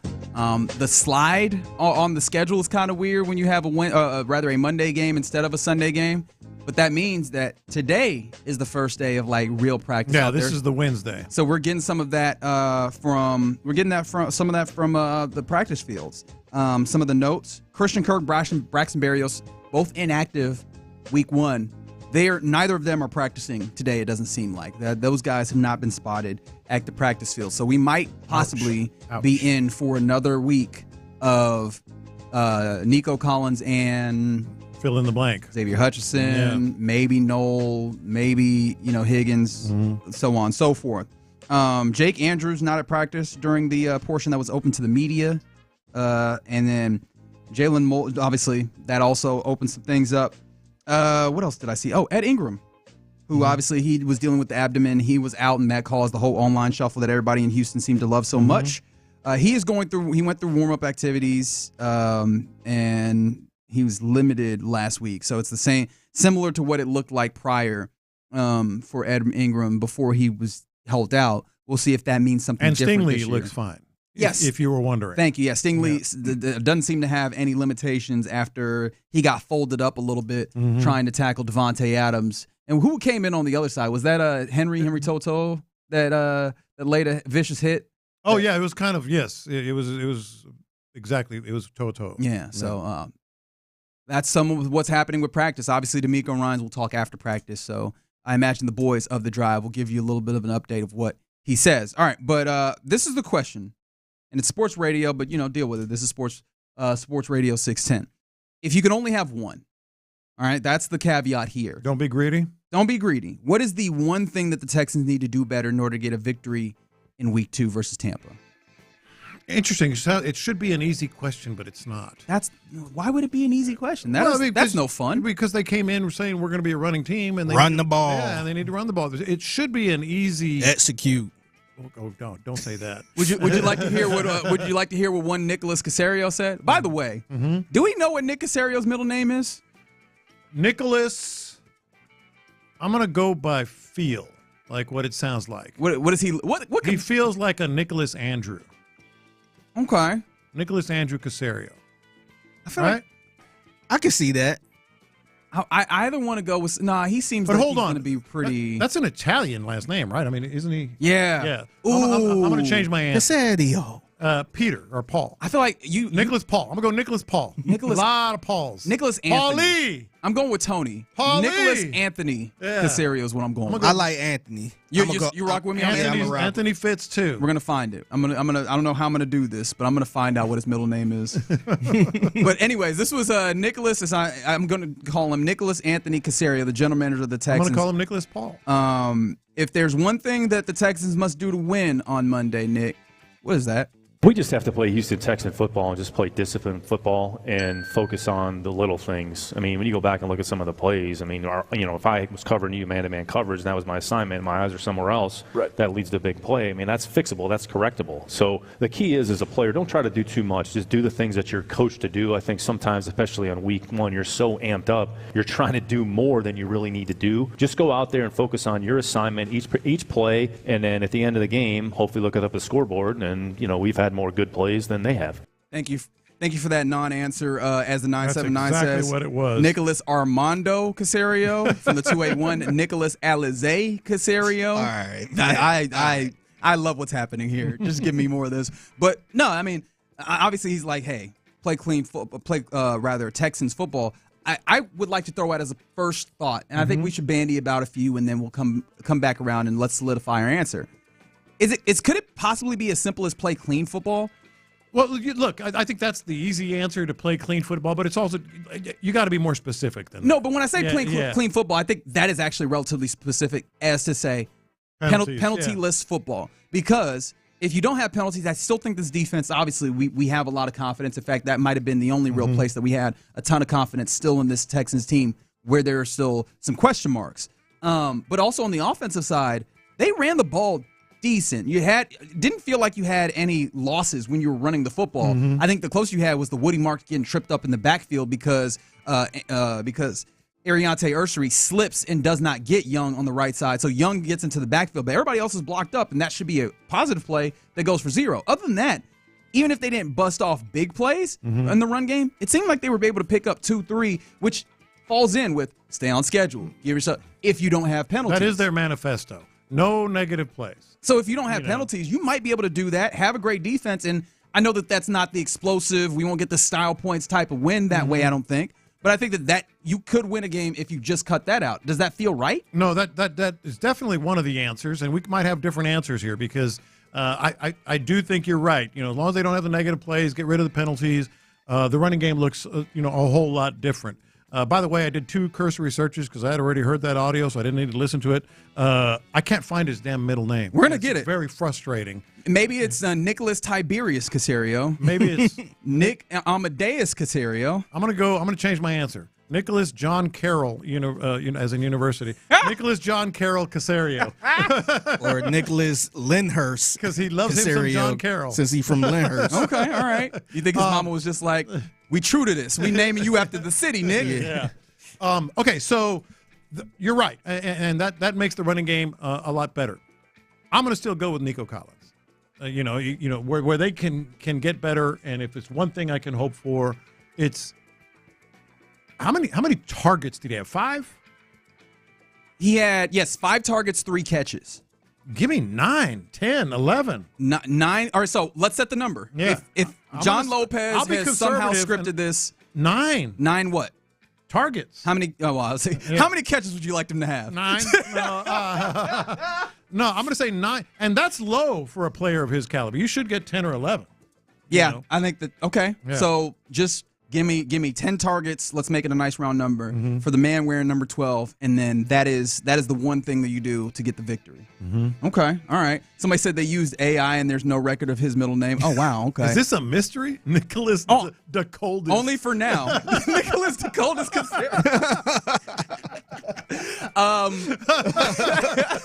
I'm going to change my answer again. We got to find out what his it's going to happen. name We is, have man. to find out. Look, I've been praising Pablo Torre. Sean, just text Nick Caserio. I've been praising Pablo Torre. This is where I'm going to become Pablo Torre. I will find that man's middle name if it's the last now, thing do I you think it's a unique middle name, or is it just generic as hell type I think it's a Paul or an Anthony, like you Paul, said. I think it Anthony, might be. Michael. Yeah. It feels like it, but I also would love if it's one of those where he has one of those names that can go either way, like Nicholas Ashley, the 2-1, or Nicholas Stacy Caserio, something like that. One of those names that could go either way would be hilarious to me. Not that it'd be a bad thing, Nick. I'm not. Do you think it's going to be a name that's in the Bible?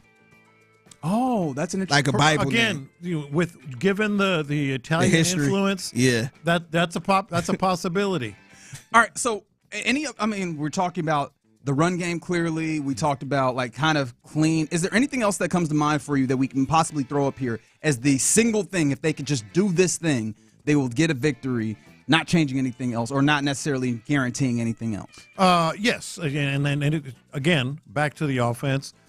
Just that extra pat of the ball for CJ Stroud. So you're falling right in. You want to see more passing from this team. I absolutely do. And I get that just because D'Amico Ryan said we need to get Nick Chubb more carries, that doesn't necessarily immediately mean you're not going to have as many passes. Can I play that for you, though? Yeah. Because I think we might have been somewhat misinterpreting what D'Amico says. So I want to hear from needs more touches, the proverbial horse's mouth. This is D'Amico Ryan's obviously on Texans All Access talking about Nick Chubb and his role. I think Chubb ran the ball really well. We tried to mix it up with the backs.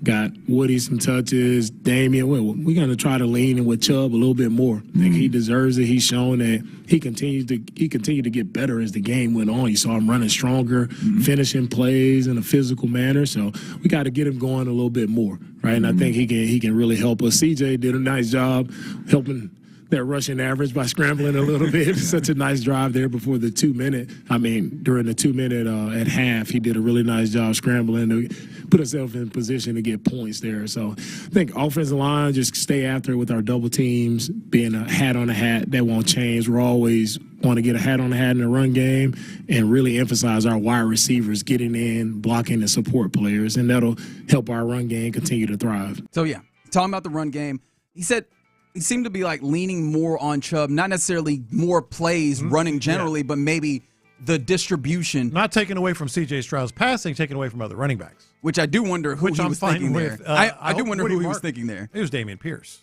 Had to be. You know, they had to have seen enough, but they do love the guy. So we say that, but every time we want to do that, Dameon Pierce still come up with something, don't he? Who knows? He leave with something. Nick Sonny Caserio. Sonny's not bad. Nicholas Antoine Caserio.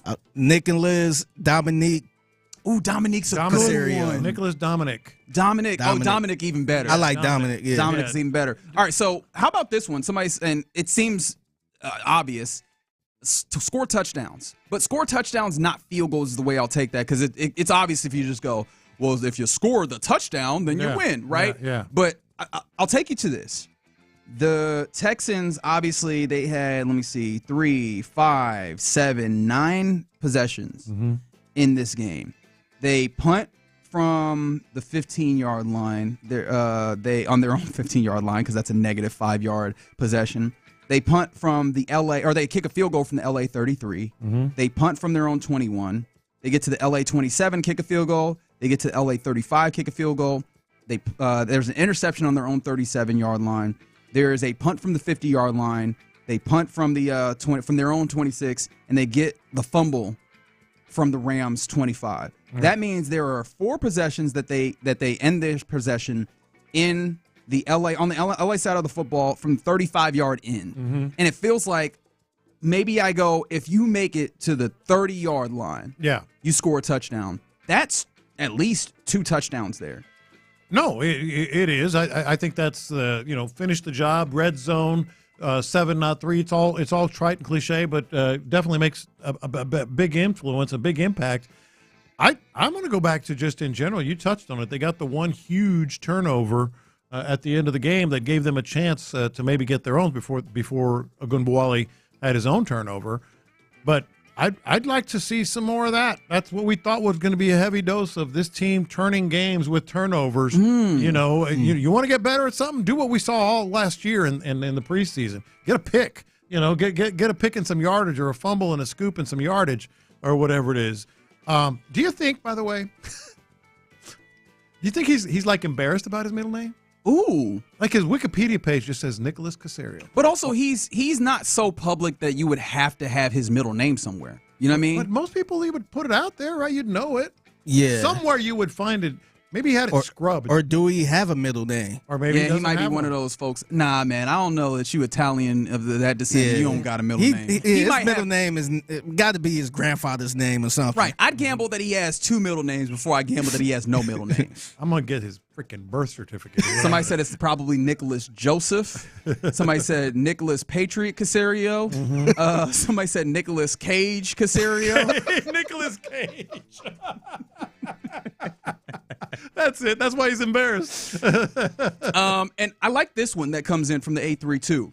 As we continue to ask the question, if you if you can only pick one, what thing would you like to see different from the Texans that would help them win this football game come Monday? And from the 832, they go 3 20-plus yard plays in the game. Good luck with that. Explosives. Yeah.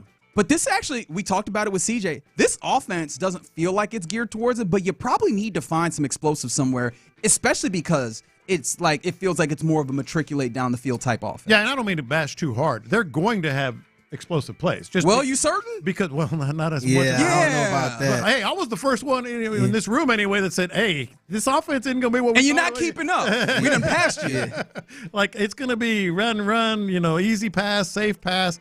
What I am saying, though, is part of that is ultimately 2-3 times a game, maybe, you pull it out. You pull it out and you take that one shot down the field. Should I not have said that? Sometimes you got to pull out the Chubb, man. That one was too far. I'm going to have you. What you talking about? You sound like you got a law firm right now. I need you to calm down. Did Miko want more Chubb? What you talking about? He did. That's on the record. From the 832, it's clearly Nicholas DeForest Caserio. Yeah. Nicholas Dante Antonio Caserio. That does feel right. Gambino. We might be leaning too much into the Italian. They're leaning heavily into that. It's just going to be like probably some Michael. Nicholas Matthew. All right, so let's go ahead and set our final ruling. How are we feeling? Because we threw some things out here: clean football, touchdowns. You threw out turnovers. Mm-hmm. It's explosives. Just get Nico the ball? It's just Nico. Just get Nico I don't the know ball. how explosives get him 9 touches. I was going to mention, how y'all feel about just getting the ball out quick? Well, they tried to do that.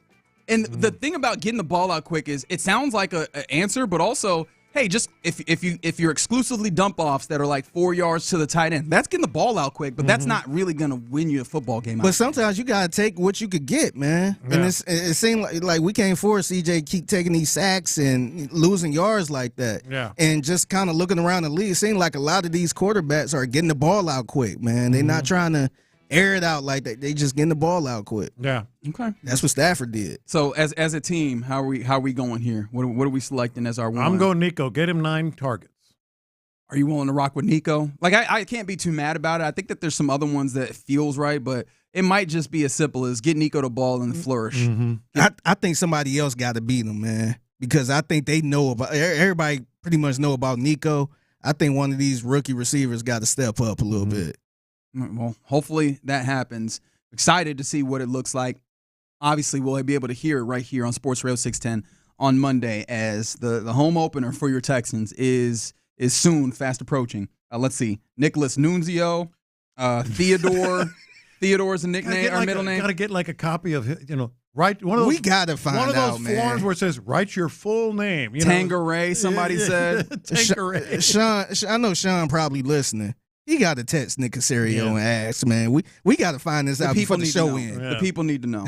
I want to remind you, football talk and sometimes middle name talk on Sports Radio 610 is presented by Paramount Plus. Sylvester Stallone is back in the original hit series Tulsa King. This season, Dwight faces his most dangerous adversaries yet, forcing him to fight for everything he's built and protect his empire. Stream the new season of Tulsa King on Sunday, September 21st, exclusively on Paramount Plus. All right. You're in the loop here on Sports Radio 610. Coming up next, we get ready to hand things off to Figgy Fig for the mixtape. What you got for us, man? Yeah, so I got a story about a guy who was gambling on the ship and decided to jump it. Jump? He jumped ship. Apparently, he owed a lot of money. Oh, Lord. So I got the story about this. Plus, I got a bunch of snacks or a couple snacks that are hitting the streets. And I want to know if you guys are willing to try. Sounds great. Let's do that next. All right. Texas Star Grill Shop. Texas.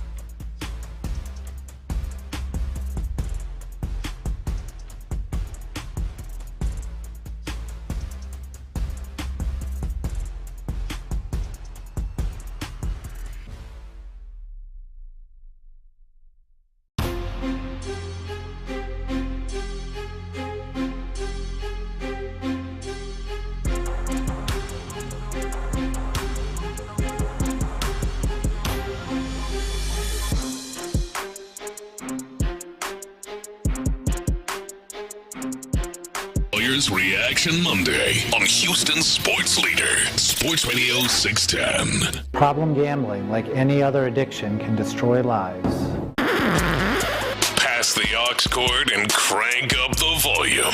Figgy Figs in the driver's seat. Sit back, relax, and enjoy the ride. It's time for Figgy's Mixtape on Sports Radio 610. Yes, it is the Mixtape in the Loop, Sports Radio 610. It's your man Figgy Fig holding it down on a Thursday. Happy Thursday to everyone out there. And we trying to get our Pablo Torre on as we speak, man. We trying to investigate and see what the GM of the Houston Texans middle name is. But yeah, somebody reached out to me and said they're gonna try to find out. Ooh. All right. So hopefully we have correspondence on it. Yeah, hopefully we can get it before the show ends. But Nicholas Esquire Caserio. You got to go through his garbage to see what the old mail says. Yeah. Is that a felony? Maybe. I think that's a felony. It might be. But for right now, we're going to roll with Nicolas Cage Caserio. Yeah, that's the best one. I guess, yeah, until we find out his real name. From the 832, Nicholas Denzel Caserio. Mm-hmm. Okay. Yeah. Somebody said Nicholas Olufemi Caserio. I was like, he don't got a Nigerian middle name. Yeah. I bet that would be hilarious if he did. I would throw myself off of this chair if that was what it was. Y'all might be related at that point. Me and my cousin. Anywho, we'll get to that later on. But a silly criminal right here, man. So just imagine a man who is on a Royal Caribbean cruise ship. So he was partying. Yeah. Royal Caribbean, huh? See, if you're talking about someone acting up on a cruise ship, I thought it would be Carnival. Oh, I was thinking Carnival. Yeah, Carnival is known as the big. That's the party. Yeah, pretty much. But so apparently a guy decided to jump off the ship because he had a gambling debt of $16,700. And so we gonna go to Cruise News Today, who kind of keep up with all the news stories that drama that happens on cruise ships. There's a Cruise News network? It is. Why have I not been watching this? Yeah, so I bet that is incredible. Hey, here's the Cruise News Today with the story. A Royal Caribbean passenger is facing federal charges after jumping overboard in San Juan, Puerto Rico to avoid more than $16,000 in gambling debt. Yeah, authorities say that Jay Gonzalez Diaz leapt from Rhapsody of the Seas during debark in San Juan. He was quickly picked up by a jet ski boat and arrested near the Capitol building. Officials say he carried nearly $15,000 in cash, multiple cell phones, and 5 different IDs, including one belonging to his incarcerated brother. He's charged with failing to report large amounts of cash entering a U.S. territory and has since been released on bail. This is the second person jumping off a Royal Caribbean ship in the past 2 months.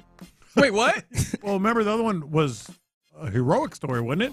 The kid fell in the water. Oh, I don't recall. I don't remember that. You don't remember that? The kid fell in the water and the dad jumped in, and then they ended up saving him. Yeah, that's awesome. Yeah. But that's a long jump too. Them things are giant. Yeah, very long jump. By the way, he is facing $250,000 fine, and he can face up to 5 years in prison. So that report. I'm glad you played. What is it? Cruise News. Yeah, it was Cruise News Today on YouTube. That changed my whole attitude. I thought this was just a really sad case of a desperate guy that went into debt and didn't know how to pay and jumped off and now faces criminal charges. No, this dude is a criminal. No, he's a criminal. Yeah, this dude is a criminal. And he tried to dip out on that debt. Sounds like he's done it before or done something similar. Yeah, especially he got the I don't want to say the fake passport or whatever it was. But he said he had his brothers, which that feels like a real oversight here, right? Like you can't have the fake passport. No, he had but then 3, so one of them I guess was his brothers. Yeah, that's phony right there. Yeah, but I mean that is a trail. Yeah. At least if you're gonna have fake ones, just have all fake ones so that they can't tie you back to who you really are. It's like fake, but this one will get you this. You'll figure out who I am real quick with this one. Yeah. So man. I guess now I lost all sympathy. Yeah, I lost all sympathy. Yeah, he owe even more now than if he would have just stayed on the play. Maybe he was just running from something. I don't know. Maybe it was more than just the money. We got more. You got more names? Sorry, bro. Someone said Nicholas Percival. Someone said his middle name is Carmen. And my personal favorite right now, from the 281, Nick at Night Caserio. Why are you like this? That's a good one. So I want to ask y'all this. So we got a couple snacks that's kind of, I guess hitting the shelves, I guess, or the freezers in this case. So I want to know if you would try this. Would you try this new sunscreen flavor ice cream? What does sunscreen taste for? like? Yeah, what does sunscreen taste like? That's what I want to know. I mean, I use it a little bit, but not enough to taste it. But so apparently Carnival Cruises, we just brought that up. Carnival Cruises and Van Loen teamed up with to make this happen, and it's pretty much the flavors of vanilla with notes of coconut and salt, and it got a salty kick, like to the it. salted caramel or something like that. I guess so. Well, that's not sunscreen. They're just calling it that. I guess they just calling it sunscreen. And People Magazine apparently got their hands on this, and they said it was surprisingly good. So is this something you would be interested in? The vanilla, coconut, and salt actually sounds pretty good, but the name is not hidden. Yeah, sunscreen flavored ice cream. Yeah, I don't understand where it came from. I don't know if they have like some type of coconut vanilla sunscreen or whatever. Yeah. I think it's just supposed to be something cute to kind of give you the effect of vacation. But that would be, in fact, it was incredibly off-putting. Sunscreen, who does? It reminds me of the people, or like the kind of like the stunt marketing of doing some random flavor of like Mountain Dew, like Cheeto Mountain Dew, just to like get your attention. Because nobody actually wants this, right? Or garlic ice cream. Yes.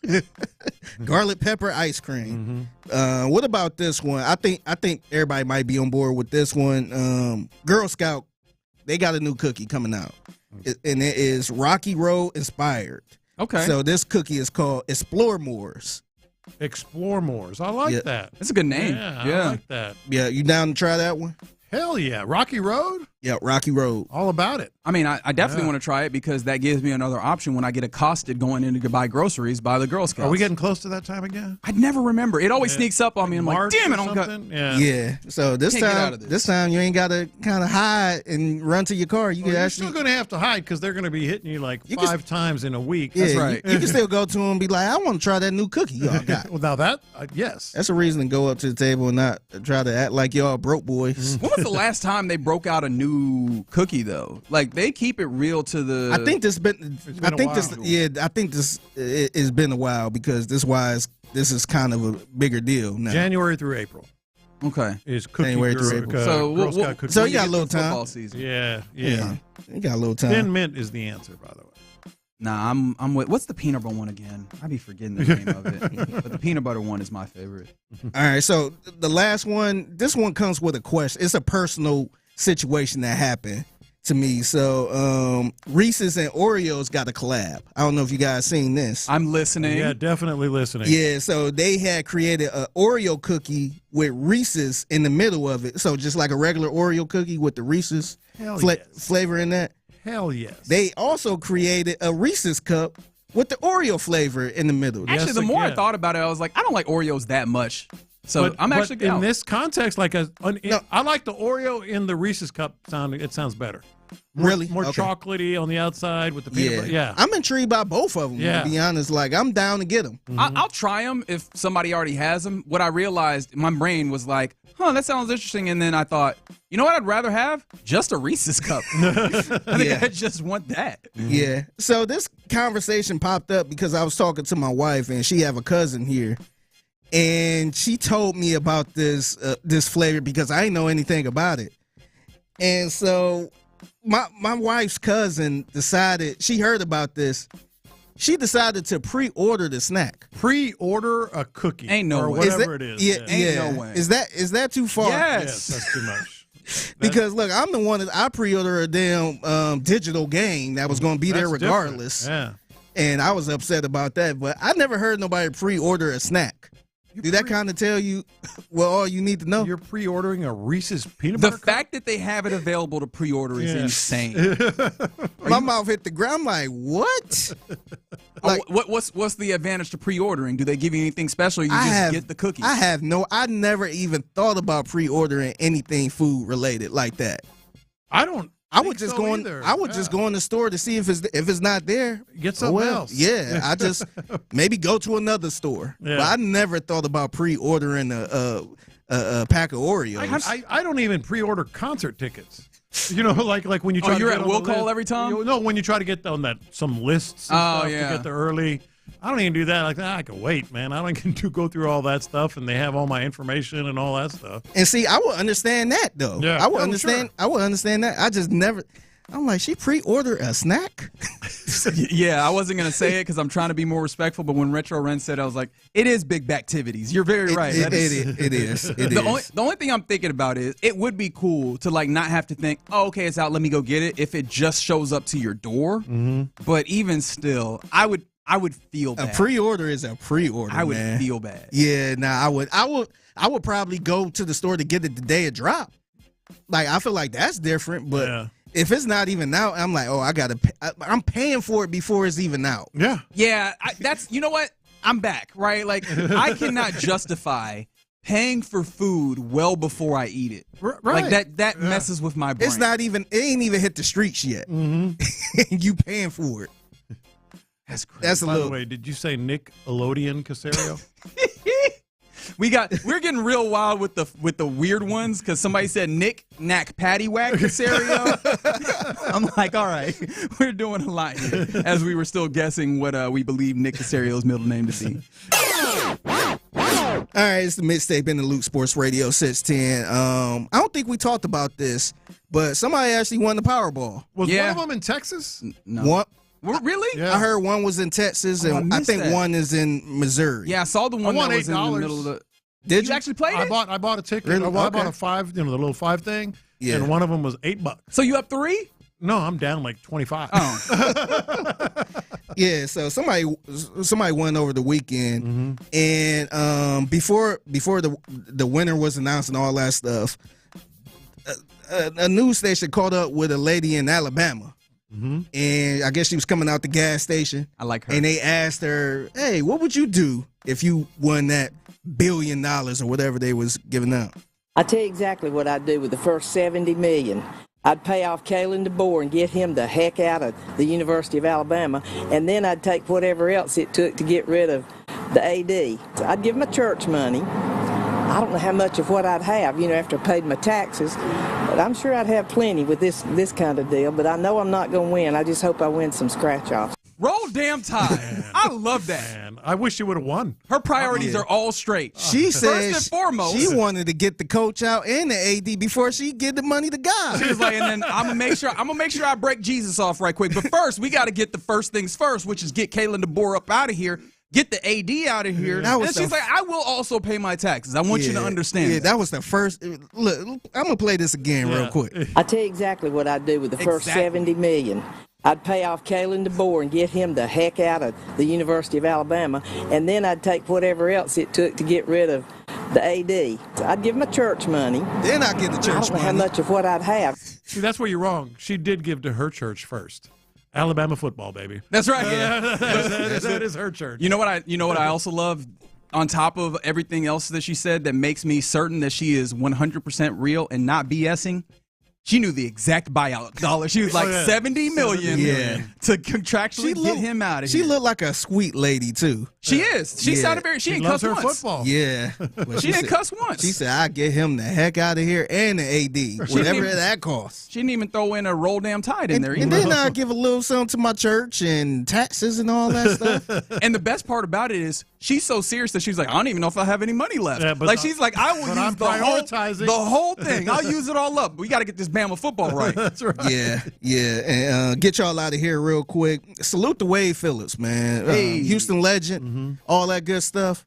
Apparently, he was kind of in a situation on social media. I saw this. And Lopez, you talked about the Carrie Underwood, the fake story. Yeah. Apparently, it was another fake story going around about old Wade Phillips. I think this popped up on Facebook, pretty much saying Broncos legendary coach. I hate that part. I'm like, come on, man. Yeah. H-Town, man. Yeah. But it said former Broncos head coach Wade Phillips has passed away, blah, blah, blah, blah, blah. So somebody on Twitter decided to tag him and said, @SonofBum, You good, fam? Wade Phillips decided to reply and said, a sick and cruel person sent this false information on me. Me and my family and friends are very upset. Why would anyone want to do this? I am in good health, and I feel great, except for this. They went and made Wade. I just don't understand. They went and made him mad. They really shouldn't have done that. I appreciate the guy that said, you good, fam? Yeah, just the quick social media well check, and I would have loved if he was just like, yeah, dog. Yeah, what's up? Yeah. What's going on? Yeah, what happened?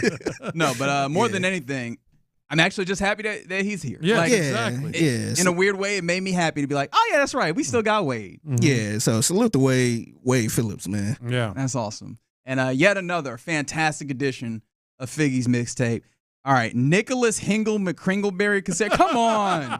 Nicholas the Thessalonians. Come on now. Nicholas Aaron Caserio. All right. Nicholas Pop Squally Caserio.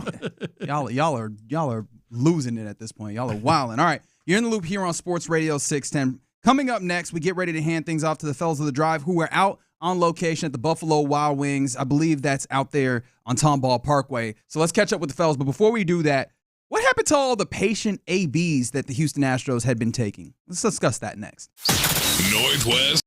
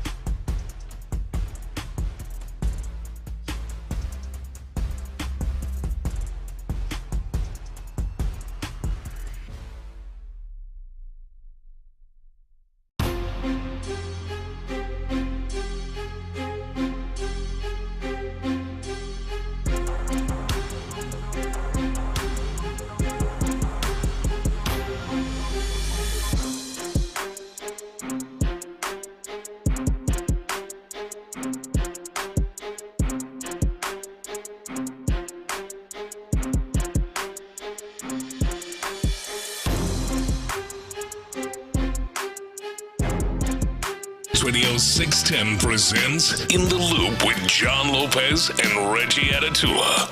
From the 832, Nicholas Jalen Caserio, because that would explain the draft choices. He loves some Jalen's.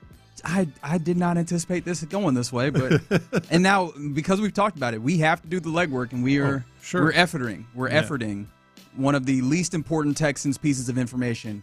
What is the general manager's middle name? I'm digging into some old resources. I bet you are. He's using his network. Pablo Torre. Back when he was a capital J journalist, for real. You're in the loop here on Sports Radio 610. Appreciate you rocking with us. The fun will continue to roll on. The fellas of the drive out at the Buffalo Wild Wings. And, of course, I have to give you the address to make sure that you get there right. 8507. That's it. Queens Boulevard. That's right. That is the address. You might see Lisa McDowell out there. That's right. It's 17195 Tomball Parkway in Houston. So go out and see the fellas. 8507. Get you some wings. Queens Boulevard. Get you some fries. Get you a beer and hang out with the drive. Before we get there, though, I wish that address was in Houston. Get you the Big Mick. We'd be up there all day. 8507. Queens Boulevard. Whoever owned that in Houston would hate us. They would despise us because we'd be up there all the time. We were talking about the Astros earlier. Obviously, they got the 3-2 victory. And we were just kind of talking about some of who we would trust and just thinking about all those things. At one point, we got to a place where we were asked ourselves, wait, what happened to the Astros' patient at-bats? I think it was someone who had texted, was like, can you talk about the fact that, the guys with runners in scoring position, they're not bringing those runners in. And one of the things I was thinking about is just like, it feels like that approach has gone away from what was clearly one of the big points of emphasis for Joe Espada this season. Why do you think that is, John Lopez? I think the biggest reason is injuries, to be honest, and even more specifically, Isaac Paredes. Leadership, patient at-bats, really set the tone early and was good at it, and it kind of fed down from there. There are a lot of players, especially Jose Altuve, a free swinging guy that is actually doing okay. Okay, not great. Okay. I was looking at my tried and true. Doesn't he? I need to double check that because that is fair. But I was looking at my tried and true baseball savant. No, he swings at pitches he likes, but if he does get some walks, here and there. So. And I was looking at his whiff percentage, particularly at the zones below the plate, whether it's inside or outside, and compared to the 2023 and 2024 seasons where he was like in the 30s, his whiff percentage is 47 and 40%. Respectively this year. So the whiff percentage outside of the zone, low, has actually ticked up, even if, as I'm checking right now, even if you're right in remembering that his walks have gone up, which would be a really interesting dichotomy there. But I think you're right. I think injuries did affect it. You talked about Isaac Paredes, who is the most patient of the guys who they had on this roster to start the season. Him having, losing him to injury. I think Christian Walker was supposed to be one of those guys as well that you were leaning on to help stabilize pressing. It. He started pressing, and just even if he wasn't, he has not been all that useful all the way across, or at least as useful as you would have hoped. Another guy who had been pretty good was Cam Smith. He's been kind of rough. Jake Myers was helpful. And I think as much as we were seeing some progress from some of those other guys that we talk about, like Altuve getting better, I think it was a lot of those guys that were there carrying a majority of the load, and then the minor improvements that you were getting from someone like an Altuve would add in.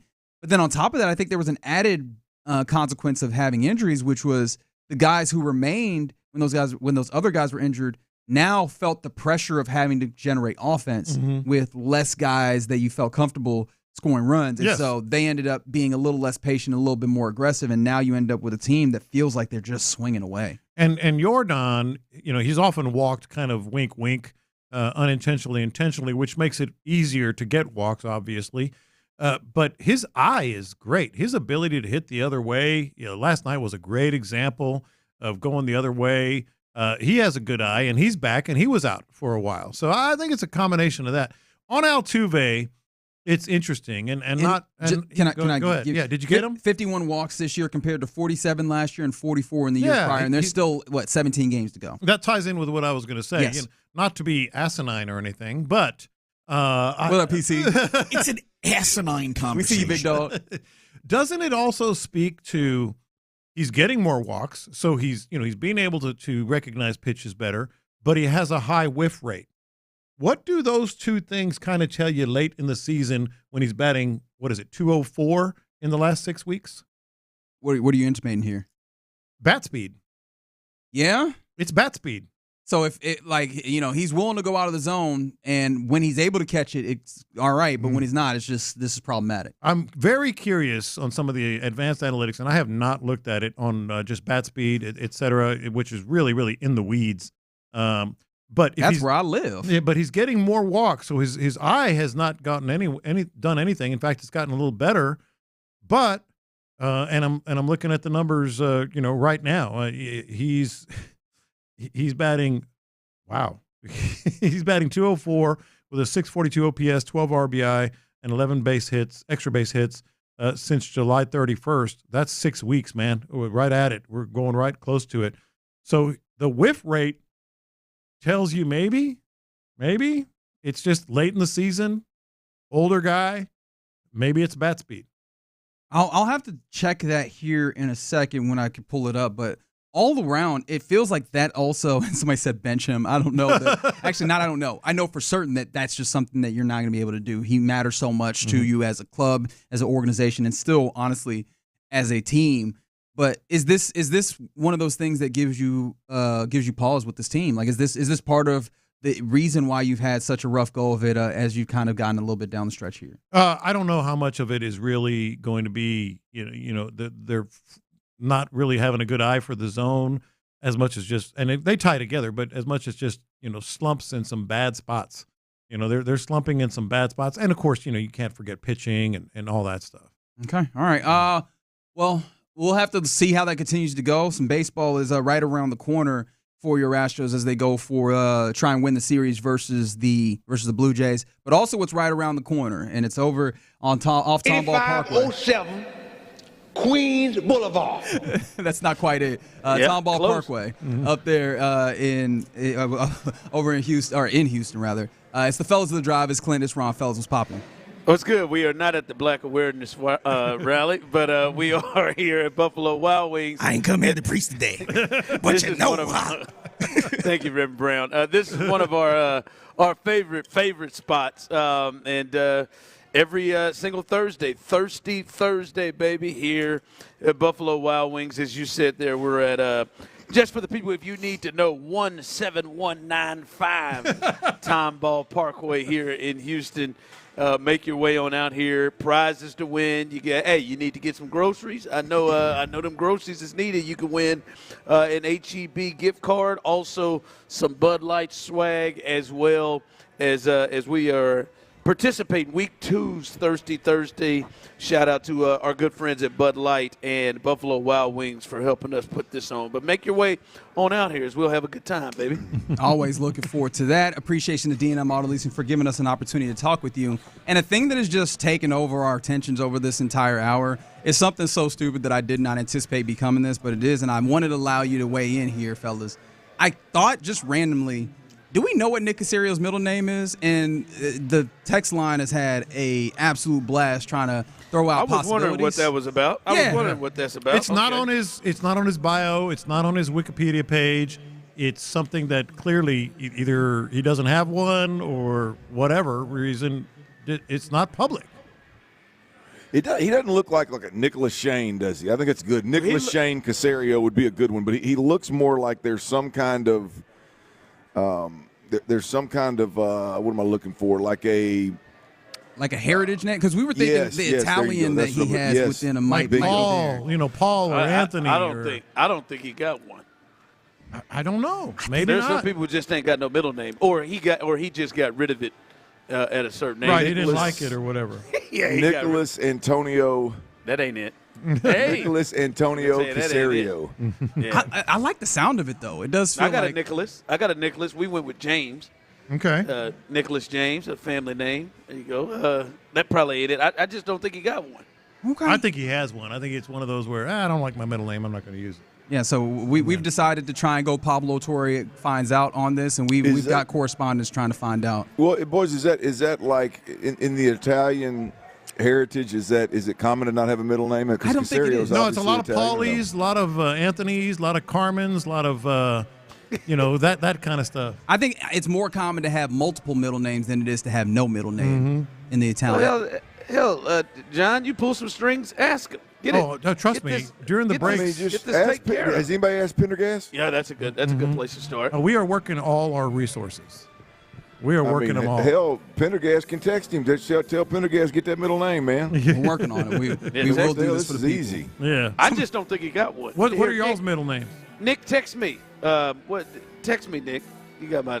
Probably don't have my number. Mine is Jacob. Clinton Jacob Stoerner. That's my son's That's a name. real solid middle name. That's my son's name, Jacob. Yeah. Clint Eastwood, Uncle Jay, and then the one I can't shake. Did you ever go by Jake? Dirty Red. No, I didn't go by Jake. Went by a little. I had an aunt that calls me CJ, and other than that, it was Dirty, short for Red.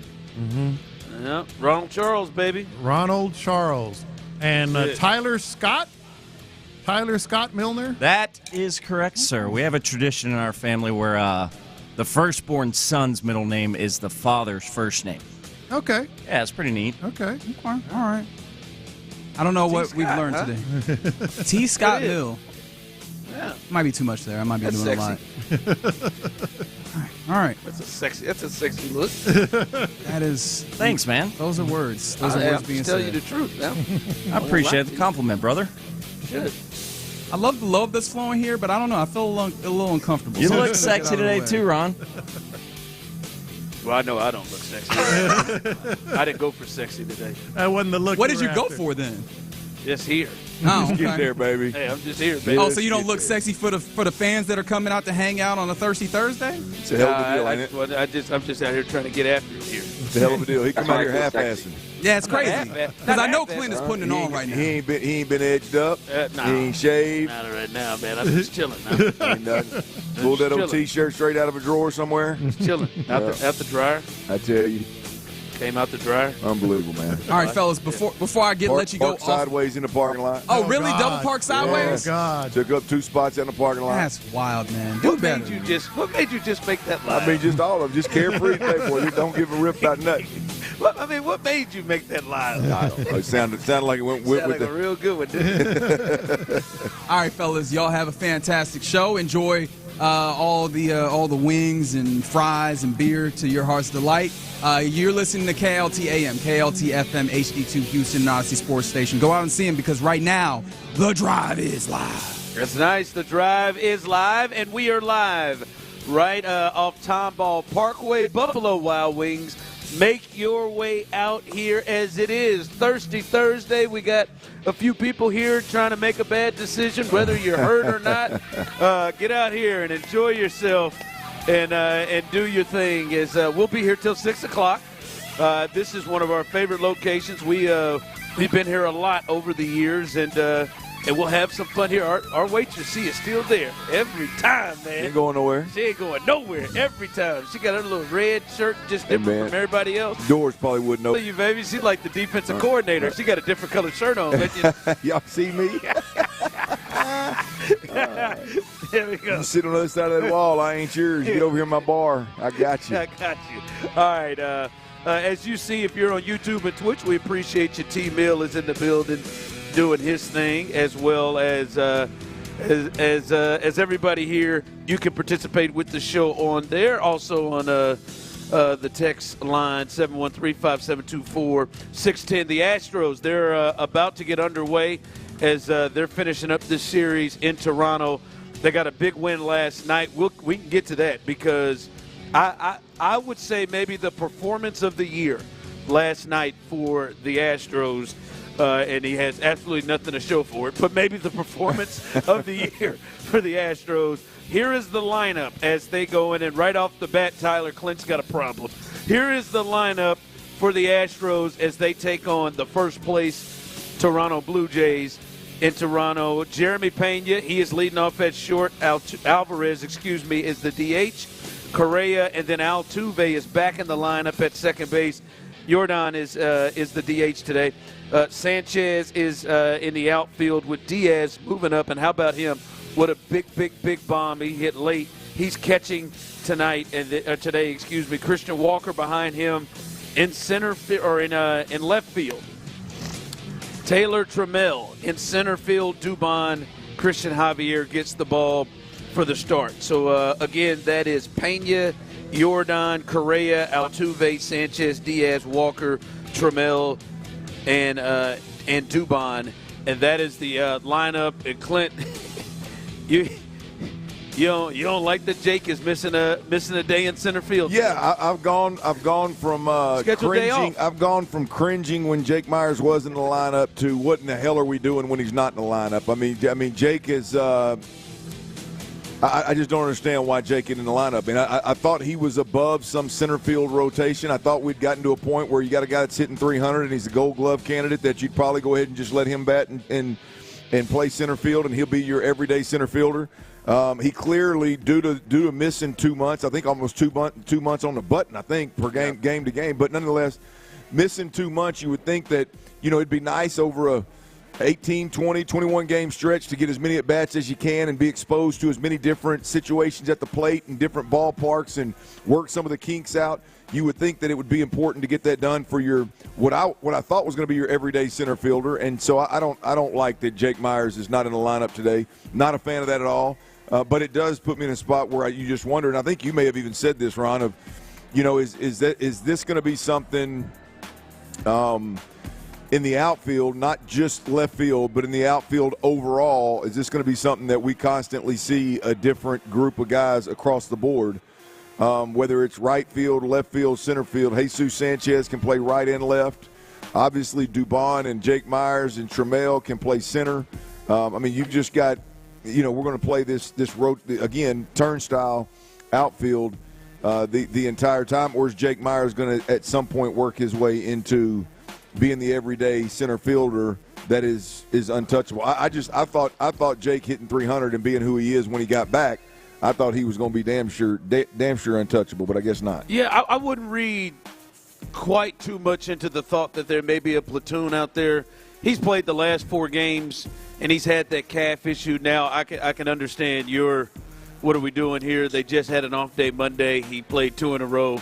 Why does he need another off day? So you agree? I think they're probably wanting him to make sure that calf is in good shape. But since he's come back, he's been the center fielder every day, and this is the first game that he's missed in the lineup since he's gotten back. So I would just take it as that.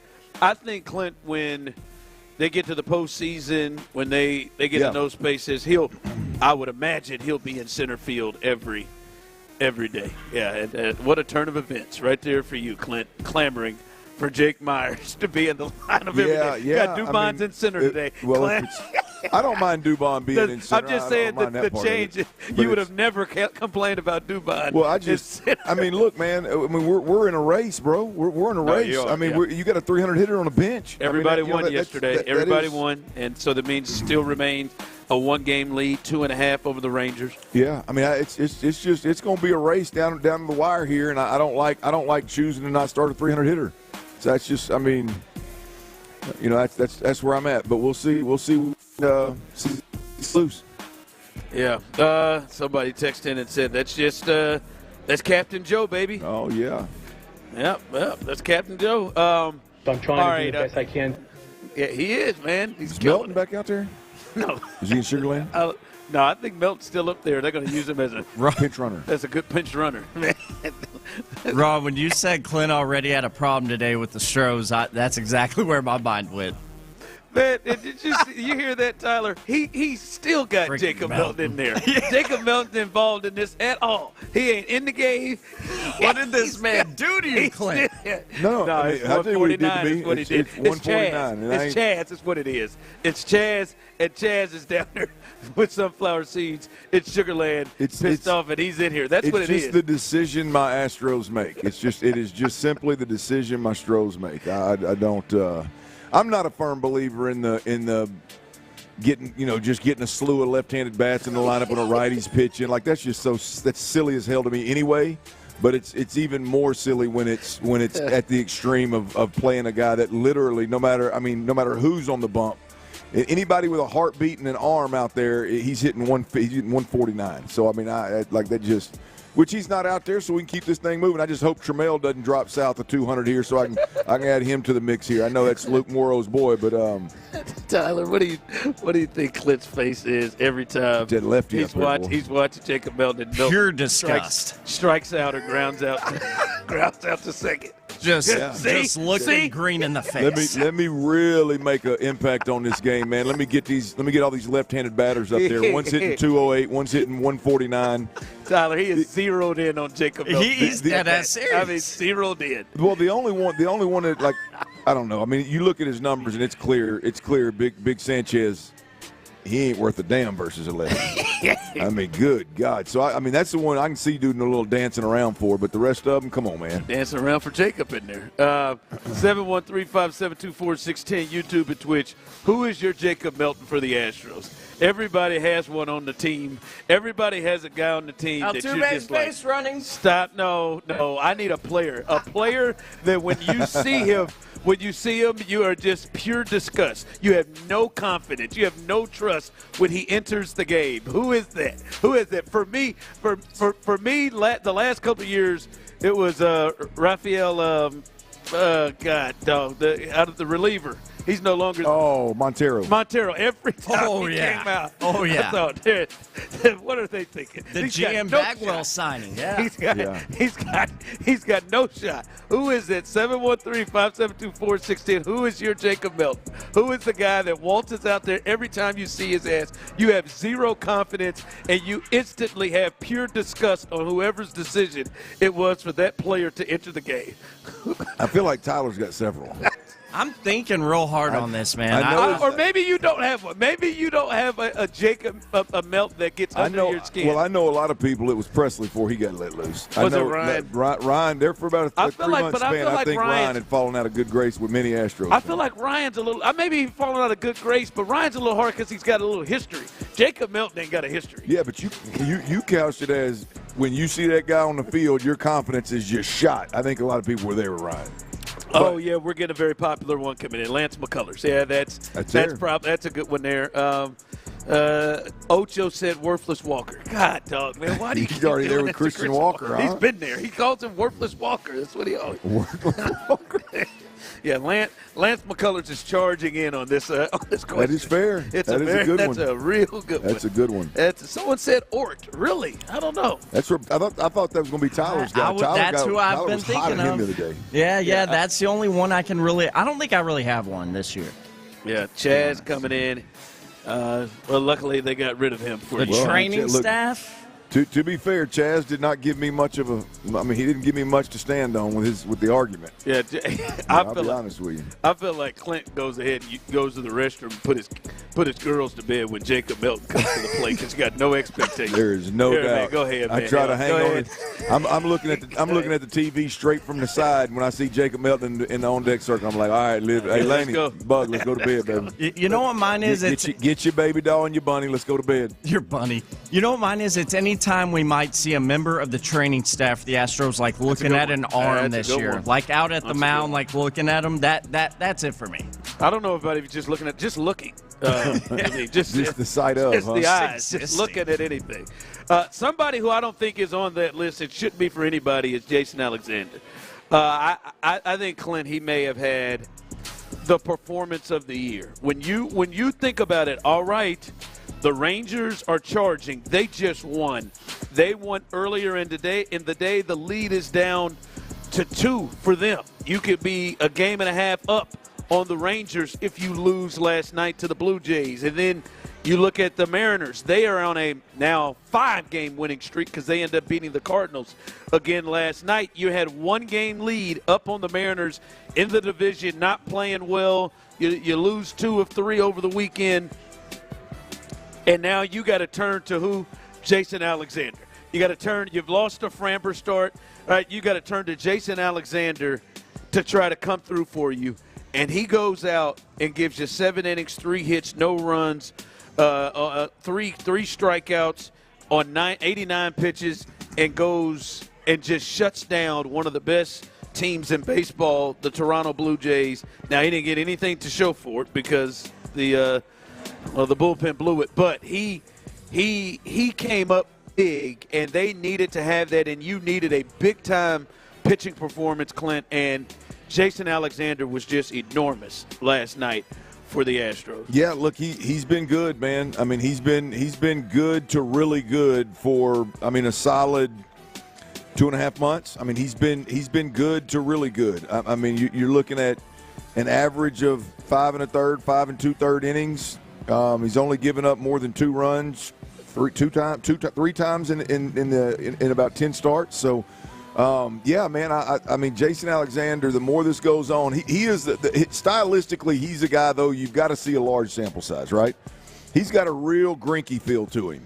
He's got a real Greinke feel of there's obviously not the ability to overpower anybody. He's changing speeds on you. He's changing locations on you, keeping you off balance. It's definitely finesse. And so to me it takes a while, you know, a larger sample size to see, hey man, this guy just flat. He's got it now. And last night goes a long way, as you said, 7 innings.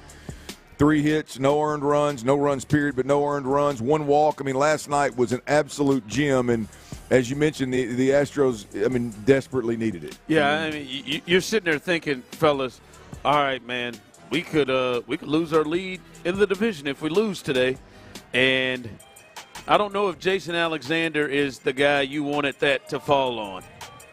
Shut up, Ocho. Don't call him over the phone. But that's not who you wanted it to fall on. That is you would like to have. All right, man. Maybe the biggest game of our season coming down to him, and man, he rose the occasion. That was big time. And I'm not gonna lie to you. I've had some potential concerns where we've had conversations of, hey, if he gets a start in the postseason. This was not the postseason yesterday, Clint, but that going into that game was postseason almost. I guess the closest you could get to postseason type of pressure. And we got to have this game, man. We need you to have a start to give us a chance, and that was big time. I feel more comfortable with him in the postseason potentially. And shout out as we should, Yainer Diaz for coming up big and ending that game, because I ain't gonna lie to you, man. I wonder if that was going to be a 12, 13 inning affair with the bullpen being used up like it was the day before, with Garcia having to come out in the second. That saved him. Him getting that home run there, and then obviously 7 innings, giving them some length. That saved them big time. By the way, we'll keep you. We'll keep you updated right now on the Astros as George Springer is rounding third, and he is in there. The Blue Jays lead 1-0 with 2 batters right now. You can keep it right here with us. We will, as Tyler lets you know, keep you abreast about what's going on here with the Astros. A lot to get to. We have the head coach live, D'Amico Ryans, will carry that. We'll let you hear what he's got to say ahead of the Monday night game. Also, C.J. Stroud, and we will hear from the Bucs side of things. We will hear from the Bucs side of things coming up in the bottom of the 3 o'clock hour as we'll hear from S.I. Ryder coming up. JC, I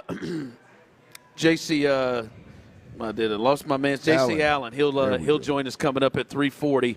As we'll hear from the Bucs as well. All right, as we continue here live from Buffalo Wild Wings, stay with us as we'll keep you updated on what's going on here. We'll look for D'Amico Ryans coming up potentially in just a bit. But before we get there, let me tell you a little bit about the good people at Texas Star Grill Shop. That's where I go when I need to get anything. And hell, I bought my smoker there. I bought my Traeger. I've told you about that. You can buy any kind of grill, any kind of smoker you want there. But it's not just that, man. You can get anything you want. I've got all kinds of utensils, accessories, anything that I need to use. And I'm telling you, some of the best stuff is the wood and the pellet.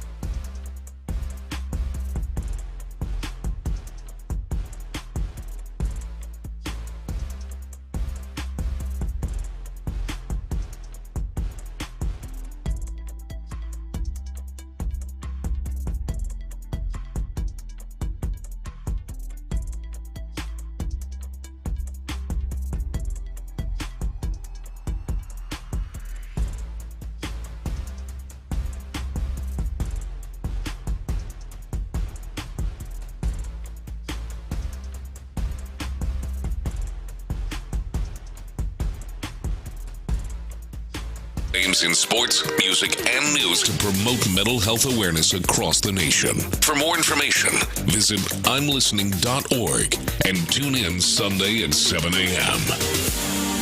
Live from the Mokaram Injury Lawyers Studios, Sports Radio 610 presents The Drive with Stoerner and Hughley.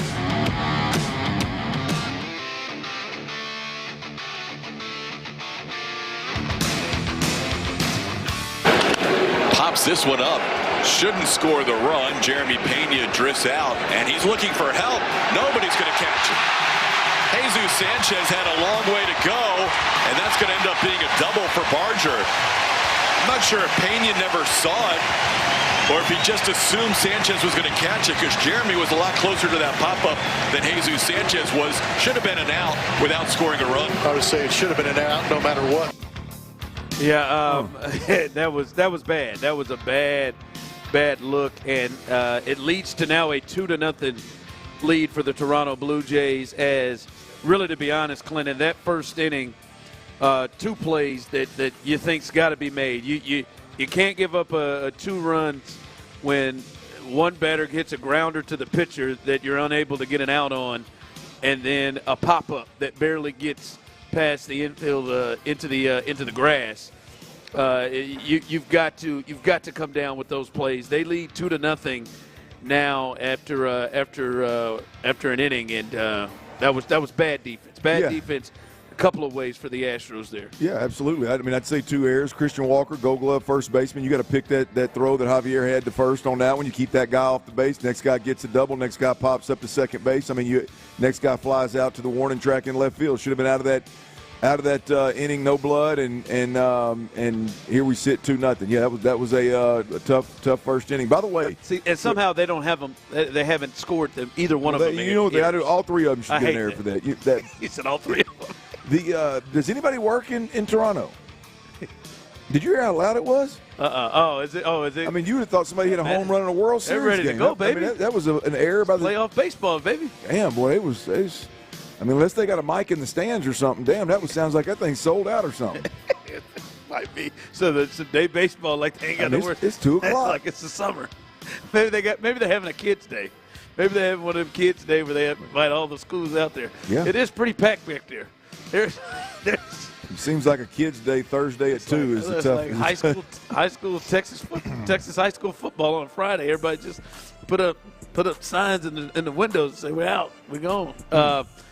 But anyway, 2-0 Blue Jays lead. We'll keep you updated here on what's going on. We hope to hear from D'Amico Ryans coming up soon, and we'll go out to NRG when that happens. But Clint, something hopefully maybe he'll give us a little bit more information on. We'll see. Unofficial, but according to reports, Aaron Wilson reports this, Clint, in terms of players that practice and didn't practice, and we know there was some important starters that didn't play in last week's game and some guys who got injured in last week's game. And Clint, and Texans wide receivers Christian Kirk and Braxton Berrios, who both missed the game against the Rams, they still aren't practicing with those hamstring issues. A lot of people thought maybe Christian Kirk could be more than 1 week. They felt better about Berrios. We'll see. This is just the first padded practice, but one we'll watch. They didn't practice. Derek Stingley and Ed Ingram did practice. Ed Ingram, who missed the game with that abdomen issue, he did practice today. And then also Jake Andrews was sidelined with that high ankle sprain. They said he was day-to-day, but he did not practice today. Jarrett Patterson was in his spot. But Derek Stingley, Ed Ingram did practice. Christian Kirk, Braxton Berrios didn't, Clint. Yeah, 0 concerns with Jarrett Patterson at center. He's been a center all year long, played last year. I have no worries. I don't think there's a lot of change there. Maybe not being just so comfortable with the offense the way that Jake Andrews was, but I don't expect to see any drop off at the center position. great to hear Ed Ingram's back and practicing. I mean, that right there is the key to allow Titus to go back to tackle and them to get legitimately their best 5 on the field. And then I'm going to be honest with you, with Christian Kirk and even Braxton Berrios, I don't care if they practice one day this week. If their hamstring allows them to go, they got to go. I mean, they need some help. Yeah. But they just need some help. Look, the reality is that something you need to see them practice? That injury you need to see them practice? Well, and typically I would like to, but if they tell me that they can go, I mean, there would be, even if it were a Friday afternoon or a Saturday afternoon or a Sunday morning, you go out there and they can sprint. If these guys can sprint and don't feel any kind of tingle in that hamstring, then we're ready to rock and roll. Now, you obviously don't want to re-injure it and make it worse kind of thing. Obviously, don't take any risk. But the reality of it is, if these guys, Christian Kirk and Braxton Berrios, I don't think the Texans are in a position where they go, oh, with those two guys, if you don't practice, we're going to be hard asses. If you don't practice, then you're not going to play. I don't think they do that. We've seen guys not practice Thursday and Friday or Tuesday and Thursday and play. Well, I think it's obvious. Look, I mean, I like seeing some stuff from Higgins last week. I don't think Higgins is ready to take on a big role with this team yet. As I said previously, he's not showing any of it. Well, I just think, look, I think the fair thing to do, the right thing to do that makes the most sense is to plug him in outside, leave him stationary, say you run the route tree, if the ball comes your way, catch it. Bringing him inside and asking him to block off the edge. I mean, he's just, there's a lot of thinking, trying to figure out who to block, and he's not capable of it. He's not ready for all that. Right, I think get some production out of Christian Watson's fine, but if those two guys can go at all, Christian Kirk and Braxton Berrios, they got to be on the field. Yeah, I'm with you on that. The other part that is just, I don't know if I want to say scary, Clint, but certainly wasn't on my radar or bingo card is you saying got to have Ed Ingram. Boy, that's the key. You got to have Ed Ingram out there. Yeah. And I'm not saying you're wrong or that I disagree with you, but, boy, that is not the situation that – and I got to stop with the rearview mirror, but I can't. Yeah. Well, at times, that's just the situation of Ed Ingram being that important to this team right now. I just want to see guards playing guard, right? No, it's the truth. It's like part of the reason why I just believe Cam Robinson cannot be on the field Monday night. Yes, I don't think his play is of a $12 million guy. And again, whether it's injury, health, whatever, I don't believe that guy should just be, hey, you're going to be our left tackle, right? And I don't think he played well enough to hold on to it. And now if you didn't have other options, then I wouldn't even bring it up. It's just part of what you got to deal with. But when I like watching Cam Robinson, for whatever reason, struggle the way he struggles, and then watching Titus Howard, who is a tackle, he looks uncomfortable playing guard, and he's playing guard because there's this injury with Ed Ingram. Like, get him back to tackle where he can look the part, he can play to his skill set, he can play to his strengths, and get a guard body in there.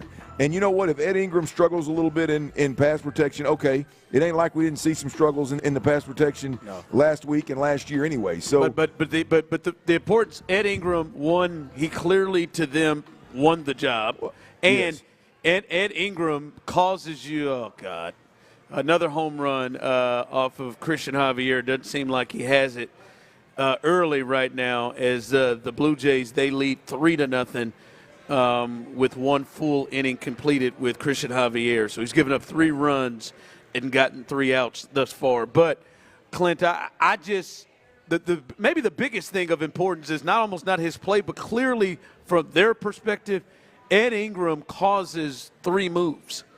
2-3 moves. Ed Ingram causes you to have to switch. When he's not there, that means you feel, all right, I got to take my left tackle, make him my right tackle. I got to take my right tackle, make him my right guard. Got to bring in Cam Robinson, and that in itself is important. Yeah, I don't remember if you were here or not, but we did Ed Ingram is the key to this whole thing. I mean, it's painful.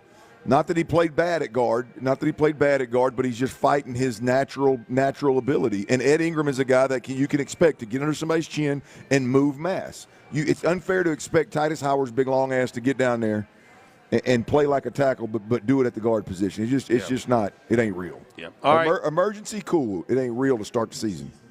All right, coming up, we will look forward to hearing from the head coach. Maybe he'll give us some more insight on the injury situation. D'Amico Ryan's coming up as we continue live right here at Thirsty Thursday, Buffalo Wild Wings, Tomball Parkway.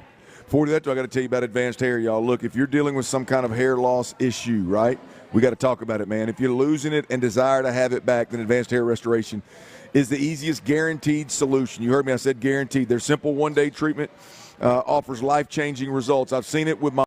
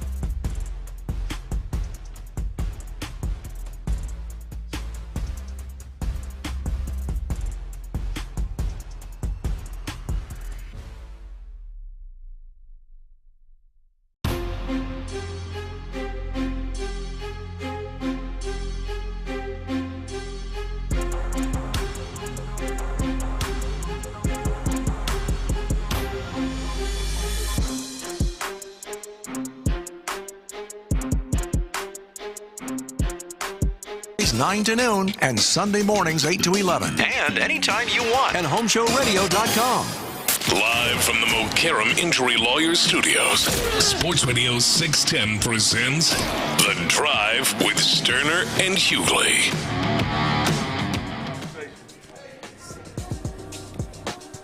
All right, welcome as we are live here. The Drive is live on a thirsty Thursday.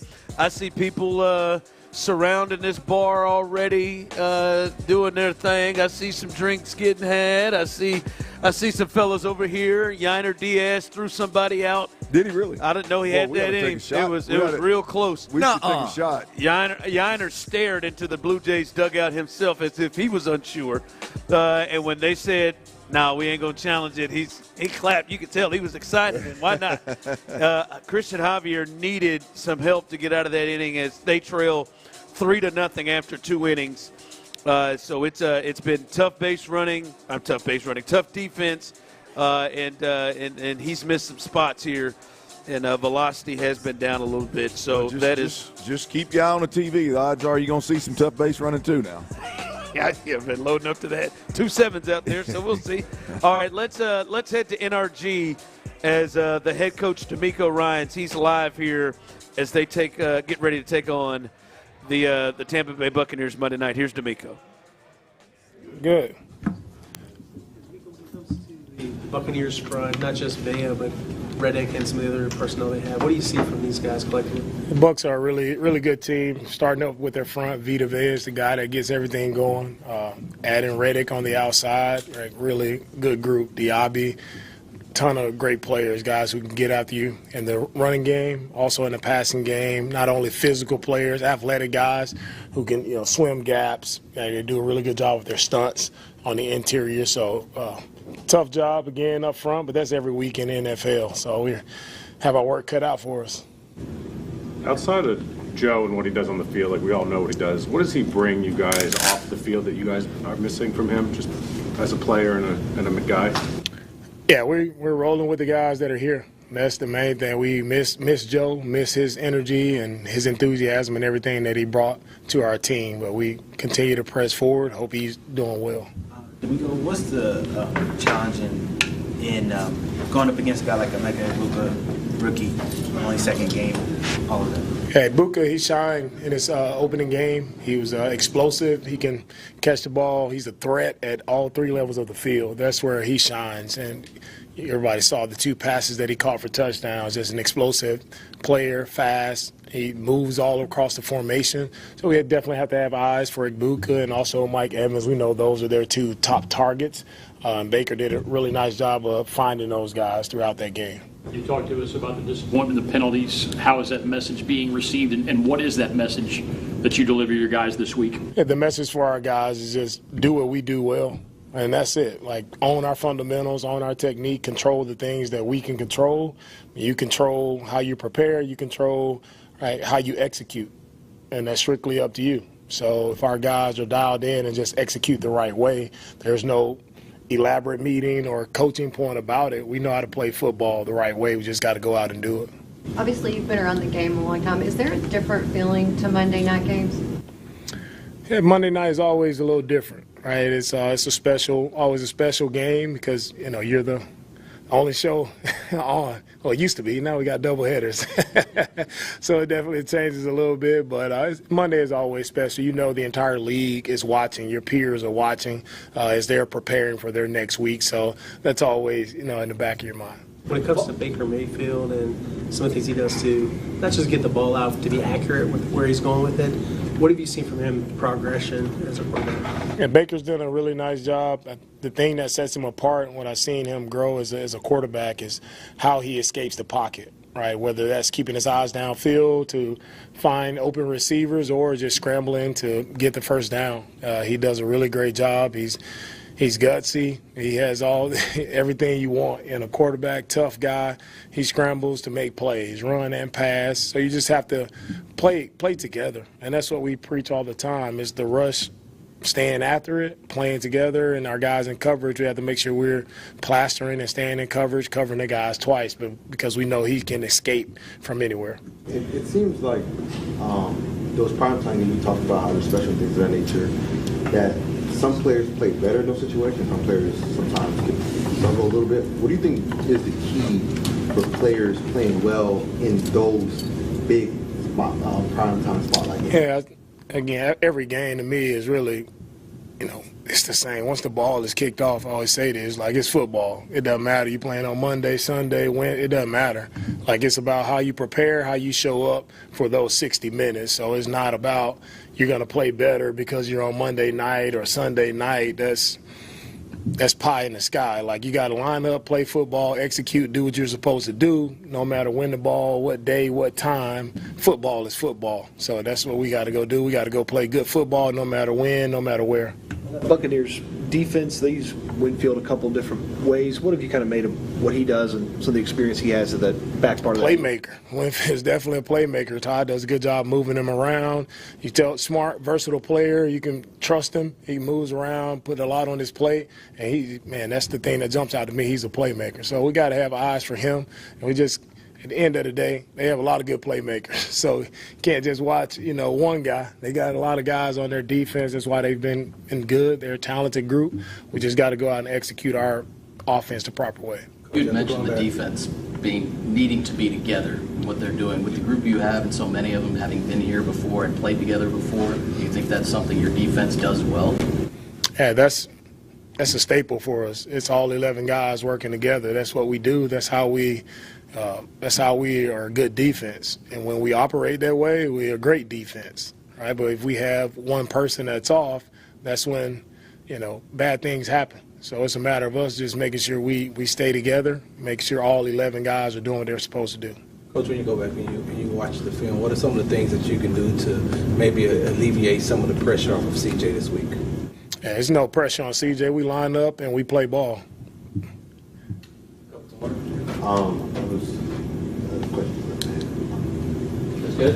What was kind of your evaluation of how Nick handled himself as kind of a first-time play caller, the first real time he did that? Nick did a good job, right, with the play calls. At the end of the day, we all have to just put ourselves in position where we can actually call the game, right? We're behind the sticks a lot, shot ourselves in the foot a lot where we were in second and long.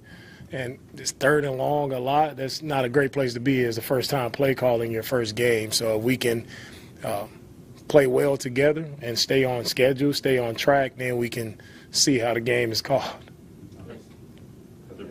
Yeah, it looks like Todd will kind of have like a bunch of guys at the line of scrimmage and sometimes send them, sometimes drop out. What challenges does that, bring throughout the week when it comes to game planning for that? And what challenges is that exotic looks that you can present for an offense? There are many different looks. Many defenses do a lot of different things, moving guys around, disguising. That's a staple, I think, for all defenses. So you see it every week. It's nothing grand or nothing new. We just have to make sure we're getting to the line of scrimmage in time. We can ID what we need to ID and execute our plays. Have there been things you've seen this week that have helped you see this team come together a little bit more? You said you have to play together. Our team is together. It's not, the building isn't burning down. We're together. We didn't execute right on some plays that didn't turn out good for us. We ended up losing the game, but our team is together. Our team has never not been together. We're together. We're ready to go play on Monday night. That's what it's about for us. And Coach, just to clarify what I was asked, I didn't mean any pressure as far as CJ for himself. I meant from an offensive line standpoint. Yeah, I thought our offensive line did a good job. Again, in the game, we can help ourselves by stepping up in the pocket on a couple of the sacks that happened. But again, I thought we had clean pockets versus the Rams as well. So there are a lot of good things that happened versus the Rams. They made more plays than we made, and that's the bottom line. We hurt ourselves in the red zone defensively. We were down in the red zone 3 times. 2 times we gave up touchdowns in the red zone, right? We stop them. We make them kick field goals there, right? We're sitting here telling a different story. So, again, it'll always be about us and what we do, how we execute. We execute the right way. We'll put ourselves in a favorable position to win games. All right? Thank you. All right, that's head coach D'Amico Ryans. Wow. Clint, do you have any reactions? Tyler just had one. Do you have any reactions? We got to get to the next segment, but I want to. I think it's good. I love spicy D'Amico, but I mean, I think it's very telling.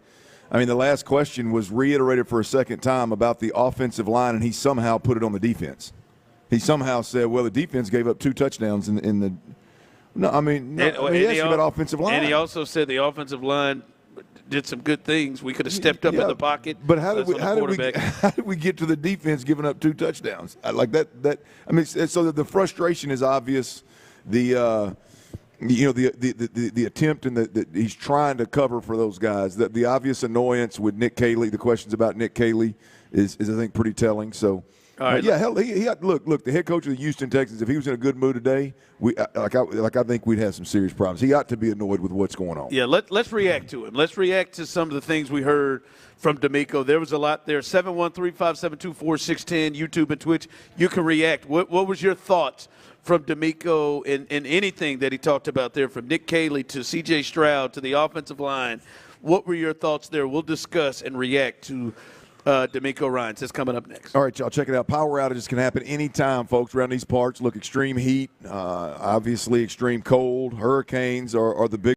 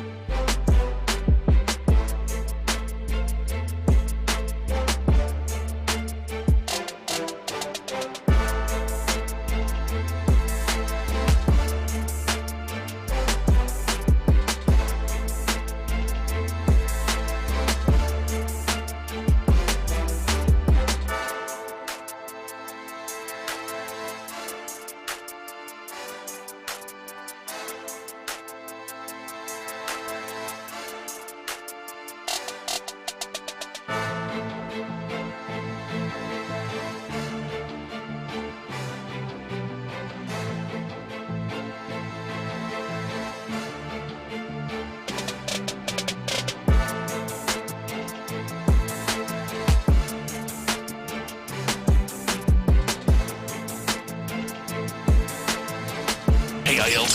KILT FM HD2 Houston. Insider access. Exclusive content. Sports Radio 610. The Texans play here. An Odyssey sports station.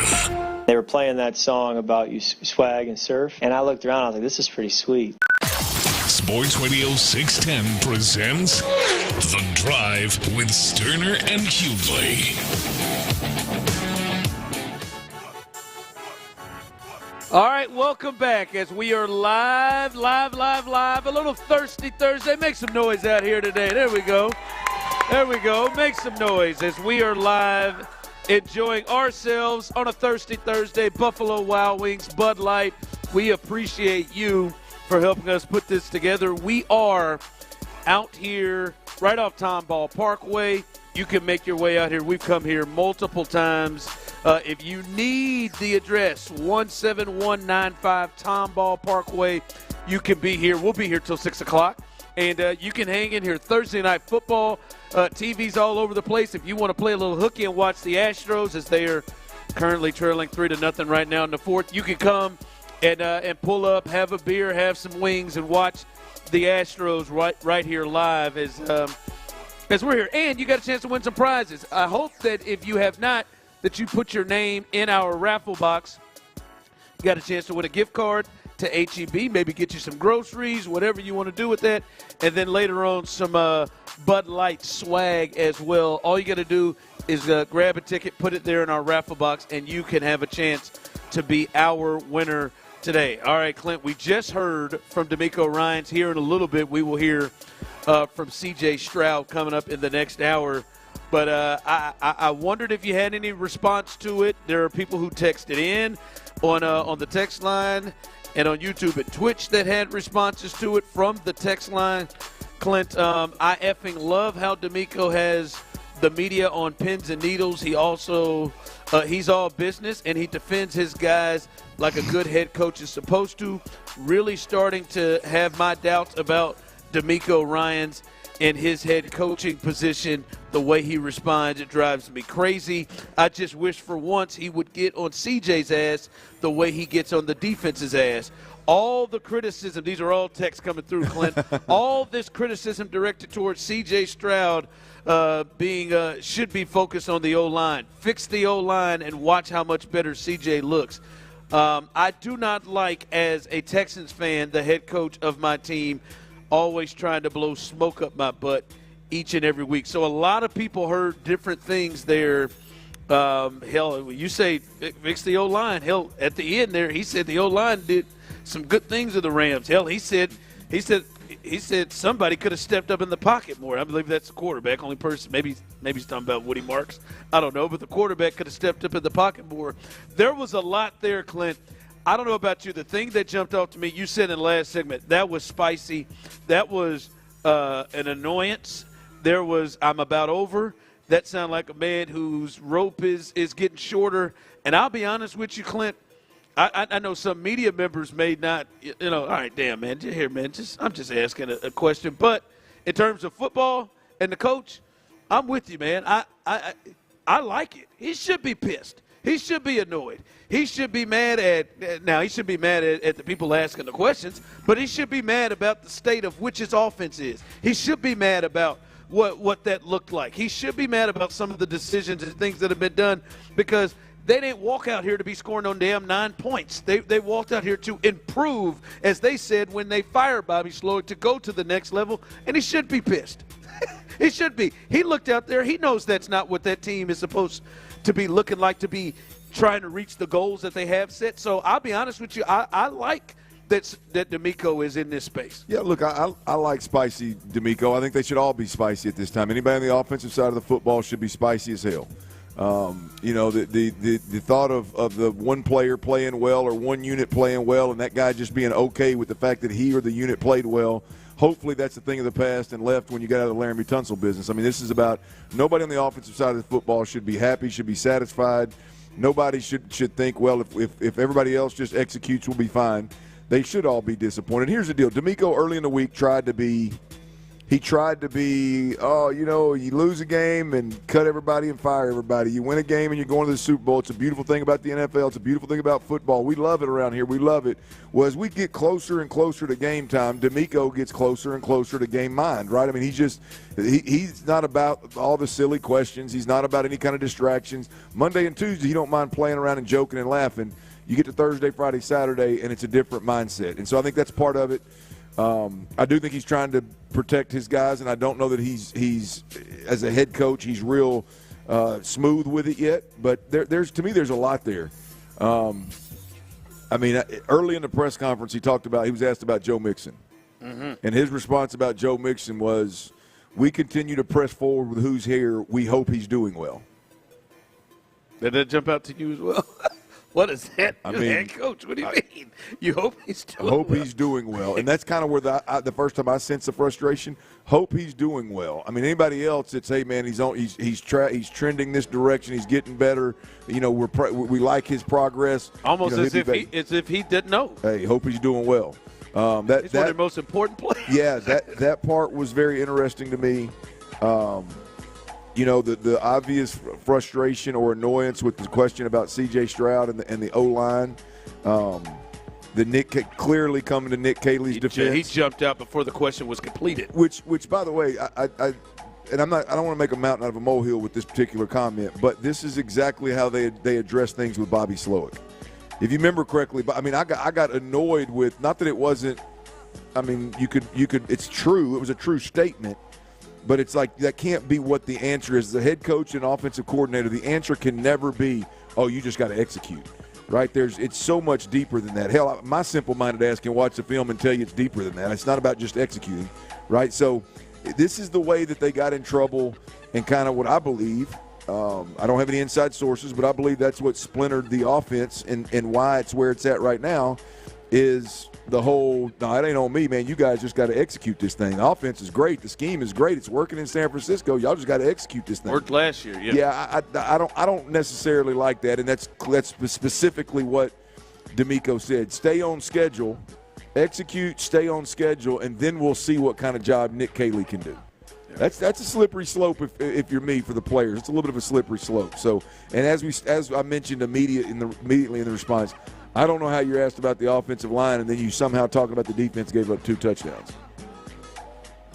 You watched the film, and there's no doubt. You watched the film. He said, right, Tyler, am I tripping? He said the offensive line played well against the Rams. There was some things like the quarterback could have stepped up, but overall he thought they played well. You watched it. You came away feeling worse about the performance after you watched the film, correct? I just don't.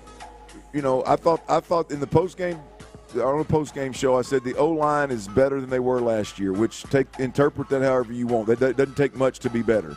After I watched the film, I wasn't as comfortable with the offensive line as I was when I watched it in live action. Yeah. You got guys. I mean, you got Jake Andrews doing everything he can, Laken Tomlinson doing everything he can. Those 2 guys are there. I got zero worries, zero concerns. Right? You got Titus Howard playing out of position. He just does not have the ability to get low like a guard needs to and move mass. He doesn't have the ability to do that. Did he do fine? Yeah, he did all he could do. Right? And then again, you got Ursary, who's a rookie, and he did not. I mean, he got beat, and when he gets beat, it's blatantly obvious. Right? It happens. That's expected. And then you got Cam Robinson, who you paid $12 million to, and he's over there like he's fighting for his life every single time he's having to pass protect, and it was not good. So. I disagree with that point that DeMeco made there, but I understand he's trying to protect his guys. Yeah. So it's when you were specifically asked about your offensive line protecting your quarterback, and you somehow, without another question being asked, transition to your defense gave up 2 touchdowns. You're clearly trying to protect some guys. Yeah. Clearly frustrated. So, and again, as well he should be. That was not a pretty outing by the offense. Yeah, as text line coming in. So does this mean that they are not in contact with Joe Mixon? I don't know. I don't know what this means. That is becoming very strange. That is becoming even more. Here's what we know. Concerning. Here's what we know is if you asked about Christian Kirk or you asked about Braxton Berrios, it's, hey, they're coming along, they're getting better, that we'll keep you updated on what's going on with them. Mm-hmm. You asked about Joe Mixon, and it was, we hope he's doing fine. we're going to worry about who's here with the team. We hope he's worry doing about fine. who's here with the team. He did say we miss him, but we. Well, hell yeah, you do. But I don't know. That tells that it's a different answer. It seems like there may be a little bit of a. Like Tyler, I'm thinking, and Clint, I don't. It doesn't feel like, yeah, man. He's going to be back in 3 weeks. Yeah, that's as a fan, I don't care about. I don't care about if there's animosity. I don't give a damn if they like each other or not. As a fan, I'm going, is he going to play in 3 weeks or not? Yeah, that doesn't sound that. I hope he's doing well. I hope he runs out. But again, guys, we are going into week 2 of the season. It is Thursday, by the way. We're going into. And that beer's cold too, Chief. Man, I ain't gonna lie to you. The hell are you doing over there? Man, I'm just living. The hell is that? I'm just living, man. You know, got a You got a little copper cup over there. What's in that? Little whiskey mule. That's all right. Just living, but. It's week 2, and it's Thursday of week 2, and and it officially starts tonight, Clint. And we have no one still has seen Joe Mixon. Yeah, since the entire season ended, no one has seen Joe. So I don't know. That's an interesting situation. I thought when that question popped up, I thought somebody saw him at practice. I started to get excited, like, hey, okay, maybe we're gonna have this 1-2 punch by the time Game 5 rolls around. Yeah, but instead it turns into hell. I hope he's all right. Hope he's doing well. All right, listen. We tell you guys should listen to Texans All Access behind us every night for many reasons. But D'Amico Ryans, he was on Texans All Access. He was with John and Mark, and I wanted to bring this up to you, Clint, the people, to get your thoughts on an assessment D'Amico had in regards to C.J. Stroud, and how maybe he could do something that could really help this offense. I want to see if you agree, your thoughts on D'Amico. Here's D'Amico talking about what he thinks could help this offense coming from his quarterback, C.J. Stroud.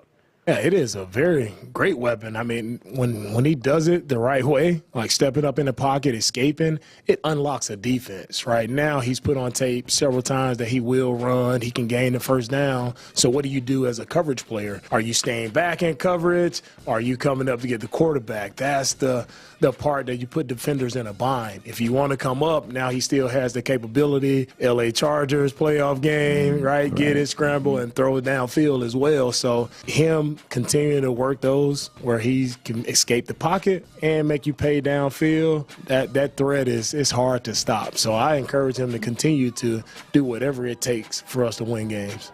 He encourages it. He encourages moving, running. He ran and gained some yards in the Kansas City playoff game. Now, he took some shots, but he ran and gained some yards. He had 5 carries in this game for 32 yards against the Rams, and got some first downs and got some extra yardage that was helpful. Your thoughts on that with D'Amico? You want to encourage him run the ball more? Yeah, but I think there's some parameters there.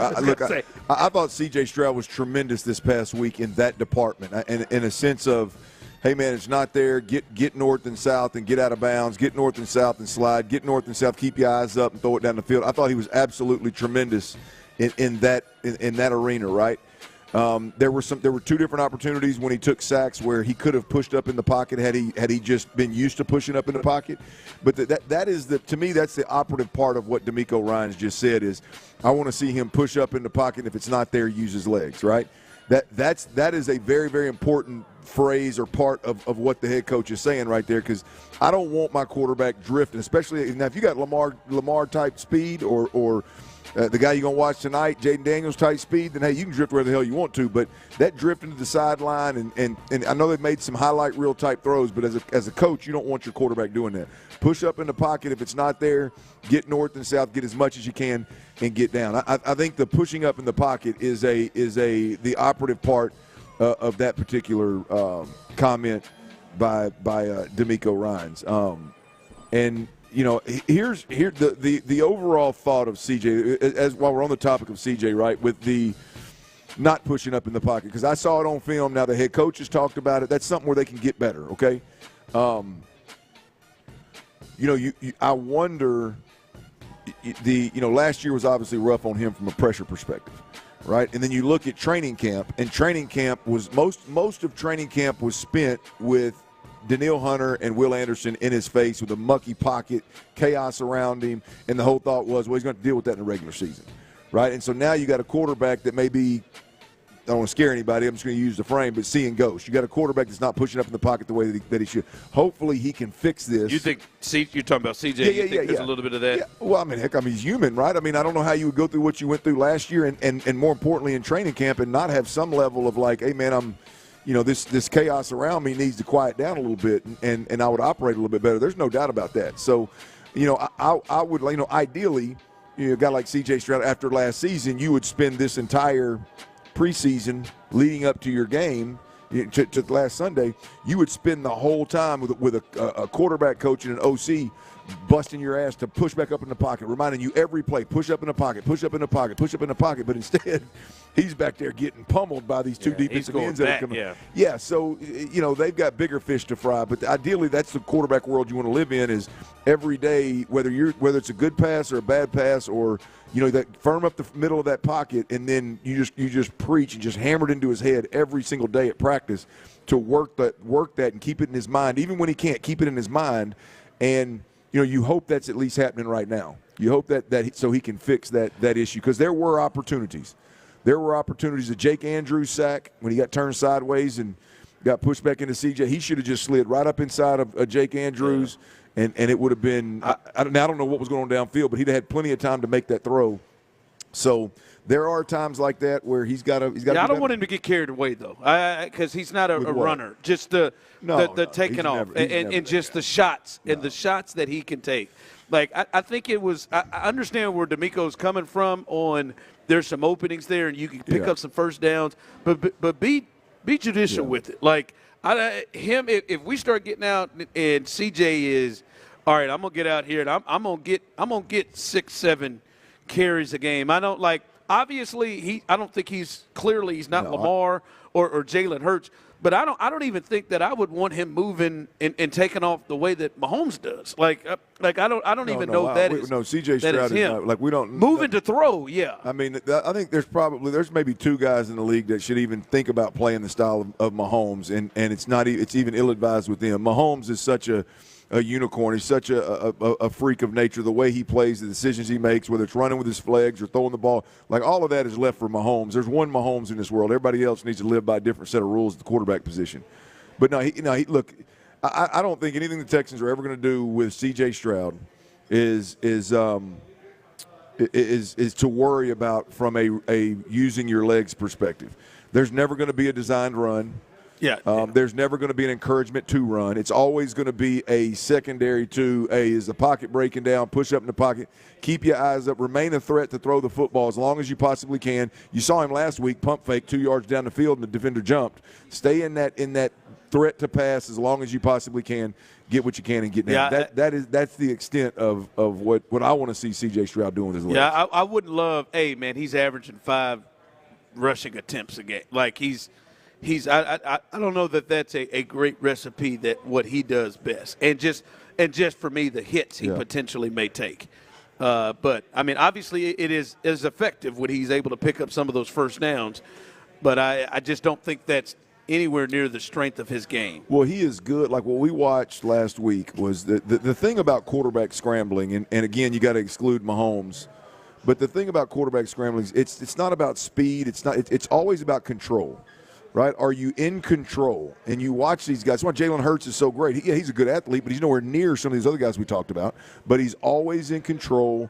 He's always very aware of what's going on around him, and he's getting down, getting out of bounds. And the decision to take off is a smart one, calculated one. And I think that's how I see CJ's legs being used as more of, hey man, it's 3-4 times a game when you got a good clean pocket and something's not there, you get loose. All right, we'll get you an Astros update as we are continuing live here. Buffalo Wild Wings, Tomball Parkway, a little thirsty Thursday. Make your way on out here, watch some Astros baseball, and then hang out with us for a little Thursday night football as well. It's a big game in the NFC, but it'll be a fun matchup. So make your way on out here. When we come back, we'll give you an update on the Astros and look at that big matchup tonight. That's next right here live on The Drive. All right, y'all, breathing is one of the most essential parts of living, man. You got to breathe well to sleep.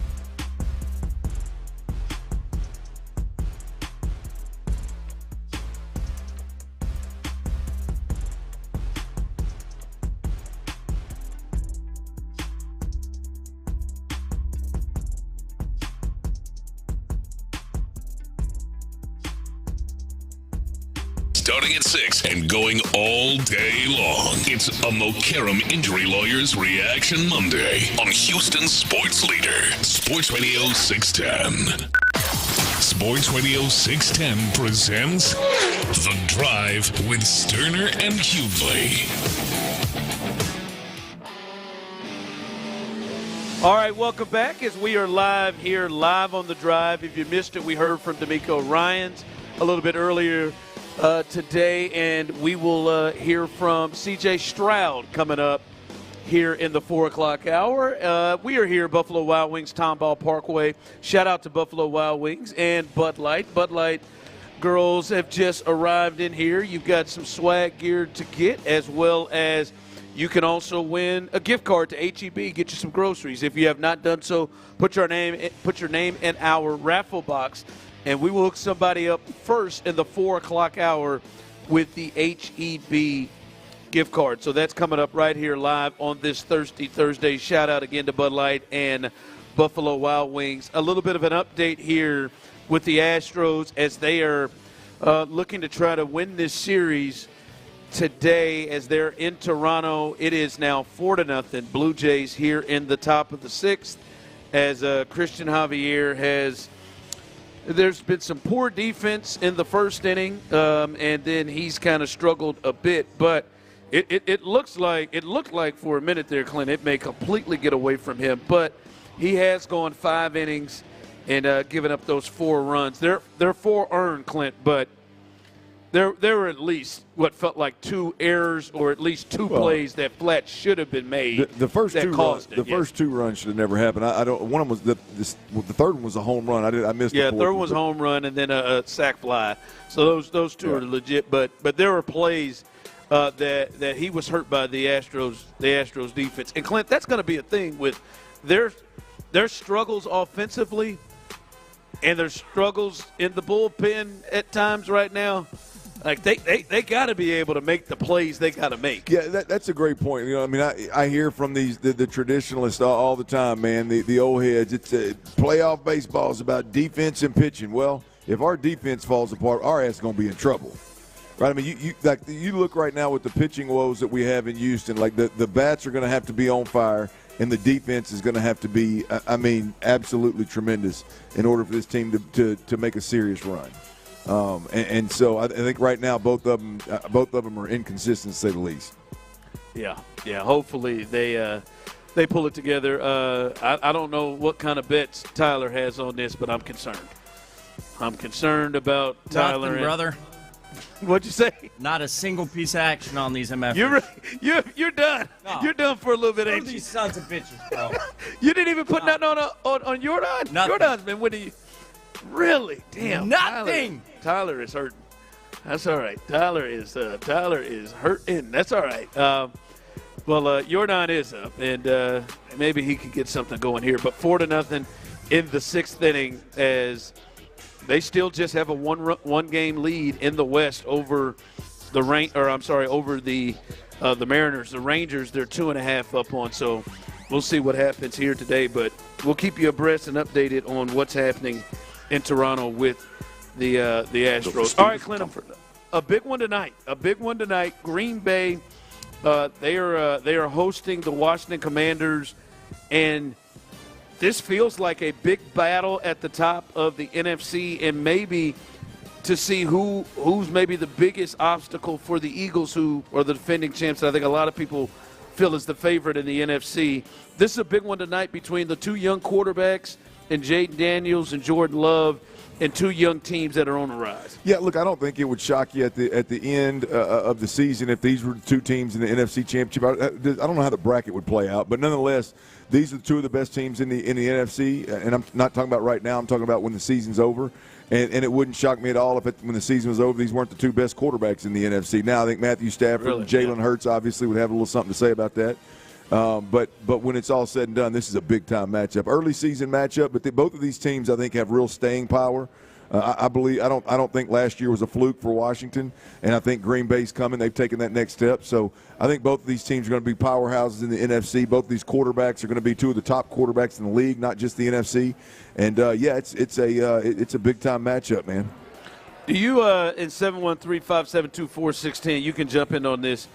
Do you think these two teams, because coming into the season last year, you could do this from a quarterback perspective too, but coming into the season last year, I think the Texans were clearly ahead of those two teams, right? Maybe the Packers and the Texans were right there with each other, but clearly I think they were ahead of those teams because people believed in C.J. more than they believed in Jordan Love.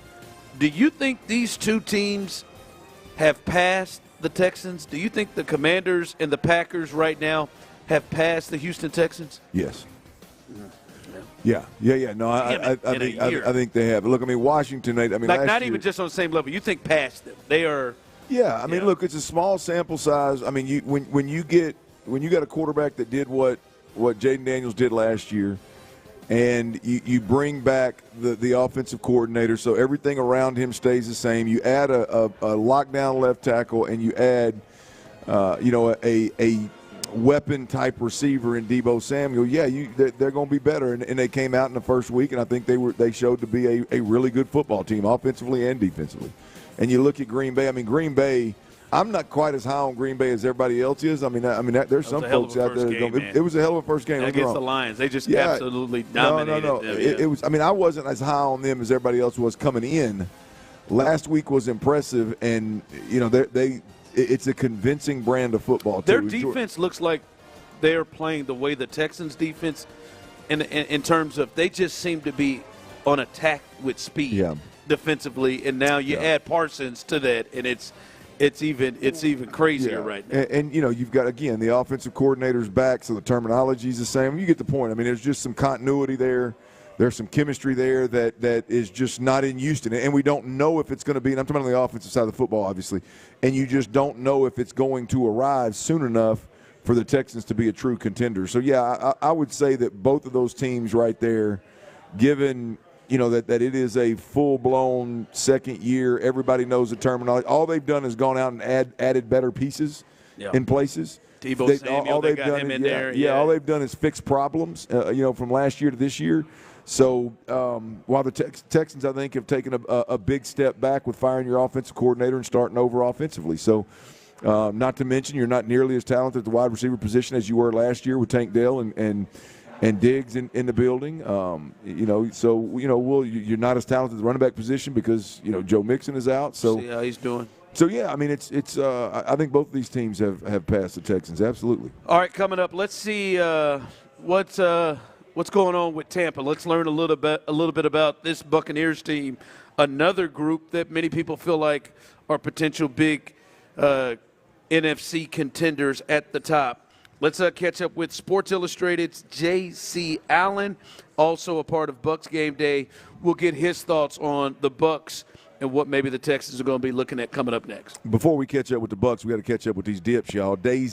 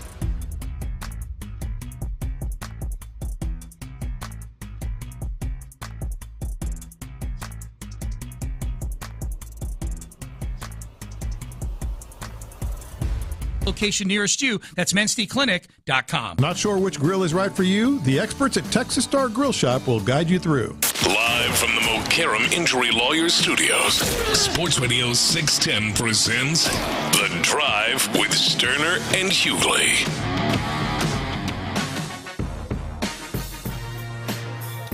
All right, welcome back as we are live. Thirsty Thursday. Let me hear it, baby. Let me hear you out there. There we go. Yeah, we got some folks in here primed to make some bad decisions. I see a couple over there about 3 drinks away from just doing something stupid. And that's exactly what we're looking to have here as we'll be here till 6 o'clock live right off Tomball Parkway here, Buffalo Wild Wings. We do it each and every Thursday. We appreciate you joining us here on The Drive. All right, as we get you ready, coming up in the 4 o'clock hour, you hear from C.J. Stroud as he talks to the media today. We already heard from D'Amico as it's looking a little tense. It's looking a little tense at NRG coming from D'Amico Ryans. But let's head out and get some info on the Bucs. Bucs reporter, also writer for Sports Illustrated. You can catch J.C. Allen on Bucs Game Day on Sports Illustrated. Also check out his podcast, Pirate Parlay. J.C., man, we appreciate you joining us, man. How's it going? Yeah, glad to be here. Glad to chop it up with you guys ahead of this big game. All right, man. See, now when you use terms like chop it up, now it feels like you're comfortable here now. Now I like that. I want to make sure we are able to do that. JC, what are the expectations? What kind of team are the Texans taking on? Is this Super Bowl expectations? Is this playoff? What are the Bucs in your eyes in terms of their team, their talent, and where they are? Yeah, I think Super Bowl is definitely on their main priority and main focus. Obviously, they want to win the division again, but I think this is a team that's done that 4 consecutive years. They're the only team besides the Chiefs that have made it to the playoffs in 5 consecutive years, and they have their sights set higher, and I think they have the talent on the team to do so. Obviously, a couple of guys banged up to start the season, but once they get them back, the Bucs look pretty good a Sunday against the Falcons. There's definitely some things they need to clean up early on in the game, but as the game went on, the defense started to settle down, the offense started to settle in, and you can see some of the playmakers step up and do things that they're known for. Hassan Reddick with a big sack to knock them out of field goal range. Antoine Winfield Jr. with a potential game-saving pass breakup. Mecca Ibuka calling his own shot to seal the deal with a game-winning touchdown. So I think this Bucs team, they've got Super Bowl on their mindset, and I think anything less than that is going to be a disappointment for them. Well, JC, you mentioned all the obviously big names. I mean, not all of them, but a lot of the big names, and I'm aware of all of them. What a first week by the rookie, by the way. I mean, not only did he call his own shot, but he. In saying that, call your own shot, I think can be taken a lot of ways. My man told Mike Evans or Baker Mayfield, whichever one of them, hey man, last time I was open on that play, let's get back to it, and then caught it for a touchdown. What a hell of a first game for him. But I tell you, as fans, I want to know a little bit more about the warts of Tampa Bay. Where can we take advantage? Where are y'all's worry points on the off? Let's start with the offense. Where are the worry points for you guys? Yeah, I think the offensive line, right? You're missing Tristan Wirfs, best left tackle in football, arguably. If you want to say Trent Williams, I won't argue much with you. But after that, it's Tristan Wirfs, and they're missing him. So they've had to shuffle their line up all around, and they moved their first-round pick last year, center Graham Barton. He's out playing left tackle. Of course, he had experience there for 3 years playing at Duke, but most of the leagues looked at him and said, oh, you're probably an interior guy. And he went out there and only allowed 2 pressures in his first start and his first opportunity after practicing there for just, if you think about it, 2 weeks, but really only 6 practices. And Fridays are usually typically more of a walkthrough practice than anything. So to go out there and put on that display, I thought was very impressive by him. But it's still an area where you look at and you're missing Tristan Wirfs. And now Luke Gedeke, their right tackle, who just signed a massive, 4-year, $90 million extension. I think he's probably top 5 right tackle in the league right now, just doesn't get the credit for it. He's dealing with a foot injury, played through it last week, might not be able to do the same here. So on the offense, it's definitely the offensive line. I think you're really set with Cody Moak at right guard. He'll be able to get some push. And the Bucs really, they settled in pass protection last week, only allowed 1 sack, and the sack wasn't even on the offensive line. It was on a screaming nickel blitz coming in. But run blocking is where they struggled last week, and they need to do a better job, and they're going up against a much more formidable defensive front this week. So, I think for them, establishing some sort of ground game is going to be a priority for them going in. But it's certainly an area where that Houston's Texans front defensive line and linebacking core can certainly throw some wrinkles into that because of, as you call them, the warts right now on the offensive line. J.C. Allen joining us, Bucs reporter, writer for Sports Illustrated. J.C., this matchup, obviously, you look at games like this, you look at the quarterbacks, and the last time a couple of years ago these two matched up, both Baker and C.J. Stroud just both went off in those games for one of the games of the season. There were some thoughts of what Baker would look like now with Cohen going to Jacksonville. Early on, what's the thought of how he's adjusted, because it seems like he's really gained new life going to Tampa? Yeah, I think, losing Cohen, it definitely hurts. I think Cohen's one of the next young, bright offensive minds that people are going to be talking about here in a couple of years, in the same vein as the Kevin O'Connell and Sean McVay and Kyle Shanahan. I think he's that good at what he's doing. But, from everything we saw from Gizzard, yeah, there was some hiccups early on in the game. I think he's going to be fine. He's settled in. He's very calm and poised and collected during 2 minutes, very collaborative with Baker and the guys on the team. They're always, communicating back and forth. All right, what did you see? What should you do? What things do we think we should get to or we could get to? So it's a collaborative process. He's a very bright young mind. I mean, he's been around Cohen. He's been around McDaniels. He's been around some of these other, really smart offensive innovators of the game. So I think they're not going to lose much as far as the OC. As far as Baker, he never really got a great shake if you look at how he came in the league, obviously going to this factory of sadness up there in Cleveland, who can't keep a franchise quarterback to save their life. But, I think he had like 6 different head coaches or 6 different offensive coordinators, 5 different head coaches, and then he gets traded to Carolina. It's not a scheme or system fit for him at all. They try to force a square peg into a round hole. Didn't work. They cut him. He finds success in L.A., in a very similar offensive system with a lot of motion, a lot of pre-snap looks, a lot of window dressing and stuff. And when Dave Canales came in, well, he didn't have direct experience with Sean McVay. The offensive coordinator he was under was with McVay. So he brought in a lot of similarities to that McVay system, a lot of motion, and Cohen ramped it up. And I think he's really just comfortable in it. And the biggest thing, I think, following Tom Brady is not an easy feat. But when he came in here, the Bucs said, hey, just be yourself, be Baker. And that really let him get comfortable. And I think where he really got the team and got the defense and got obviously the city of Tampa Bay on his side is his very first game when he truck sticks the corner for the Vikings and tells them, get your weight up, little boy. The defense went crazy. I think the Bucs fans went crazy after that. And ever since then, Baker's just been on a roll. The most touchdowns thrown by a quarterback since 2023 was 72. And looking to keep on going. All right, JC, man, we appreciate you joining us, man, and we'll see what happens, man. Hopefully we'll catch you out here as this is a big game. The Texans certainly don't want to start 0-2, and this is a real challenge, a Super Bowl-level contending team coming into Houston. We appreciate you, man. Thanks for the insight. Not even any Mike Evans talk coming home, but yeah. We know Mike. We know Mike. We're good, bro. We know Mike.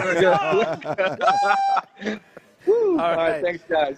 Thank you, man. There's J.C. Allen. He was ready for Mike Evans, wasn't he, baby? He had it. So was Tyler. He was ready for – I'm going to tell you what. He's a big part of that offense. He talked – well, he is, but not as big a part when you talk about the guy he just talked about. I'll be honest, Tyler and Clint, that is one. I know it's just 1 week, but everything we talked about and heard from training camp, and now he's more of a concern. That kid, Emeka Egbuka from Ohio State, I did not think he was going to be as explosive as he was. I thought he maybe looked more like a possession type receiver. Yeah. He is a big playmaker, and you hate to make comparisons, but when you look at their top wide receiver, their top pick in the draft, and they're probably about 12 spots away from each other. Egbuka is much more ready and in a different spot than Higgins is, and they're getting a lot more out of him. I was completely wrong on what he was going to be as a pro. That was, I mean, he looked like he was their go-to guy. Yeah. And they got Mike Evans. Yeah, it was impressive, man. I think the most impressive part of his first game as a pro was calling his shot. I mean, you know, it's one thing to be out there as a rookie and physically look the part. Coming out of Ohio State or one of those top 10, 15 schools, you're going to look the part. It's another thing to be able to run, you know, change speeds, have the twitch, all that kind of stuff, the tangible stuff. But it's another thing to have the ability to obviously notice, hey, man, that play we just ran, I was wide open, probably should have got the ball. And then to have the wherewithal to go to the sideline and say, hey, Mike, let's go back to that play because I was wide ass open. For them to listen, yes, go back out there and call it, and it happened. I mean, that's just one of those things that I don't want to get too carried, but that's one of those things, man, that really it changes the dynamic of your entire offense immediately game one. That don't sound like no rookie. No. When you got a set of eyes like that and when your team communicates like that and they can take it out on the field and actually execute it, like you've got something special there. That's not just a good player or great player. That's something special. It's beneficial to the quarterback. It's beneficial to the play caller. I mean, that's just that's impressive. That's impressive in a big way. And knowing that you're adding him to obviously Mike Evans and what's the other cat's name? The Godwin. Yeah, well, he's doubtful in this game. I don't think he's going to go. Him and Tristan Wirfs. That was a big thing he brought up, Clint. Their offensive line may be in some trouble there. That you don't want you don't want to roll without Tristan Wirfs in this matchup with with Danielle Hunter and Will Anderson. So that's a big thing for the Texans. Yep, I agree. I agree wholeheartedly.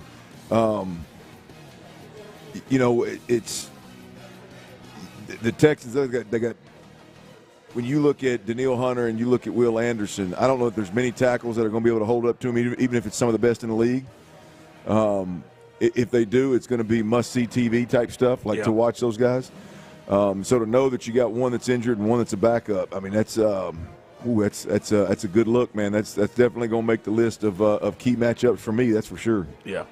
No, it's one to watch, but that is good.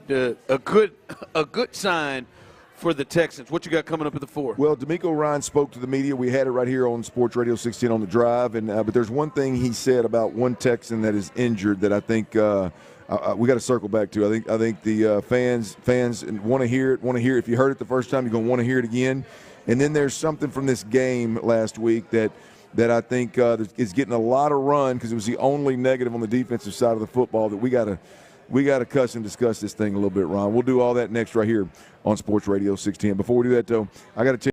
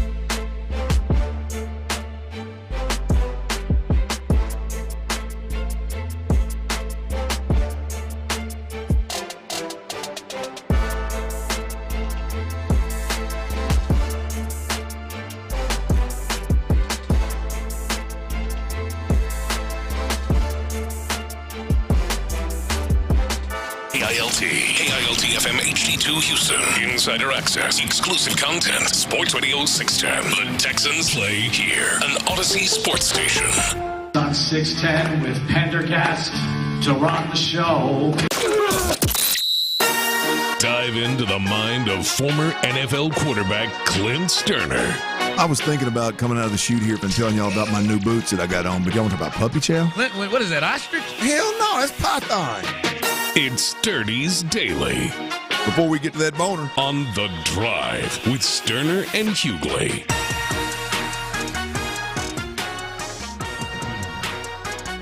We are at Buffalo Wild Wings, 17195 Tomball Parkway South. Come on up, hang out with us. It's up in Katy. Come hang out with us.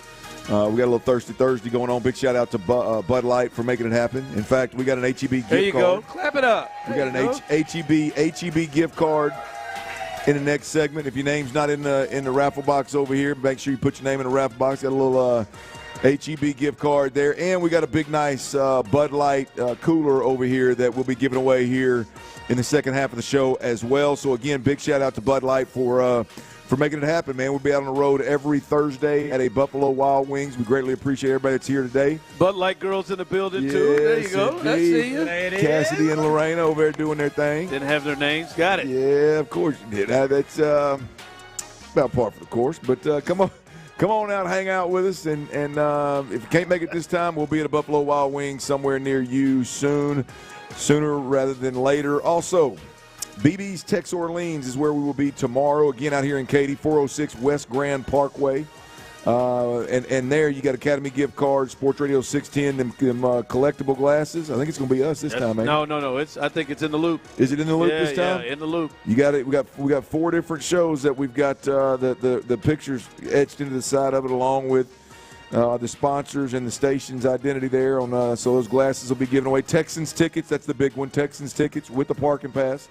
And general memorabilia. Last week we had a helmet that was signed by, who was that? Was it Higgins? Yes. And so giving away a lot of stuff. Come hang out with us either on a Thirsty Thursday or a Football Friday. And again, today we are at Buffalo Wild Wings up in Katy, Tomball Parkway. And then tomorrow we're at BB's Tex Orleans, West Grand Parkway in Katy as well. What happened? Oh, Lance is up there getting shelled, huh? If you want him, there's no need. Stay right here, man. But it's in the 8th, bottom of 8, bases loaded. Lance McCullers is up there getting shelled. I just want you to know, Tyler, this guy, Rob, just walked out, said he had to go pick up the girlfriend. Rob's probably listening right now. He came in my face. He said, McCullers told you all to keep his name out of his mouth. He just got out of the last inning with 5 pitches. Well, he's up to 24 now, Rob, and he's allowed 2 runs. Yeah, runs are going across that plate right now. Gotcha, Rob. Gotcha. Rob's out there listening going, damn it, I spoke too soon. This is on you, Rob. Damn it, I spoke too soon. Also, if you're listening to that Odyssey app, we greatly appreciate it. If not, we want to ask everybody out there to download the Odyssey app, AUDACY. Keep us on your hip and take us everywhere that you go. If you listen on the AM dial, FM dial, we greatly appreciate that as well. YouTube and Twitch. Keep watching. Hit that subscribe button. Follow, all that good stuff. We appreciate you. D'Amico Ryans, if you are listening on the Odyssey app, or if you do have the Odyssey app, D'Amico Ryans spoke to the media, getting a little closer to game day. We get spicy, D'Amico, getting a little closer to go time. And it was a great, great presser.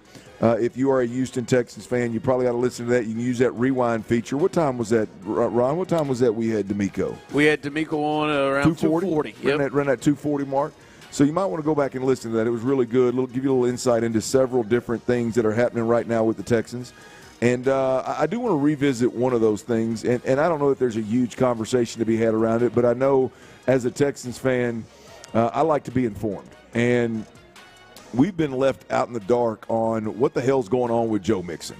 And not only are you left out in the dark, but you're also depending on Nick Chubb, who is obviously getting up there in age, coming off a couple of injuries. I think he's better than most people give him credit for. Maybe has a little more tread left on the tires, and I want to see all about it.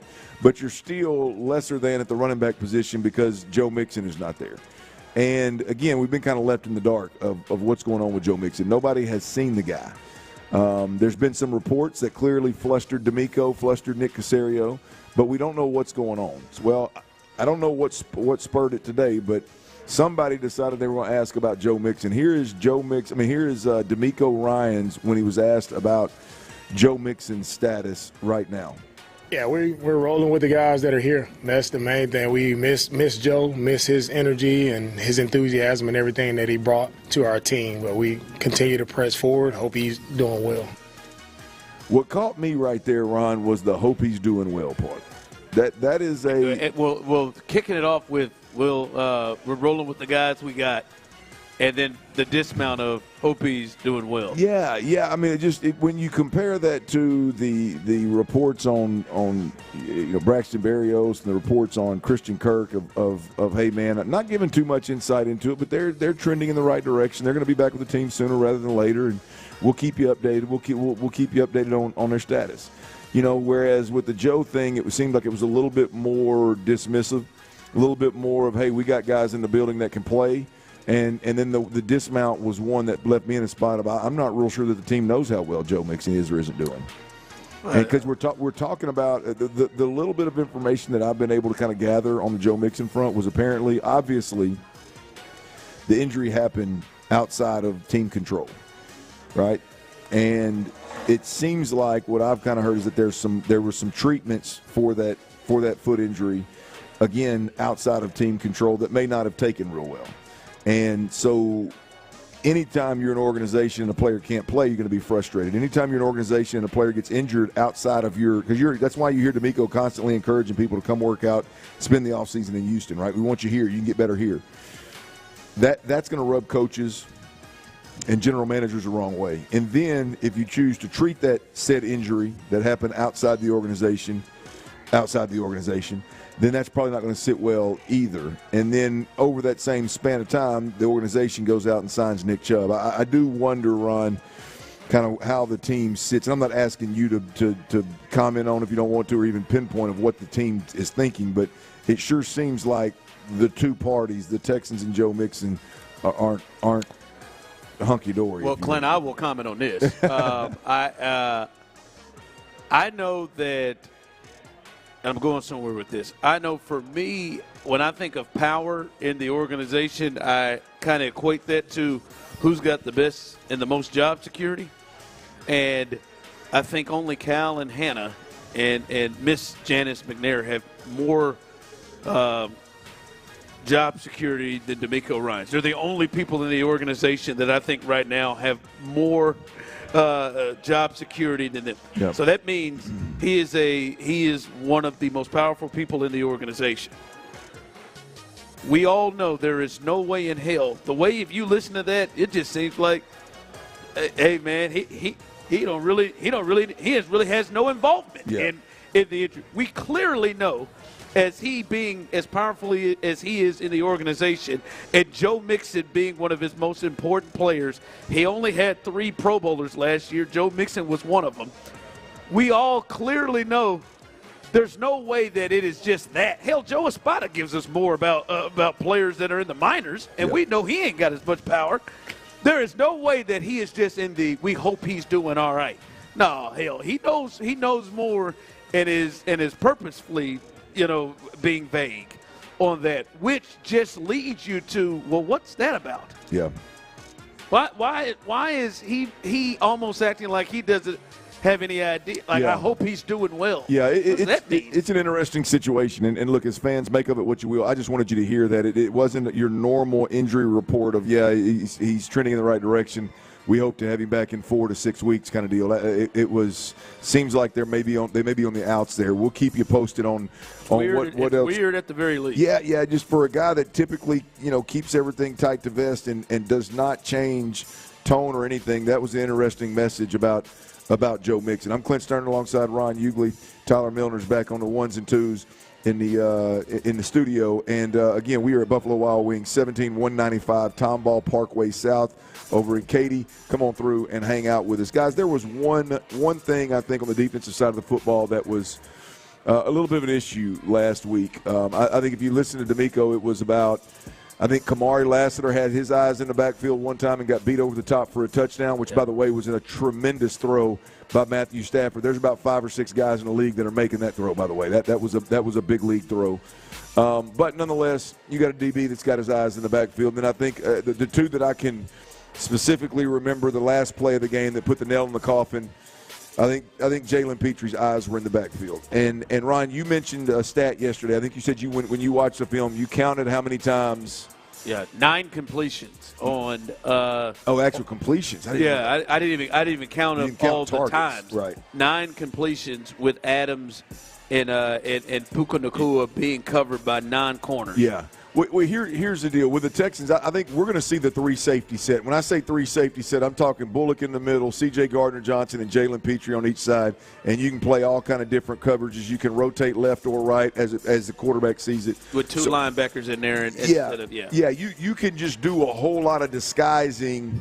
And not just like a lot of disguising. I think defenses think they're smarter than they are. And in reality, I'm keying one guy, and that guy's going to tell me everything about your defense. The way that D'Amico's got this thing set up with that 3 safety set, I'm not going to call Petrie a nickel defender for the context of this conversation. I'm calling him a safety. You can roll either one of those guys down. You can roll them both down and play man. You can roll them both down and play 3. You can roll one back and play 2 or quarters, or vice versa.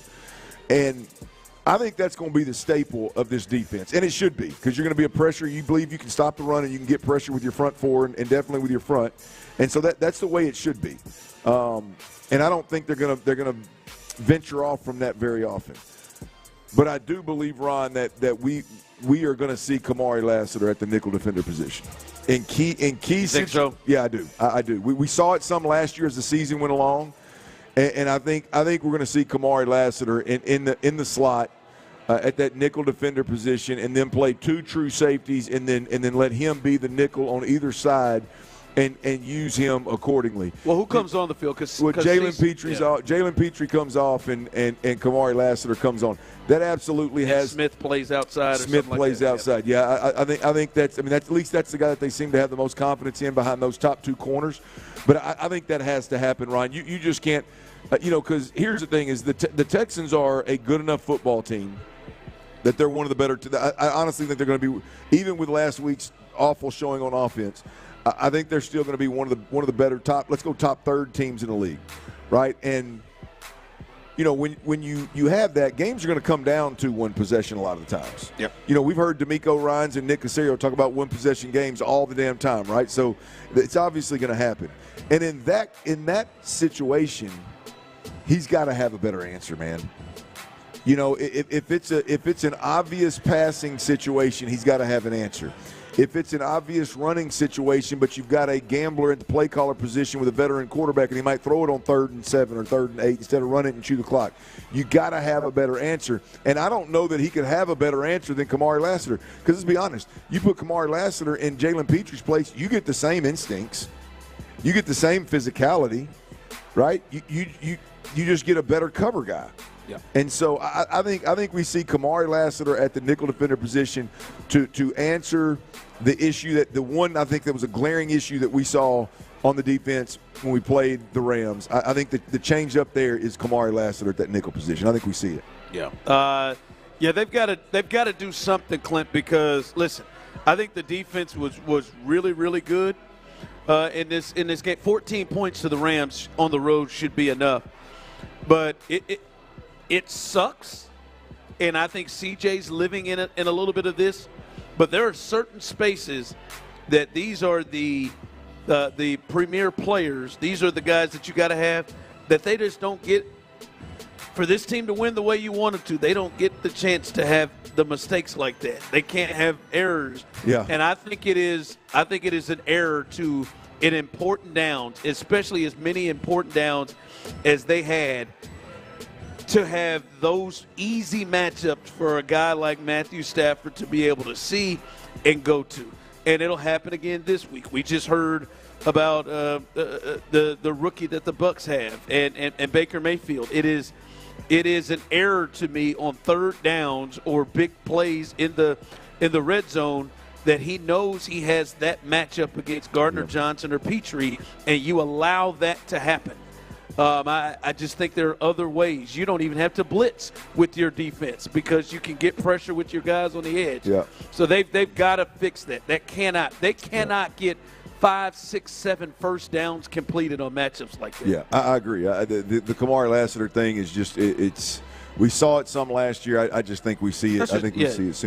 They've got pieces to do it, right? You got the weapons to do it. It makes sense. It's a luxury of having those guys. I just see it happening.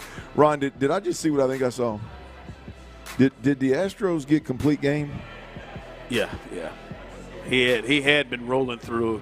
He had, I think, how many? Tyler, I think I saw he had retired maybe 13 in a row. I don't know. I just Somebody got on him. I just looked up and the Blue Jays starter was in the handshake line. So I guess. Yeah, yep. Kevin Gosman just 2 hits and no runs will do that for you. They go 2 hits and no runs. Good God. Good hell. That is brutal. By the way, while we're on the brutal train here, hey, boys. All over. Have y'all been to Starbucks lately? I have not. Last weekend, I think. Tyler. Yes, sir. They're taking the tipping stuff to a whole nother level. There you go. Tipping right there. Here you go. I like taking the tipping to a whole nother level. Still tipping, huh? Always. Get that reference. You know what they did to me? And it takes, God bless her, so it takes everything I can not to really let the little girl at the window have it, you know. I said, I ordered my order, and I went up there and got to the window. She's going to stick that damn machine out there. She's going to stick that machine out there. Well, I'm going to let you answer one question. In my car. Oh, you're in the drive-thru. In the drive-thru. Stick it out. They got a little pole or something. I'm going to let you answer one question. You know what that question was? What? How much your ass going to tip? Yeah. 2, 5, or 2, whatever it was. It wasn't even a percentage. It's a dollar amount. I said, boy, I tell you, you tipped her ass. Hey, well, it's done gone to the point of, like, it's one thing to flip the screen around and ask me to tip with somebody that's when I'm ordering right there. It's another thing when you lean out that window, big head out the window, and you lean the machine in my car. Like, now you look at me dead now. So I can't not it tip. has me to smile and not tip. Oh. If you want to do that. You want to do me like that? I couldn't do it. That gal was excited about her job, and I had to. If she was good, that's another thing. But I don't know how long you were there to see how good she was. Well, last time I checked, the tip wasn't about just being good. At like taking an order, a tip was being given service. But now I guess we're just into taking the order and asking for a tip. I guess. Yeah. All right, as we continue, we'll hook somebody up here. They real aggressive too. They ain't taxing them joints no more. They real aggressive with them. They get you a little HEB gift card as we are live here, Tomball Parkway, right across the highway from Willowbrook Mall. Come hang out with us, Buffalo Wild Wings. We'll get you updated. The Astros, there's no update. They've lost. And now we'll take a look at what happened today. As Clint said, complete game shutout is what happened to them. 2 hits. We'll talk Astros and what they did today coming up next. Well, the good thing is any way you slice it, man, whether you're celebrating or you're drowning your sorrows, the best beer to drink is that cold Coors Light. There's no doubt about it. If you're already drinking the world's most refreshing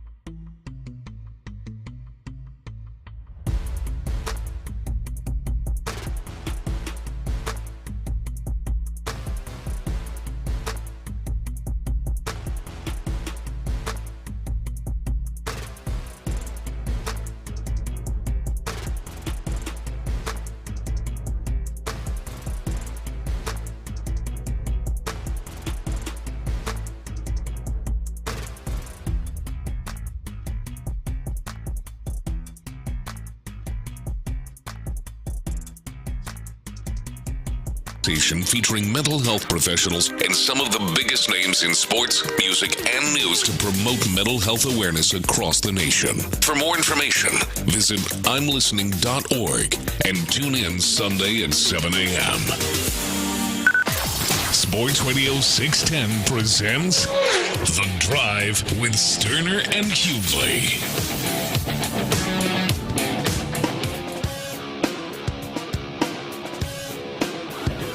All right, welcome back in as we are live. Congratulations to our first winner. And if you are on, clap it up. If you are on the way, you could be like Rich and be a winner here today. Coming up in the 5 o'clock hour, we still have. I mean, this cooler it's got a bottle opener on it built into it. It is a serious ass cooler, courtesy of our friends of Bud Light. So you got a chance to win that in the 5 o'clock hour. All you got to do is sign your name and put it in our raffle box if you're in the building. So come on out and hang out with us. To be here till 6 o'clock. We are at Buffalo Wild Wings right off Tomball Parkway, just on the other side of the highway of Willowbrook Mall. So make your way on out here to hang out with us. TVs everywhere. You could have been here to watch the Astros. We'll get to them here in a second. But you can stay in here and watch a really, really good Thursday night football game between Washington and Green Bay. Everything you need right here. Great food, great drinks, great staff here. So come on out and hang out. And Clint is and listeners, and maybe it's a clue. Tyler didn't play any celebration music coming back because the Astros. Okay, all right. The Astros did win. They have taken the L.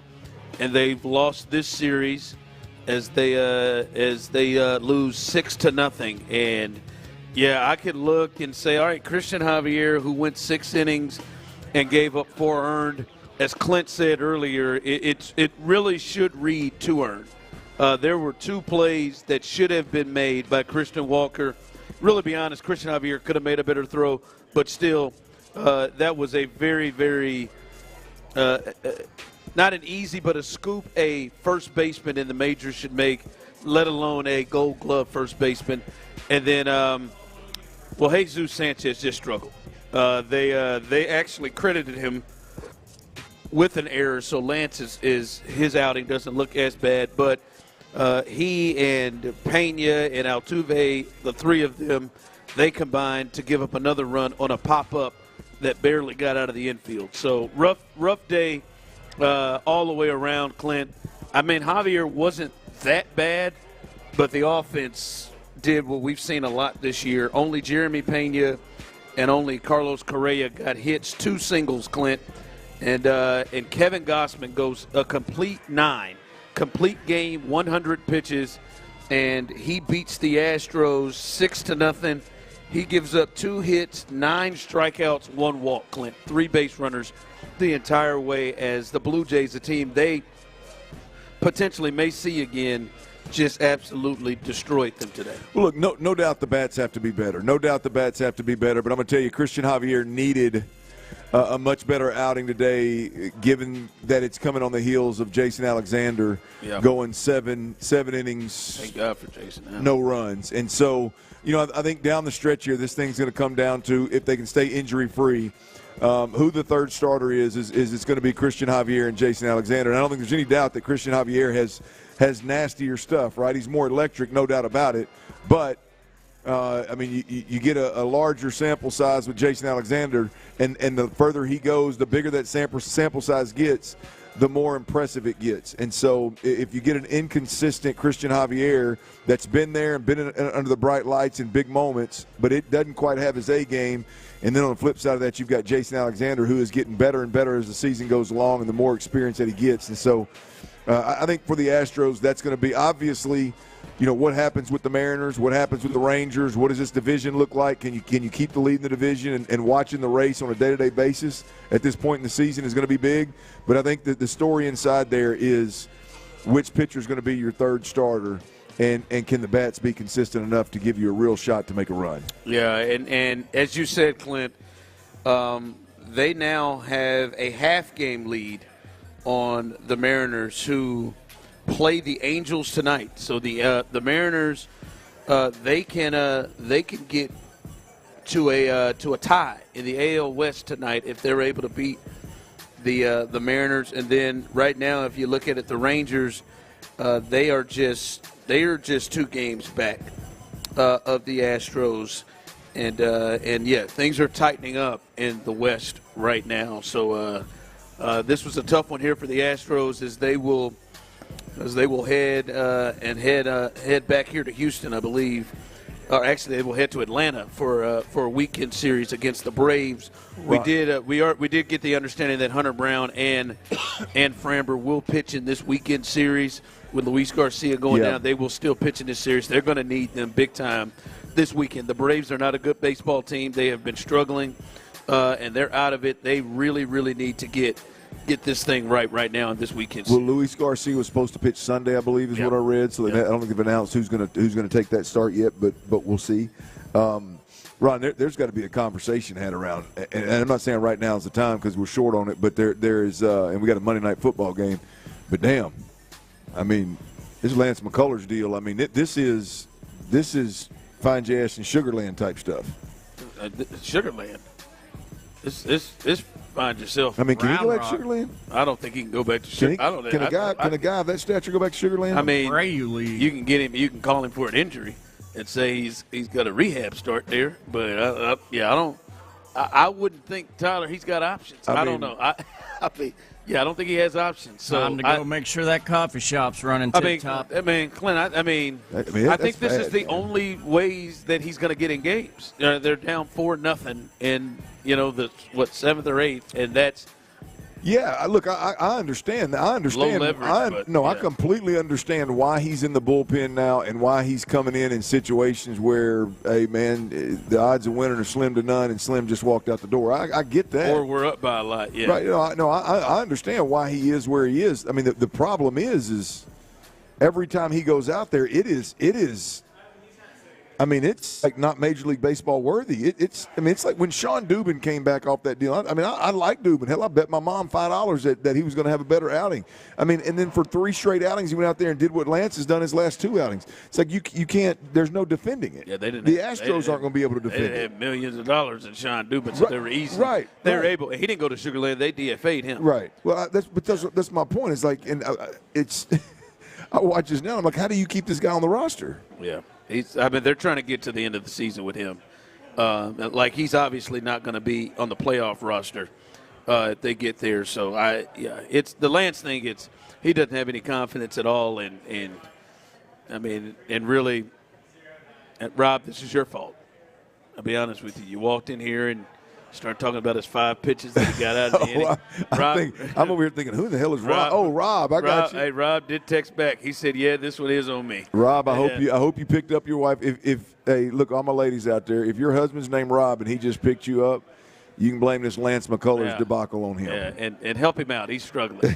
help him have a good night. All right, coming up, let's hear from the quarterback, C.J. Stroud, as he meets with the media. We'll let you hear what he had to say. That's coming up next right here live on The Drive. All right, are you selling your home? If you are selling your home, I'm telling you what you want.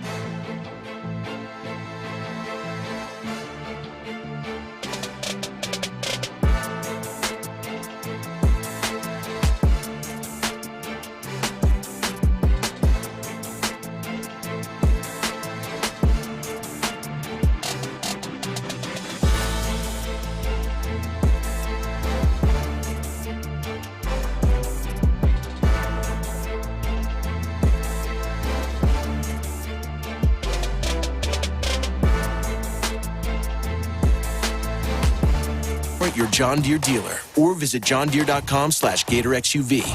Live from the Mokaram Injury Lawyers Studios, Sports Radio 610 presents The Drive with Stoerner and Hughley.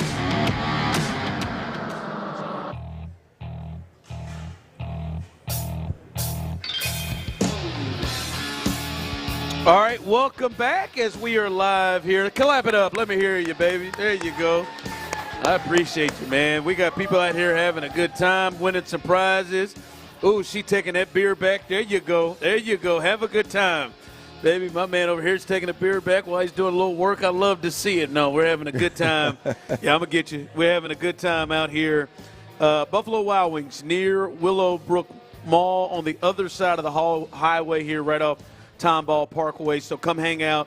Have a good time. We'll be here till 6 o'clock. Still got prizes to win here in the 5 o'clock hour, so make your way on out. Let's head to NRG, though, and hear from the quarterback, C.J. Stroud, as he speaks to the media ahead of, I think, one of the biggest games of his in a while for him. Let's hear from C.J. There's some more.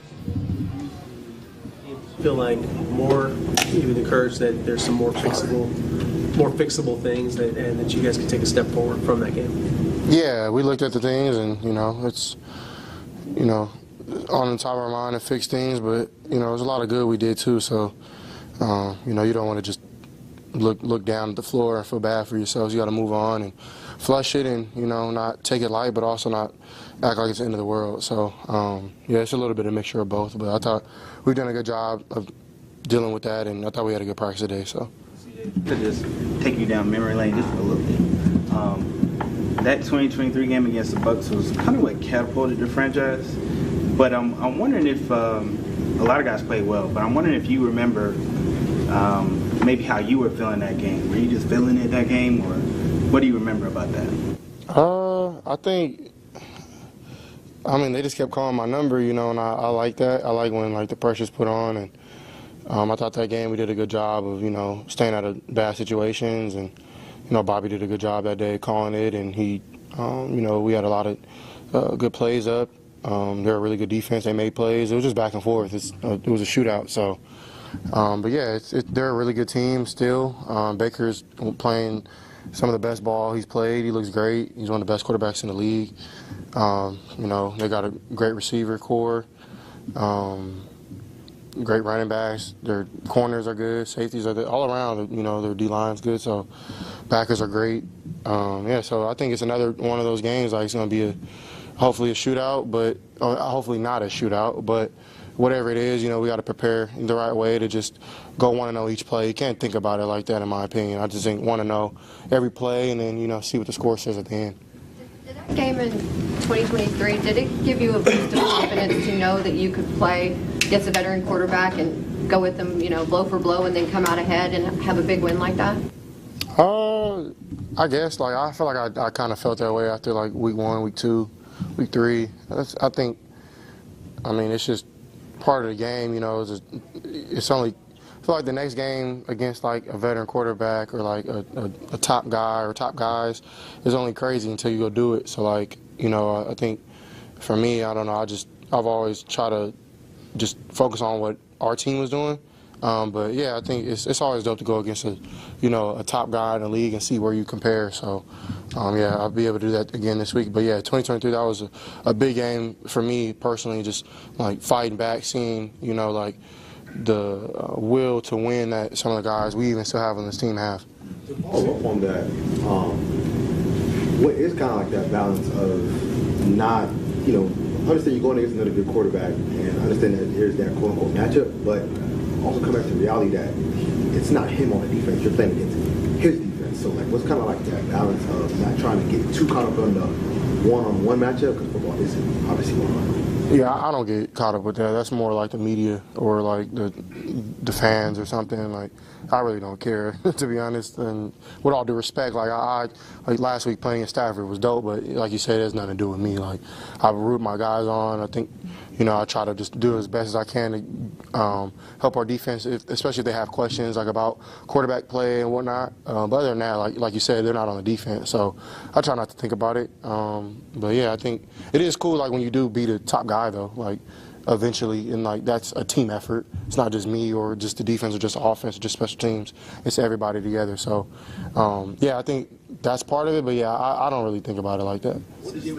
Timing, chemistry, and relationship standpoint, your background with Jared Patterson, how much does that help to make it a little bit seamless with Jake Andrews injured?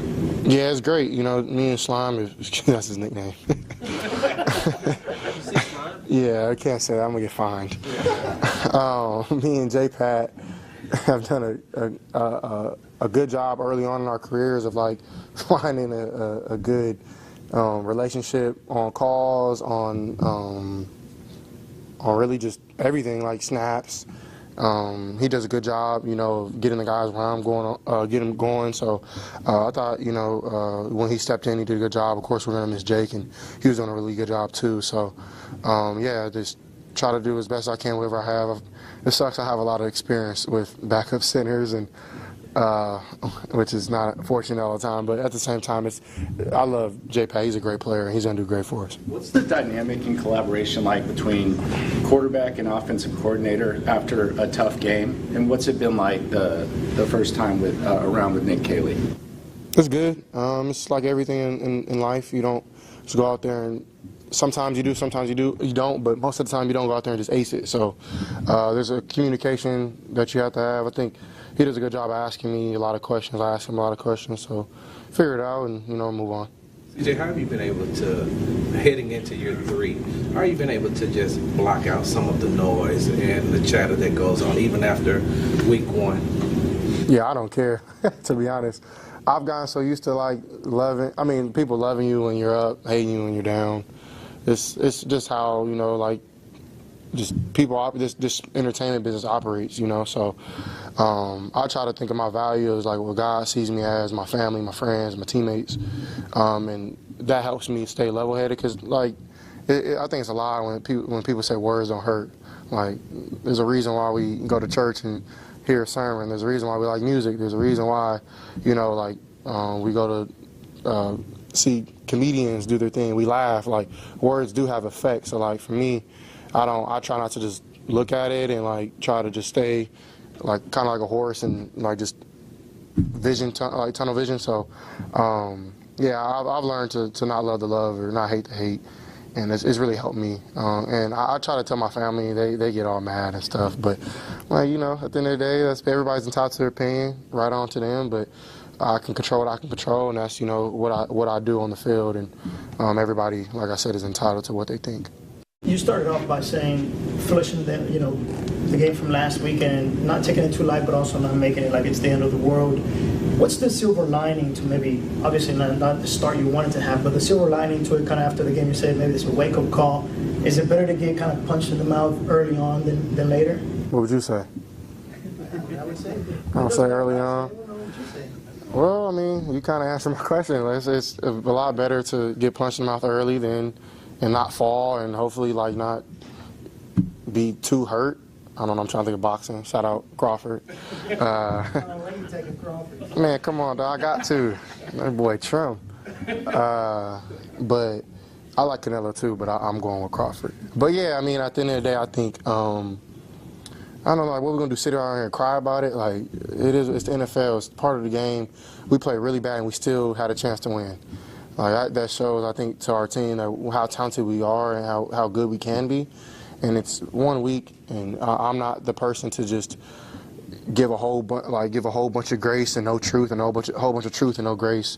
I'm a little bit of both. So, I don't really know what to say. I think for me, I've been in this team myself. I've been in this position a bunch where everybody thinks you suck and whatever they want to think. Cool, y'all go ahead and do that. We're gonna continue to grind. And if we lay an egg again, we're going to get back up. We're going to trust each other. It really doesn't matter what everybody else thinks. So, it takes time to build.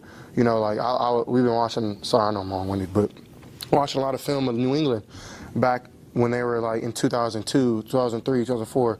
They didn't, and now, of course, they won, but they didn't look like what they did in their strong run right away. And, of course, that's the goal, to get it as quick as possible, but sometimes it's not the reality. So I'm trying my best to keep our guys' mojo up, and I think we're doing a good job of it. What are some of the boys on our locker room? what are some of the areas that you guys feel like you have to fix from last week going into this week? Well, we got to help Kels out, man. I think that's my biggest thing personally, and I think for the guys is not giving. What play are you going to call on 2nd and 15, 2nd and 25? And we've had these problems for years, So 3rd and 14, 3rd and 12, like you can't live in that. And we do our coaches discourtesy of that and that's controllable by us. So I think that's a start. Personally, I got to be better just pocket movements and, checking the ball down when I need to check it down. And at the same time, staying aggressive. So, I think we just need to build a rhythm early on better. And I think we'll be better from that.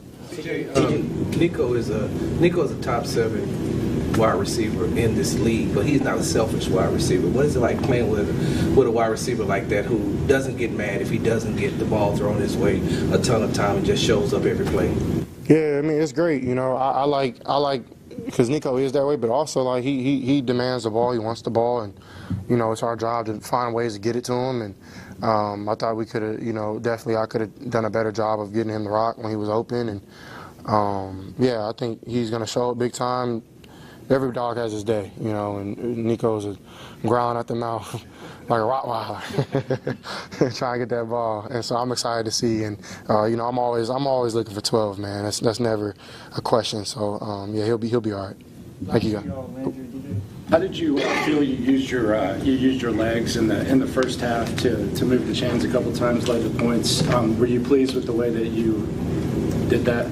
Yeah, I was. I thought I did it when I should have, and thought I made some plays. So I thought it went well. Is that kind of like when you're in the pocket, you're getting pressured? Is there kind of like a balance between hanging in there and trying to find the receiver and use the legs? Is that one of the tougher battles for a quarterback? Yeah, definitely. Because when you don't run, everybody's like, oh, he should have ran, and when you don't throw, he should have threw it. So I'm always wrong.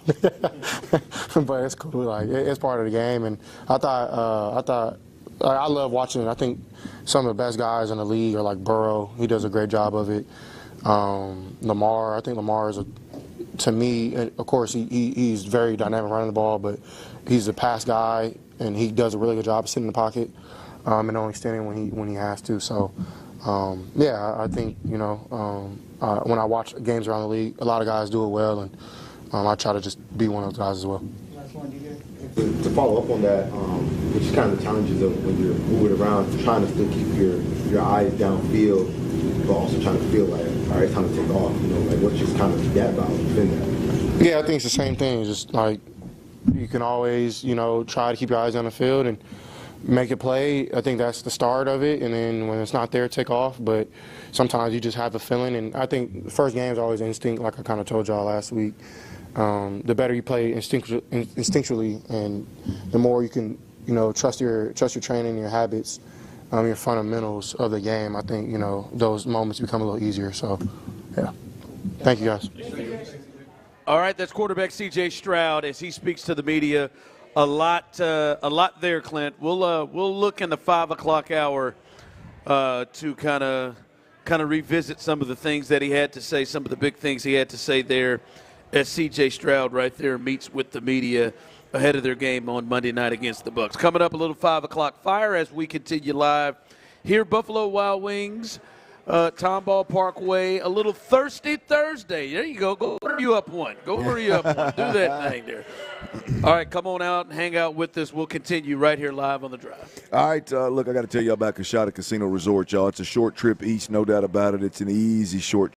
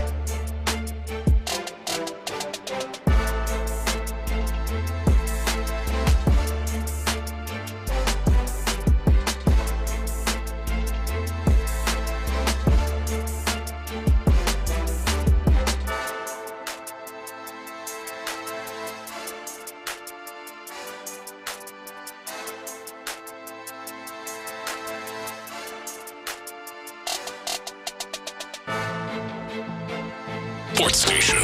I said, oh, Lord Jesus, it's a fire. Hey. Sports Radio 610 presents The Drive with Stoerner and Hughley. It's the 5 o'clock fire. It is 5 o'clock. Congratulations. Hopefully you're off work. Luckily for you, Old Dirty Show, T-Mill, a.k.a. Psycho T, a.k.a. the producer that runs the place. T-Mill, Tyler Milner, in the building. The latest is we are live here, Buffalo Wild Wings Thursdays, as we do each and every Thursday. And we are here hanging out, celebrating with you, and getting ready for a big Thursday night football game. Washington traveling to Green Bay traveling to Washington. We will get you the latest on that. I think it's the other way around. I think it's in Green Bay. Yeah, because Green Bay. Yeah, look, the bleachers behind it. Yeah. Washington at Green Bay. We'll get thoughts on that coming up here in a little bit. Oh, I thought you were about to say. Well, no, the only reason I knew that is because I think their first 2 games are at home and they play 6 straight on the road after that. I think Green Bay does. Really, 6 straight? Mm-hmm. One of those is in Dallas. Okay, I have to look at that. Something like that. The number. They 2 at home and then 6 includes the bye week. But I think 6 weeks they're away from home, something along those lines. So I know they're at home this week. Yeah. So, but we'll get you ready for that. Come on out here, get you some something cold to drink, good beer, good drink, good food right here, Buffalo Wild Wings. We're located here right off Tomball Parkway, on the other side of the highway of Willowbrook Mall. That's how you can find us. And come on out, and we still got room. People are starting to pack this thing out. If you just arrived, you still got a chance coming up after this segment to win a cooler, a Bud Light cooler. All you got to do, put your name in our raffle box, and you have a chance to be a winner. All right, Clint, let's start here with the Astros. As we were watching them here earlier today, they were looking to attempt to win this series on the road against one of the other really good teams in the American League, the Toronto Blue Jays. And that didn't happen, and it was never close. Toronto scored 2 runs in the first inning off some bad defensive baseball. Sanchez, Javier, and Christian Walker at first base had plays that should have been outs that ultimately led to 2 runs, and they end up losing 6-0. Kevin Gausman, the story here for the Blue Jays, he goes 100 pitches. In a 6-0 shutout, gave up 2 hits, 9 strikeouts, 1 walk. As they go ahead and take care of business, win this series, they beat the Astros. The Astros lead over the Mariners right now is at a half game. If the Mariners are able to beat the Angels tonight and win their 6th straight, Clint, they're surging again in the second half. If they win their 6th straight, they will pull into a tie with the Astros in the AL West. So this has been a tough roll, and really, to be honest, Clint, this second half has been a tough roll for the Astros, and they are just hanging on, and they may not be in first place when we come to roll and do the show tomorrow on Friday.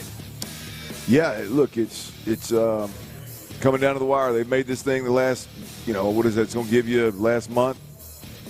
20 games, 18 games, something like that. It's going to be this thing's tight, man. It's going to be a nail biter all the way down. You got head-to-head matchups.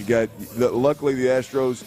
Now you look at it and you're real thankful that you got the A's and the Angels to round this thing out the last handful of games. So if you need to make up ground, you can do it, or at least attempt to do it against the lesser teams in the division. But yeah, they've made this thing interesting for damn sure. Well, yeah, and they've got coming 6 games against Texas and against Seattle. That's a 6-game stretch, which clearly is going to be the biggest 6 games of the season for the Astros, and may end up being their season, Clint. I think the hope was you'd have a bit of a cushion going into those games, and as you've said all second half, just don't get swept.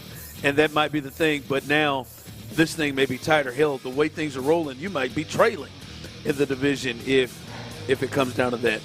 Also today, Lance McCullers, he got in again as well. He gave up 1 run, but struggled there in his 2 innings. He gave up. He was on the mound for the final 2 runs that got scored by the Blue Jays to make it from 4-0, 6-0. Christian Javier, he went 6 innings. 4 earned runs. Really, it felt like 2 earned runs, but 4 earned runs. He struggled a bit there early. You were hopeful that he'd have a better outing, but he's going to continue to pitch in this thing. When you look at the injuries, I don't know if that's the same for Lance. Lance has clearly been moved into the game is out of hand one way or another, and that's when you get time in, and that is a tough thing to swallow, Clint, when he's making as much money as he's making and what you were hopeful that he would be coming into this year. Yeah, look, the Lance thing is a conversation that needs to live by itself. This thing is wild, man, and I mean, I didn't, I hope that he came back and was lights out. Probably a little unfair expectation, a little unfair hope, but I mean, I thought that there was no way he wouldn't come back and at least be able to help this team in some capacity, chew up innings throughout the regular season. And he's already been moved to the damn bullpen and can't do anything there. So this is wild how bad it is. Deep in the bullpen. Yeah, it's wild how bad it is for Lance right now. But when you look at the Astros today, I think that obviously the Jason Alexander, Christian Javier, Jason Alexander last night, Christian Javier today. You got one guy that's got electric stuff that's been there before, and you got another guy that just seems. I said it earlier. I think he's got a real Greinke type vibe to his style of pitching, and so it's not overpowering. It's not one of those you look at and you go, man, this is some electric stuff. But the sample size is getting bigger and bigger and bigger of being able to put the team in a spot to win a game. And so, does Jason Alexander become that guy that gets a third starter in the rotation when it comes crunch time, or is Christian Javier the guy can rebound and make that happen? Yeah, to go along with that, man, it's really disappointing. You go and face a Kevin Gausman who will be a pitcher in the postseason, and you rack up 2 hits, and you don't score. No extra base hits. They had one time where they had any kind of trouble, and that was runners on first and third, 1 out, and they got out of that. So Astros, they will now head to Atlanta to face the Braves in a weekend series, and they got to get it going here soon. 5 o'clock fire. All right, the Texans, their injury report is out, and it's official, Clint. And also, I'll share some news with the Bucs too here in a bit. But let's look at the Texans here, and they've got 5 guys here on the injured list. Let's start with the guys who did not practice. Today did not practice Jake Andrews, not a surprise with that high ankle sprain. And then Braxton Berrios and Christian Kirk, who both missed the game on Sunday against the Rams. They also didn't practice with the hamstring issues, so we'll see. They do have till Monday. We'll see what happens tomorrow. And then Blake Fisher, he was a full participant with his ankle situation.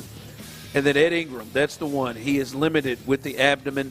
He did not play in the game on Sunday, and that seemed to cause a major shift in the offensive line. That, to me, clearly, Christian Kirk and Braxton Berrios, obviously, but it is good to see that Ed Ingram, even in a limited role, was out there on the practice field. Absolutely. Again, before the season started, when training camp, last couple of weeks of training camp, it was one of those for me where Ed Ingram was the key to unlocking, let's call it legitimately, the best 5 offensive linemen for this team, and I still think that's the case. If Ed Ingram's healthy, hell, I think even if Ed Ingram's not healthy, Juice Scruggs should start at right guard. But Ed Ingram is clearly the guy that they leaned into, the guy that they like the most, that right guard position. So if he's healthy, I think that would be an upgrade, which would move Titus Howard back to tackle, free him up. And so I think it puts the offensive line for the Texans in a spot where they can be a better version of themselves if Ed's healthy for sure. Man, I'm with you, though, what you said to begin with. I hope I just want to see it. I want to see what the plan was, right? Obviously, the plan changed a couple of times, but clearly going into it, they wanted to go Ursery at left tackle, and then Tomlinson. Now, we won't get to see Andrews, but Andrews and Ed Ingram with Titus on the outside. I just want to see what that looks like. Well, I think, and I know you're talking big picture of the whole offensive line, but I think when you narrow it down to the right guard position, I think Titus Howard does an admirable job down there. But it's clear when you watch Titus Howard play, and it's always been this way. But when you watch him play, like there's just not the ability.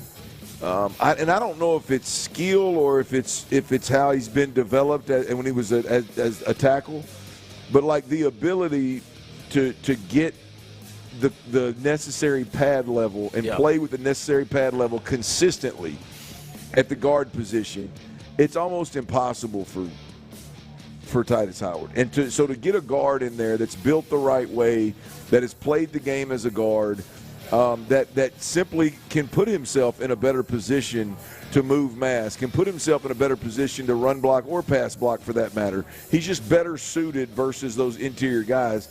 I think that is the best. I just can't believe that the best route for the Texans out of the gate is to play a tackle at guard, which I know they had to because of the injury, but I just can't believe that that's where they land longer term at this point. You would hope not. On the other side, Clint, some interesting names showing up, and we talked to J.C. Allen, who covers the Bucs for Sports Illustrated earlier. He talked about Tristan Wirfs, who's one of the best left tackles in football.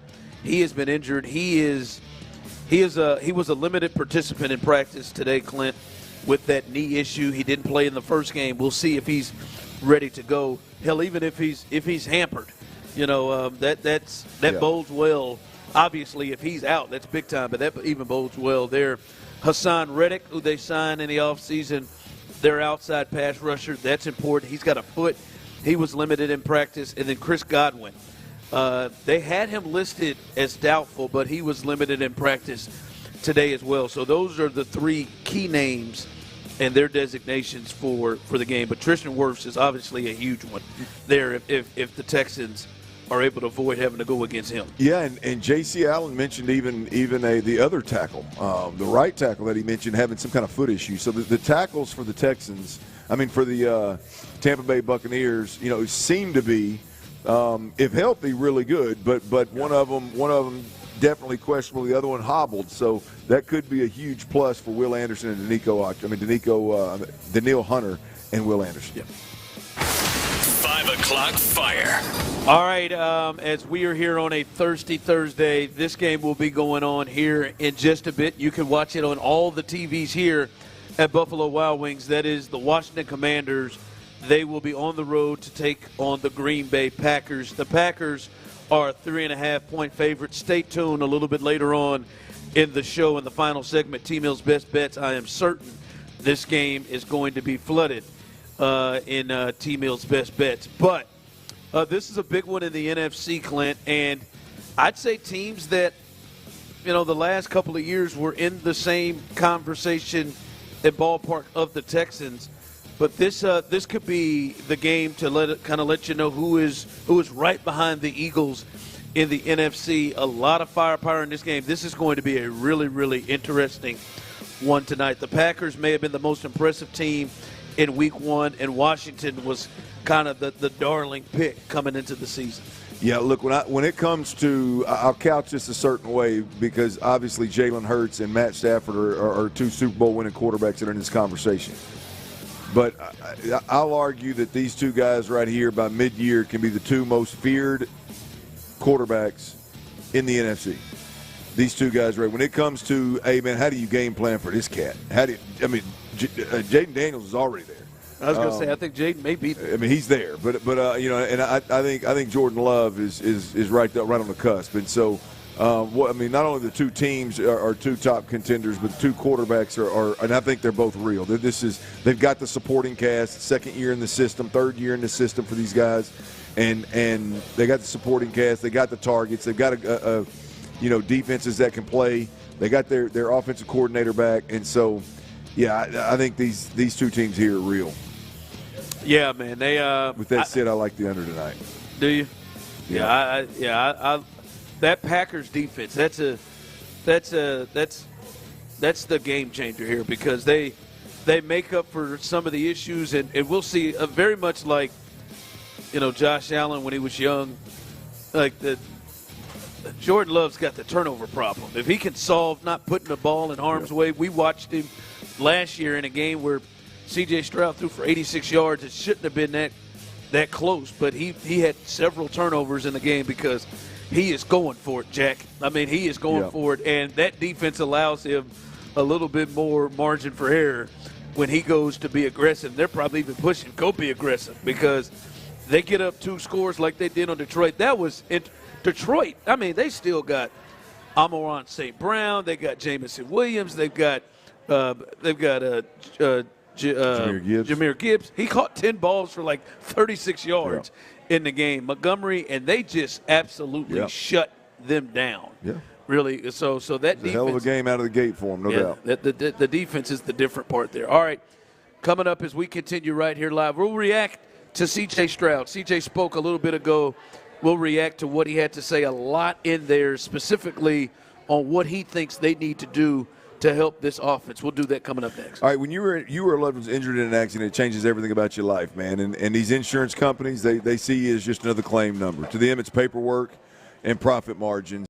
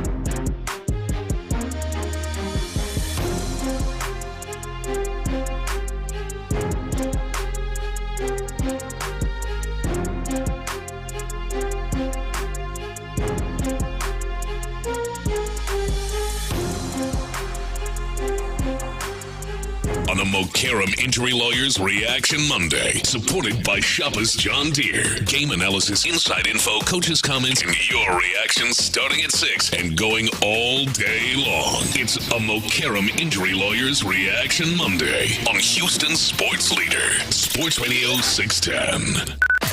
Sports Radio 610 presents The Drive with Stoerner and Hughley.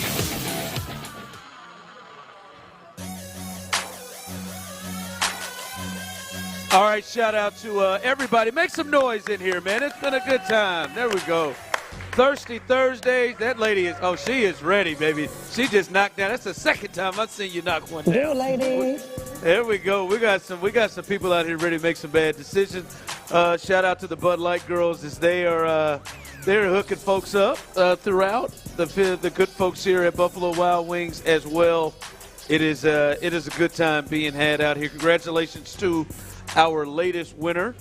And remember, guys, as Clint said a little bit earlier, come on out with us tomorrow, Football Friday, as we will be in Katy at BB's.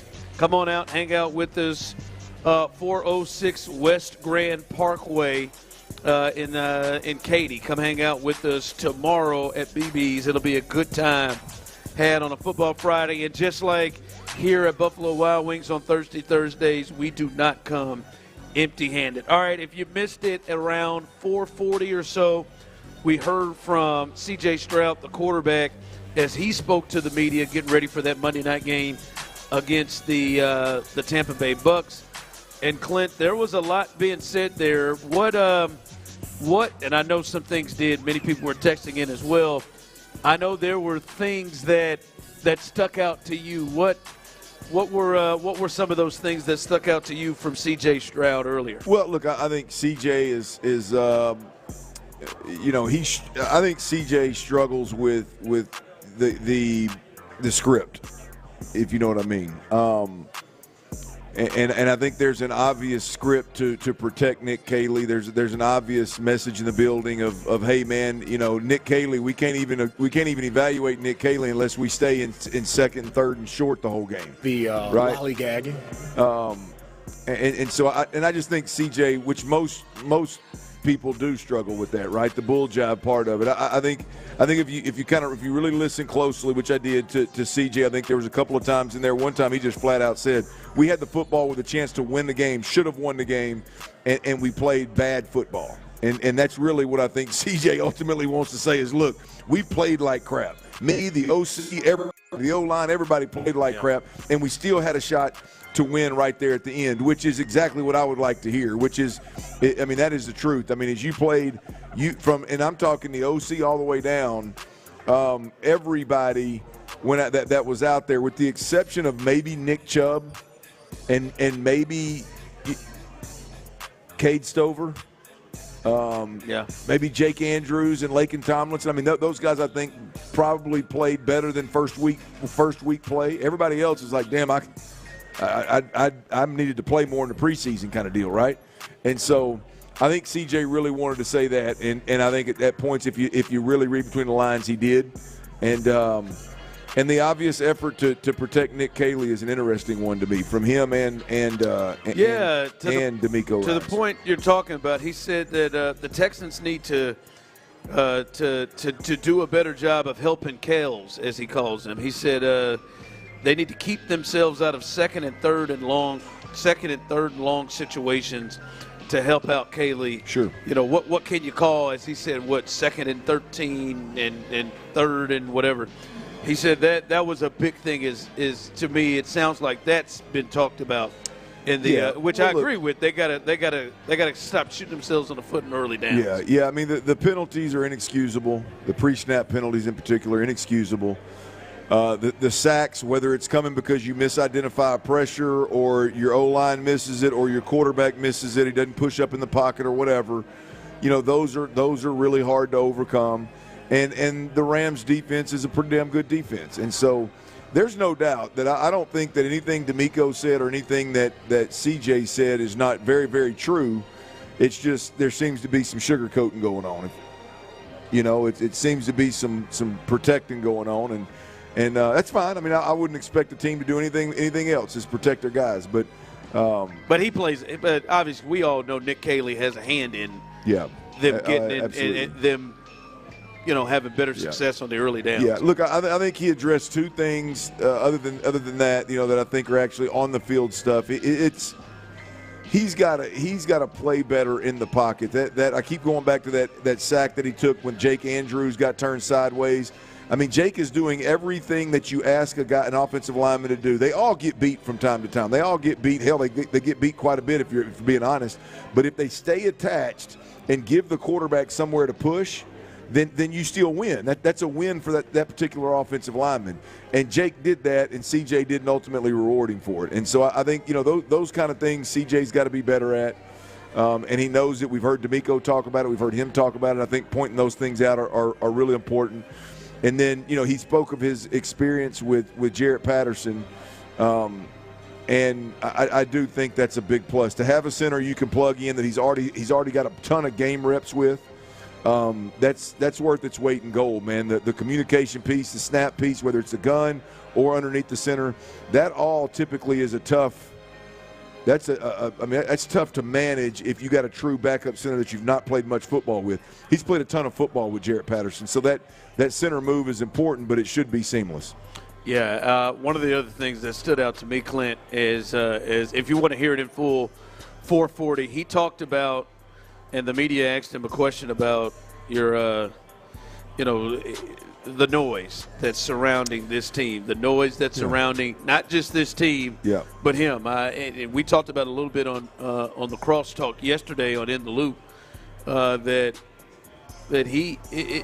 you're hearing it really for the first time with him from, I think, people in the fan base, and he's hearing it, and he spoke about it and expressed that it wasn't a big deal, but you can tell he is at least hearing it. You can tell that it is something that he is aware of. Oh, I think he's more than aware. I think he struggles with it. If I'm being completely honest, He struggles with. I mean, he asked a question. With it affecting him on an everyday basis. I mean, just being in the spotlight and the negativity. I think he's by nature a really good dude that just he's a people pleaser that wants to. He wants to. Well, you hear it, and this, I'm not dogging him. This is a real quality. He wants to be your buddy. He wants to pray for you. He wants things to go good, and therefore, when they go bad, which I don't think. Look, he's always been a highly rated quarterback and played with great football teams. I don't think he's handled a ton of sports adversity in his time. I know he's had some things in his personal life that are adversity, but the sports adversity side of things, I think he's probably landed on the safer side of that. So this will be interesting to kind of see him navigate. From whether it's the kind of person that he is or it's the fact that he hasn't handled a lot of sports adversity in his time, to see him navigate some of this because I do think it's a third year, man. Rubber's meeting the road where you're going to establish yourself as a $65 million a year guy, the face of a franchise, or folks are going to doubt that, right? And so I do think it's some interesting times for CJ Stroud. Well, all of it's coming together. And I think he hears. I think he hears it. I think it does bother him. I think he does feel it. And the key here is if you play well, you ain't got to worry about it. I was going to say it's all coming together. It's all coming together where, that the time is getting near where his contract, his ability to take care of him, and that also is meeting with the expectations of winning. And I think a lot of people are starting to understand it's going to get harder to put things around him the more money he makes. Well, I think that all of that is coming to a head with that. Because D'Amico said it, too, there's no pressure on CJ, just go out and play. I think, obviously, maybe that is starting to come about more. Well, look, some of the hardest part of dealing with the media or fans or critics of any kind when you're not playing well is that, I mean, those are the most locked in times that you are, right? I mean, you're doing everything you possibly can to block it all out and play well, and the whole time you're constantly reminded of it. And so that's why it's so hard, is that it's not more important to anybody out there that's talking than it is to you, and it's a constant reminder, and all you want to do is play well. And so it's a tough balance to deal with it, get beyond it, as well as block out what folks are saying. It's tough to be there, man. We'll see how well he handles it. Yeah. I think to me, in the press conference, said the right things and went about it the right way. We'll just now start to see kind of things on the field. All right, as we continue here, live here, Buffalo Wild Wings, right across the highway from Willowbrook Mall. Come hang out with us as we'll be here till 6 o'clock. TVs rolling all over the place, so you got time to hang out here on a Thursday night and to have a good time. As we continue right here, a big part of maybe this game coming up, and after talking to J.C. Allen, the guy who covers the Tampa Bay Buccaneers, this could be a bigger thing, not for the Texans offense, but for the Texans defense. Let's see how they adjust to something that maybe gave them some problems in the last game. We'll do that coming up next. All right, y'all, look, football is back. That means tailgate season is back, and Academy Sports and Outdoors is absolutely, as usual, as they always have been, your one-stop shop for all things tailgating. Look, whether you're looking for a grill and all the accessories to get them burgers, brats, and boudin grilled up, or you're looking for coolers to keep your drinks cold from kickoff to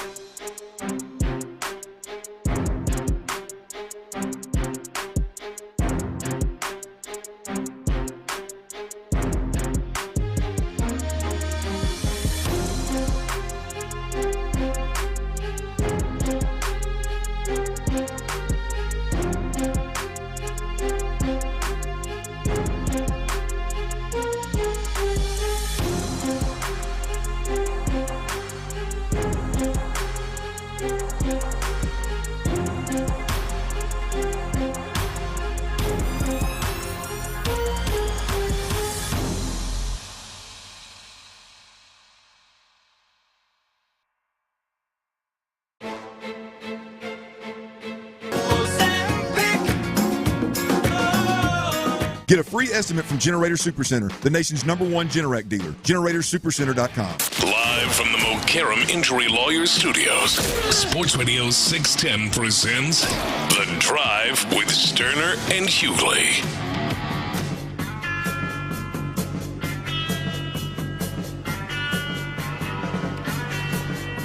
All right, welcome back again as we are live. Shout out to everybody who came out. You guys have been fantastic as always on this Thirsty Thursday here.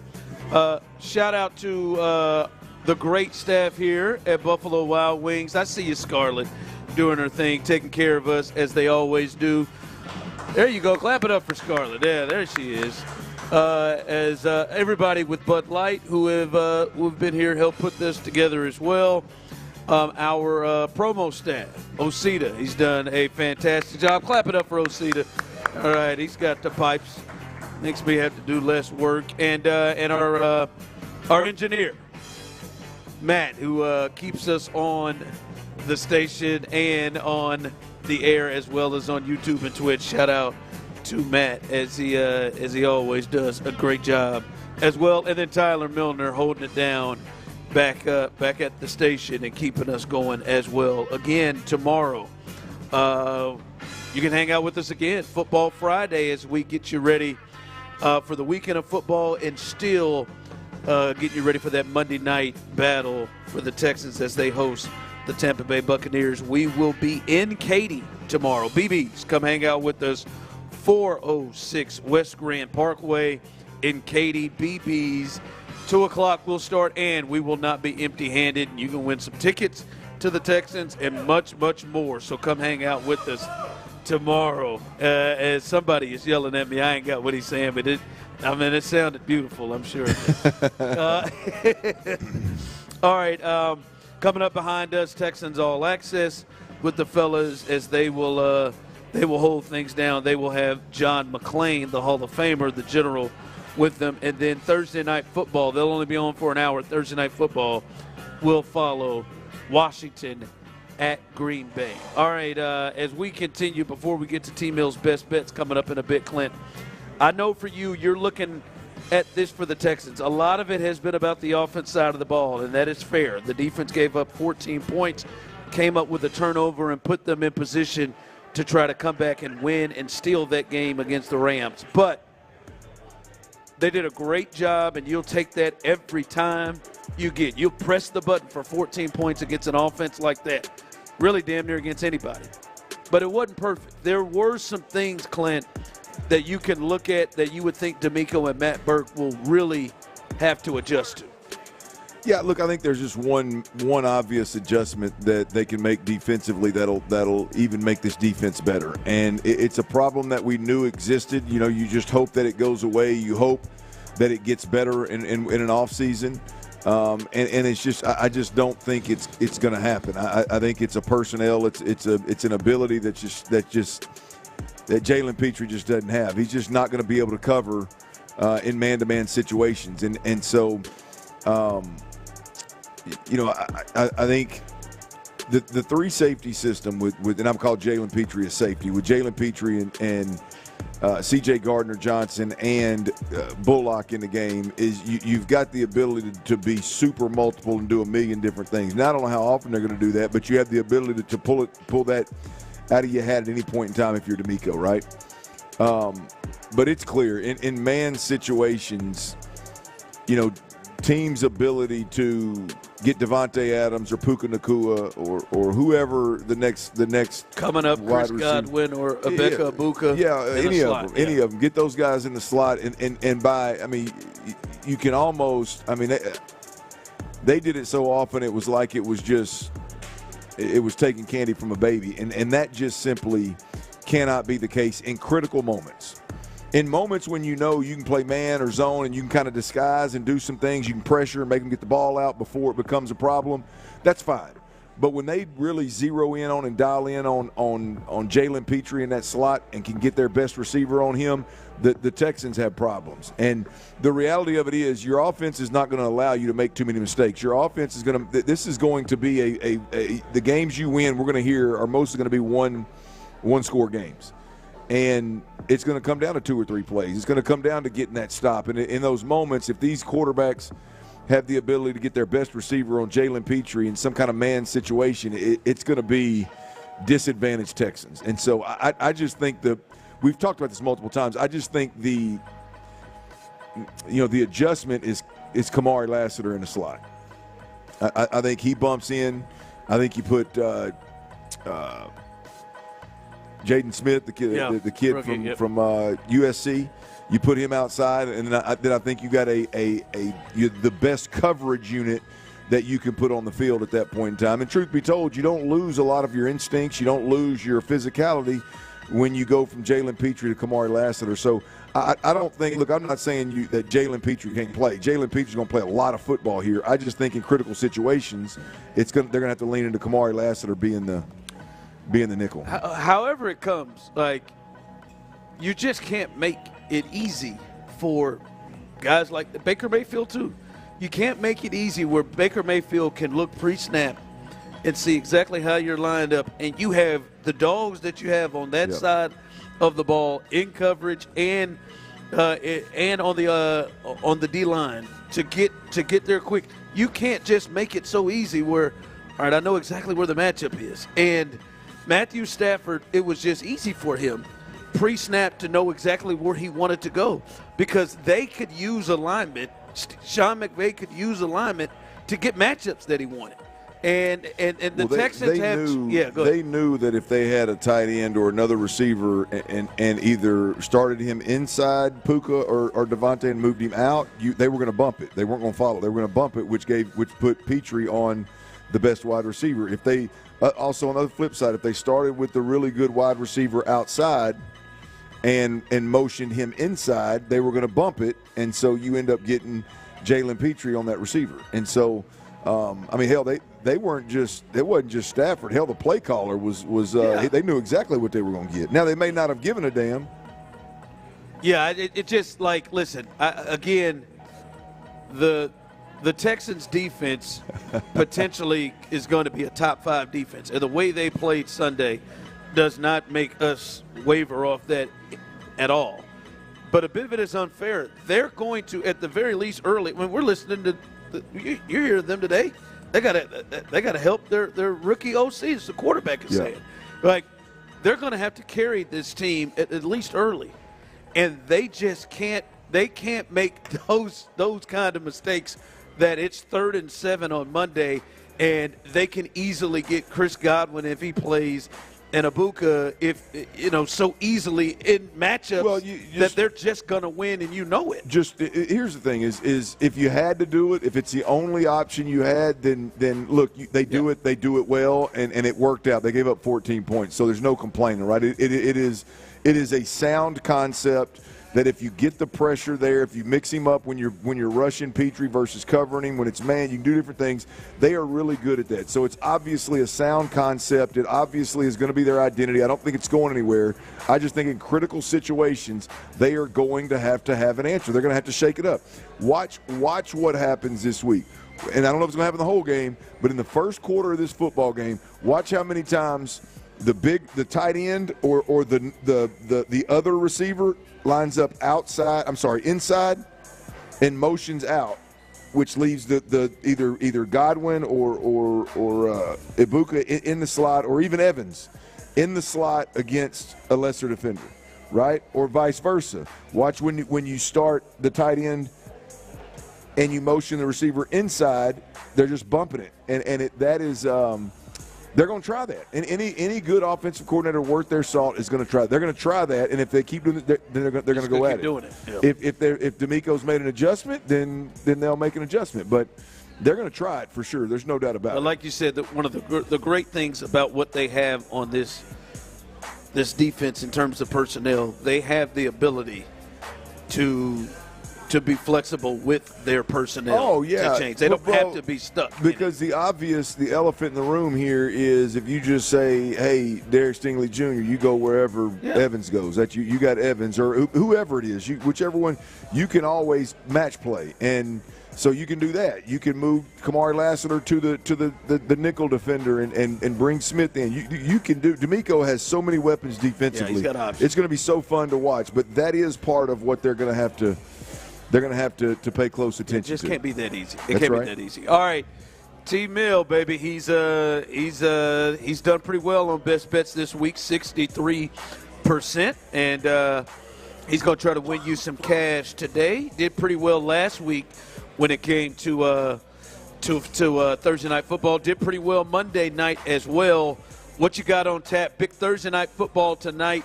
T. Mill, what you got? T. Mill's best bets. Yes, sir. It is winning time. It is football time. I got 4 bets for tonight's matchup in Green Bay between the Commanders and the Pack. First, I'm taking those points. I'm taking the Washington Commanders plus 3.5 tonight against the Packers in Green Bay. Like it a lot, actually. I wouldn't say it's a lock or anything, but I really like that bet for tonight. Next, I think Clint mentioned this one earlier. I'm on the under in this ball game. I teased mine up a little bit. I think it's actually set around 48, 47.5, 48.5, somewhere in there.